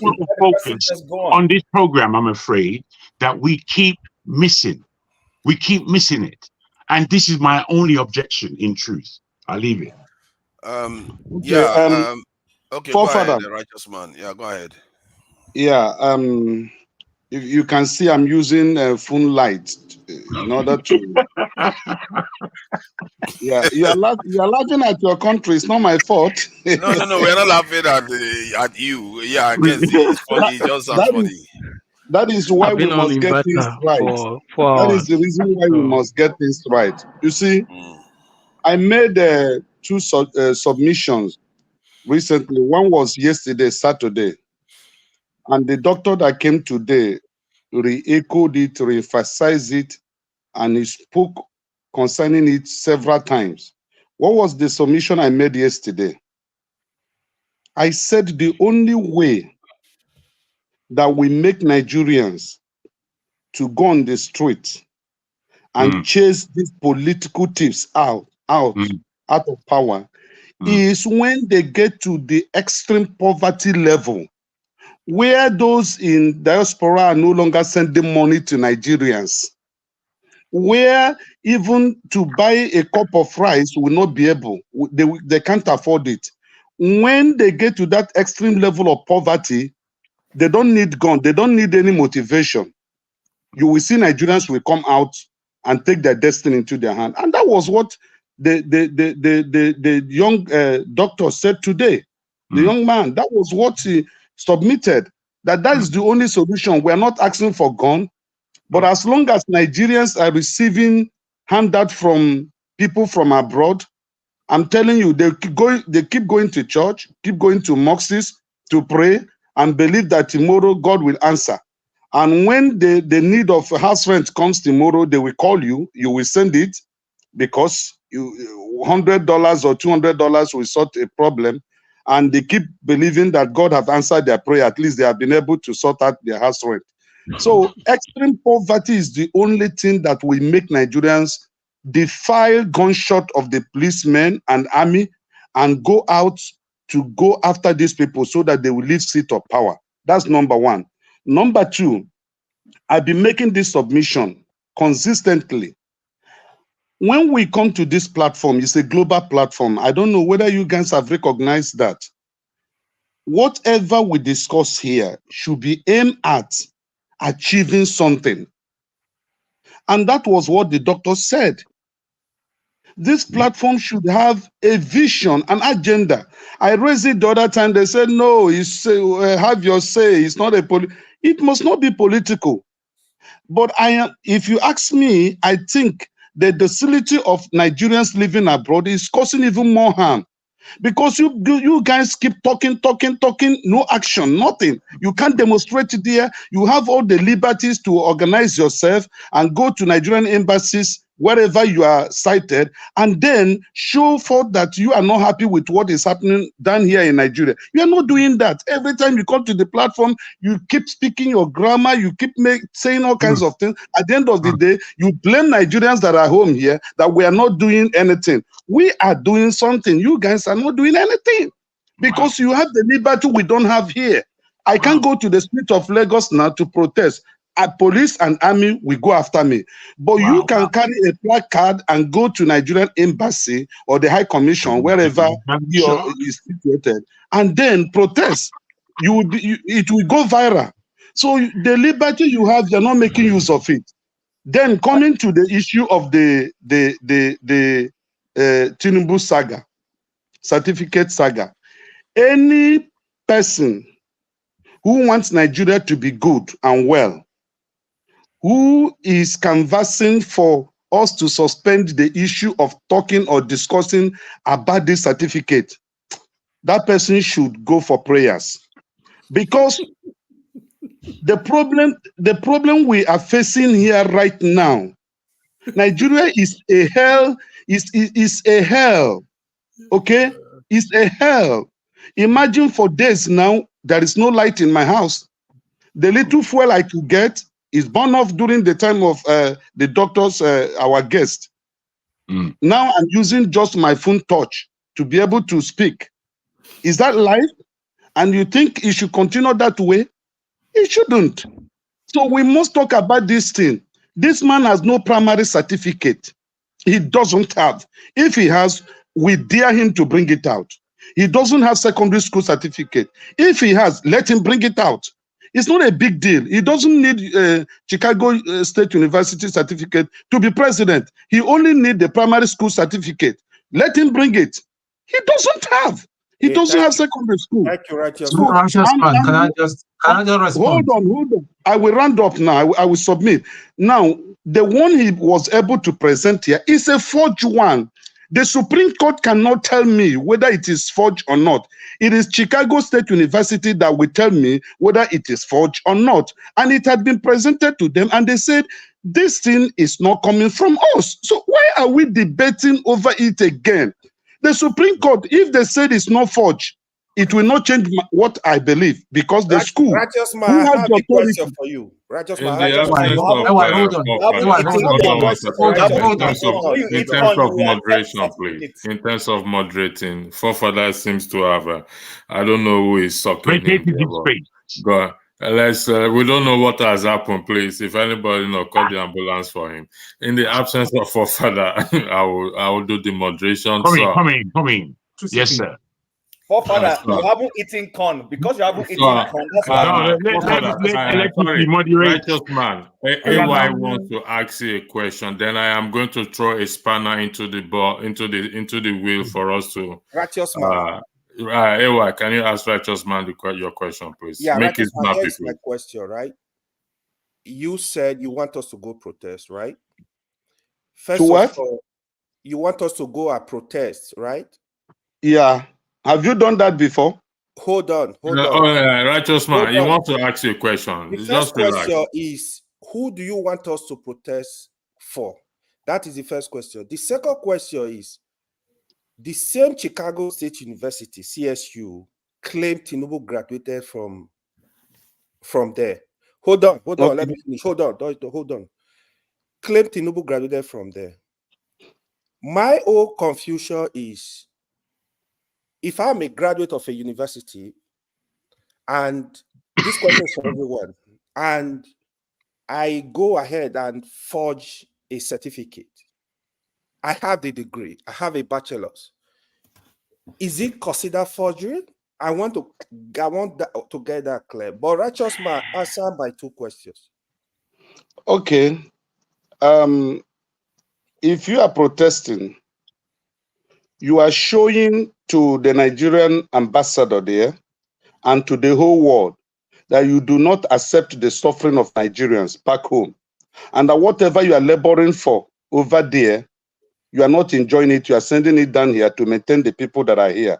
And if Nigeria is to be good, somebody like you may return back to this country and then contribute your quota towards moving this country forward. That's number one. Number two, concerning the certificate issue, Alhaji Abubakar did not go to USA to ask whether he was a graduate of that school or not. He went there to say, school, please, this man submitted this certificate during our electionary time. Can you prove whether this thing is from you or not? And the school said, we didn't issue this. Okay. Simple. Okay, that is good. Okay, Stay electricity, please. 1 minute, please. Hold on. Please, 1 minute. Hold on.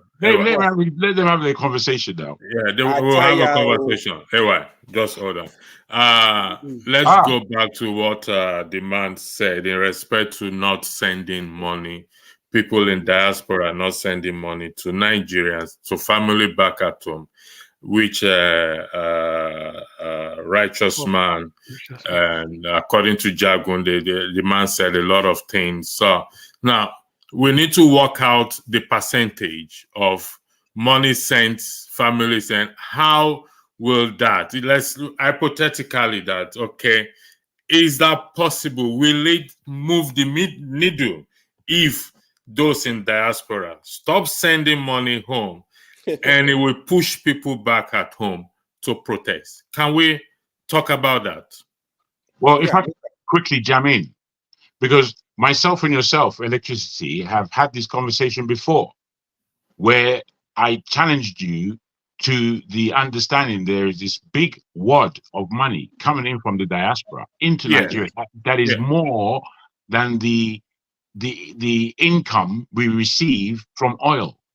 And that being the case says to us that we do have a power base. What we do with that financing, again, just as the gentleman said, and this is what I remember now, I was going to say, Malaka, I forget his name. He Dele said, Alaki. no, the Okay. guy on the program here.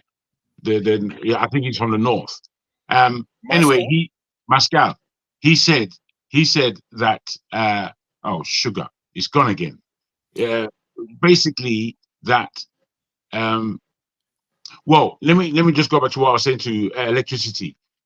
The fact that we have this big wad of money going into Nigeria, feeding everybody once, and then we go again for the next year, the next month, whatever it is. So we keep doing this thing.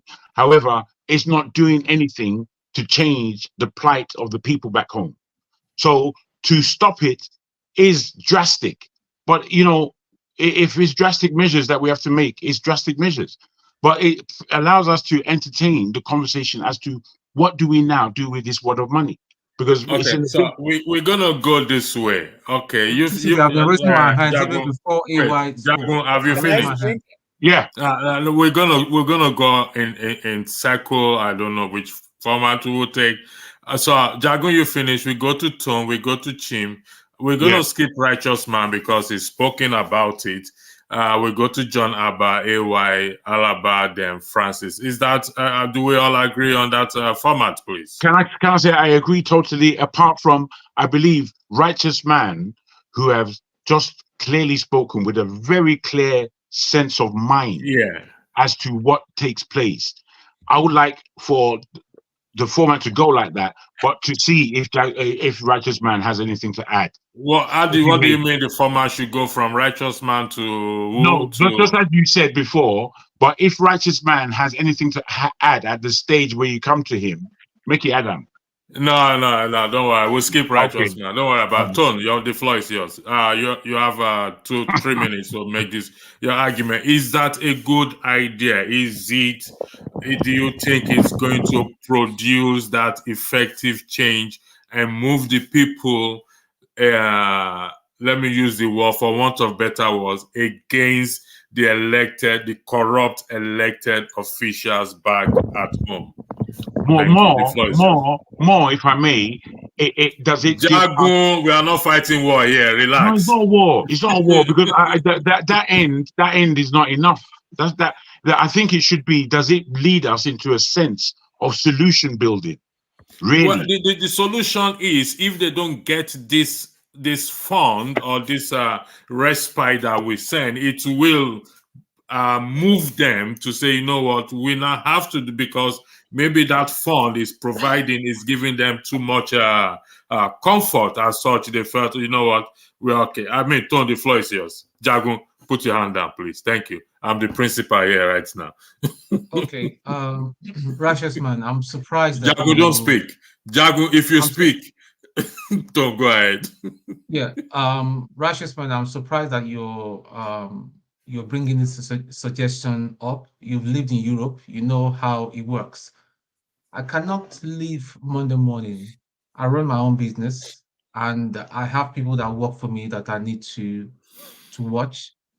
Millions are going in my transaction, and I'll go to Nigerian house in Strand and be carrying some placards. The Nigerian house does not give it. It does not give it. I don't want to use the S word. Whether you're there, you might dare scream your voice out. They don't care. You stay there and all that. At the best possible, the police will come and and make sure that is being done in an orderly manner. Yeah, that you're not infringing public order. So, and you suggesting that we should stop sending money back home. Who does that? If I have an old mother or an old father back home and all that, because of Tinubu or whoever and all that, I should not send money back home to them. At the minute, there are about 10 children that I send school fees and all sort of thing and all that. No, that's not. It's not workable until the people back home are ready. You shouldn't look at diaspora. I mean, nobody wants to go to Nigeria right now and just see. If anybody goes right now as a single person and all that, they'll just the DSS are being used as a private soldiers and all that. They'll grab you. So that's what you're preferring is not practical. The most practical thing is putting pressure on them by talking, because they watch this program and getting this program to the ordinary man out there in Nigeria, so that you start doing something about the way they think, because it's a mindset. Once their mindset is reached and all that, they start thinking differently, then they can start doing something. That's it. Okay, thank you, Tom. Tony's not for it. Francis, thank you very much. Again, the total amount of money the personal remittance receive amounted to 20.13 billion US dollars in 2022. So, Chim, should this money be stopped, and will it provide, when it stopped, will it provide that change, that inspiration for the people to rise up and say enough is enough? The floor is yours, Jim. Thank you. Okay. So my perspective is slightly similar to Tone, but let me put it in this context. Number one, I'm sending money to my family. I'm not sending money to the government of Nigeria. I'm not an economist, so I don't know. When we talk about this diaspora remittances that comes in, that is just huge. I'm still trying to understand how exactly the federal government benefits from it. I don't know. Like I'm honest. What I don't know, I say I don't know. I don't know how the federal government benefits from it, how they tax it, how they get any taxation from it. I don't know, because if I can send cash. If I see somebody who's reliable, I can send cash. It gives it to my loved one, or I can ask somebody who is trying to pay school fees here to give. I agree a percentage, whatever it is, I pay into their own account here because they're sending their child to school here, and then they give my relative money on the other side. Or if I want to pay the Western Union or any of the electronic media's fees, I send it through them. How this thing that the federal government always boasts about, that they get all these remittances, how it benefits them, I haven't understood it. Like I said, I'm ignorant, so it's not something that you can stop, because I'm not giving money to Tinubu or his central bank governor. That's one. Two, coming to the issue of demonstration in front of the Nigerian High Commission or embassies in wherever we are, there is some point in it. However, you see, Nigeria is a numb nation. When I say numb, as in our nerves are dead as a group of people, and that's why we do certain things. Because we find out that the kind of things that you will see, say, let's say, for instance, the Iranians or maybe another country will do to their embassy wherever it is, and you will see the ripple effect in their country. We do the same thing, and our people just go dead. So the only way we are going to touch and impact the government is while we're talking intellectually like this, that some people have said is a waste of time. Remember that not only are these people watching, they are cronies. Their cronies are some of those people on the right side of the screen who come here to comment and say babadas. That tells you they are paying. There are people they are paying to come and monitor and watch and come and tell them what's going on. So that already is making an impact. For the fact that somebody can monitor you shows that anybody who can wake up and start policing you around and policing to know what you're doing, trying to hack your phone and all those things, it means you are really making an impact. So ultimately, people back home are the ones who are going to wake up, especially the young ones. The old ones are not going to do it. Like Tone said, an old father or old mother you are taking care of is not going to go and demonstrate on the streets. Do you understand? It's going to be the young people who walk there, people who, for instance, like the NSAS, somebody who is carrying a legitimate laptop and police is disturbing. They're the ones who are going to wake up and say, I'm tired of you harassing me for carrying a laptop. I don't know how carrying a laptop has made me a criminal. Or the guy who is importing in Tinkan and you're making his importation processes difficult. He and his cohorts who are into importation are the ones who are going to make noise and say, I don't pay tax in Nigeria. The only money that my money that goes to Nigeria is taking care of my loved ones. I don't pay taxes, and my taxes are paid here. Do you understand? So I don't know how that is going to happen. Like I said, my argument on why I don't believe in some of those things is that Nigeria is for instance, the guy we are talking about, I won't mention his name, we all know him, is the wrong person to have given power. He has no conscience, he has no feelings, he's grabbed it, wrong with it. It is, I want to be president, that's all. So that kind of person, you don't negotiate with him, you don't discuss with him, he doesn't reason. Because if he was a rational person, already the moment his certificate become an issue, he would have resigned. But to tell you the guy has no shame, he's paying people, now he feels his media team is not doing well, he's trying to get more people he feels can reach this demographic that is giving him a hard time, which is why people like what's his name, the young man that they've given an appointment is coming in. You understand? So that tells you how they think. I mean, a government already has about 20 special advisors on communication related issue. Tells you that he's trying to fight propaganda. Tells you he's trying to fight information. He's trying to, grab the narrative when it comes to communication and shift the narrative in a way that suits him. He's already telling you who he is. So those kinds of people, certain things don't work with them. There are other ways. What I believe is that our people in high places in diaspora who have access to foreign governments are the ones who should help force that guy out. Unfortunately, they're not doing that. Those are the ones, because the man himself has access in high places in the US and he's milking it. I've been saying it. The guy is milking it. He's milking it so well and it's working for him. That's why they will delay certificate release and all those things. So you were not here when I said my answer is no, we shouldn't stop remittances. No, I was here. I apologize. I had to chat. That's fine. So that's just my view. So, John Abba, the floor is yours, please, in this context, please. Yeah, in this content, but I want to push. I don't use the word pushback. You are better than this to say I come here to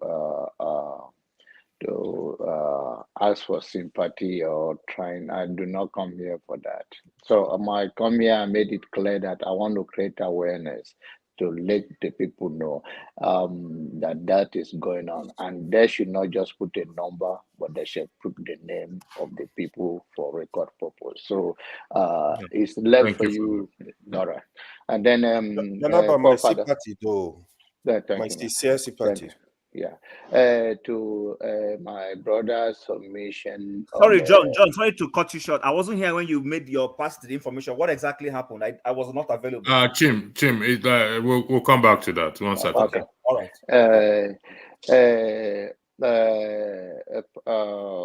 right. Righteous man submission. One of the things is that we can't leave our loved ones to be dying of hunger. Tinubu has nothing to lose. so it has no impact on him whatsoever. I understand the economical impact at large, but then all Nigerians are victims of the 1% that will never need that money. So why should we use that? And secondly, you're also a beneficiary of what is going on now. You see, whatever is happening in Nigeria, it affects everybody back home and us here in diaspora. So it's not your thing only. And it's somehow, and to me, it's an insult, or maybe you don't understand. You have lived in a Western world. It's a busy world. That's why we come here and spend some hour. It's our commitment, and all we can do for our people is to create awareness, use the media outlet to reach out to people and to also speak to some of their ignorance, or trying to create awareness and speak for on behalf of the people that are suffering. So it's not necessary to say, we just come here and speak grammar. We are not doing anything. I understand maybe there's no light now and your temperature have gone up a little bit. I understand that. So I completely understand that. So our time are very valuable. And when we come here, we want to speak to issues that we want to make sure the world know what we are going through. So I think media have a major role to play, and that is what we are trying to do. And then the issue of we should go and protest where there's different way and different approach. Many years ago, the powerful nation of the world, they hire or recruit a lot of military men. But as the technologies advance in technology, they cut down some of those things. So they use other means. So there are many means now, many ways now we can tackle this issue. I'm not saying there shouldn't be a protest, but then the Nigerian houses you see in abroad, most of them, they are pure Nigerian here. They are not different from the one back home. So they don't listen to anything. They are even more crook. If you go, I don't know about anybody, if you are around New York and you go to the one in New York, a grocery store is better than that. Their toilet doesn't even work. It's a mess. Except maybe they have renovated it after my visit. So that mentality is still there. So if you are protecting outside, they'll just look from window, and when the time comes, they carry their bag and go. So we can, point I'm making, we have other means to create this awareness, and think this platform also speaking to issues like that. But I understand the economical impact at large of the money, the remission of the money, but then people will not leave their loved one like that. Thank you. All right, thank you very much. Electricity, I need to go. Can I quickly make my own statement? Okay. You are next. No, you are. I could just join in. You're next. Yeah, thank you. If I take it from the people who have spoken, it's a no. Ton, Chim, and John Abba, the approach of suspending this remittance, so people back at home, it's no. I mean, AY, I beg your pardon. The floor is yours. Thank you. Chim, let me quickly clarify what you're asking me, right? So I was not the one that said you made that statement. You are the one who said so. Hold on. Listen, I don't want us to do back and forth. Can we listen? AY. Chim, hold on. AY. I'm moderating right now. Can we focus on what? No. I need to clarify that, and it's very important. So what happened was, I was discussing with Ed that in 1967, that when Israel attacked Syria and Egypt, that was how they collected Golahite at the Sinai region. So I said, why did they call it Isbaltis from war? People from comment section started saying, no, it's Chim, it's not Ed. That was why I apologized to Ed. You can go back to watch the video. They said it was you that said Isbaltis from war. That was the discussion. So you need to get clear on that.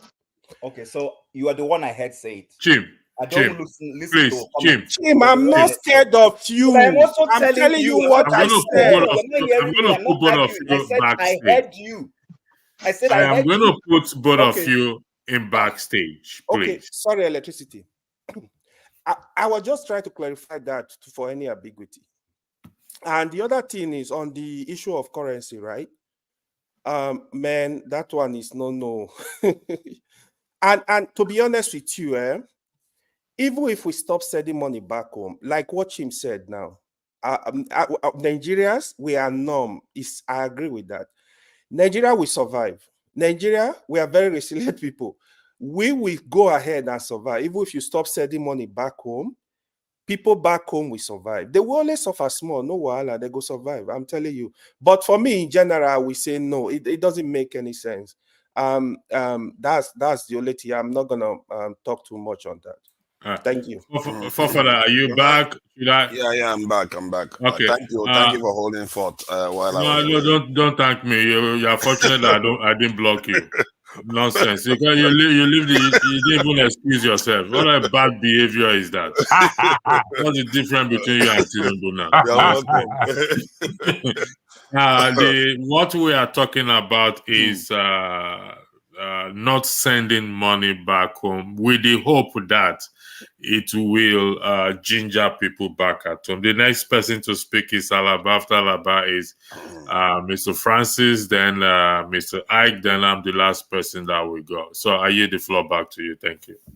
Okay, Yeah. first of all, I appreciate. Hold on now. I know I am back now. I'm back. Yeah, all the rules. Once I show up, all the old rules are abrogated. Absolutely not. Not in this You know, case. I'm saying, I'm all the proceeding. old rules You've just are gone to eat abrogated. your agbado and beans, and you're back now. You want to You know what? interrupt me. I will not You'll be allow surprised it. how correct you are about that. After cleaning your mouth, Godfather, finishing don't that change beans and everything. agbado, I will We've not been tolerate enjoying that. I the will progress add my of the say. conversation.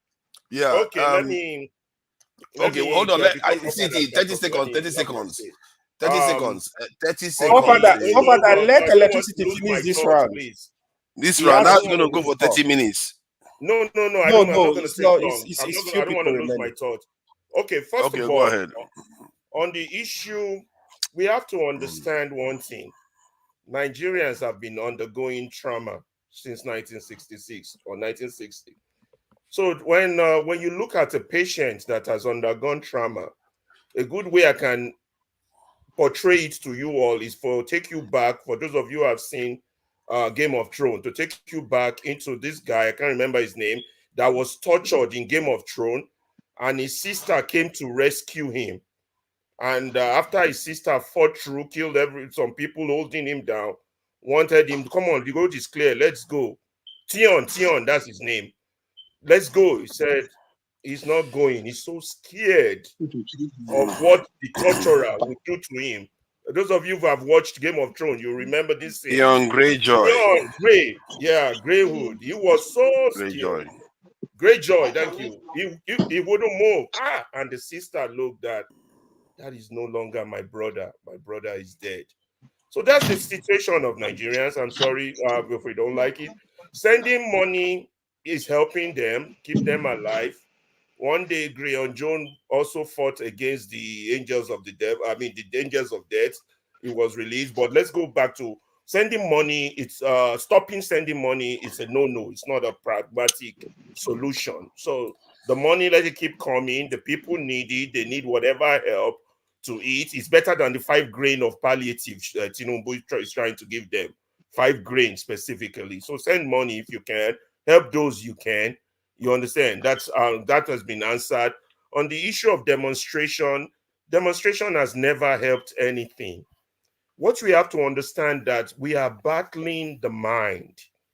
And there are 2 sides to the mind. There's the side that is courageous and that the side that is weak. It is the side that you feed that would grow. So you have to understand that in this Nigerian context, we have to, this education, proliferation, I think what we should focus on here is how we're going to have a media house, a massive media house where conversation like this takes prime time. That's what we should be focused on. How do we get this Dr. Damage? Is it Mayegun? Is it Niger Watch? Is it whatever platform that is educating people into the houses of Nigeria? Very important, guys. Even if we have to do a PLC, even if we have to broadcast from the sea, even if we have to broadcast from outside, we cannot have the likes of Abati in the rooms of our people. That is feeding their weak side. And also, for those of us on this platform, our focus should be in convincing people like, let me remember name. He's not on the screen. How can I remember his name? And people like AY, so I'm flaunting him. Well, it's not Righteous Man. It's what's the other one? The one I was arguing with earlier. Then on the one, what's his name? Somebody help me out. I can't see him on the screen. Is it the guy at the airport, Ed? No, not that guy at the airport. Masca. Not Masca. Man of Abba. What's John Abba? John Abba is convincing people like AY, convincing people like John Abba, convincing people like Kalata. I got people, convincing people like Just Maker, convincing people. Where are they? My commentators on on the chat. You know, Like people who are so on the other side. Like Kalata, to be Kulata, the man that doesn't show his face. Yeah, to see what we see to make us talk the way we talk or act the way we act, or to see the passion that's making us. We have to convince them. Let me tell you, people like I always go back to what's his name, as even the ANC. I like the ANC struggle, man. Even before the ANC went to go recruit Mandela, they saw Mandela was very vocal. He can speak. They had to recruit him into the ANC, and he eventually became one of their most viable assets in their struggle. You understand? There are some people, they join this platform. We have to be able to convince them. We have to be able to convince these people we did a Luther with 30, 40 years ago, who are now strong Agbadorians. Because the battle is with the mind of the elite, the intellectuals, those who understand it. Once we can capture those or get them a little bit on our side, then we can begin to convince the market woman, the mechanic, the illiterate on the street. We need those people. So we can't, that's why I get engaged and I debate falsehood. I argue like I do. You also have, Alaba, you're going to have a heart attack the way. No, because I'm hoping that if I can convince you of one point, then maybe you'll see the way that I am, that the way my country is going, it should not be going that way. You understand? We need a U-turn. So these are our battles, not marching in front of one embassy, in front of this, in front of that. It's the capture of the mind, the battle of the mind. Who fits the mind? And if we can't work on anything else, let us work on a proposal, on a plan to have a media house that is stronger than Arise, stronger than Channel. You guys got to come on. You all are intelligent people.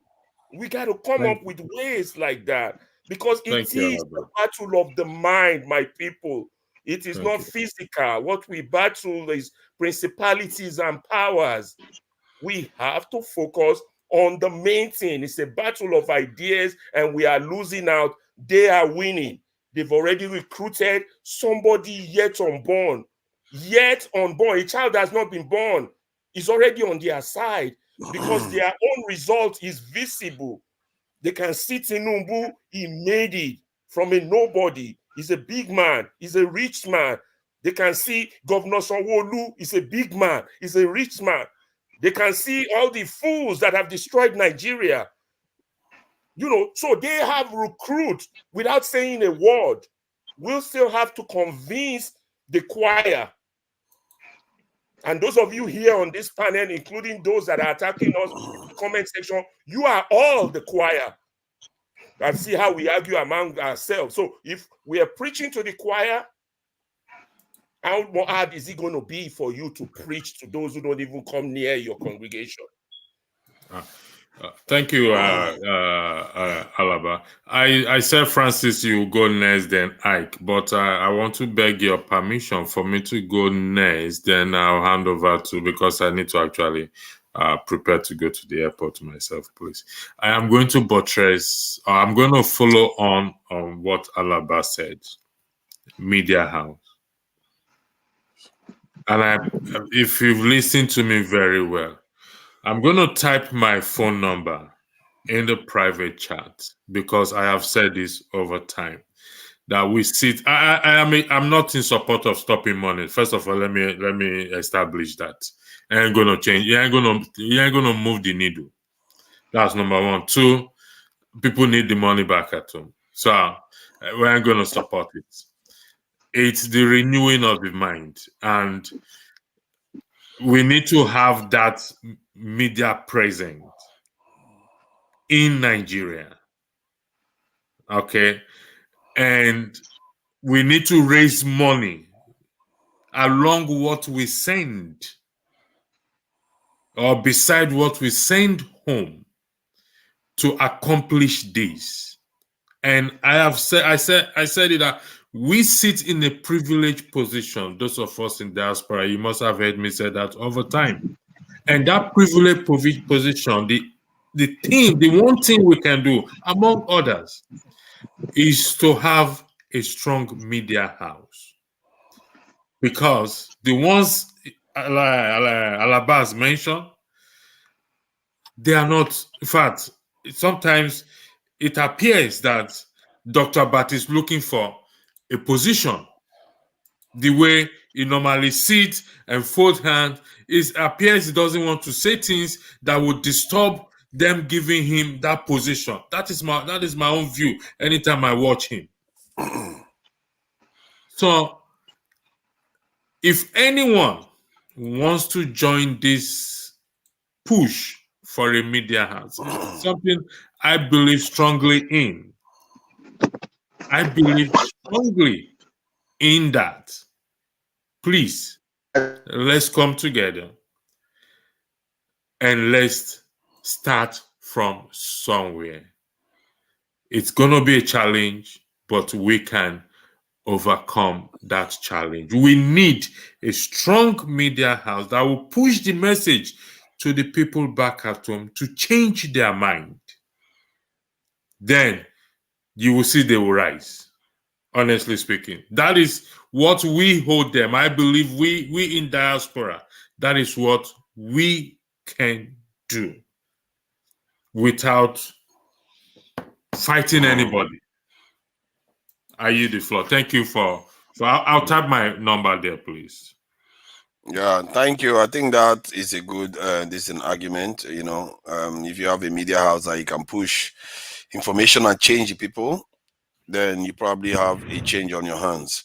The question is the vehicles that you use to do these things. That's often the problem, and I've been on situations where people have, you know, espoused possible ways of working together, but the mechanism to get that done has not been put in place.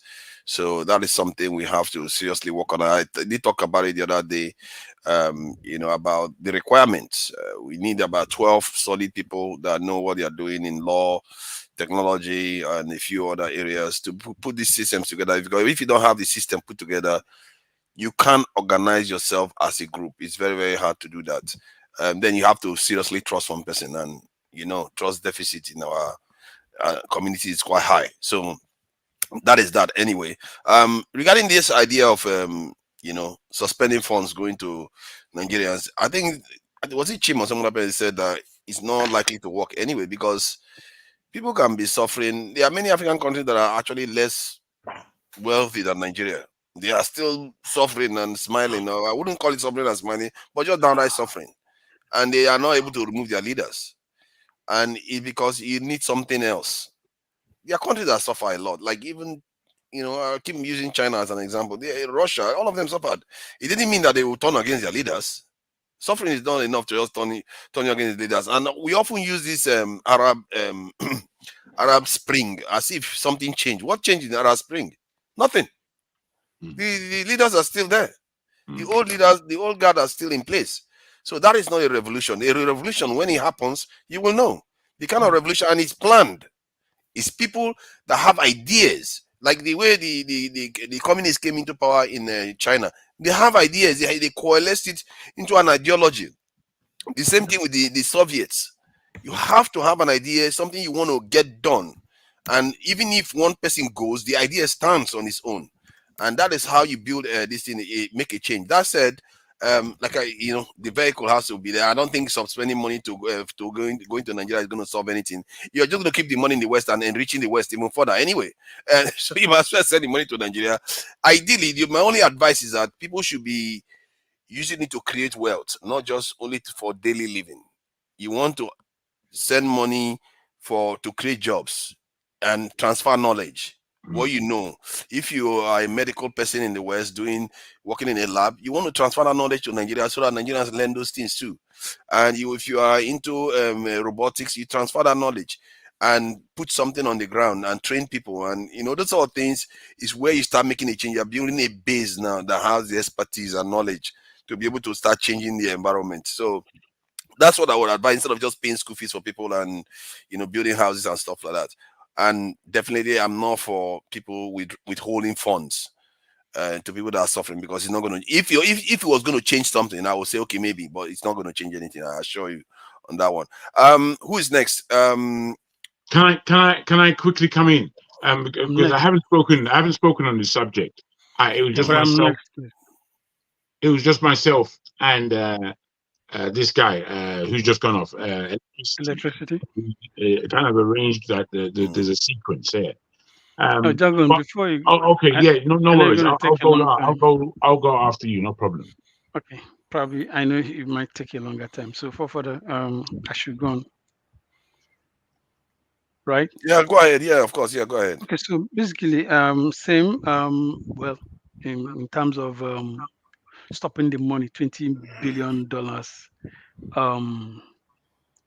to be able to get our people to the point where they will not react or begin to revolt. Well, like you said, I don't think that's going to happen, because most people that send it, like Yvonne mentioned, they're sending it to their dear ones, not necessarily through to the government or through government institutions. But like Chim said, it's yet to determine how that relates to government tax system, or how they really quantify that money. That's okay, this is what they are benefiting. But the thing is, I like what you said, Further, when you check some of the, because I've checked some of the West African countries that are very, very impoverished. They've not been able to stand up against their leaders, or some Central African Republic as well. So my own is, we are still looking for what you call it solution. Whereas the second option, like Righteous Man mentioned, is you guys going to the embassies abroad to protest. I think one or two persons have tried to dismiss it, but I'm going to come from another perspective. Yes, you might said, somebody mentioned that you are equally involved in your own day-to-day activity work, so to be able to create that kind of time is a challenge. If I draw it back to what happened during George Floyd, okay, let me start with George Floyd before I come to IPOB. George Floyd incident. Not only the incident happened in US, but also in Europe. Francis, yes. Try to keep it within 5 minutes. Okay, so let me wrap it up. In George Floyd case, there was a lot of protest that gone beyond US.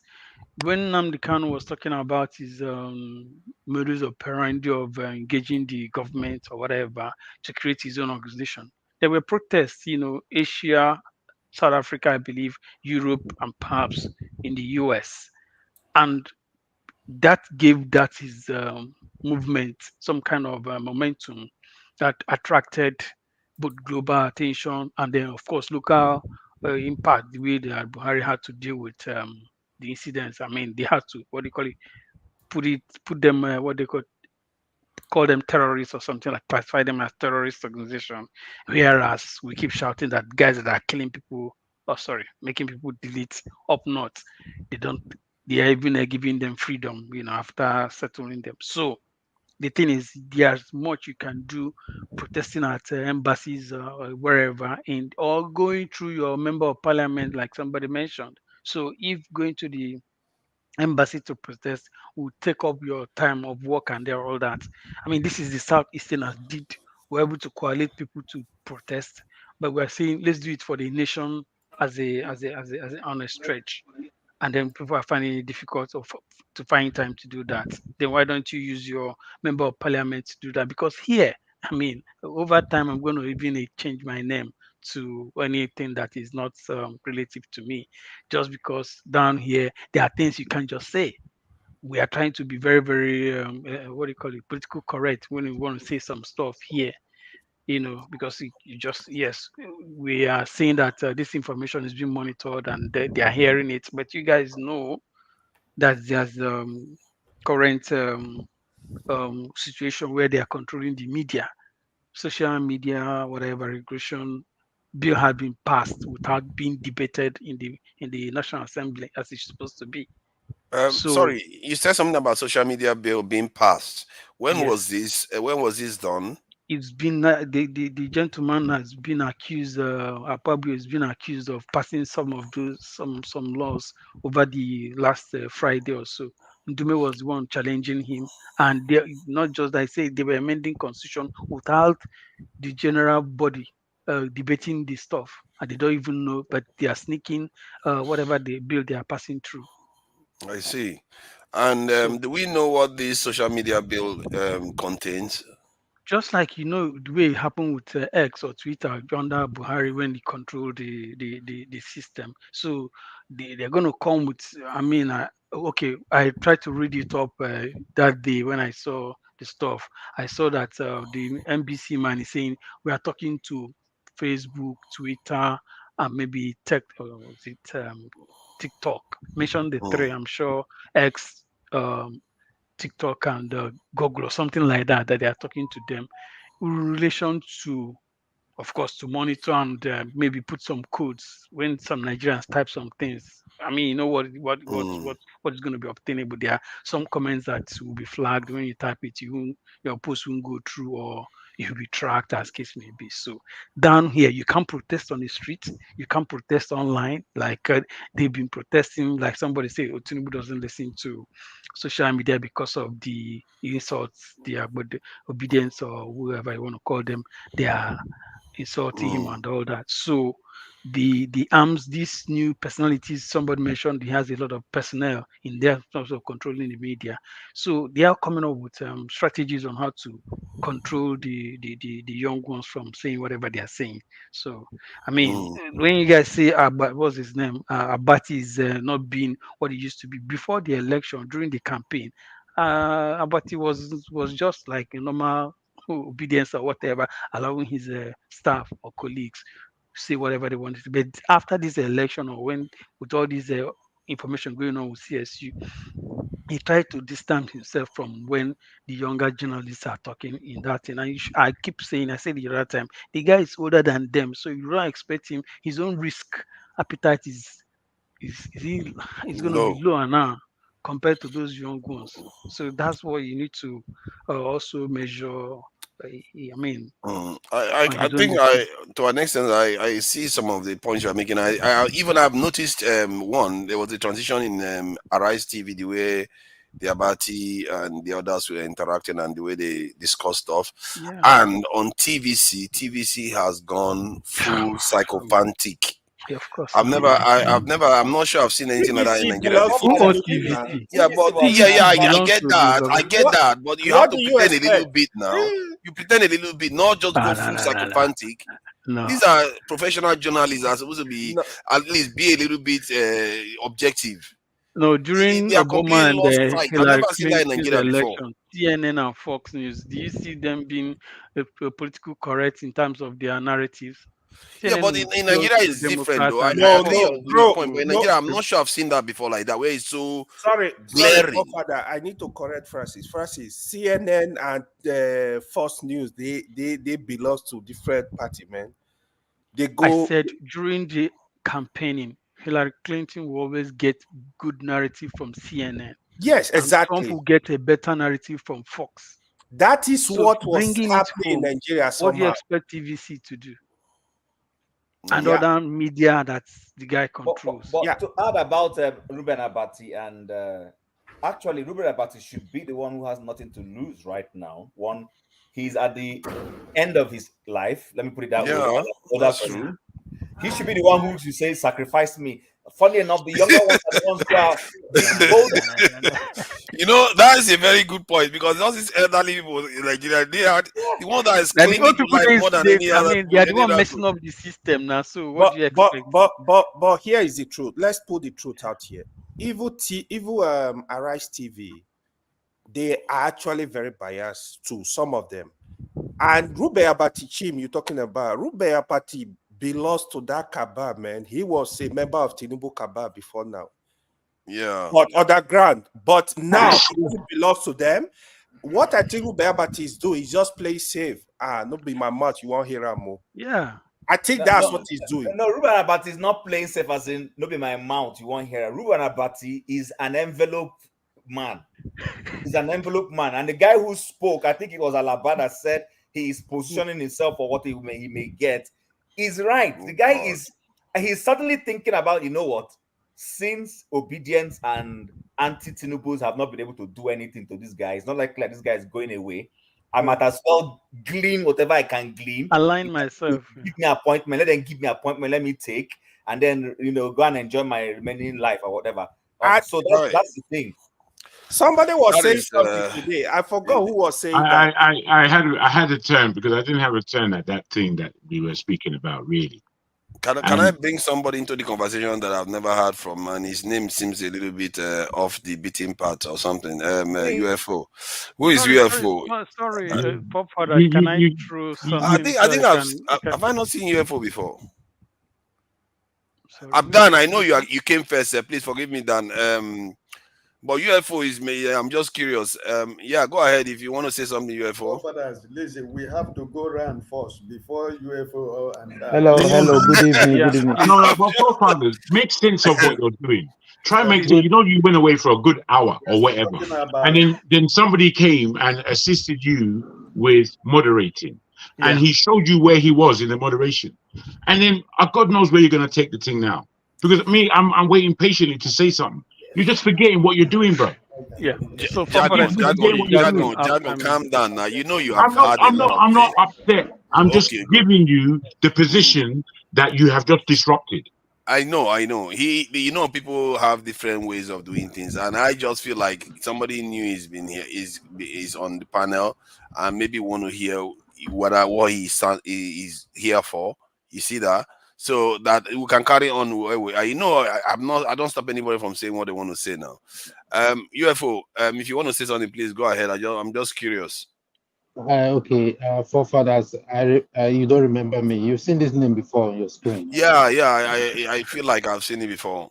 Good evening, gentlemen. No vex, so I'm not going to chance anybody here. I've been here, once or twice. I'll say, we just hear pointing fingers, but forget that the remaining fingers are pointing back at us, what I'll say is we've been conditioned from from the African home settings. When we're growing up, our parents do things as if they are doing us a favor. We ask for school fees. It looks as if maybe you have to call your your family member to come and beg your father, especially if you do anyhow. Here in the United States, it's a right. You have to take care of your children, or the government take them from you. But in Africa, we've been programmed from small that everything our family does for us is a favor, especially our parents, because it's not supposed to be so. So we grew up into that society that anytime our politicians do anything, a road or school, it's as if they're doing us the biggest favor, which is a normal right which is our normal right.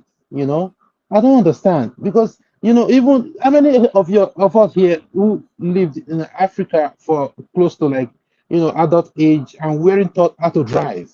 Here in America, 16 years, you already take your child to driving school to get a license. How many of us would take our father's key and they want to cut off our head in Nigeria? Some of us came here to America. We started driving at our old age. You understand? So we're programmed into this society, and whenever we go out there, our lecturers, which they are supposed to teach us, they are supposed to give us that time. We think they're doing us a favor. Sometimes we take advantage of our girls, bribes and all that, as if they're doing us a favor, which is our normal right. So when we go out there, our politician will construct road, school, which is a normal fundamental human right. We will still look as if it's a favor. It's not supposed to be a favor. It's our right as humans.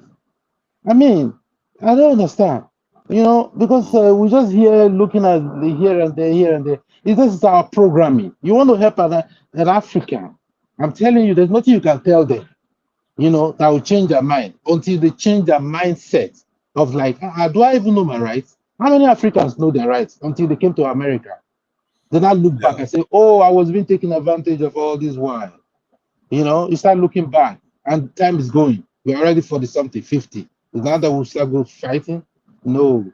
I mean, thank you. Yes, make another vex. Mr. Jagu, no vex. So Yeah, I'm not at all. But Jago is holding his head. He's holding No, his head. I'm not at all. I'm not at all. You see, to me, yeah, there's always ways of doing things that makes things smooth. But this jumping, Jaguda style, where would they do here for Niger? It's awful. It's just awful. And it doesn't, you see, whatever you just said there, it didn't necessarily play into what was said before. And maybe you would have had something completely different to say, having just spent a little time checking out what people are saying. And then the excitement of a new guest, as it were, for forefathers could have come in a bit smoothly. But his excitement was too much for him. He had to come immediately. Anyway, God. yes, or that's why they give up. Now, for me, no, we always jump the line. We always jump the line. It's African thing. We always like to jump the line. Oh, no, boy. nothing You see, against look at the one that's talking about human rights a moment ago. That is he's advocating jumping lines because it suits you. I mean, we came here now before we started knowing what is stop sign now. Before we know we stop at the stop sign or stop light, we just go if nobody's there. If you do it here, even though nobody's there, you don't do it. You have to wait. Yes, now. It's as if Thank you, man. Yeah, Dan, I see you there. Thank you for your patience. Go ahead, Jago. Guys, again, my last comment when speaking with electricity was to try and bring us back on kind of line and not varying down these tracks of simple arguments that could be quickly quelled so we can stay focused on the subject. The answers to the questions that Righteous Man asked, and I like Righteous. I like the fact when he comes and he asks pertinent questions and tries to steer us in terms of, are there any solutions?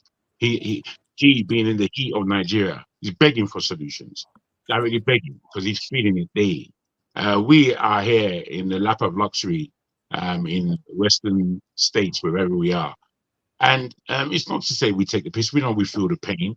But I think none of us really gave real credence to the questions. I think apart from Alaba, who kind of seems to have understood the question and answered it, understanding that this is just an idea. The idea of which came from Dr. Franklyne today, speaking about stopping currency. Would that give us a jolt? And that again came from what forefather normally says about, do we have any security around what we're supposed to be keeping? So many things has kind of happened today. I don't know if we're necessarily bored of the subject, but when we speak about, what was it, $2.8 billion, $20 billion coming into the Nigerian economy on a yearly basis from remittance. Now, we know that money just gets spent.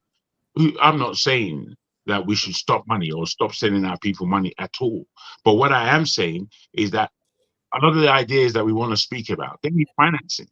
And I don't know where a lot of this money is going to come from, because I know many of us, as much as we may like to put our hands in the pocket, we're not necessarily going to do that.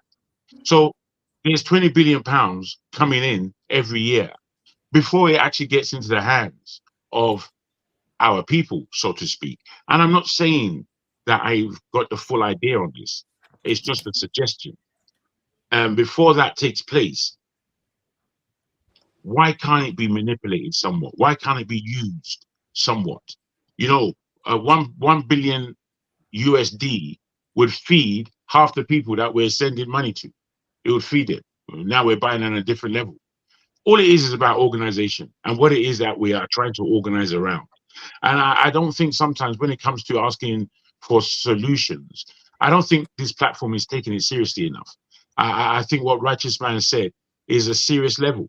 It should bring us to make our backs a bit more straight. Now, and I'm sure everyone else on this platform, have got reasons as to what solutions may look like. But to get that solution, I can't do that on this platform necessarily. So when people do come across really clearly as to what they're trying to suggest. I think it's good that we try and take note and see what we can do, because we've all spoken about this before. Is this just about a chit chat, or is it about offering solutions? Is it about building anything?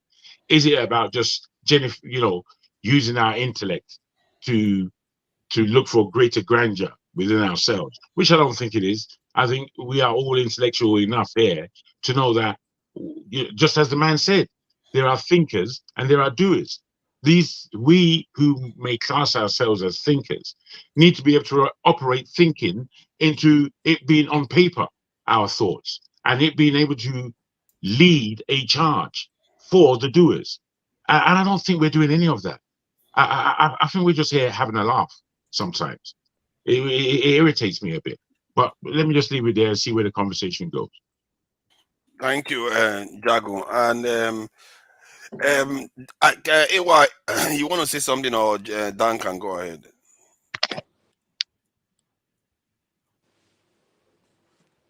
Did I jump Chim? No, you didn't jump me, but I want to say something about what UFO said. First of all, yes, he made a lot of valid points, but one is to put it in context, it depends on the social demographic group you belong to in Nigeria. There are people whose parents give them their car keys when they're very young. There are people whose parents help them get driver's license when they're young. There are people who come from families where they're not shut down easily and all that kind of thing. So mostly, and I don't mean it in a negative sense, is people who come from a lower economic rung. That's where, asking for egg is a big deal. I mean, there are homes where people ask, "Daddy, I want to eat. I want conference. I don't want this," and they give it to them. So it depends on what social economic class you belong to that happens. It's not everybody who came to the Western world and started driving at an old age. There are a lot of people who have started driving in Nigeria way before they even got admission into the universities, and then before they even got married and owned their own cars. So I don't think that conversation is exactly accurate. It depends on the social demographic you belong to. I'm talking about the 70-something same thing here in the Western world. There are people, and not necessarily immigrants, who don't give their children everything they want because they don't have the money to give them. They ask them to go and fend for themselves. They don't take care of them. As soon as you become 16, they send you to go and work in Walmart. So I don't think that analysis is exactly accurate to be used as a blanket for us as Africans and as Nigerians. Okay, thank you. I guess Dan, please go ahead. Yeah, good evening to everybody. Welcome. It was unfortunate today when this brother came. I had to work.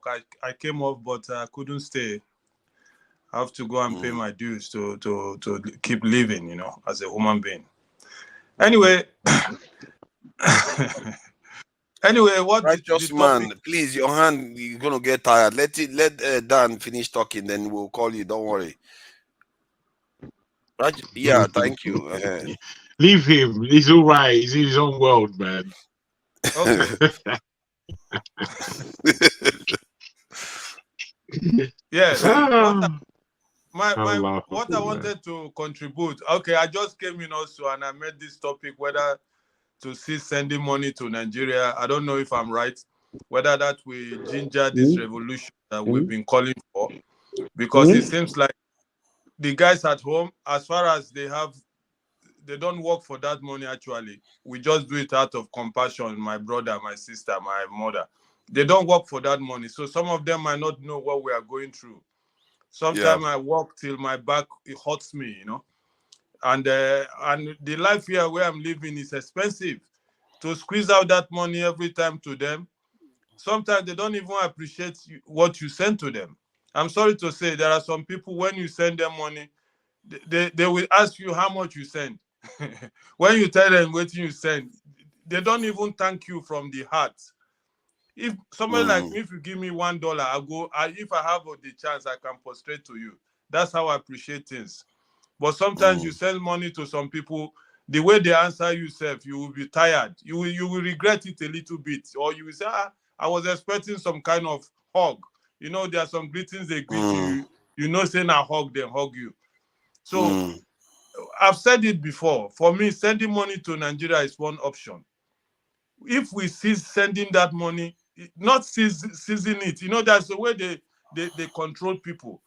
Because Nigeria needs something. We need a reaction from them. We cannot do it. You know, sometimes when you say something, they say, oh, because you are in Europe, you are asking us to go to the street because you are in Europe. That's why you don't want to. They give you that. They just shut your mouth through that. If you stay here, you for know what thing they go through. So that idea of restricting, or at least if you are giving them $200 before, which is nothing to them nowadays, so that $200 cannot take care of. If you have a big family, if you send 200, it's like you are insulting them in some ways, because they think that here, if you just do like this, now money they swim inside.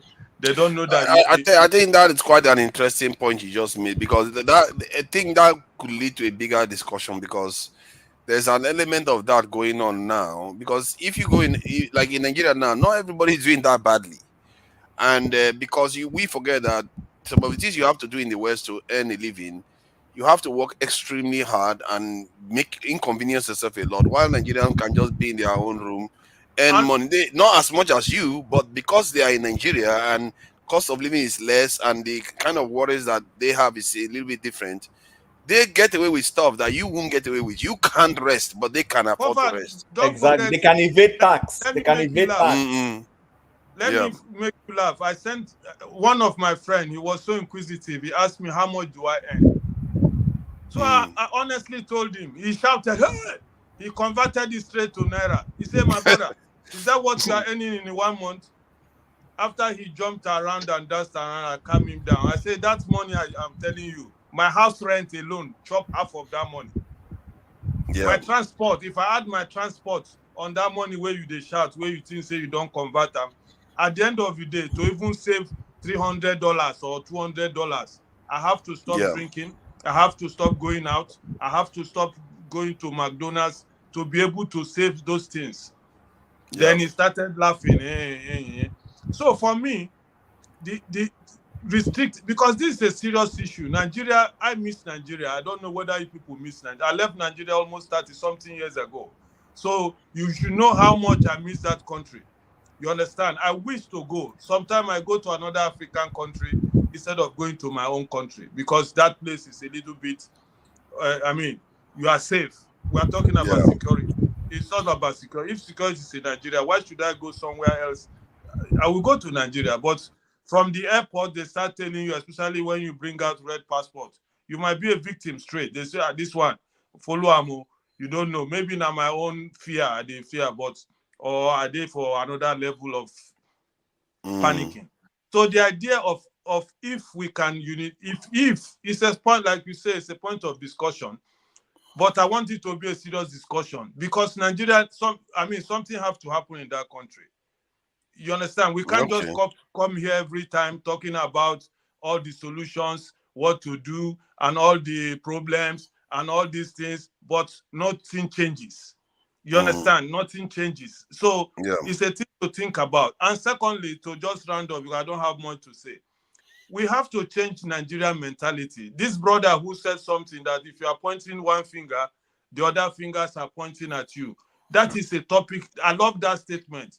Because we Nigerians, first of all, we have that Igberaga. Yoruba say Igberaga Omo. I better pass my neighbor. Those attitudes. If we don't remove it from our shoulder in Nigeria, it will give us trouble, man. Because that is the base. In fact, that was why I left Nigeria. Yeah. That was the main reason why I say I will never grow up in Nigeria, because I don't have much. I don't come from a rich family. I told you many times, I survived from the streets. Anything where we see that time, we manage. So what made me say I will never stay in Nigeria was your common neighbor, because in Papa gets better past you, or then gets something more than you. Even to say hello to them sometimes, some will not even answer you. Yeah. You understand? Not that they are better than you, but just because of that, I better pass you now. System. And this is the biggest problem in Nigeria. You understand? Yeah. So for me, if we can start to not only criticize Tinubu, Tinubu's problem. I don't like that man at all. Alaba, I'm not sure you are supposed to be eating the alubo here or something. I don't know what you are eating. Yeah, please let me land. Sorry, Dan. AY, are you talking to relatives in Nigeria? The way he's distracted from you. What is AY doing? He's like he's talking to relatives in Nigeria. Go ahead. Maybe I should be backstage. So that another person He's talking to somebody else. Maybe somebody else will. Let me just finally, that's Nigerian system. I call it Nigerianness. I better pass somebody, or I go school past somebody. Here where I live, it's hardly you see somebody telling you get BSc, you get masters, you get this. You go see what a master, in fact, what a carpenter is driving as a car, which is African pride. Even somebody will get master, no fit driver, or they have the same lifestyle. These are the things I think say we have to look into to help that country. Let me rest for a moment and keep listening. Thank you. Thank you. Forefathers, it's my turn now, please. Okay. I can't refuse. Sir, go ahead, Oga. My brother, that's just man. My brother, that's just man. Wait to hold. Because when because I told me like my battery did go down when he were okay. My brother. Go. Yeah, Jegu, thank you very much because you captured my thoughts. Jegu really captured my thoughts and my mind, and I'm very, very happy that he understood what I was proposing. It was not as if I said it must be done, because we are trying to look at how can we solve the Nigerian problem. We've tried this, it didn't work. We've tried the election, no way. We've tried protests against us, it ended in chaos. So what are we going to do? And the thing is, okay, maybe what is still sustaining the nation, why the people have not voted, is because of the income Nigerians are receiving from abroad. That income is playing a very big role. I tell you, if the diaspora did not remit what they are remitting, the economy of this country will collapse immediately within 24 hours. It is the diaspora that is sustaining the Nigerian economy. I'm telling you the truth. The reason why, I didn't say you should stop sending money to your parents. I can't say so. I have elderly people. Even as tough as the country is, the little that I have here, those in the village that are crying, I still share with them, no matter how small it is. So I cannot say don't send money. We're looking at the possibilities and then achieve this result we're looking for. So I don't want somebody to understand it that, oh, I suggested that the money should be withdrawn. No. I get what you like mean. Daniel said.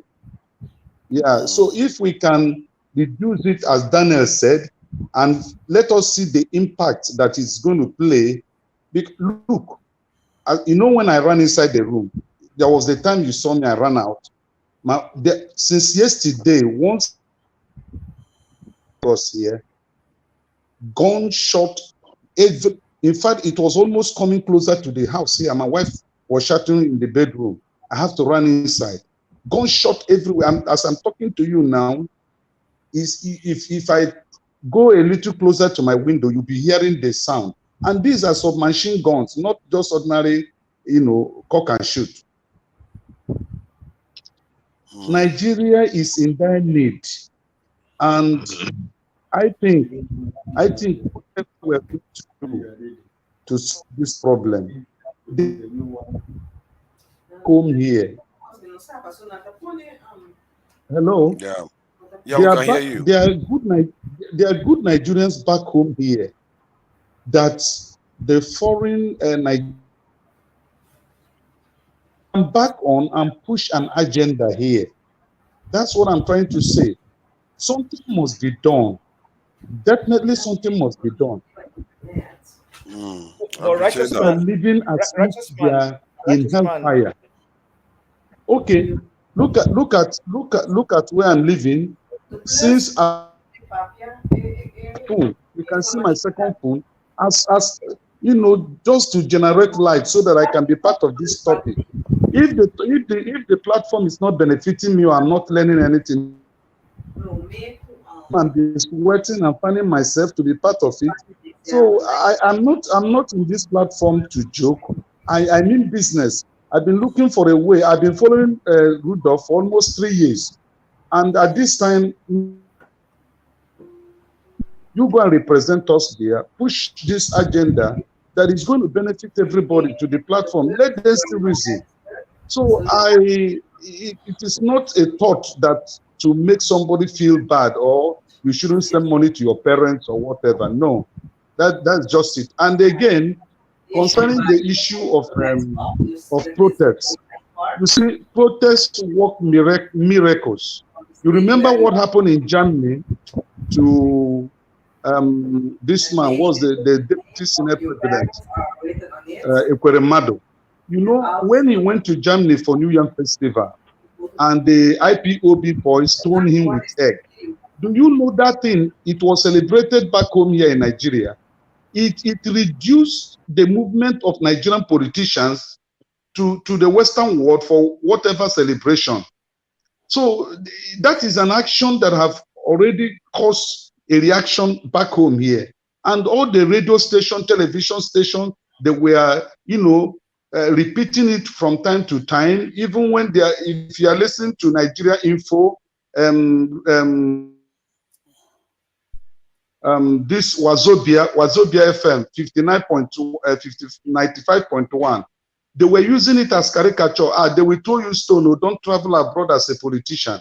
It was one action that have triggered a reaction, a chain reaction in Nigeria.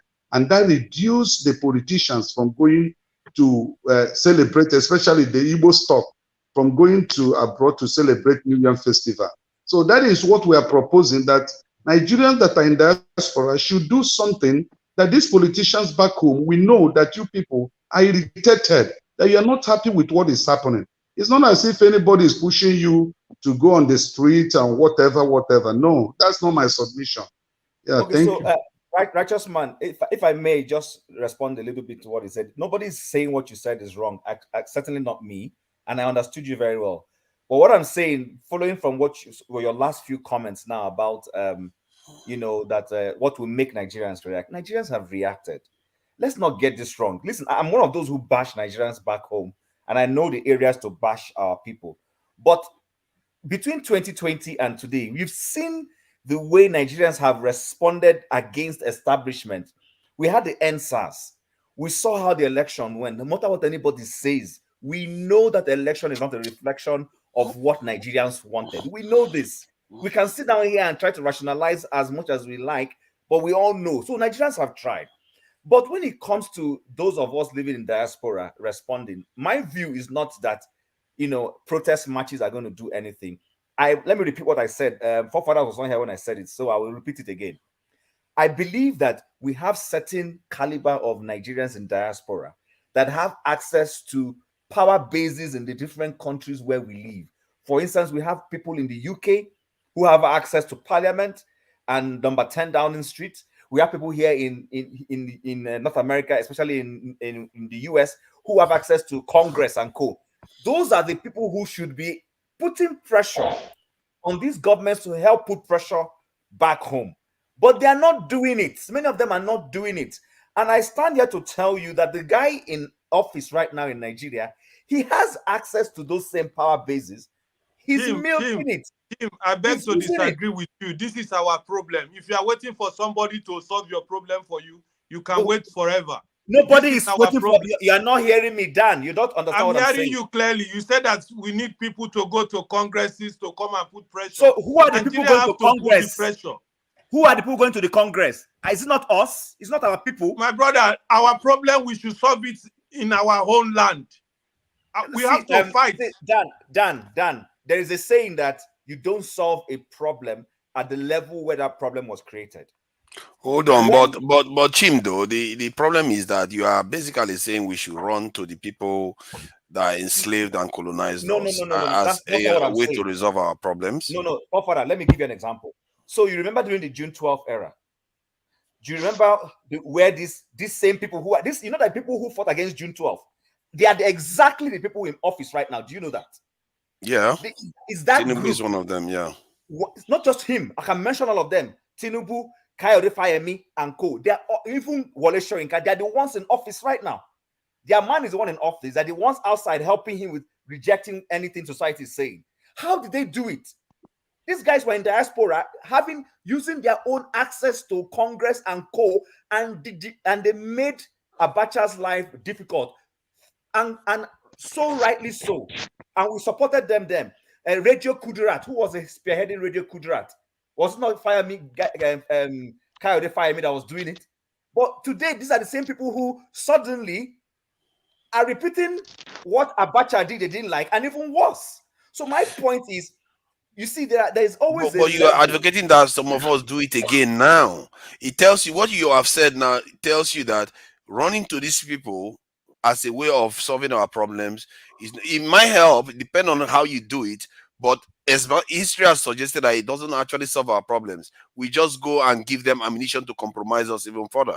I'm not saying run to them. I'm just saying there are different ways of going about it. Like before electricity left, he talked about sitting down, and coming together and disagreeing on one or two things, which I have already given him my phone number for that. But the point I'm making is this: there is no one size fits all. For instance, he said our people home are not serious. I don't agree. I don't agree. We saw what happened in NSAS. It's just that the establishment is stubborn. The establishment, look, they have connivers who help them keep themselves in power. So if NSAS has moved the needle, and then this last election, we also saw how the so-called third force moved the needle, you can't say people back home are not trying. I don't agree. I bash Nigerians back home. My own point where I say our people are not doing well is, and the doctor, our guest said it, our people don't know their rights very well, especially those of them in the rural areas. They just stand up and they say, "Hey, Ebola, where did I was speaking Yoruba because it's going to suit my conversation right now." They say, Ebola, Ebola Kadibo," and they just tell them that we should. Show paid attention to your Yoruba. Oh yes, I speak Yoruba. I grew up in Lagos. I speak Yoruba, so it's not a big deal for me. Most of my friends are Yoruba people and all that. You understand? And this is probably where we need to break down our constitution into local languages so that our people can have these things. Educate their minds so that when a forefather is telling them on the need for them to come out, and have a revolution, they will understand it. But right now they don't understand it, which is why I asked our guest earlier. I said, which is more important? If you guys remember, I said, is it economic empowerment? Because it looks as if hunger is what is making our people compromise. That's why they're easily buyable. Should you help them end their businesses when they're economically empowered? That at that point they can tell a politician to go to hell. Because right now, people are looking for food. And the politician that solves their food need owns them. That's what is going on. But the truth is, even people that have money are also influenced with more money. That's a problem. And they are hungry too at a different level. I think the reason why I say this is because there are examples of nations that were living on food rations, but they were not this compromised. It tells you that the education of our people, which some of people have already advocated, maybe they have a point, because the mindset is where the problem is. I think there was something I wanted to say about this thing, the change that, when we say that the Nigerian people are not doing their bit, like the low-hanging fruit ones that I find a little bit weird that nobody talks about. It's like John Abba came here with 2 days in a row complaining about how people were massacred on the bus. You don't see our people coming and say, Tinubu, you promised us that you're going to change our security posture. You're going to recruit our people. You've not recruited anybody into the military. You've not recruited anything to the police. You told us you're going to do this. Nobody is coming to ask him that. And you begin to wonder, why is it that more people came out to protest for Mohbad than for all the people that have been kidnapped and killed and everything? So you begin to wonder, where are they missing the point here? Because those are more pertinent. Those are the reasons why our GDP is not growing. People are not coming to invest in the country, but they are willing to protest for Mohbad. That it doesn't necessarily affect our GDP significantly. People are not dying necessarily because of Mohbad. And I find people, the way we approach this in Nigeria we tend to be channeled towards the wrong direction in terms of fixing the situation. I think that the people sorry, there's this in the echo there. I don't know who that is. Okay, yeah, I know. Okay, so yeah, I think that there is a kind of misunderstanding of this thing, the actual priorities that we should be going after. And I think you can, especially when the government come into office, promise you certain things, hold them accountable for what they promised you. Why is nobody telling Tinubu, you said you were going to do this about our security? Now you are talking about synergy. What is synergy? You didn't tell us synergy in this in Chatham House. As a matter of fact, the person that talked about synergy was Baja Abi Miller. I forgot how to pronounce his name. Sorry about that. Bajabia Miller. Bajabia Miller, yes. He was the only one that talked about synergy in Chatham House, but El-Rufai was the one that advocated in changing the size. I didn't think they had a difference of opinion. I thought they were just answering the same question these different ways. But it turns out that because El-Rufai is not present now, that may actually be the reason why you are not seeing the recruitment in the government into the security forces. Because El-Rufai is one of those people in terms of security. He seems to be saying all the right things and he seems to be uncompromising about it. And maybe that is the reason why he's not in government right now. Because some people felt like, no, if that guy goes in, it's going to change the paradigm. And this is when I keep saying this thing sometimes. I don't like El-Rufai, what he did. I don't know why he did what he did. Came out on twice to say some bigoted things. I don't know why he did that. Because the reason why they isolated him from this government right now is because of that security posture, that is a big loss for the country. That's a big one. Because I believe that if they fix that problem, I've said it before, I will forgive Tinubu all his sins. Everything he's done. If you like, let him forge people's NIS, this is social security certificate. All he wants. I don't care. Go and sin no more. Go and sin no more. I care. In short, sin again. I don't care. Just fix that stuff. Fix that stuff because it's going to save lives. Because when you do that, I can go back to Nigeria. Many of us can go back to Nigeria. Was it not Dan that just said he went to another country instead of Nigeria? That money is not spent in Nigeria right now. I know Nigerians that build properties in Ghana because they don't feel safe in Nigeria. Do you know how many that don't even show up in Africa because of it? It's terrible. Bro, it's scary. Forefathers, don't take my place. Now let me share something. Dan has finished. Man, Oga, you see, every time you are always giving me this elbow. I don't know what I do to you. You are the moderator. No, moderator don't talk too much, right? You are the moderator. Okay, go ahead. See, I'm not moderating like normal moderators. I'm a panelist too. You know that now. Please go ahead. When my brother Righteous has gone to sleep. Well, listen.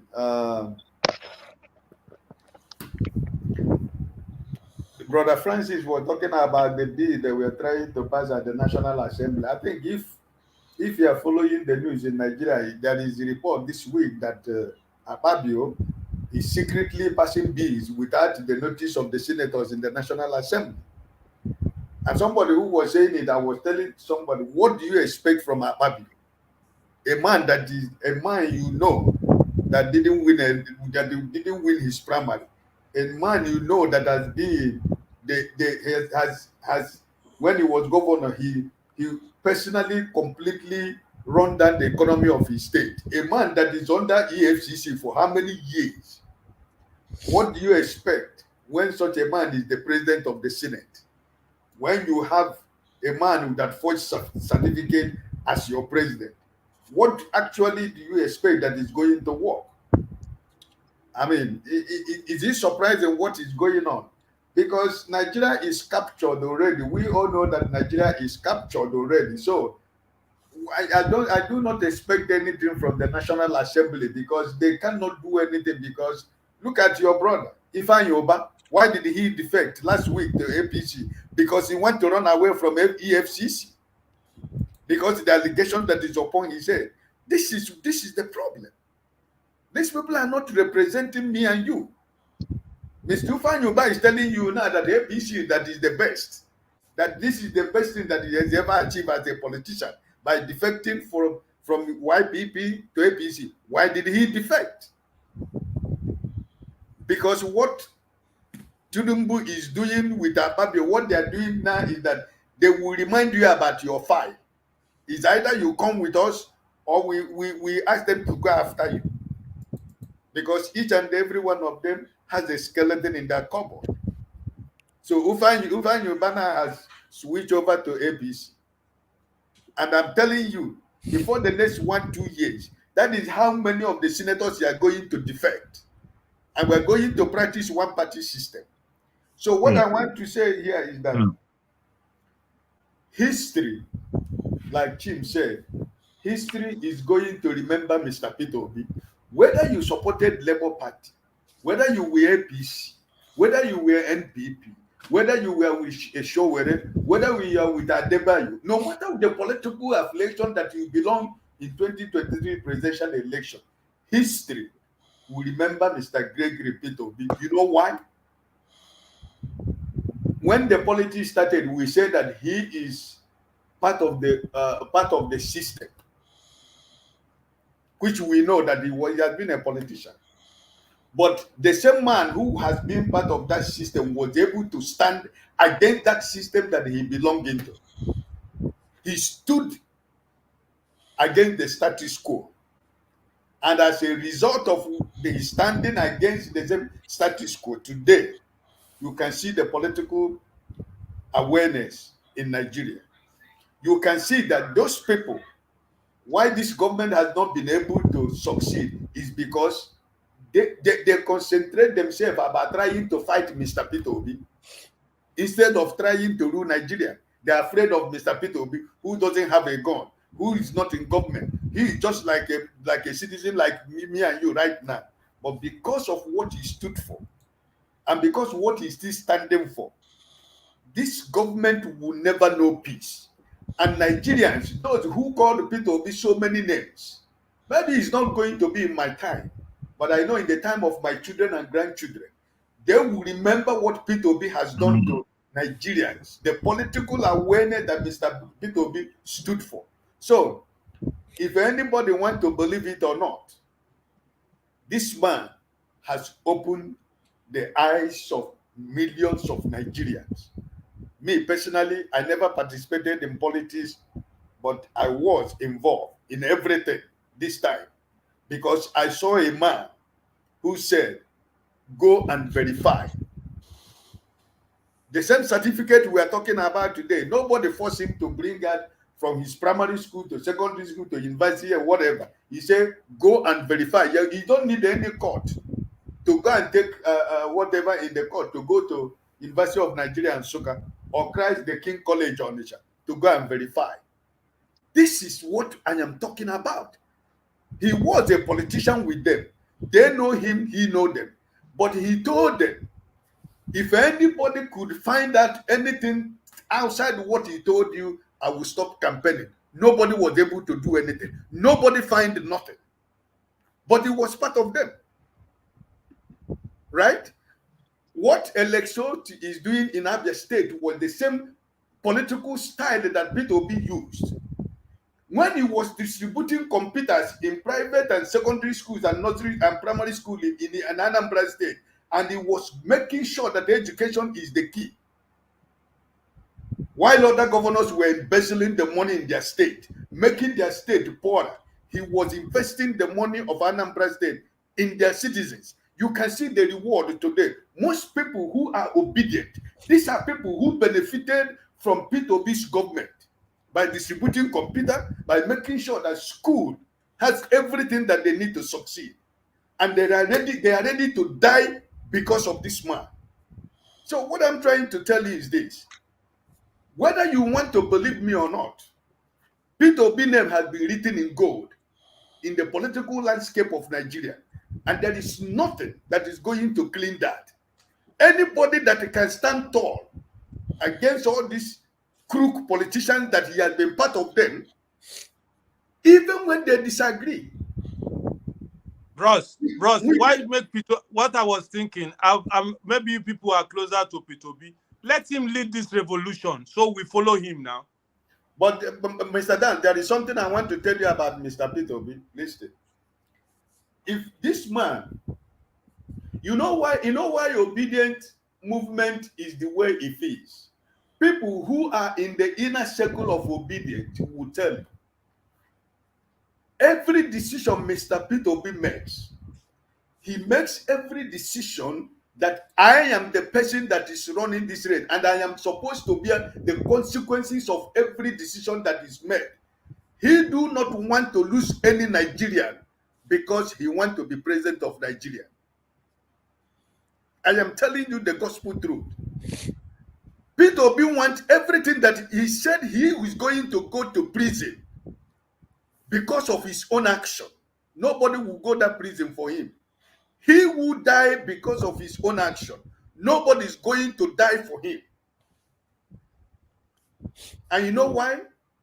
Because it is the same people he wants to serve.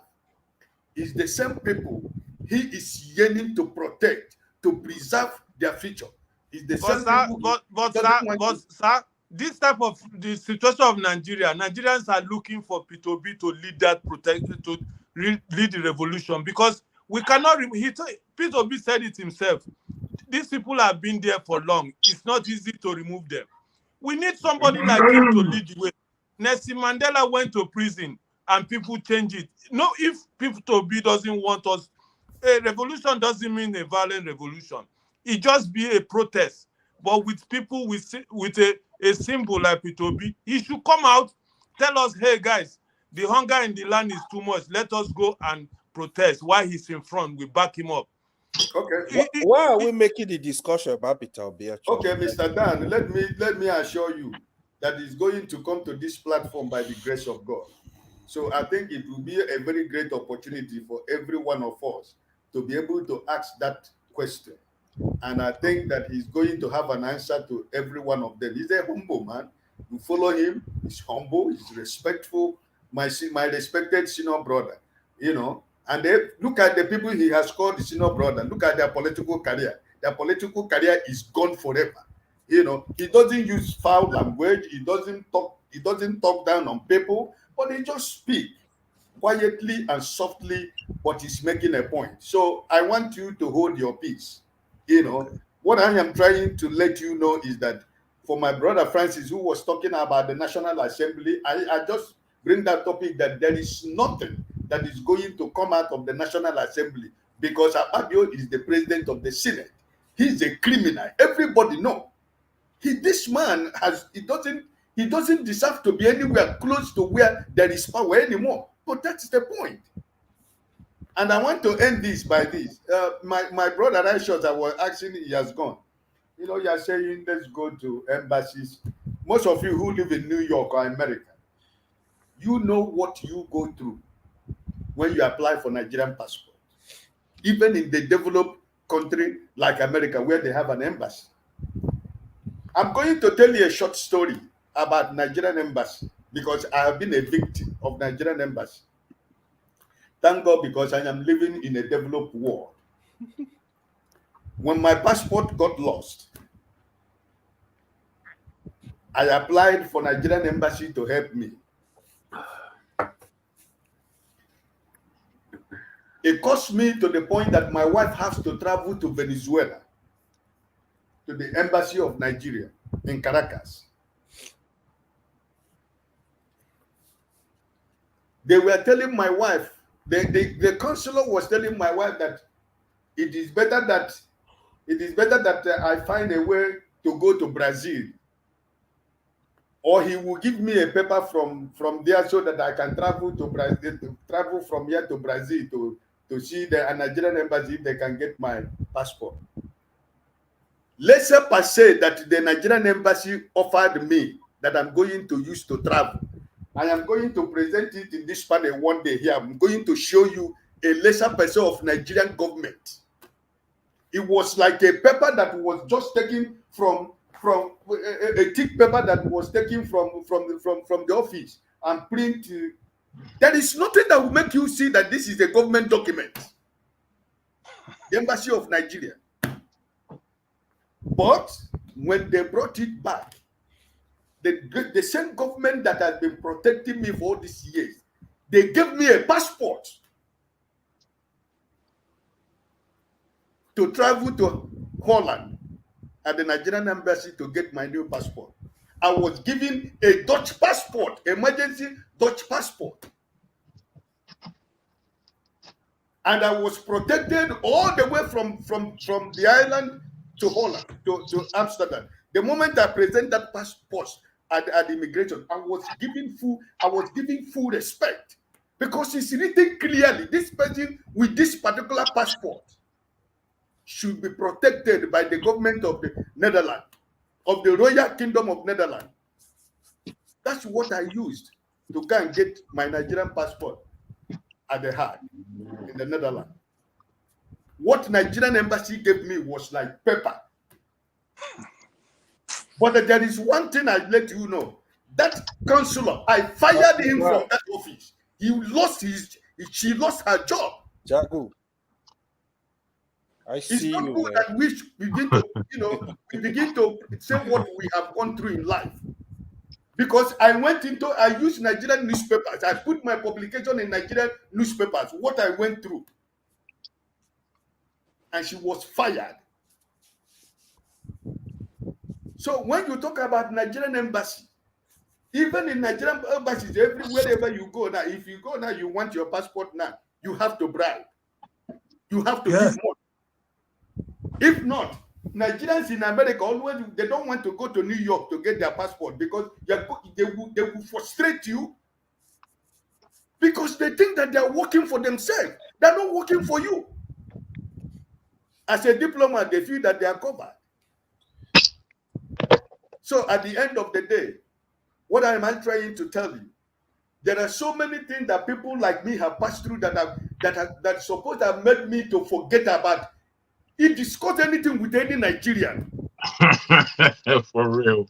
But here am I still crying, talking, praying for a better country that called Nigeria. If Nigeria has never happened to you, you will not understand what people are saying about. No matter how comfortable you might think you are wherever you are, if Nigeria has never happened to you, you will not understand Nigeria. I've been privileged to serve Nigerian community. I was in Mali for more than 15 years. I was the vice president of Nigerian community. I was the president of Igbo community in Mali. I received Obasanjo when he was president. I had a handshake. The pictures are still with me here. John Wood when he was the Minister of Foreign Affairs.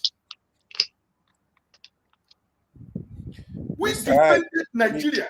We fought for Nigerians. But what is the gain? What is the gain? Because we were serving people. Some of Nigerians were collecting money. When Abacha came to Mali, some of us who refused to receive Abacha, we were taken by the police. We were put in police prison. Because the executive of Nigerian community, half of them collected money because we said we can never receive Abacha because he's not a legitimate elected government. But some Nigerians, some executive members of Nigerian community in Mali, they collected money and they went and received the man at the airport and they shared money. And some of us became enemy of the state. We can't get anything at the Nigerian embassy in Mali because we stood to defend Nigeria. And we defend and we fought the ambassador, the consular, they charged their fare. They were fired from Mali. We reported that if they don't leave Mali, we're going to set the embassy on fire.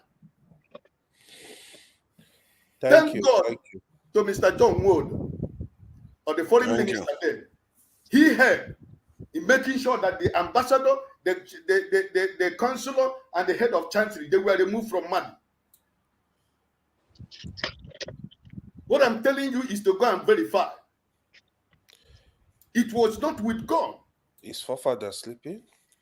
But when you are standing for the truth, people are going to follow you. That's why I'm telling you. If Peter Obi, like Mr. Dan said tomorrow, if Peter Obi should open his mouth and tell why do you ask? You want me to step on? I want you to stand tomorrow. Our helper do a job. Defend the vote of 20. You will see what is going to happen. Chief, yeah, thank you. We need to round up, to try to round up. Bad person. Low copy, Maoka.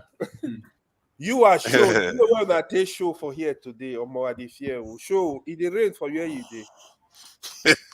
Because show no the day night duty now. They like money shift. Forefathers, righteous man challenged you yesterday that is challenging you to come to Nigeria to live for 6 months. I I was listening and watching the panel. Is currently in Nigeria now. It's like Oga has got it in for me today. Nobody give me 1 million. Me, I no go. You understand what I mean? Yeah, I think, believe me, I'm not running from Nigeria. What is there to run from Nigeria? But I mean, they run, no. They run. Because sometimes when you're talking like the Chinese, the Russians, listen, you need to. No, sorry. Listen. Sorry.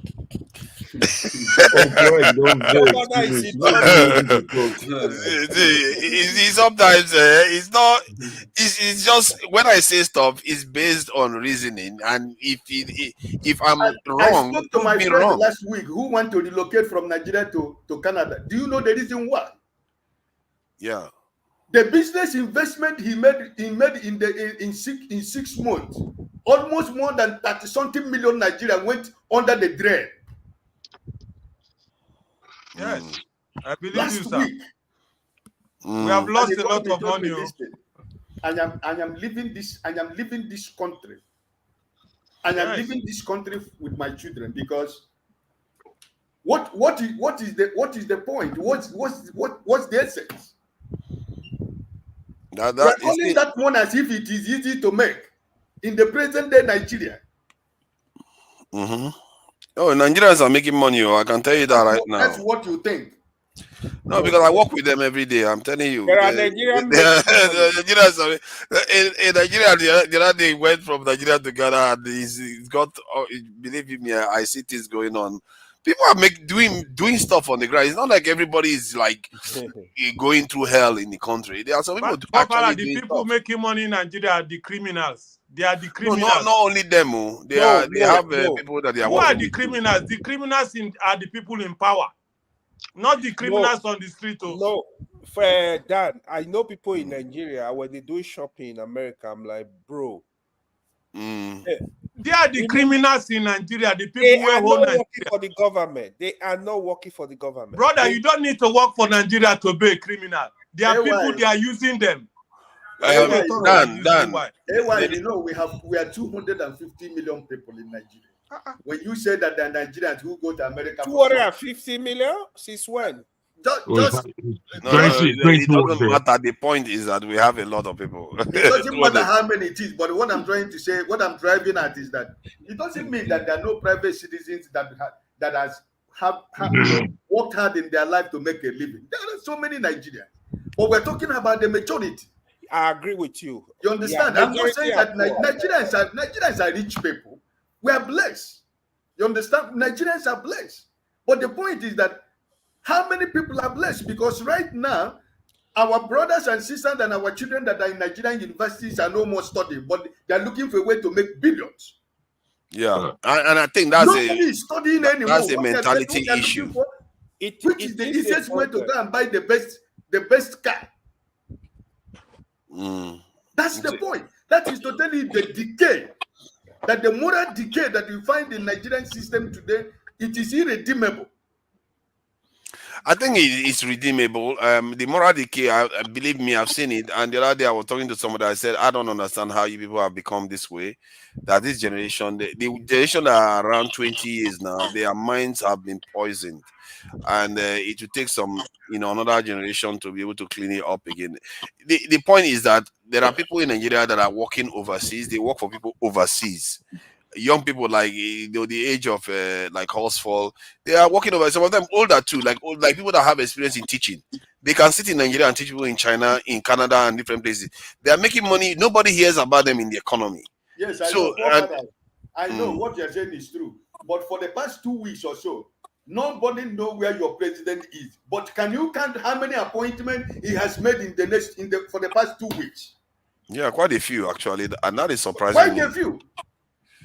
They made one. Sorry, they made one. I think quite a few. Yeah, at least 2 or 3 I've heard of, and the guy has not been talking to us, but he's appointing people left and right. Apart from the Feladro Toye one that they did a while ago, a few days ago, the one that they did recently, the son of the famous Borno politician, the guy is 24 years old. He's been appointed the head of board of FEMA.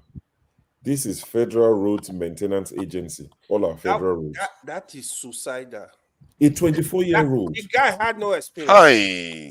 See, forefathers and the rest of the guy listening. This guy, his father is a famous Borno politician. He contested against Alimo the Sheriff and he lost twice. Now, his son has been made the head of the board of FEMA. What is his experience? He has a first class in electrical engineering, not even civil engineering. Electrical engineering, first class. He has a master's and he has a PhD at 24, which means so which means all he's done is he's gone to school. I mean, having a PhD at 24, that means he's literally done the only job experience he has. When they inaugurated this administration and we appointed our ministers, he was special assistant to Dave Umahi at the Ministry of Works for a couple of weeks. When did Dave Umahi become minister?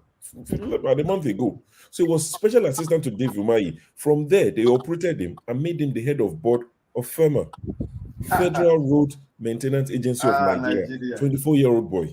Nigeria. Wow, they didn't even take time to build him up. 24. I'm not against bringing the young into the system, but 24 seems too young, and there's no basis for his appointment.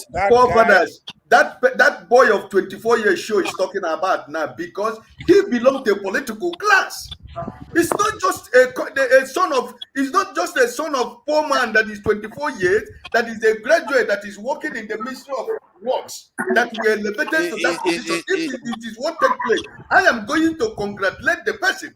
But the point show is trying to make you to understand where this man is coming. He is coming from a political dynasty, which means it is the same capital we are talking about. But is this not a feature of democracy? Because I think that let me explain what I mean now. Because you see that even Trump chose his in-laws to go and run systems, and Kennedy appointed his brother in the position. Not just systems. Trump chose his son-in-law to find peace to the Palestinian and Israeli issue. Yeah. That one was it was like he gave him he put him in charge of so many different areas. The most difficult task in the world. For me, that shocked me because I didn't think democracy was like that. To actually see that you can actually do a lot of things. We don't understand. We think democracy is what we see everywhere. Democracy, the moment you elect a party in, they can reshape the way they run their government, the way they see fit. You'll be shocked how the laxity they are given. And this is why when they come into office, they can appoint people from their tribe or family members into positions. You are allowed to do that in a democracy, which is crazy. Let me ask you a question. For conscience sake, the Chief Justice of the Federation, who appointed his son as a judge, even though that son qualified to become a judge, why didn't he allow another judge to appoint that guy? Exactly. This is the problem of Nigeria. The Chief Justice of Federation of Nigeria made his son a judge. That is to tell you that this country belongs to a certain group of people, and there is nothing anybody can do about it. That is the message. I think for me, what I see in the people that are controlling us, according to the professor, the doctor that came on earlier on, he says they are an auxiliary group. I like to call them caretaker government, but he called them auxiliary group of people that are just there taking care of Nigeria for their masters overseas. These people are not as powerful as we think. Didn't you see your head of NSA go to for the UK and start begging foreigners to come and help us? They just pose for us, and we forget that they are answering to other people. And that doctor is correct. That's why I like when he came on. He said a lot of truths. He talks about how powerful the people are. We don't recognize our power as a people. We've not even tapped into it. And why do we expect? Look at what some of the things Tinubu said he was going to do when he got into office. We are not even holding him accountable for that, and we expect it to change. Sorry, folks. I just wanted to quickly correct something that was being discussed earlier. Not every Nigerian, not all of them are corrupt. You understand? So there are some people in the private sector who are well paid. You understand? Not everybody is corrupt, even though we know that the government system is corrupt. There's corruption in governance. There's corruption in government, even in the private sector. But there are still hardworking people there who are making their money clean. You understand? That's what I just. That's not everybody's a criminal. Like Dan was asserting the other time. Not everybody is a criminal. There are people making their money clean. It's just that when the system is corrupt, even the rich over there won't enjoy their money because there's no quality. There's no quality of life there. You know, everything is backward. So just to correct that impression that everybody there is corrupt. Thank you. That not all Nigerians are corrupt. There are a lot of decent and honest, dedicated, hardworking Nigerians in every space of life. That is accepted. Where sometimes when majority is overboard, you get to your nerves. We are not saying Nigerians. There's a lot of wonderful Nigerians. But why I brought out the issue of the Chief Justice of Federation, that is for morality's sake and for conscience sake. He should have not done what he did. But this is Nigeria for you. Peter Obi said, check if there is anybody when I was governor from my town or local government who I made the commissioner, I stopped campaigning. Because you have to make sure that anything you are trying to do, you are not trying to favor anybody, or you are trying to make use of people that can be able to serve the people and give them a better life. We have been talking here for how many months now? Almost a year now. Which day do we stand your light goes off, or you come back from your place? There is no water. There is no water running in your system. If such a thing is going to take place, before you wake up in the morning, they put a notice in your letterbox that the light is going to go off from that to this time, and immediately it is that time your light comes back. The same thing with water. I mean, these are common things we are talking about. You want to go from Ojuelegba to Mushi, you just go without any trouble. But right now, look at Nigeria. Look at the security system. Look at the transport system. When I asked the professor this afternoon, when I told him what the people like him are going to do about the governor of Imo State, I am from Olu senatorial zone. I say it here every day. There is no more any single young man in Olu senatorial zone because everybody has run away. Because if you're a young man from 18 years from 18 years to going to 30 years, you're a member of IPOB. They get you, they kill you, put you in prison. Nobody's going to ask of you. During the presidential election, there was no election in Olu senatorial zone. But hope who's of them might give APC vote in Olu senatorial zone. I am telling you, life. There was no single town in Olu where there was casting of vote. The same thing he is trying to do right now. That's why I was asking him, what are people like you doing to make sure that this man don't go back to Douglas Road again in a way? Because this man is evil. Evil. Okay.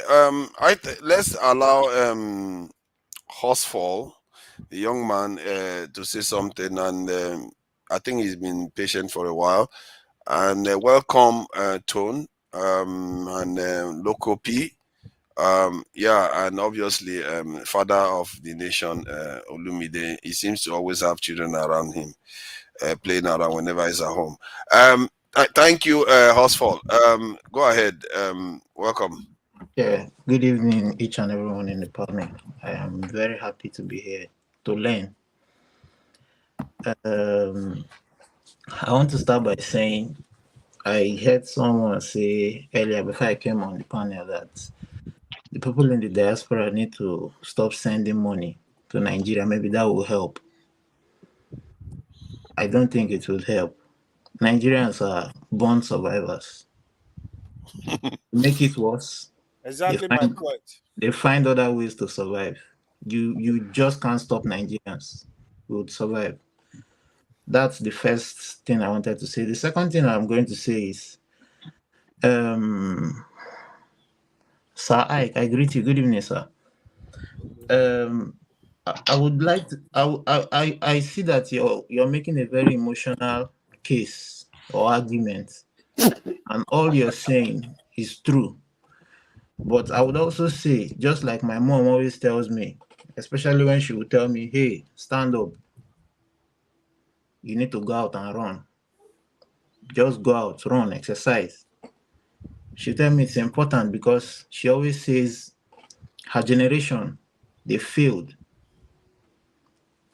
There's a circle of complaining, in her words, a circle of complaining and whining.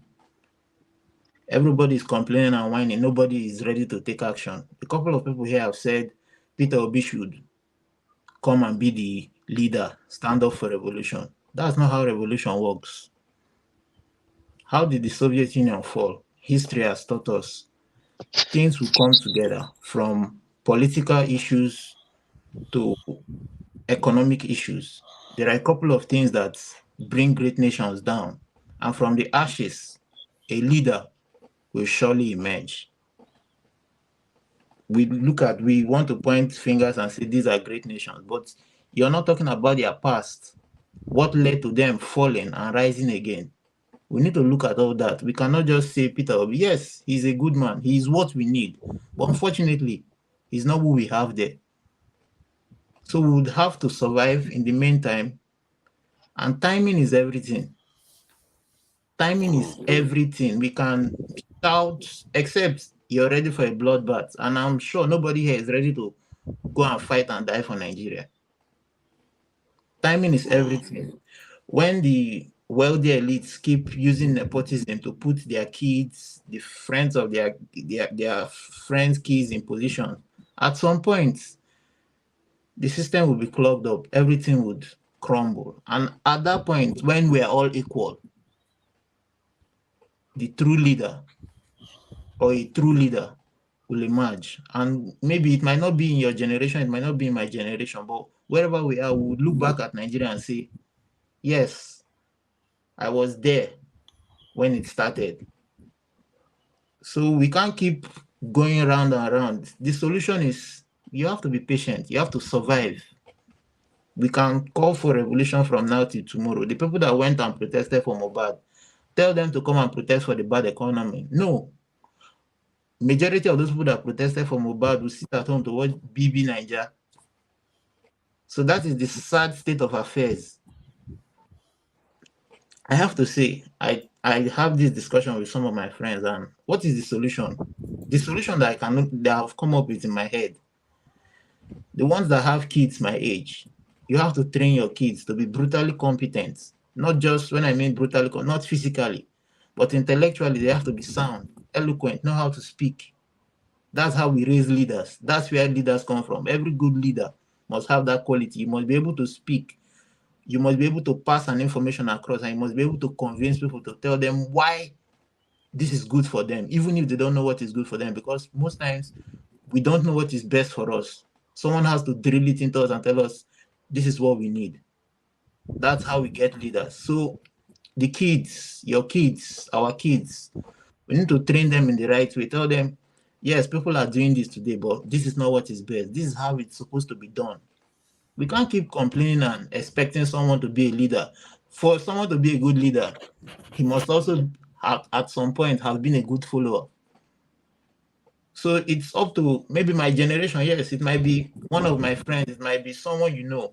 It might be my generation that would come up and say, okay, this is our time. This is how it's going to work. But timing is everything. At some point, God said the Israelites would be in the wilderness for 40 years. No matter how they complained, no matter how they shouted, all the whining, 40 years is 40 years. It was a process, it was a time, it was a journey. They were there. After 40 years, they came out. So this might be our wilderness. There is no amount of whining, there is no amount of complaining.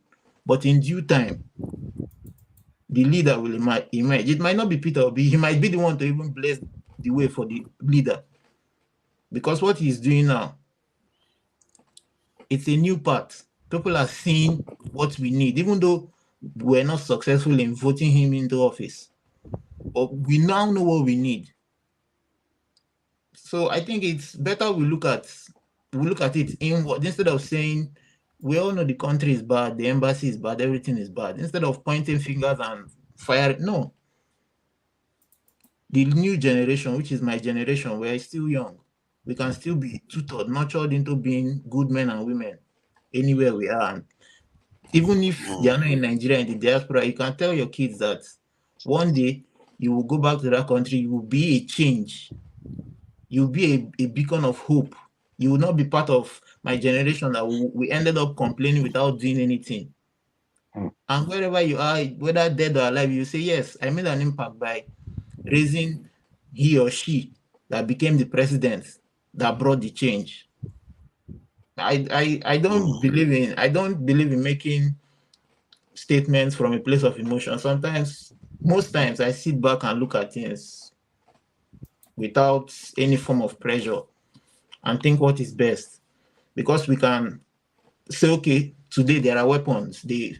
We force Americans to say, okay, they will support Nigerians in getting the president we want. And maybe the president in office say, no, he will not agree and we need to fight.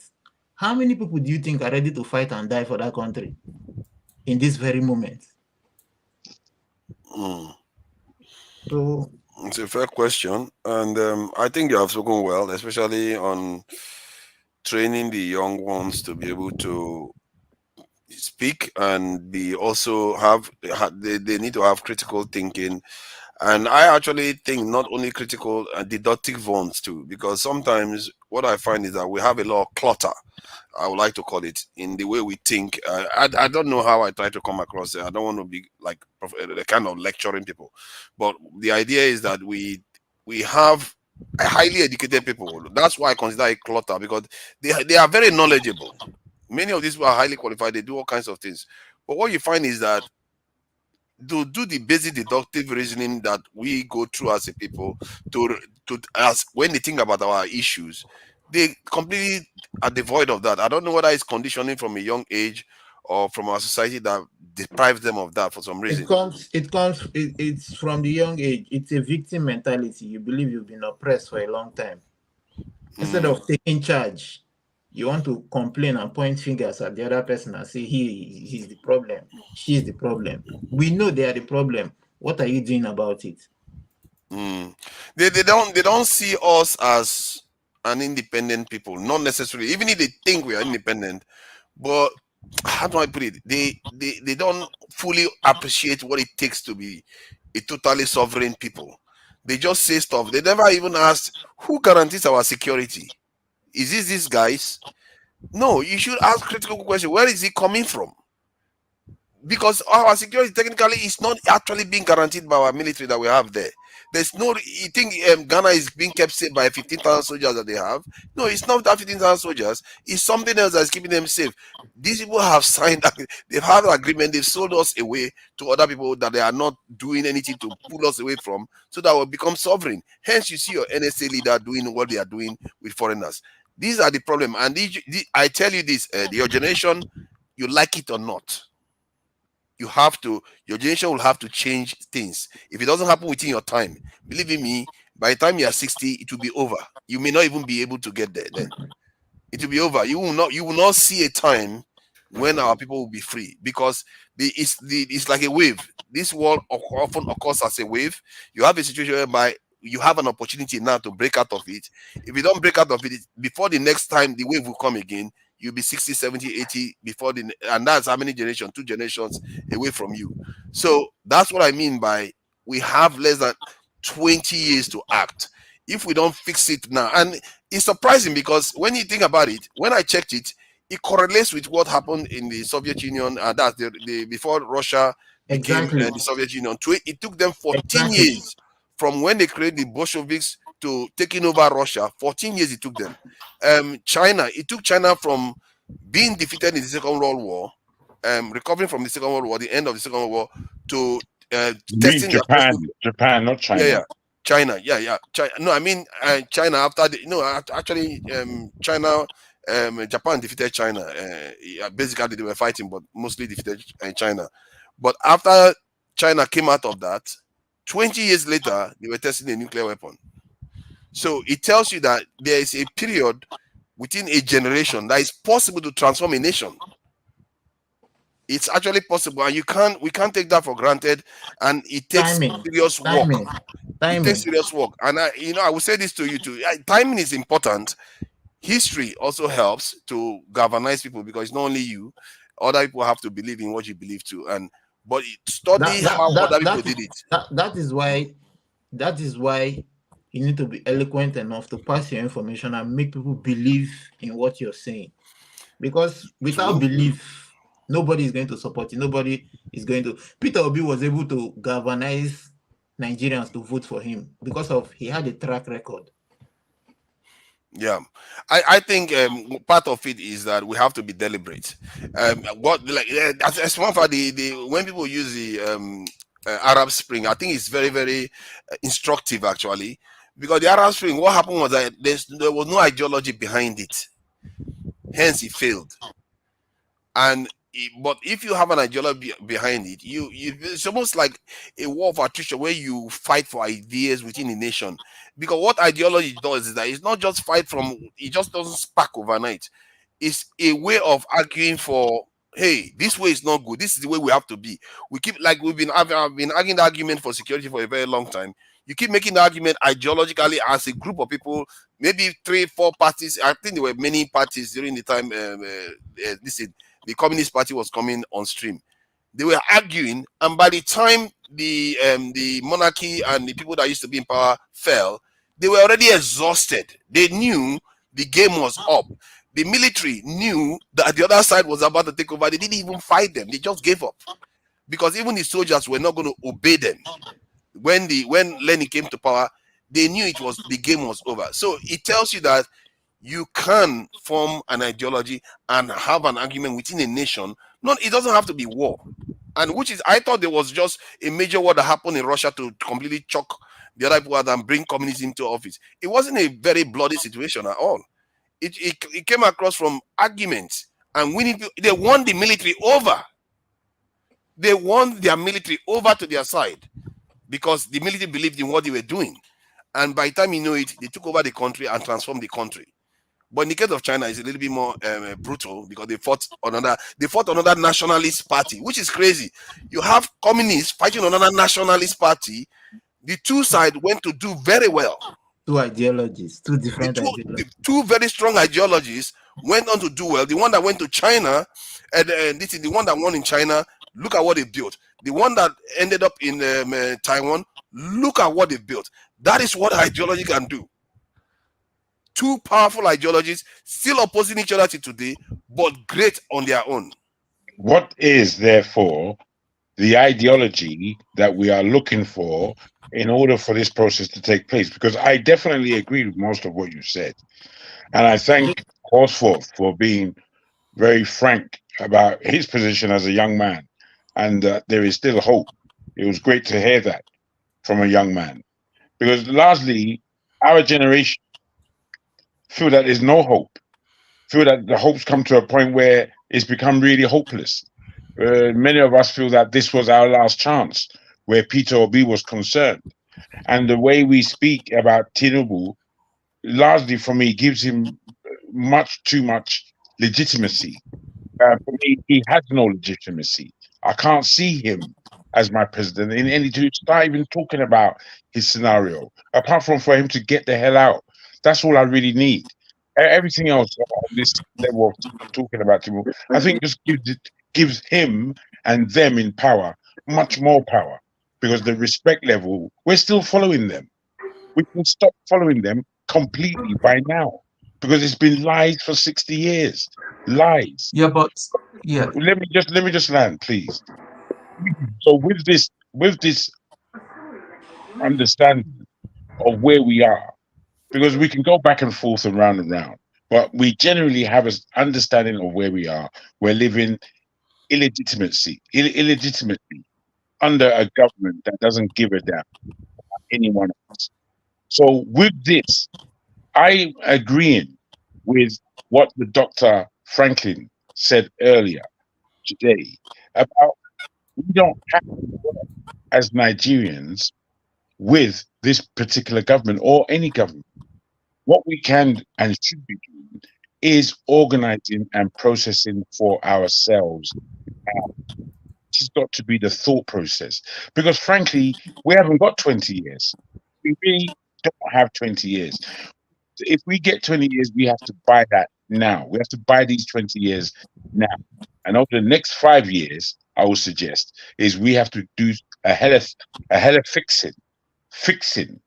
And to me, what is to be done is rather obvious. How to do it is the issue. And what ideology are we using to get this job done in the most effective way? I think these are the questions that we need to begin answering and begin organizing our minds around. We can't just be complaining about the news when it comes out. Next week or next month, when Supreme Court announces whatever they're going to announce, we'll spend a whole month talking about that. These things are not in our power. Know that we have an illegitimate government. This is what we know. So how now are we as intelligent people who have love and care enough to be spending 20 billion pounds, sterling, dollars, whatever it is, going back home for it really just to be burnt in the energy of just existing in Nigeria? There's got to be more that we can do. For me, really, right now, man, the frustrations in me about Nigeria is getting high to a point of throwing the towel in. And I don't want to throw the towel in. But it's like this, I know that this level of talk that we do is not going to take us anywhere. 3 years is what we're talking about in terms of Dr. Damage's show. And I've just come on this year. There are many who speak about their time here. And I see this as the best of the platforms that are around. And I've looked at a few of them. But this platform, it doesn't want to be like the rest of the platform. It wants to do something else. You know, if I can just quickly mention this, one man came on the show today, and without the backbone of our guest today to deal with him properly, to deal with man like Pansat properly, I like that guy so much. He was so quick. He didn't need pulling or pushing. He knew what to do with these idiots, because that's what they are. But we're always floundering over people's idiotic points of view. Like we should really and truly, we waste a lot of time. Have this heart for idiot stupidity, and it's like really and truly, if we're grown up, let's not deal with child's play. Pansat coming here to talk child's play, we should just throw that arsehole out. One man, I couldn't believe. Really, from one man came on this show to start telling people how to run their show. I thought he needed a direct slap, you know. And yeah, he did, as far as I'm concerned. But he was allowed, and really, I wasn't on it. If I was watching, but I wasn't on. My sister was, but I wouldn't have allowed him to do that. I wouldn't have allowed him to do that at all. And because although Rudolph was here. Rudolph's quite mild-mannered. We accept that. But I needed someone to tell one man what time it is. And thankfully, our guest today did it precisely. One man coming on the show talking his nonsense. Be a nonsense. And one man. I really love it. So can I, Jago, can I make a contribution? Can I just make a suggestion in line? I was waiting for him to finish. Okay, go on. I just want to make a suggestion in line with what Jaguar said too. And I'm sorry, I don't want to contribute. I just want to make a suggestion. No, go on. The whole house can think about it. In line, okay, we want to remain one Nigeria. We don't want the country to fragment, but we are looking for a way to take the country back from those who have hijacked it. You understand? And the one way, whether we like it or not, the one way, like what forefather said about ideology.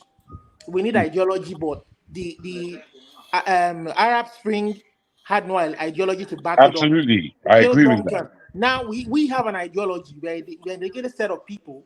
We want the country to work together despite our different units, ethnic units. Why don't we take it one by one? The Imo State election is coming up. let us bring the candidates who want to contest, and let's use this vehicle to allow the people choose and make sure it's a free and fair election. You understand? I think there are going to be 3 elections coming up. Let us see the governors on this platform of all the different candidates of all the parties for each state. Maybe when we pick them one by one, and I think it is very fundamental. Those in power know that the moment the people are able to choose who they want, if Obi had come in, for instance, he failed in fulfilling his promises to the people. With a free and fair election, he knows he will be gone. And if this happens every 4 years, maybe we will have quality candidates, we will have real issues to discuss, and little by little we'll begin to have changes. Even if we want to change the constitution and maybe a long-term thing that can be achieved, but at least if people are able to choose their leaders, when these people know, because they are not beholden to anybody, they come in, they don't fulfill any promises, all they want to do is steal money, share money, not be accountable. You understand? Maybe little by little. You understand? I tell you, if I may, we have to work so intelligently with data.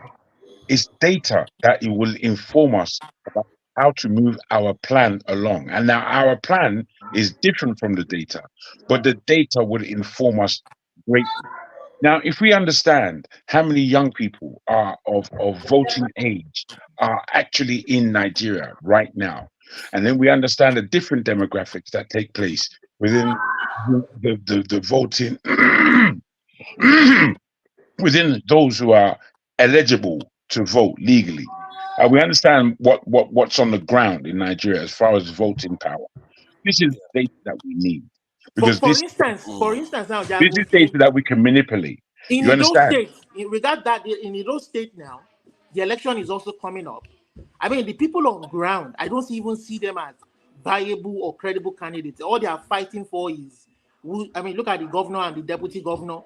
If people can come out and bring out candidates, if the youth there know who will perform. Well, this is what I like about what somebody like Righteous Man is saying.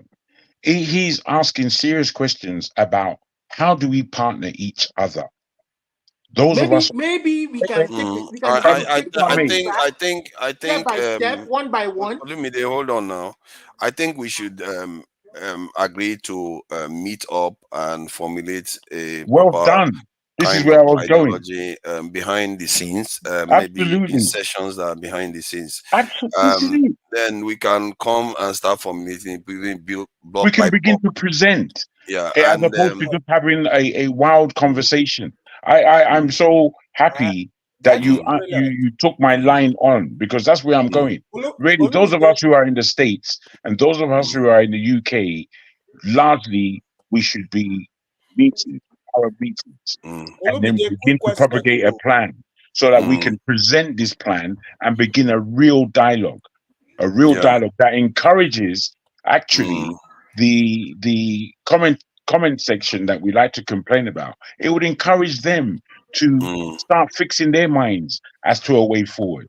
And I'm telling you, things will become progressive. And to make it easier, we can be having a meeting maybe an hour or two before each of the main sessions come on, or the evening sessions, so that because since you're already going to be here, we can be doing that. And because this is how it is done, and it's good to actually, that's why it's good to go back in history and see how these things are done. You have to come up, people come put head together, and sometimes they disagree, sometimes they agree. It happens, and we will have these conversations, formulate it together. There is another group they call Pan-African Alliance that believe in forming Pan-African parties in all the countries. They've already put their own constitutions together. So those are the kind of blocks we are going to be looking to put together. And if we can find alliances within the continent, because if you look at the way like the Bolsheviks, where they formed the party wasn't in Russia, it was overseas. That's where they formed it, and they're having meetings from different countries to another. So it tells you the power of the diaspora. And in a way, the Righteous Man is correct, because going back even before the first socialist country or Soviet Union was built, people were doing it internationally. You know, Lenin was overseas for decades. He wasn't inside the country. He was traveling from England, France, different countries, all over the place, having meetings and forming parties and different things. By the time they came back to Russia, Russia was ready to change. And you know, like, forefathers, part of this, a large part of this impoverishment is through the state government. They collect money, they share. You see, if how did you manage to get from that to here? Even in my state, I'm telling you that the way they steal money, the governor, they steal money in the states. If the kind of money they get every month, we are talking about this thing. How did he get from ideology to here? State government stealing money. No. What I'm trying to say is that we can begin to take back power for the people, state by state. Yes, I think I agree with that. State by state. I think somebody once said even the local councillor, it cost him about equivalent about $70 to have one local councillor elected. Yeah, he just funded the guy or the lady. I mean the lady, and the lady got elected into office. We don't even need that much money. See, if we know somebody, we don't need money like all these crooks. You understand? It's just simple. Look at what Obi did. You understand? Look at the Edo election is coming up very soon now. The Imo election is about 3 elections are coming up. If we can get candidates who really want to work for the people, that's right. Like the Abia governor is doing now. If you begin, that was how APC go power back from PDP. But look at what they are doing now. They are messing up. You understand? If we get that, if we can get it state by state, you understand, and make these people work for the people. You understand? Yeah. We want parties and then we want these elections to be free and fair. You understand? Like people now, I don't see the deputy governor being a very credible person, because all he wants is to go down and have a share of his own money. You understand? People should look for a candidate that can work for them. Maybe somebody like Aisha. Personally, in my own opinion, I don't know if she's interested. Somebody like Aisha Yusuf, she's very hardworking, she's very tenacious, if that kind of a person can have access to the kind of money that comes to Edo every month, maybe she will fix their road, maybe she will make sure there's water for the people. Maybe I think that's a great idea. I think that's a great idea, and I think that's a great idea and a great candidate. That guy has a background with credit card fraud and is a governor of the state. What do you expect? They're going to share money every month. You understand? Let Ogun people who want New York for their state in the next Ogun cycle bring a credible candidate down that will allow the real democracy touch the people. Maybe if we take it by state, you understand? It will be easier that way than wanting to take it at the federal level. You understand? What are you talking about state by state? I'm not sure that's how most of this big stuff we talk about, they didn't happen on the lower scale level. Although I agree with you that they actually won support. I'm saying that on we the can ground. use 3 election cycles from like Imo State, for instance. Look at the way everybody. I mean, if we are pushing that one Nigeria Olumide, there has been an election. There has already been an election where a lot of people were elected into office. They are. To be fair, the OT of Abia State seems to be performing, so we don't necessarily know the final result yet. But the House of Assembly members that from Labour Party that went there, some of them have started joining the party going on in the center already. So we don't necessarily know. They are talking about not giving up and continuing the momentum. Of course. Owerri is coming. Can we find a credible candidate like Oti in Owerri who can do? You have to have a concrete. You can't just jump the horse. We are talking about creating a. Olumide, hold on. I think you are being disrupted now. I'm finding it a bit weird, actually. That when we started talking about this thing, you started becoming very disruptive. I don't understand. No, some people they seem very random. They seem very random, but they are not. Because at a critical point, he came in and started talking randomly like this. That is very odd, Olumide. I'm watching you. Go ahead. Yeah. It's very, very odd behavior because it's like from there to here and started going on and on and on. So if we are gatekeepers, you have to be careful. And so if we are gatekeepers, they come to divert your attention. You say you got the crux of the message. So what was the crux of the message you got? The crux of the message is that we should stop talking about this ideology or building this in a kind of ideology and focus on getting somebody elected into office at a local level. I have a question. At that matter, at a local level. I don't think that's right. I don't think that's normally right. You're quite right that he was extremely random at some of his utterances. However, there's a semblance of an idea there. I think all we're doing here is pushing up ideas of how to better organize ourselves with the time that we spend. Look, this is 10 hours now that this program has been running. And we know the kind of hours we do here, especially on a late night shift. Yeah. So all I'm saying, and I think it is the idea that we're not going to stay long more than this. So I hear you. But let me make I just land small. Yeah. Because again, I've been listening all day more than I've been speaking, and I felt that today was a great day as far as who our guest was and the way he handled things. I think there's a lot to be learned from the man. And what I liked particularly about him, he didn't roughshod and talk nonsense. When he was asked what the solution was, he said he doesn't have all the answers. And this is the reality.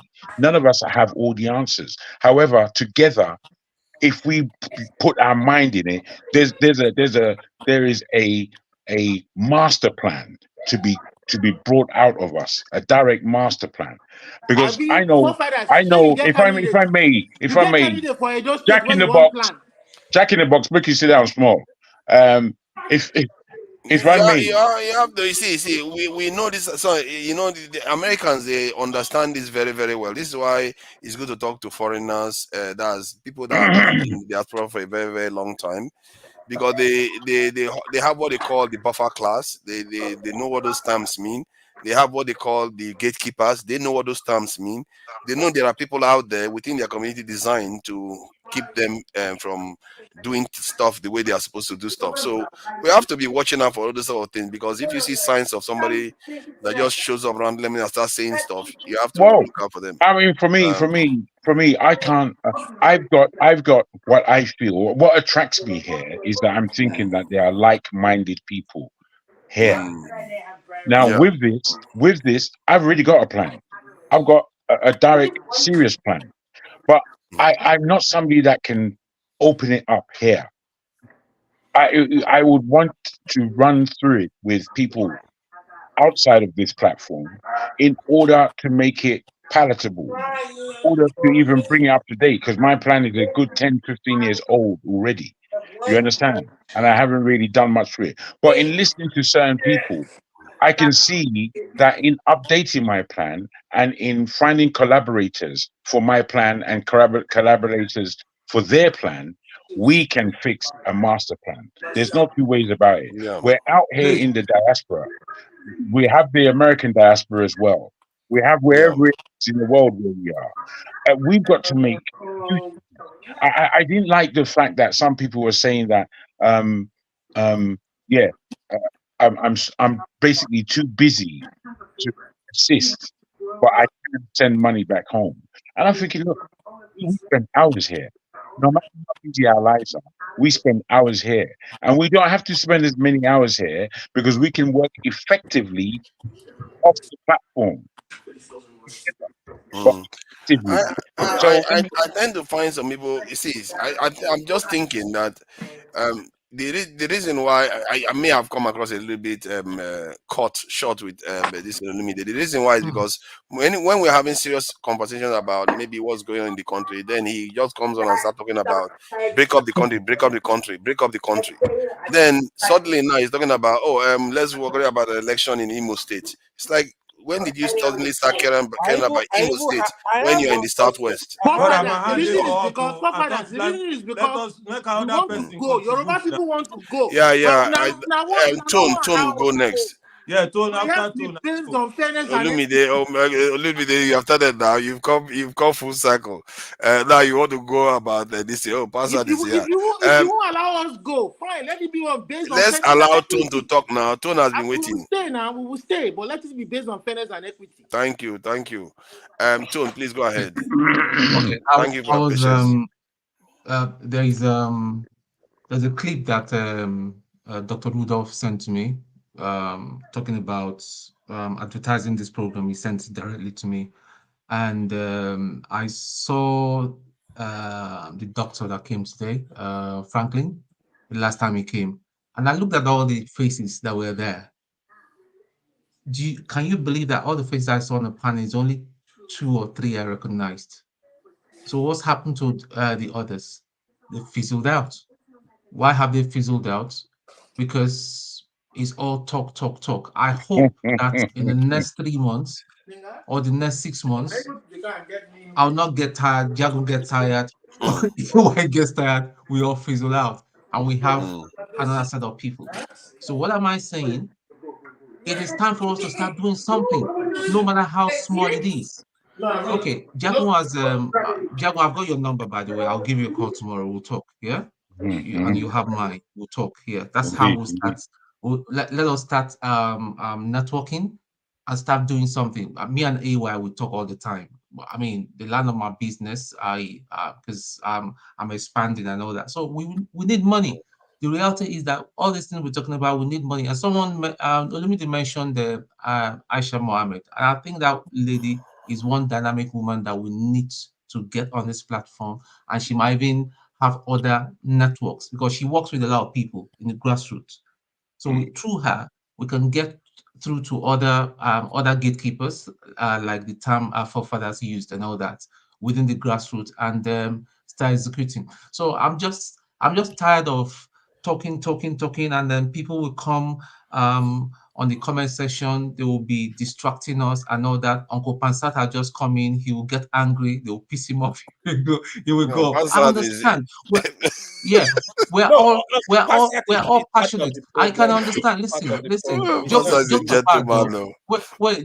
apart, though, I can understand. We all have passion for our people. That is the common denominator that's brought us all together. We all have passion for our people. The stuff that I see that happen in Nigeria all the time. I mean, these days, when I see a Nigeria number, it's like my heart cuts. Sometimes I don't even pick it.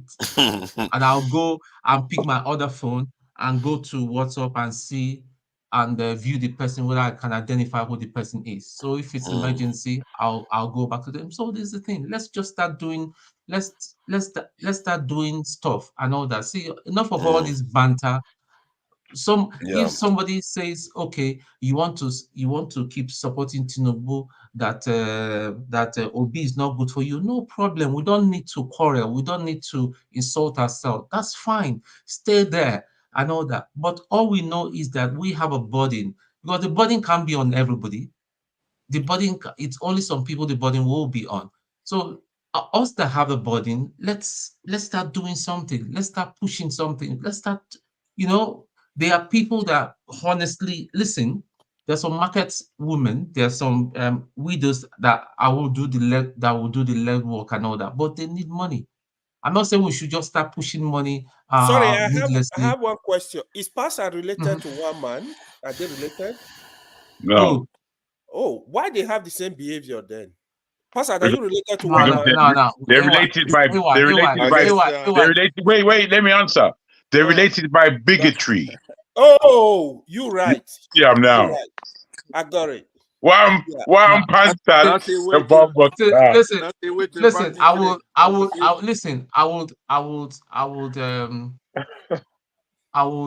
live with Uncle Pansat at any time rather than one man. One man, listen, that brother, as a Christian, I'm not supposed to hit on another other human being. I mean, that guy. I think part of it is because you see, this is quite instructive. Some of the stuff you said just now, because what I find with one man is that most of the stuff he comes here to say. Finish it now, yeah. Yeah, don't worry. Of course, you're going to finish. He comes here to come and troll people. Most of the stuff he says, it doesn't necessarily mean it. I've spoken to him privately. See, when the first time I encountered one man, the first time I encountered one man, I was so revolted by him to the point whereby when he went on an American channel that I saw him, and I normally go there, I basically ran him out of the panel. That it was vicious. But later on, I found that, okay, he started, maybe I don't know whether he started saying that, okay, I don't know. It was just an event that occurred one day. He showed up on one panel that I was on. Then he was going off. Then I told the people there that, you know, this guy has a channel of so and so people. So for him, he was surprised that I was promoting him, even if I despised him as a Nigerian. So he came back. Then he was, I thought he came back to have a go at me because I was always having a go at him. So then he said he was just wanting to come and say thank you or something like that.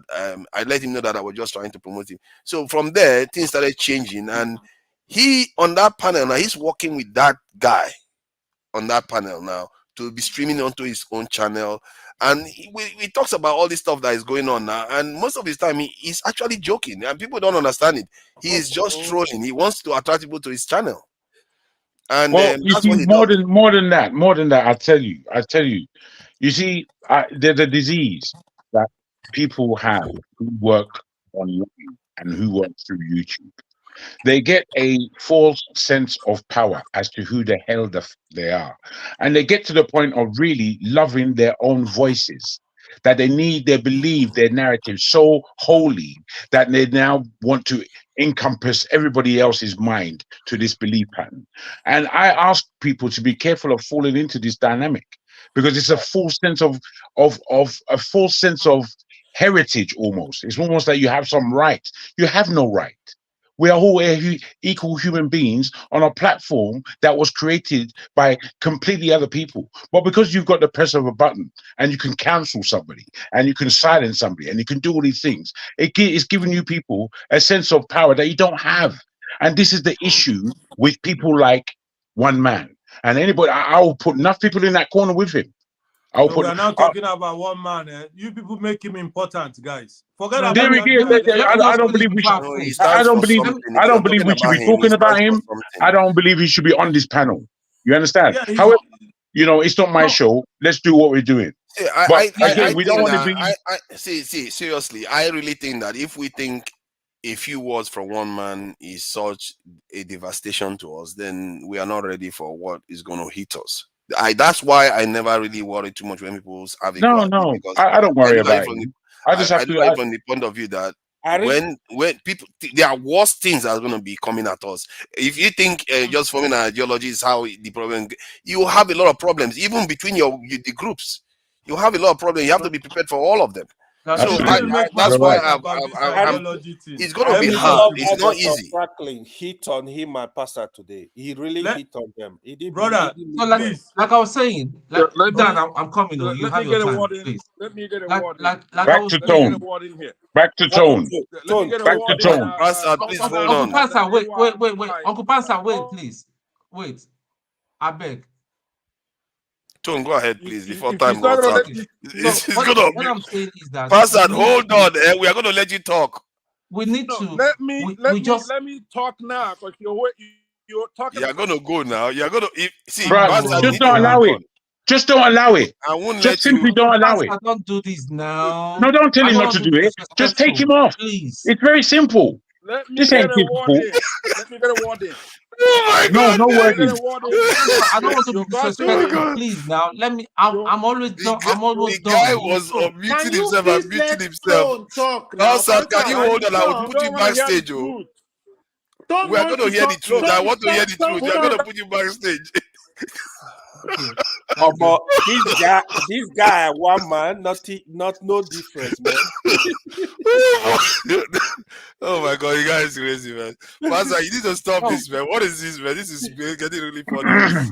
Go ahead, Edison. So back to what I was saying, we just need to identify someone that would open up the door to the grassroots, and we start reaching. And I think it's something I'm going to suggest personally to Dr. Rudolph, if he can within the couple of weeks, if he can get in Aisha into this forum, and then we'll try to engage her. Maybe we'll have a special section and try to engage her, because I know she's got the connections all over Nigeria, not just northern Nigeria. So let's just start doing something, because I'm just, listen, I've not been sleeping well. So mostly my weekends usually will be, I watch my movies, have my, I hardly go out. See, I love this thing. I love the discussion. I'm learning a lot, you know, apart from the bashing I get from the people in the comment section, but then that is over now. I want to be here. I have a passion for my country. And that is why most of us are here. We could be doing some other things rather than being here talking for hours and hours. Time is 3:22 a.m. in London. I have to be at my I'm on my desk by 9 o'clock. I must come back here because my bills has to be paid. I need to pay my traders. So that's the thing. So I have to give you Tone though. What I found with Tone is that this is why I think people are a bit too harsh with him. There are some people that may be a little bit intolerant about certain things, but he's a man of action. When they talked about people sending emails so that we can get together, he's one of the people that responded. The others they talk, but they didn't show up. And he's also talking to AY. It shows you that amongst all of us here, he seems to be the one connecting more to everybody else. So I have to give that to you. Go ahead.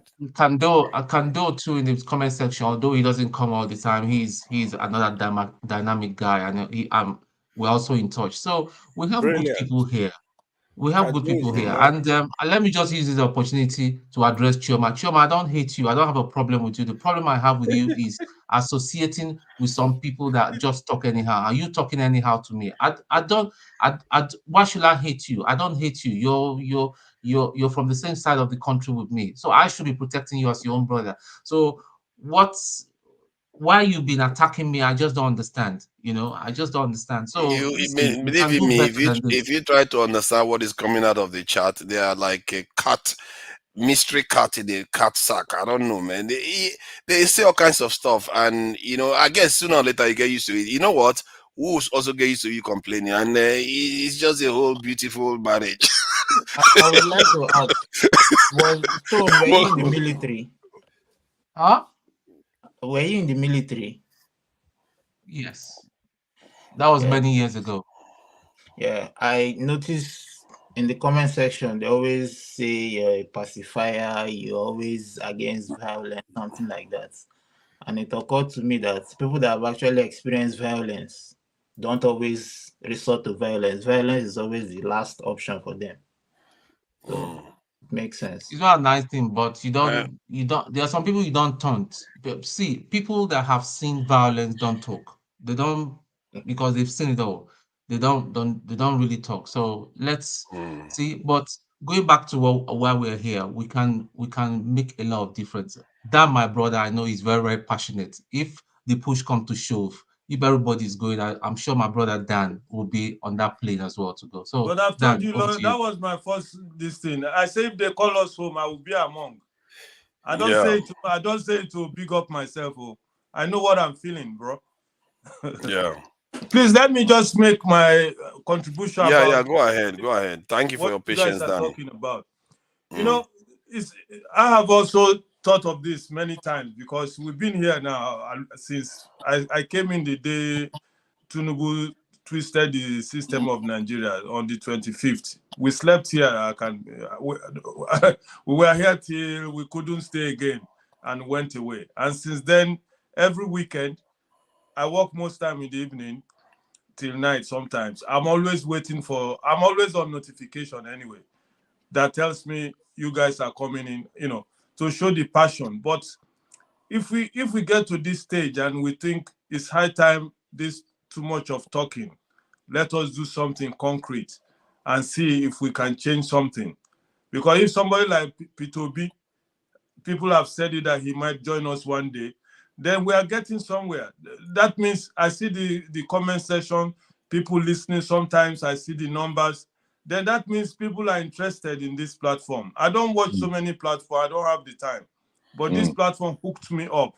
I really love it. I see the people, Jagun said, people of like minds, people talking positively. It's not in every platform you will see this type of positiveness. Though we get people sometimes like this one man and people who try to cause trouble and try to make us feel sad.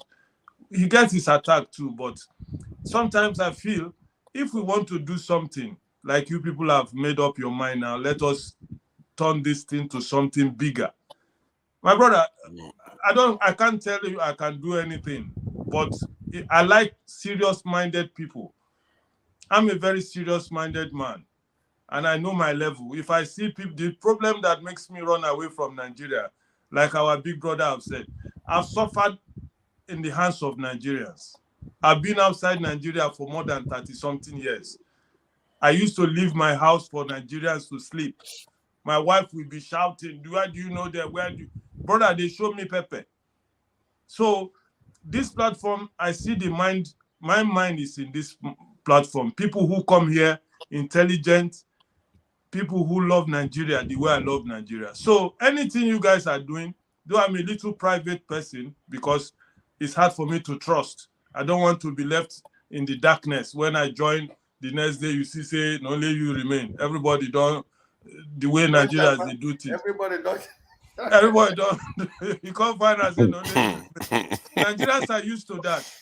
But if it's a serious thing, we say, okay, maybe this thing can develop to something.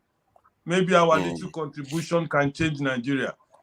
I'm all hands and legs, everything. I put all my body there inside. But let it be a serious something, because Nigeria is in a serious problem.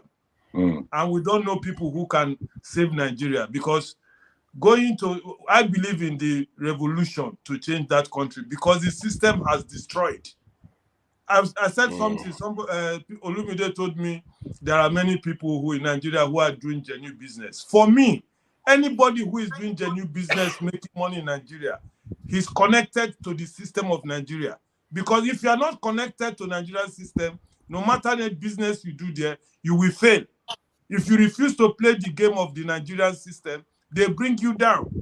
That was why I said that anybody who tells me he's surviving in Nigeria business-wise is connected. You are ready to bribe. You are ready to pour water on the table. You are ready. If you don't do that, we have started business in Nigeria. It's just because we don't want to cry anymore. They finished us. They took everything we had. Even our lives was what was left for them before we ran away. You understand? We put money there. They chop everything because you want to show that European style. I know they'll give bribe. This is what I want to do. They say for where? For this country. Okay, we go see. Do you mean Nigeria happened to you? So you can't see it from my tone, my style. You should know my tone. That Nigerians have showed me pepper. You know what it be pepper? They put that for my eye, for my nose, everywhere. It's like that now. People it's are like ready that. to do something that is serious, that we can develop. Because if a big man like P2B will come to honor us in this platform, that means it's a platform to reckon with, to be a part of. You understand? I'll be part of to be here. Because I love my country. I miss Nigeria. I don't know what I'm doing here anymore after 30-something years. I cannot even go to my own home country. I just keep running around because sometimes I get fed up. It's very cold here. Sometimes the cold is coming now. The cold where we face just October. The cold on a hammer for London now. You go carry on till end London of March. is always cold. The end of London March. always cold. Right, mild right now. So you can imagine. I miss my country, but how can we change that country if we can start from here? My brother, my hand there inside. Thank you. Okay, my brother, brother forefather, can I say something to Dan? Okay, AY has not said anything for a while, so but Honestly, go ahead. I have not said any. I don't know what I do for father. I'm sorry. I think you have been very quiet. I thought you were deliberately just being quiet. My brother, not really. You know, I don't like disturbing now. Before Seriously. they put me for backstage. You just decided to be talk to Nigeria people some few weeks ago. Exactly. So the whole issue really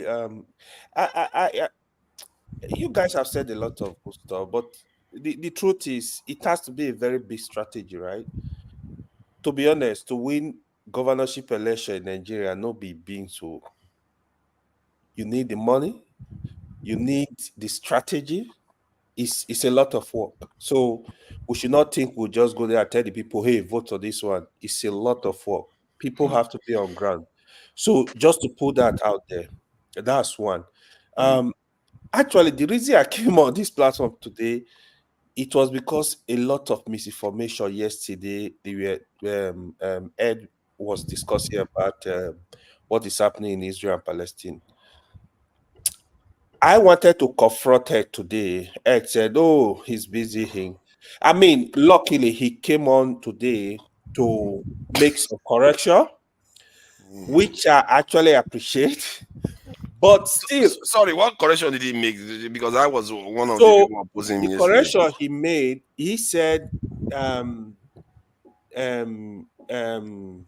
Israel, they are not occupying they are occupying the Golan Heights.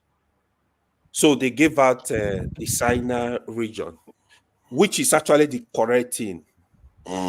So I was saying to him, that was one of the things I said to Chim today. So here is what happened. In what Chim said, Chim said what the Jewish acquire from the war is bounties of war. I said no. In 1967, Israel attacked Jordan, Syria, Egypt. That was how they acquired the Golan Heights at the Sinai region. But they started the war first, though, to be fair. Who? I think, if I'm not mistaken, they were the one that No, attacked Israel. that is the history I'm telling you. I don't want to. If you go to back, no. No, I'm talking about 1967. Is it not them that attacked Israel first? Egypt attacked. Egypt was Egypt attacked Israel. Okay. Hold on, bro. Don't miss it. In 1967, I'm not missing words. Israel attacked this region, collected Golan Heights and the Sinai region. Oh, bro, go check your history. Well, hold on now. Who attacked who first before you start? Hold on. Forefather, you can be checking. Hold on. Yeah, I'm checking now. In 1973, the Yom Kippur War, that was when Egypt and Syria attacked Israel. That was what happened. That was when there was negotiation where AY, I beg no vex. Make we forget this Israel. How we go win this election? We need to put some things right. We won't win this election for Edo people. How we go win it? Now make we talk. How are we equipped to even start winning election in Nigeria? We don't want to be having a meeting about a meeting. I get your point. You see what forefather, because yesterday we had a lot of information that we are not okay. Even he was talking, okay, he was claiming, the Jewish. Hold on. Let me confirm something so that this guy gets what I'm saying. He says what he's saying. I mean, he says the question was it Israel that attacked Syria first in 1967? They said in the context of the 6-day war in 1967, Israel launched a preemptive strike against several Arab nations, including Syria, on June 5th, 1967. The war began when Israel launched airstrikes against Egyptian airfields in response to heightened tension, including the mobilization of Arab forces. And okay, that's interesting. Yeah, that's interesting. Yep. So it's we I don't want people coming here. If you don't understand something, ask questions. AY, you say let us ask you question. I'm going to ask you a question. Wait, now you say let's ask you a question because where you are I never going. said that. Let me finish what I'm saying. Let me finish. Give me my. I want to push it so that you round up with what you are saying. What I'm telling you, I'm not in support of any side. But hold on. The people who attacked, it was the Arabs who attacked the Israelites first. In 1967. Whether it was 1967 or not, they are Israel revenge. You yourself have said it now. Preemptive strike. Our father is just No. I think I wanted to know what timeline he was talking about. That's why, because sometimes but you have to start from the beginning. Somebody has someone Ed now. Ed is coming in now. I want you to start from the beginning. Don't jump from. Hold on, Dan. Hold on. Dan, I'm not interested in going into this topic. I'll be talking. I'm just interested in correcting some things. Here is my point about the Israel-Palestinian war. To me, the solution to that region was the solution Clinton submitted, two-state solution. This is not your land. Now, look at it. People, see, when the Jews wanted to leave Europe, you know what happened? There were a lot of, okay, Dan, you are in America, right? No, I'm not in America. I'm in Europe. Okay, you are in Europe. If the government of the country where you are, if they tell you, Stockholm. Hold on, if they tell you leave, where are you gonna go? If they tell me to leave, yes, where are you gonna go? You go to your country, right? You have a country, you have a home. I don't understand how it compares to Israelis' problem. Okay, here is where I'm trying to put it. Yeah. When the Jews were supposed to leave Europe, right? There was a lot of discussion about where are they going to go. Why were they having that discussion? Is it Uganda? Is it Kenya? Is it Argentina? If they know they have a home somewhere, it's just like you telling me leave the state. I'll go to my country. I'm from Nigeria. So AY, did Palestine exist as a nation at that time? Please, I want to say something, brother. I must say that I'm surprised to see that Israel was the one that attacked first in 1967. Forefathers put that thing in context. He said it was a preemptive strike, so they were mobilizing to attack Israel. Then again, wait. But they didn't attack. If just because people are mobilized doesn't mean they attacked. Forefathers, let me land. Sorry, I just came in and butted in because it was a direct assault on my personality. I came here to correct something I said yesterday, right? I came here to correct something I said yesterday because I'm not really like. It was an honorable thing to do now. So now exactly. I don't think you're being attacked. But even at that, it was still my brother, doubling down. Let me say something, please. Oh, please, sir. Please. I actually came because of this because it doubled down. I want to say something that is going to help everyone. Okay, go on, sir. You were here in the afternoon. You and AY. You came to an agreement and everybody understood each other, and that topic was buried. I didn't know. So why, I wonder why he brought it back again. That's what I'm saying. That's where I'm coming from. So listen, my brother AY, you when he came in the afternoon, you accepted his apology because he recognized whatever. No. And I don't know why this is coming back because you are trying to take away our tune of thought from what we are trying to. I want to talk to Dan and my brother Hushford before I go to sleep. But you're telling about Egypt. You're telling us that he said we will discuss it later. We have no Give us 5 minutes. Going on over there. Give us 5 minutes. Let me and Ed discuss it. Give us 5 minutes. I beg, make you exchange WhatsApp. Make you enjoy yourself outside. Yeah, no problem, Dragon. But I just had to come because if I allowed this sale, you'd have created an impression that I just came here. Because even the 1967 war you're talking about, I didn't see anything about it yesterday, right? The only thing I was doubling down on yesterday was that Israel had some historical attachments to that land. Okay, that was the only point I made yesterday. So let me ask you a question. Wait, because I don't want to go into this, but I feel like this is very personal. Can I ask you a question before I leave? Can I ask you a question? Because you see I'm in a car. Go ahead. Are you taking away the fact that Israel has historical attachments to that land called Palestine? Are you taking away that fact? So that is the same. Answer a straight question. Yeah, answer it, man. Answer. Don't go round and round. Don't do that. Let me answer. Yesterday. The Jewish were in that region. First of all, what we were discussing yesterday, you were talking about the Canaanites, right? What do they call the Canaanites? Mm-hmm. Do you know the region they occupy in that region? So this thing is very simple. Go to Wikipedia. Can I land? Let me tell you, the land that's called Israel today. Just go to Wikipedia. You don't need to go further. It will tell you that land is also known as the Holy Land. that used to be known as Palestine, that used to be known as Judea. Just look at it and tell me. You're right. You're right. But I'm asking you a question. Now you were talking about the Canaanites. You didn't answer my question. You didn't answer my question. You're asking questions. The Jews were in that region. They were there. The region of the just land. say yes then.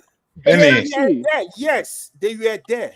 But Okay. I need to explain to you. But answer my question now. The Canaanite, which state today, which country were they occupying in that region? Can you give us? I don't understand. The Canaanites lived in Canaan, which is today known as Israel, stroke Palestine. Okay, this is terrible. I don't understand this. It's terrible. That is This another. is yesterday's TV now, and it wasn't that. Hold on, compelling. KJ is here now. It wasn't compelling. The moment KJ hears Israel, he comes in. Why did he come in now? Because we had Israel. Father, go ahead. Father, please, you need to check this for us again. Please do. Hold on. The Canaanite occupy 5 countries you have today: the Israel, the Palestinian, the Jordan, the Syria, and the Egypt. Go and check that information. I think you have a point. I think there's something to be said about that. This thing. Okay, so what does that point mean? What does that point mean that you just raised? I needed to tell you the Palestinians, they were occupying their region, but the Canaanite, I'm not sure you're ready for this discussion. See, it's not only the Israel. That is not correct. They occupy 5 countries today. The point he's trying to make is that Palestine has the same right to that land as much as Israel. Hold on, Oxford. Hold on. We need to correct this. That's the same point now. The Palestinian you are seeing, the Palestinian, the original Palestinian, they are not Arab. They are Mediterranean. Go and confirm. Oh, the Palestinians are not Arab. Oh, chill. The Arab you see in Palestine today, they migrated. They are not the original owner. Okay, so what are we arguing? You just went on to disprove your own point. They are not the original owners of the land, but they are fighting with the Jews. Here is your argument. Here is your argument yesterday. You said the Canaanites occupy Israel. Here you say that after them, it was not the Jews.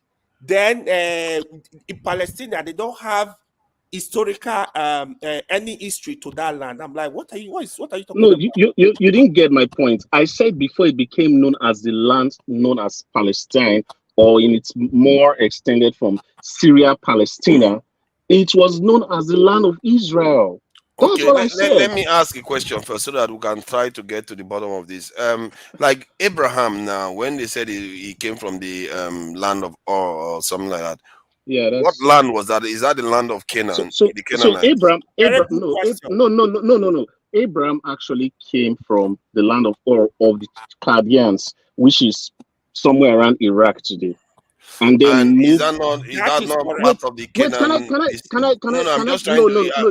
No, those are not Canaanites. Those are not Canaanites. Those are Chaldeans, you call them? Yeah, the Chaldeans. So as I was also making Jews are Chaldeans. If in terms of their overall ancestry, if you're even going to go by that, the Palestinians will also tell you to an extent that they are descendants of Abraham. Everybody has this Abraham all have claim there. So that's my point really was to say, because you guys said, oh, the Israelites are trying to take away people's land. So I'm saying that the Israelites had some sort of historical attachment to that land, and that's why I went through that history. So I don't know what AY is just because you called me silly yesterday. Today I was just listening to you guys on YouTube. Of course, I heard my name again. We were talking something very important about this. I think so. I think this is really bad. I don't know how we do this. I don't understand. I mean, can I make a contribution, please? I agree totally with you, Jago, because it was totally uncalled for. It was just character assassination. You need to accept your error. Ed, hold on, please. Hold on. Hold on. What error? Hold on. What error? Let's take it easy. What error? I think, see, AY, calm down now. You have to respect the fact that Ed came back to correct some things he thought. Exactly. That is a good thing. Okay, which other one? Yeah. You are the one that said that the current Palestinians are not the original Palestinians. So what are you fighting for? I never said that. Oh, he didn't say that. You said No, it I just didn't say now. that. Now. You just said it that they are from they come from outside. You see yourself. No. Yeah, hold on. You see how you contradict yourself. This is what Anyway, I mean. no, don't worry. Hold on. Forefather, what I mean you know, is, I was in the airport I'm just trying now. to tell Let been him on talk the now.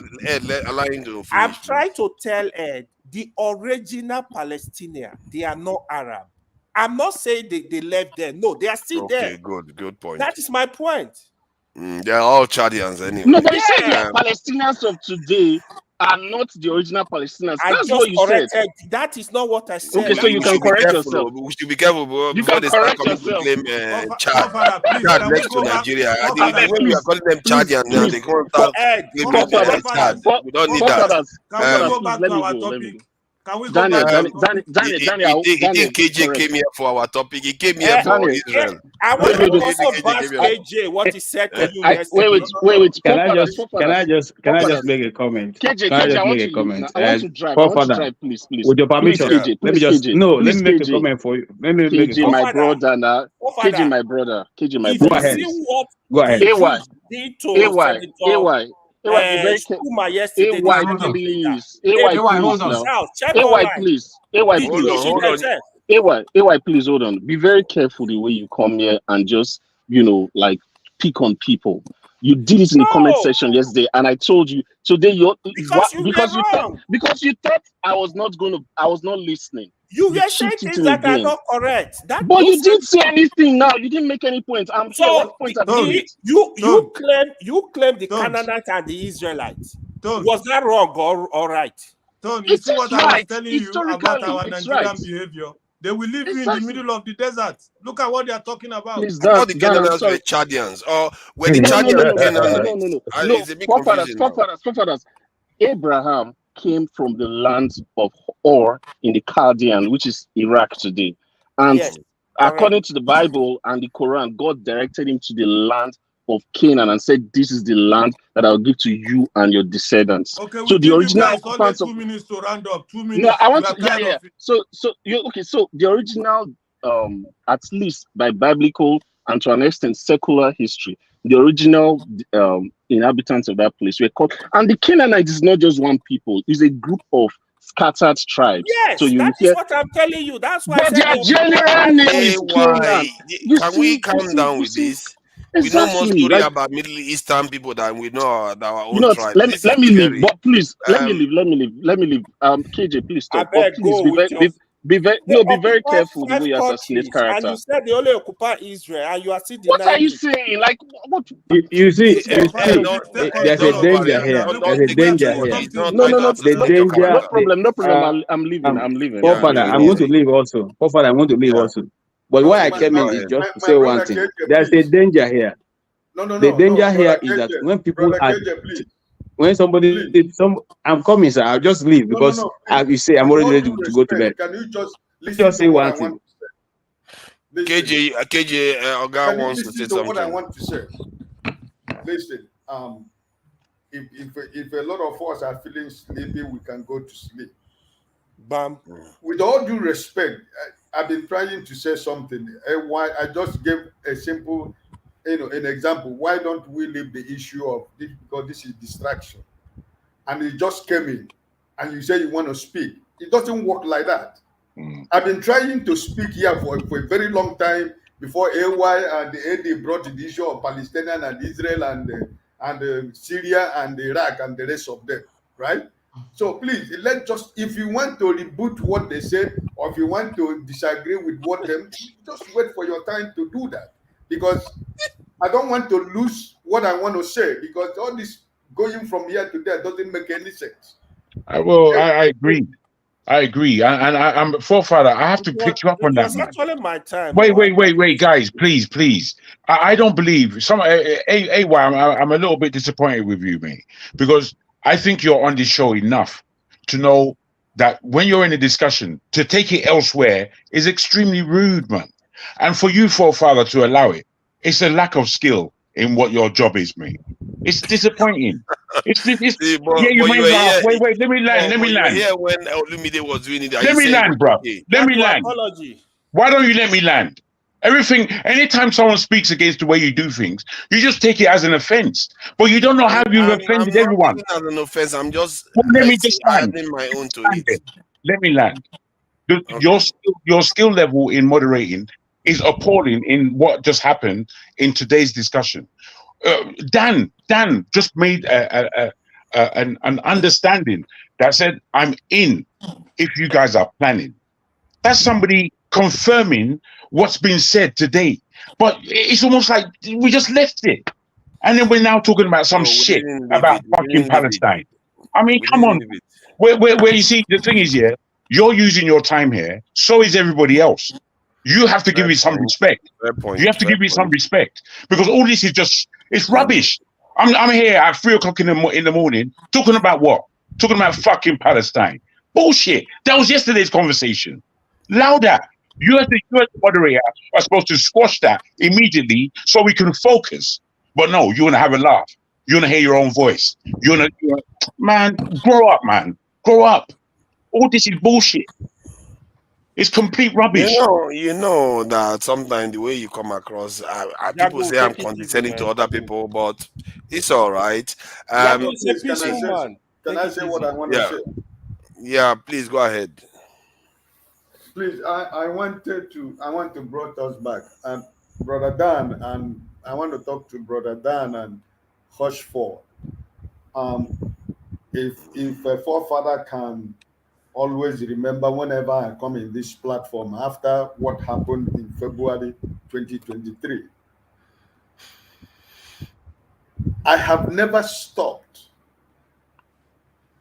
making sure that we have a better Nigeria, even though the way, no matter how angry I am about what transpired. I used to say here, after 2023, I used to say in this platform, on the other platform that I'm involved, that weapon that they used against Nigerians, that we have no structure. While we are waiting for their court of appeal, the court of whatever, can we start building that structure? Politics is played on the local level. Encouraging your friends and your brothers and cousins to go to register with a political party. Become a member of Labour Party or any other political party from the local level. Because that's where the politics is played. Register people. Let them become a member of political party, because Obedient Movement is not a political party. If Obedient Movement was a political party, Mr. Peter Obi would have not joined Labour Party. But Obedient Movement was born out of Labour Party because of what Mr. Peter Obi stood for. What am I saying? It's true that we don't come here to publicize what we do in secret or on the ground. I've never stopped working to let APC and PDP to know that that structure they say that Nigerians did not have, we are building that structure. But people must get involved, because you cannot, if I'm living, we all live outside here, but you have your classmates who are graduates in Nigeria today, or people you know that can be able to become a member of a political party in the local level. Become a card-carrying member of a political party. That's how you build the structures. I give you an example. You see what happened in Edo local government election last 2 months. The governor used his power because there was no election. Because you know why Nigerian governors are so powerful? Because they use the local government. Can you imagine in this present day Nigeria that PDP won the whole 18 local government election in Edo State? How possible is it? Because that is why the governors do not want the local government to exist in Nigeria. Because every money that's supposed to go to the local government, that's the money the governors are sitting on top. And this is what I want us, let us not go back. So I want to continue to encourage us. If you know any of your brother or sister that you know that you know that when you speak to him, like my brother Hoshford said, that can listen and believe your thought. Invest on your people to get involved. Go and register with Labour Party, because Peter Obi is not leaving Labour Party tomorrow. The transformation and change of Nigeria must come from the youth and the new generations of Nigeria. But you must get involved. It's not only like we can say anything, but I know how many people since election that have registered as members of Labour Party, not only in Imo State, but anywhere in Nigeria. Because I want a change in my country. I want my children and my grandchildren to go back to Nigeria and enjoy bitter leaf soup. So that weapon that they used against us during the election, that we have no structure. But we proved to them that Nigerians are the structures. So I am encouraging all of us. The only way to get involved is to get people you know. Whatever it will cost them to tell you that this is the amount they can register to be a card-carrying member of a political party. Let them go into the executive, from the organizing secretary to chairman to whatever. Because all these politics you see that these people are playing now, it starts from the local level. And also, my brother, the other guy from who is looking at Yoruba Nation, he made a point about Imo State. He used Imo State as an example. Dr. Sam Amadi was what a lot of the people wanted to be the person who will win the governorship election in Imo State when they were contesting in Labour Party. But you know what happened? This particular town at Chono now is a criminal like Hope Uzodinma. We need somebody in Imo State to remove this governor, because somebody cannot do it. But Hope Uzodinma has got his match on Senator Aton Achono, the one-man general. And that is why he is doing everything humanly possible by promising 4,000 Imo youth that is going to give them job through European, you can imagine that this man have descended to the level of making the Imolite to look stupid. 419. The 419 that he was doing before he go into, because he was a 419 man, he doesn't have any business. So what am I trying to say? Please, election is never over when the result is out. Politics continue. We need people to support this governorship candidate in Imo State. We want to remove this man. This is where change comes.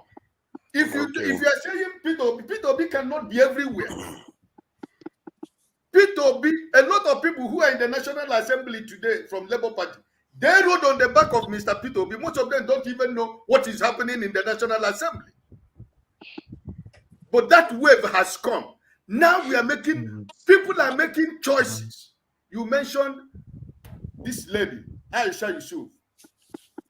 Aisha Yusuf is a pillar. She's a shining star in Nigerian politics. And when she speaks, the world stands still and listens. And they are doing a lot of great work on the ground. Mazi Ezeoke was here today. These are the people that are working on the ground. You need to support the people that are already on the ground. This is what we are talking about.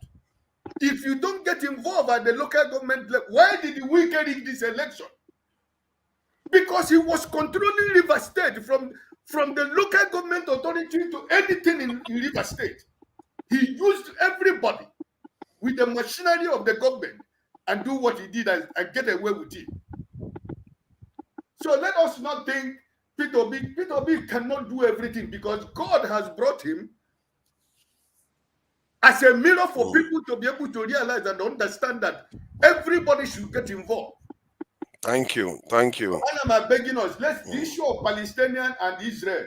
Nobody wishes anybody to die. But those people that are dying over there, people that are dying in Nigeria is the same thing. Thank you. A lot of Nigerians are dying. You're right. Thank you. Right. The man with 1 bag of rice that is trending over the internet that I've been telling people continue to forward this. A bag of rice for 147 families in a neighborhood in Nigeria. 1 bag of rice. Renewed hope. This is what we are in Nigeria today. Renewed hope of 1 bag of rice for 147 families. Maybe each family they have about 5 people in a family. Thank you. So that other people, Jago, was talking about how precious times. I think that is true. His time is precious. We can't always want to go over time. So it's my time. I have places to go. So people think I don't have a life, but I do. So let's see. I take the point Dan made regarding us actually having to do something. I did suggest that we should be meeting up either before or after sessions behind the scenes to discuss some of all these things, whether we can start formulating block by block a new form of ideology that we can use. Because, like somebody said that Aisha Yusuf is doing some work on the ground, but clearly it's not necessarily based on ideology. And this is the thing, we have to have something that is based on ideology so that we can be able to have everybody's on the same page on what is going on. I agree. I agree. And I asked earlier, about 2 hours ago earlier, what is that? What is that ideology? I can only suggest that the ideology that I take on board and I can see and track and have history on it, it's got backing, is the ideology of Pan-Africanism. And when I look at Nigerian politics, it is so vacuous and empty.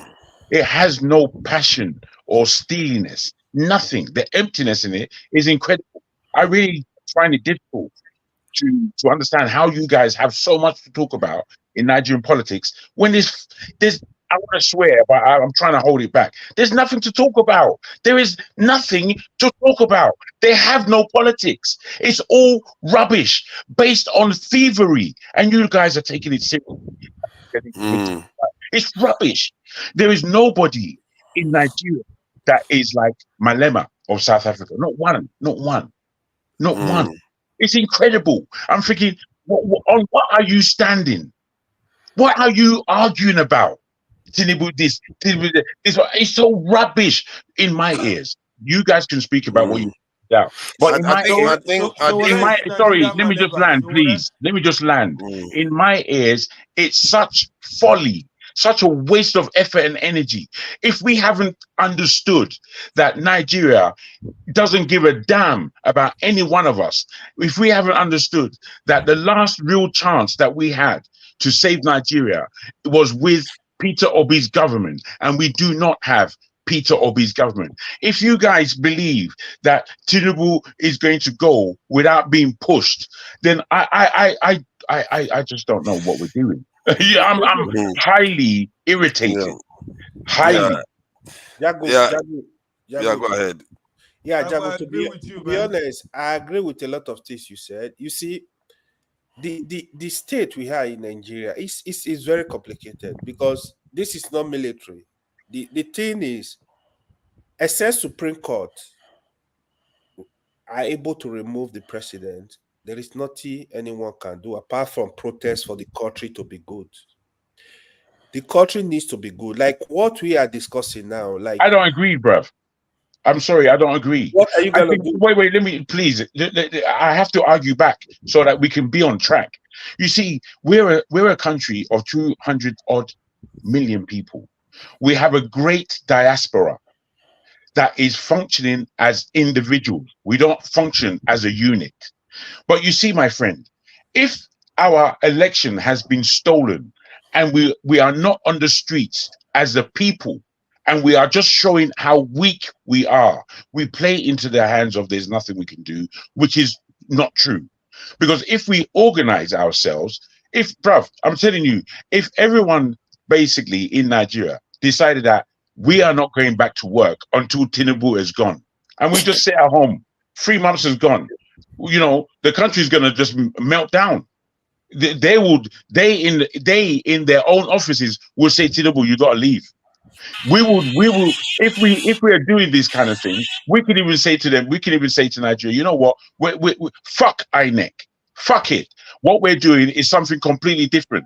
We're going to take every person who voted for Obi, and we're going to take paper and we're going to demand that Obi enters into the government, because we are the majority and this is what we voted for. If we were sensible enough, if we were brave enough, if we didn't like talking so much shit all day, talking rubbish, if we were people of action, then it will be done. But because we're weaklings and we don't believe that we're weak. We're all the talk we're doing, come and talk shit all day. I don't know how we're not frustrated. And then when somebody lands on a points that are very valid and serious, then we begin to make mess and joke for the next 4 hours and just lose track. But it's a waste of my time. I'm telling you that now. It's a big waste of my time. So, yeah. Okay, so I get your point.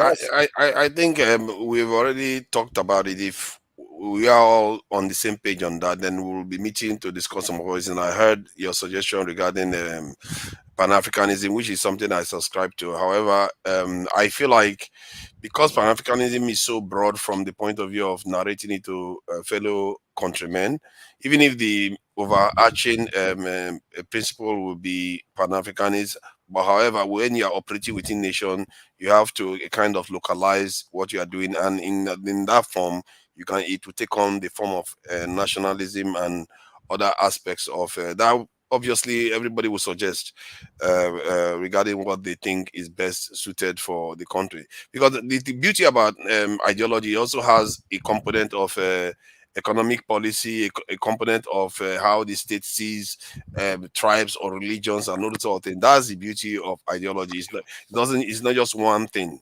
And Pan-Africanism is specific to one specific goal, mostly about Black people doing better for themselves. It doesn't matter what political system that they are operating.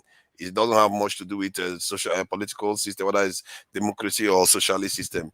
It's well, about what I would say, if I may, forefathers, I understand you very well. What I would say, I understand you could be seen as being right, but I'm a Pan-Africanist and I've done a lot of reading within Pan. Our politics is actually there. That's where it is. If we're speaking about colonizing our minds and arranging what our education system should be in that country, because the education system is just pouring out people that are good for the West. The people that we're educating in Nigeria aren't good for Nigeria. They're only good to slot into positions in the West. They're not good for Nigeria. We're not hands-on people. We have no tertiary skills. We have no capacity to build a nation. These are the things that are supposed to be worrying us. Because everybody coming out now, but you are being a downer now. We are talking about. No, I'm not. I'm just trying to give us. Honestly, I'm just trying to give us the hard work that it is we have to do. We've got hard work to do. It's not going to be a play. I agree with you on that. That's all I'm trying to say. Yeah, because it's a lot of work. It's a lot of work, and it comes from even just talking to each other on something we are supposed to agree on. It can be difficult, not to mention actually doing the work and confronting the world with it. Correct. So it's not going to be easy, and we should expect nothing less. To be you fair, know, because it's in the UK, you know what they say? It takes 20,000 people to run a country. 20,000. Yeah. So if we get to the numbers, if we get to our numbers, and our numbers are of strict intellectual gravitas, people that can bring forward results, because we have to be result driven. I don't think we're result driven people. And if you're not a result driven person, it means that you actually don't have belief. You don't have belief. Don't come to the meeting. Don't come to any meeting if you are Do you not understand? result oriented. I think the idea is for me anyway. I just want us to start having discussions before that happens. You have to have very strict criteria. You can't just have any person, because what I find in history is that you have the one that are always like, let's take it easy, let's do it one step at a time, while the others will be like, yeah, we have to do it this way, get it. And the ones that actually are often quite strong and go on to win the argument, and that is what it suggests. So we have to, personally, you have to filter the ones that are actually more committed to doing these things than the one that just want to be wishy-washy and You're all quite the rest right. of it. You're quite right. But what I would say again, you know, there are certain people for certain times. You know, we here right now should be ready just to build it. Now, we don't have to build it overnight. We can take our time, but we just have to be focused and get the job, our part of the job done. We have to understand that we all have busy lives. We all have things to do. We have family. We have people around us that we are catering for on all kinds of levels. But because we come here every time and spend big hours, I'm just suggesting to us, let's not be wasting our time here. We're too old. We're too old to be coming here and wasting our time, honestly. We're too old to be having jokes with the comment section. Why wouldn't they be bored? 11 hours. Why wouldn't they take it as entertainment? They'll take it as it's hours for them. They're gonna take it out. Of course. But for us who are coming here, putting our face forward, and wait there, please, putting our face forward and pushing our dynamics, pushing our thought patterns. My thought patterns, anyway. I don't know about anyone else's. My thought patterns didn't come overnight. My thought patterns, they're hardcore. I've got the battle scars for my thoughts. You understand? Because I fought physically and mentally to be the constructed person I believe I am. You understand? But just like the person that we saw today, you see, it just tells all of us that Nigeria, we have people, especially of a high intellect. What we now have to be doing is using that intellect purposefully. We have to begin to position ourselves. And therefore, as he rightly put it, there are many of us who are thinkers. We're not necessarily the best doers. There are those who can think and do, which are very, very rare, but they're there. And then there's a whole heap of hands-on people, or people who are ready to work with their hands, ready to get the job done. So again, the level of intellect, if we're playing with our intellect, then we are playing with people who say, like, give me what to do and I will do it. Give me what to do and give me a square paid day. This is how we should be thinking. This world that we're looking for, it doesn't work on the premises of what we're speaking about half the day long. Because largely all we're doing is sword fencing with our perceived intellect. But we're not putting anything on the ground. We're not putting any food on the table. We're not doing anything. Come on, Brad. Come on. Yeah, my this email is in the backstage. People, whoever is interested, should email me so that I will send the links out for the when we are going to be having these meetings, before sessions or after sessions. Tone, please go ahead. I was saying back to grassroots. Okay, Jago, I wanted to say it's not something serious. It's a little bit of the light of on a light mood. You said we are old. I said some people. I don't get my beard don't big like your own, but trust me, the little ones I've got, I'm starting to have some strands of white hair. So we are all old, true. Yeah, Anyway, that's true. The only young back man on here the is Horsefall, isn't it? yeah. Back on the serious issue, we need foot soldiers, and you'll be surprised because last time I went to Nigeria, I was surprised that people are stranded for little as 40,000, 50,000. They can't put up their provision business or one small business that they're doing. And we can't just say, okay, people should just leave what they're doing or they don't have what they're doing and all that. In recruiting, because the grassroots is the people that will go on foot and all that and preach what is happening and say, listen, there's a platform when you have your small data and all that, even donate data for people that will actively watch so that they can come in here and watch and also contribute. And these people that are doing something that will be doing that will be on the forefront and all that. Maybe their business has fallen. Why can't we lift them up? We can actively lift them up. What is 100,000 naira, 200,000 naira amongst all of us? It's nothing. Exactly. This is organizing. And these are things that we don't talk about. So if we lift a lady up and all that, and she's doing fine and all that, she will be happy to take 1 day or 2 days out during the week and canvas. Okay, look at Ngozika that comes here. We've not seen her for a long while. I asked her to leave her email address for me. She left it. I've emailed her. Maybe she doesn't have data to access her mail, because I wanted to send her some data, to help her out, because I know what it is. See, what we take for granted here in this part of the world is lost way out there. And that is why some stupid guy will take a 17-year-old, 18-year-old girl to go and eat shawarma, and she'll be thinking that shawarma is one kind of special thing and all that, So to go and sleep with her. So this is the thing. We need to change the mentality. We need to tell people that, listen, you can do better. You can do much better than what you're seeing now. You can do much better. Empower people. Start empowering people. I know we cannot help everybody. However, we can start making inroads. And they will say, there's some people some diaspora people that is in. There's this guy that is called Dr. Rudolph. There's this guy that is called Tunaja and all that kind of thing. Okay, Tunaja comes online maybe on Tuesday or Wednesday. Let me just go check it out. Okay, Saturday and Sunday. Let me just check out what these people are about and all that. We can donate airtime to them. It's nothing. You see, that's true. I believe we have talked enough. Let us start doing stuff.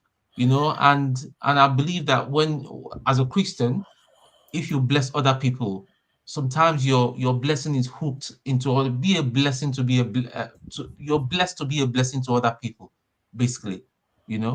I mean, sometimes I look at, okay, here I hardly go out and all that because I work from home. All my operations is from my house.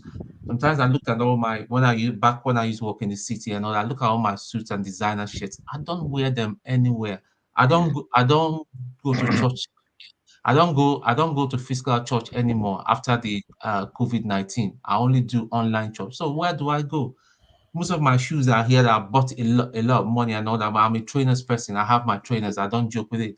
But we're so blessed. Things that we take for granted that we just think, it's just nothing. I know that it's a big thing for somebody out there. So we can start doing some little things and start changing lives.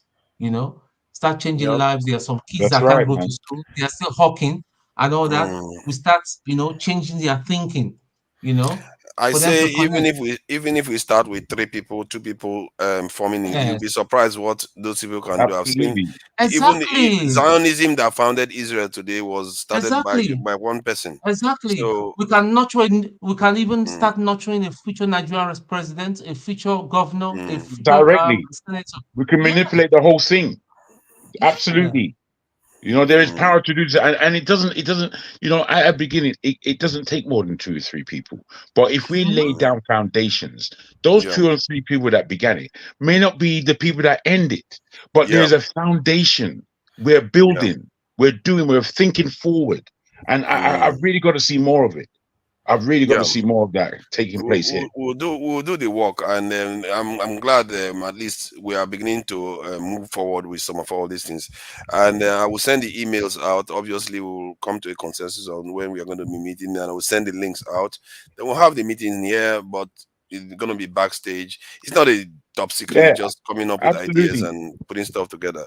And again, I would suggest that really those of us who are in London, those of us who are close enough to each other in the States should meet physically, because there is a brotherhood, sisterhood being shown. We've got to make it real. One step at a time. We meet up first online and start shaping stuff up. Then we can look at this is start meeting up, and you look at how Dan is very quiet. Dan, I'm watching out for you. Your my email is backstage. If I don't see or this, if you come on stage again and talk about coming together, I will throw a fit here. You hear me? No, Forefather, I'm a very serious person. When I see serious things, I've told you I know Nigerians. Before you see me stick my neck in, I'm ready. I don't want to stick my neck tomorrow. People will just, even if that London, how much does it cost to come to London? It's lot, but it's nothing. If it's a serious thing, brother, I can appear physically, but I don't want this Nigerian. We just talk am now like very serious. When it comes to the day where go Apple, you no go see anybody. You waste all your time. I'll show you. I'm a serious person.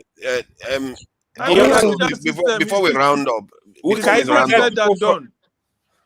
yeah, before we round up, so that we don't go over time, we've already done. Yeah, let me say good night to you guys because I want to find something to eat. But bro, I'm very serious. But I don't want to be left in the cold. That's my problem. You will not be left in the cold. Rest assured. Okay. Let me say good night for today. Thanks, guys. Thank you for coming in. I appreciate it. We all appreciate it. I'm sure Ed, please let's not start a new round. No. Let me actually say why I came back. I actually came back to apologize to everybody. I know it was a bit of an outburst. It's just that this is a global forum. You don't want to be slandered without having a rebuttal, and I'm sorry for that, especially to you forefathers, because I saw that you took the flak for even indulging me in that regard. I'm really sorry about that. And to my brother AY, funny enough, AY is my only brother here. We are from the same states. Nobody. We are from the same states. Forefather are your brother. You don't agree. Forefathers never talk. CM will prove him to know it. Ed, for me, to be honest, it's not that I have anything personal, but I was just, you see, let me not start it. So let's just rest. We can always find ways to settle. My apologies to everyone. My apologies to you, sir. Ike. I'm really sorry. To you, Jagun, to Tone, to us all. I really apologize to you guys. So it's been a long day, as you guys could probably tell. Let me go and you are traveling for long distance. I just got home finally now. So it looks like a man with gravitas with his tie and everything. Oh God. Tone, if you send money, go give people. Remember me. No, but at the end of the day, at the end of the day, we need money for this thing that we want to embark on. I'm not saying it's not like I have tons of money, but we still need money. People are really suffering. People are really suffering. 100K, 200K to set up, because there's some people that all they are looking for is just 50K. And people, they'll be giving them run around. You they talk 50K, 10K. You are talking 50K. 10K. Come on, man. Let's not start, man. 10K to start wait. To start chewing gum business. Do you know something I just thought of recently? I think sometime in 2014. Let's not think about any idea. We want to round up, please. Okay, don't worry. We have 7 hours. I just wanted to comment on Oga Ike. Every day, I call him Oga. He's an elder, but he's looking younger and younger every day. Soon, this Oga thing is going to go away because he's looking younger. I was looking at him sideways the other, like this guy. Oga is looking younger. I'm not going to be calling him Oga anymore because even Jago is looking like an elder right now. So I'm just thought I should just say so. Thank you, bro. My goodness. Have to say that. Brother, nothing else, not God, nothing else, not God. When you run away from the pressures of Nigeria, only you every day you see light, you see water to drink, you see electricity. You can walk around your neighborhood, you can walk everywhere.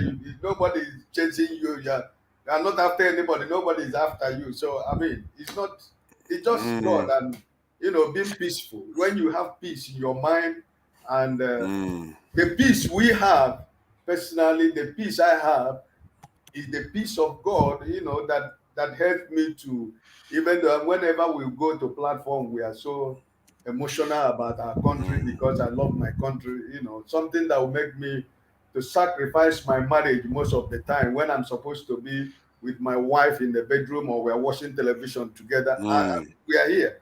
Other room.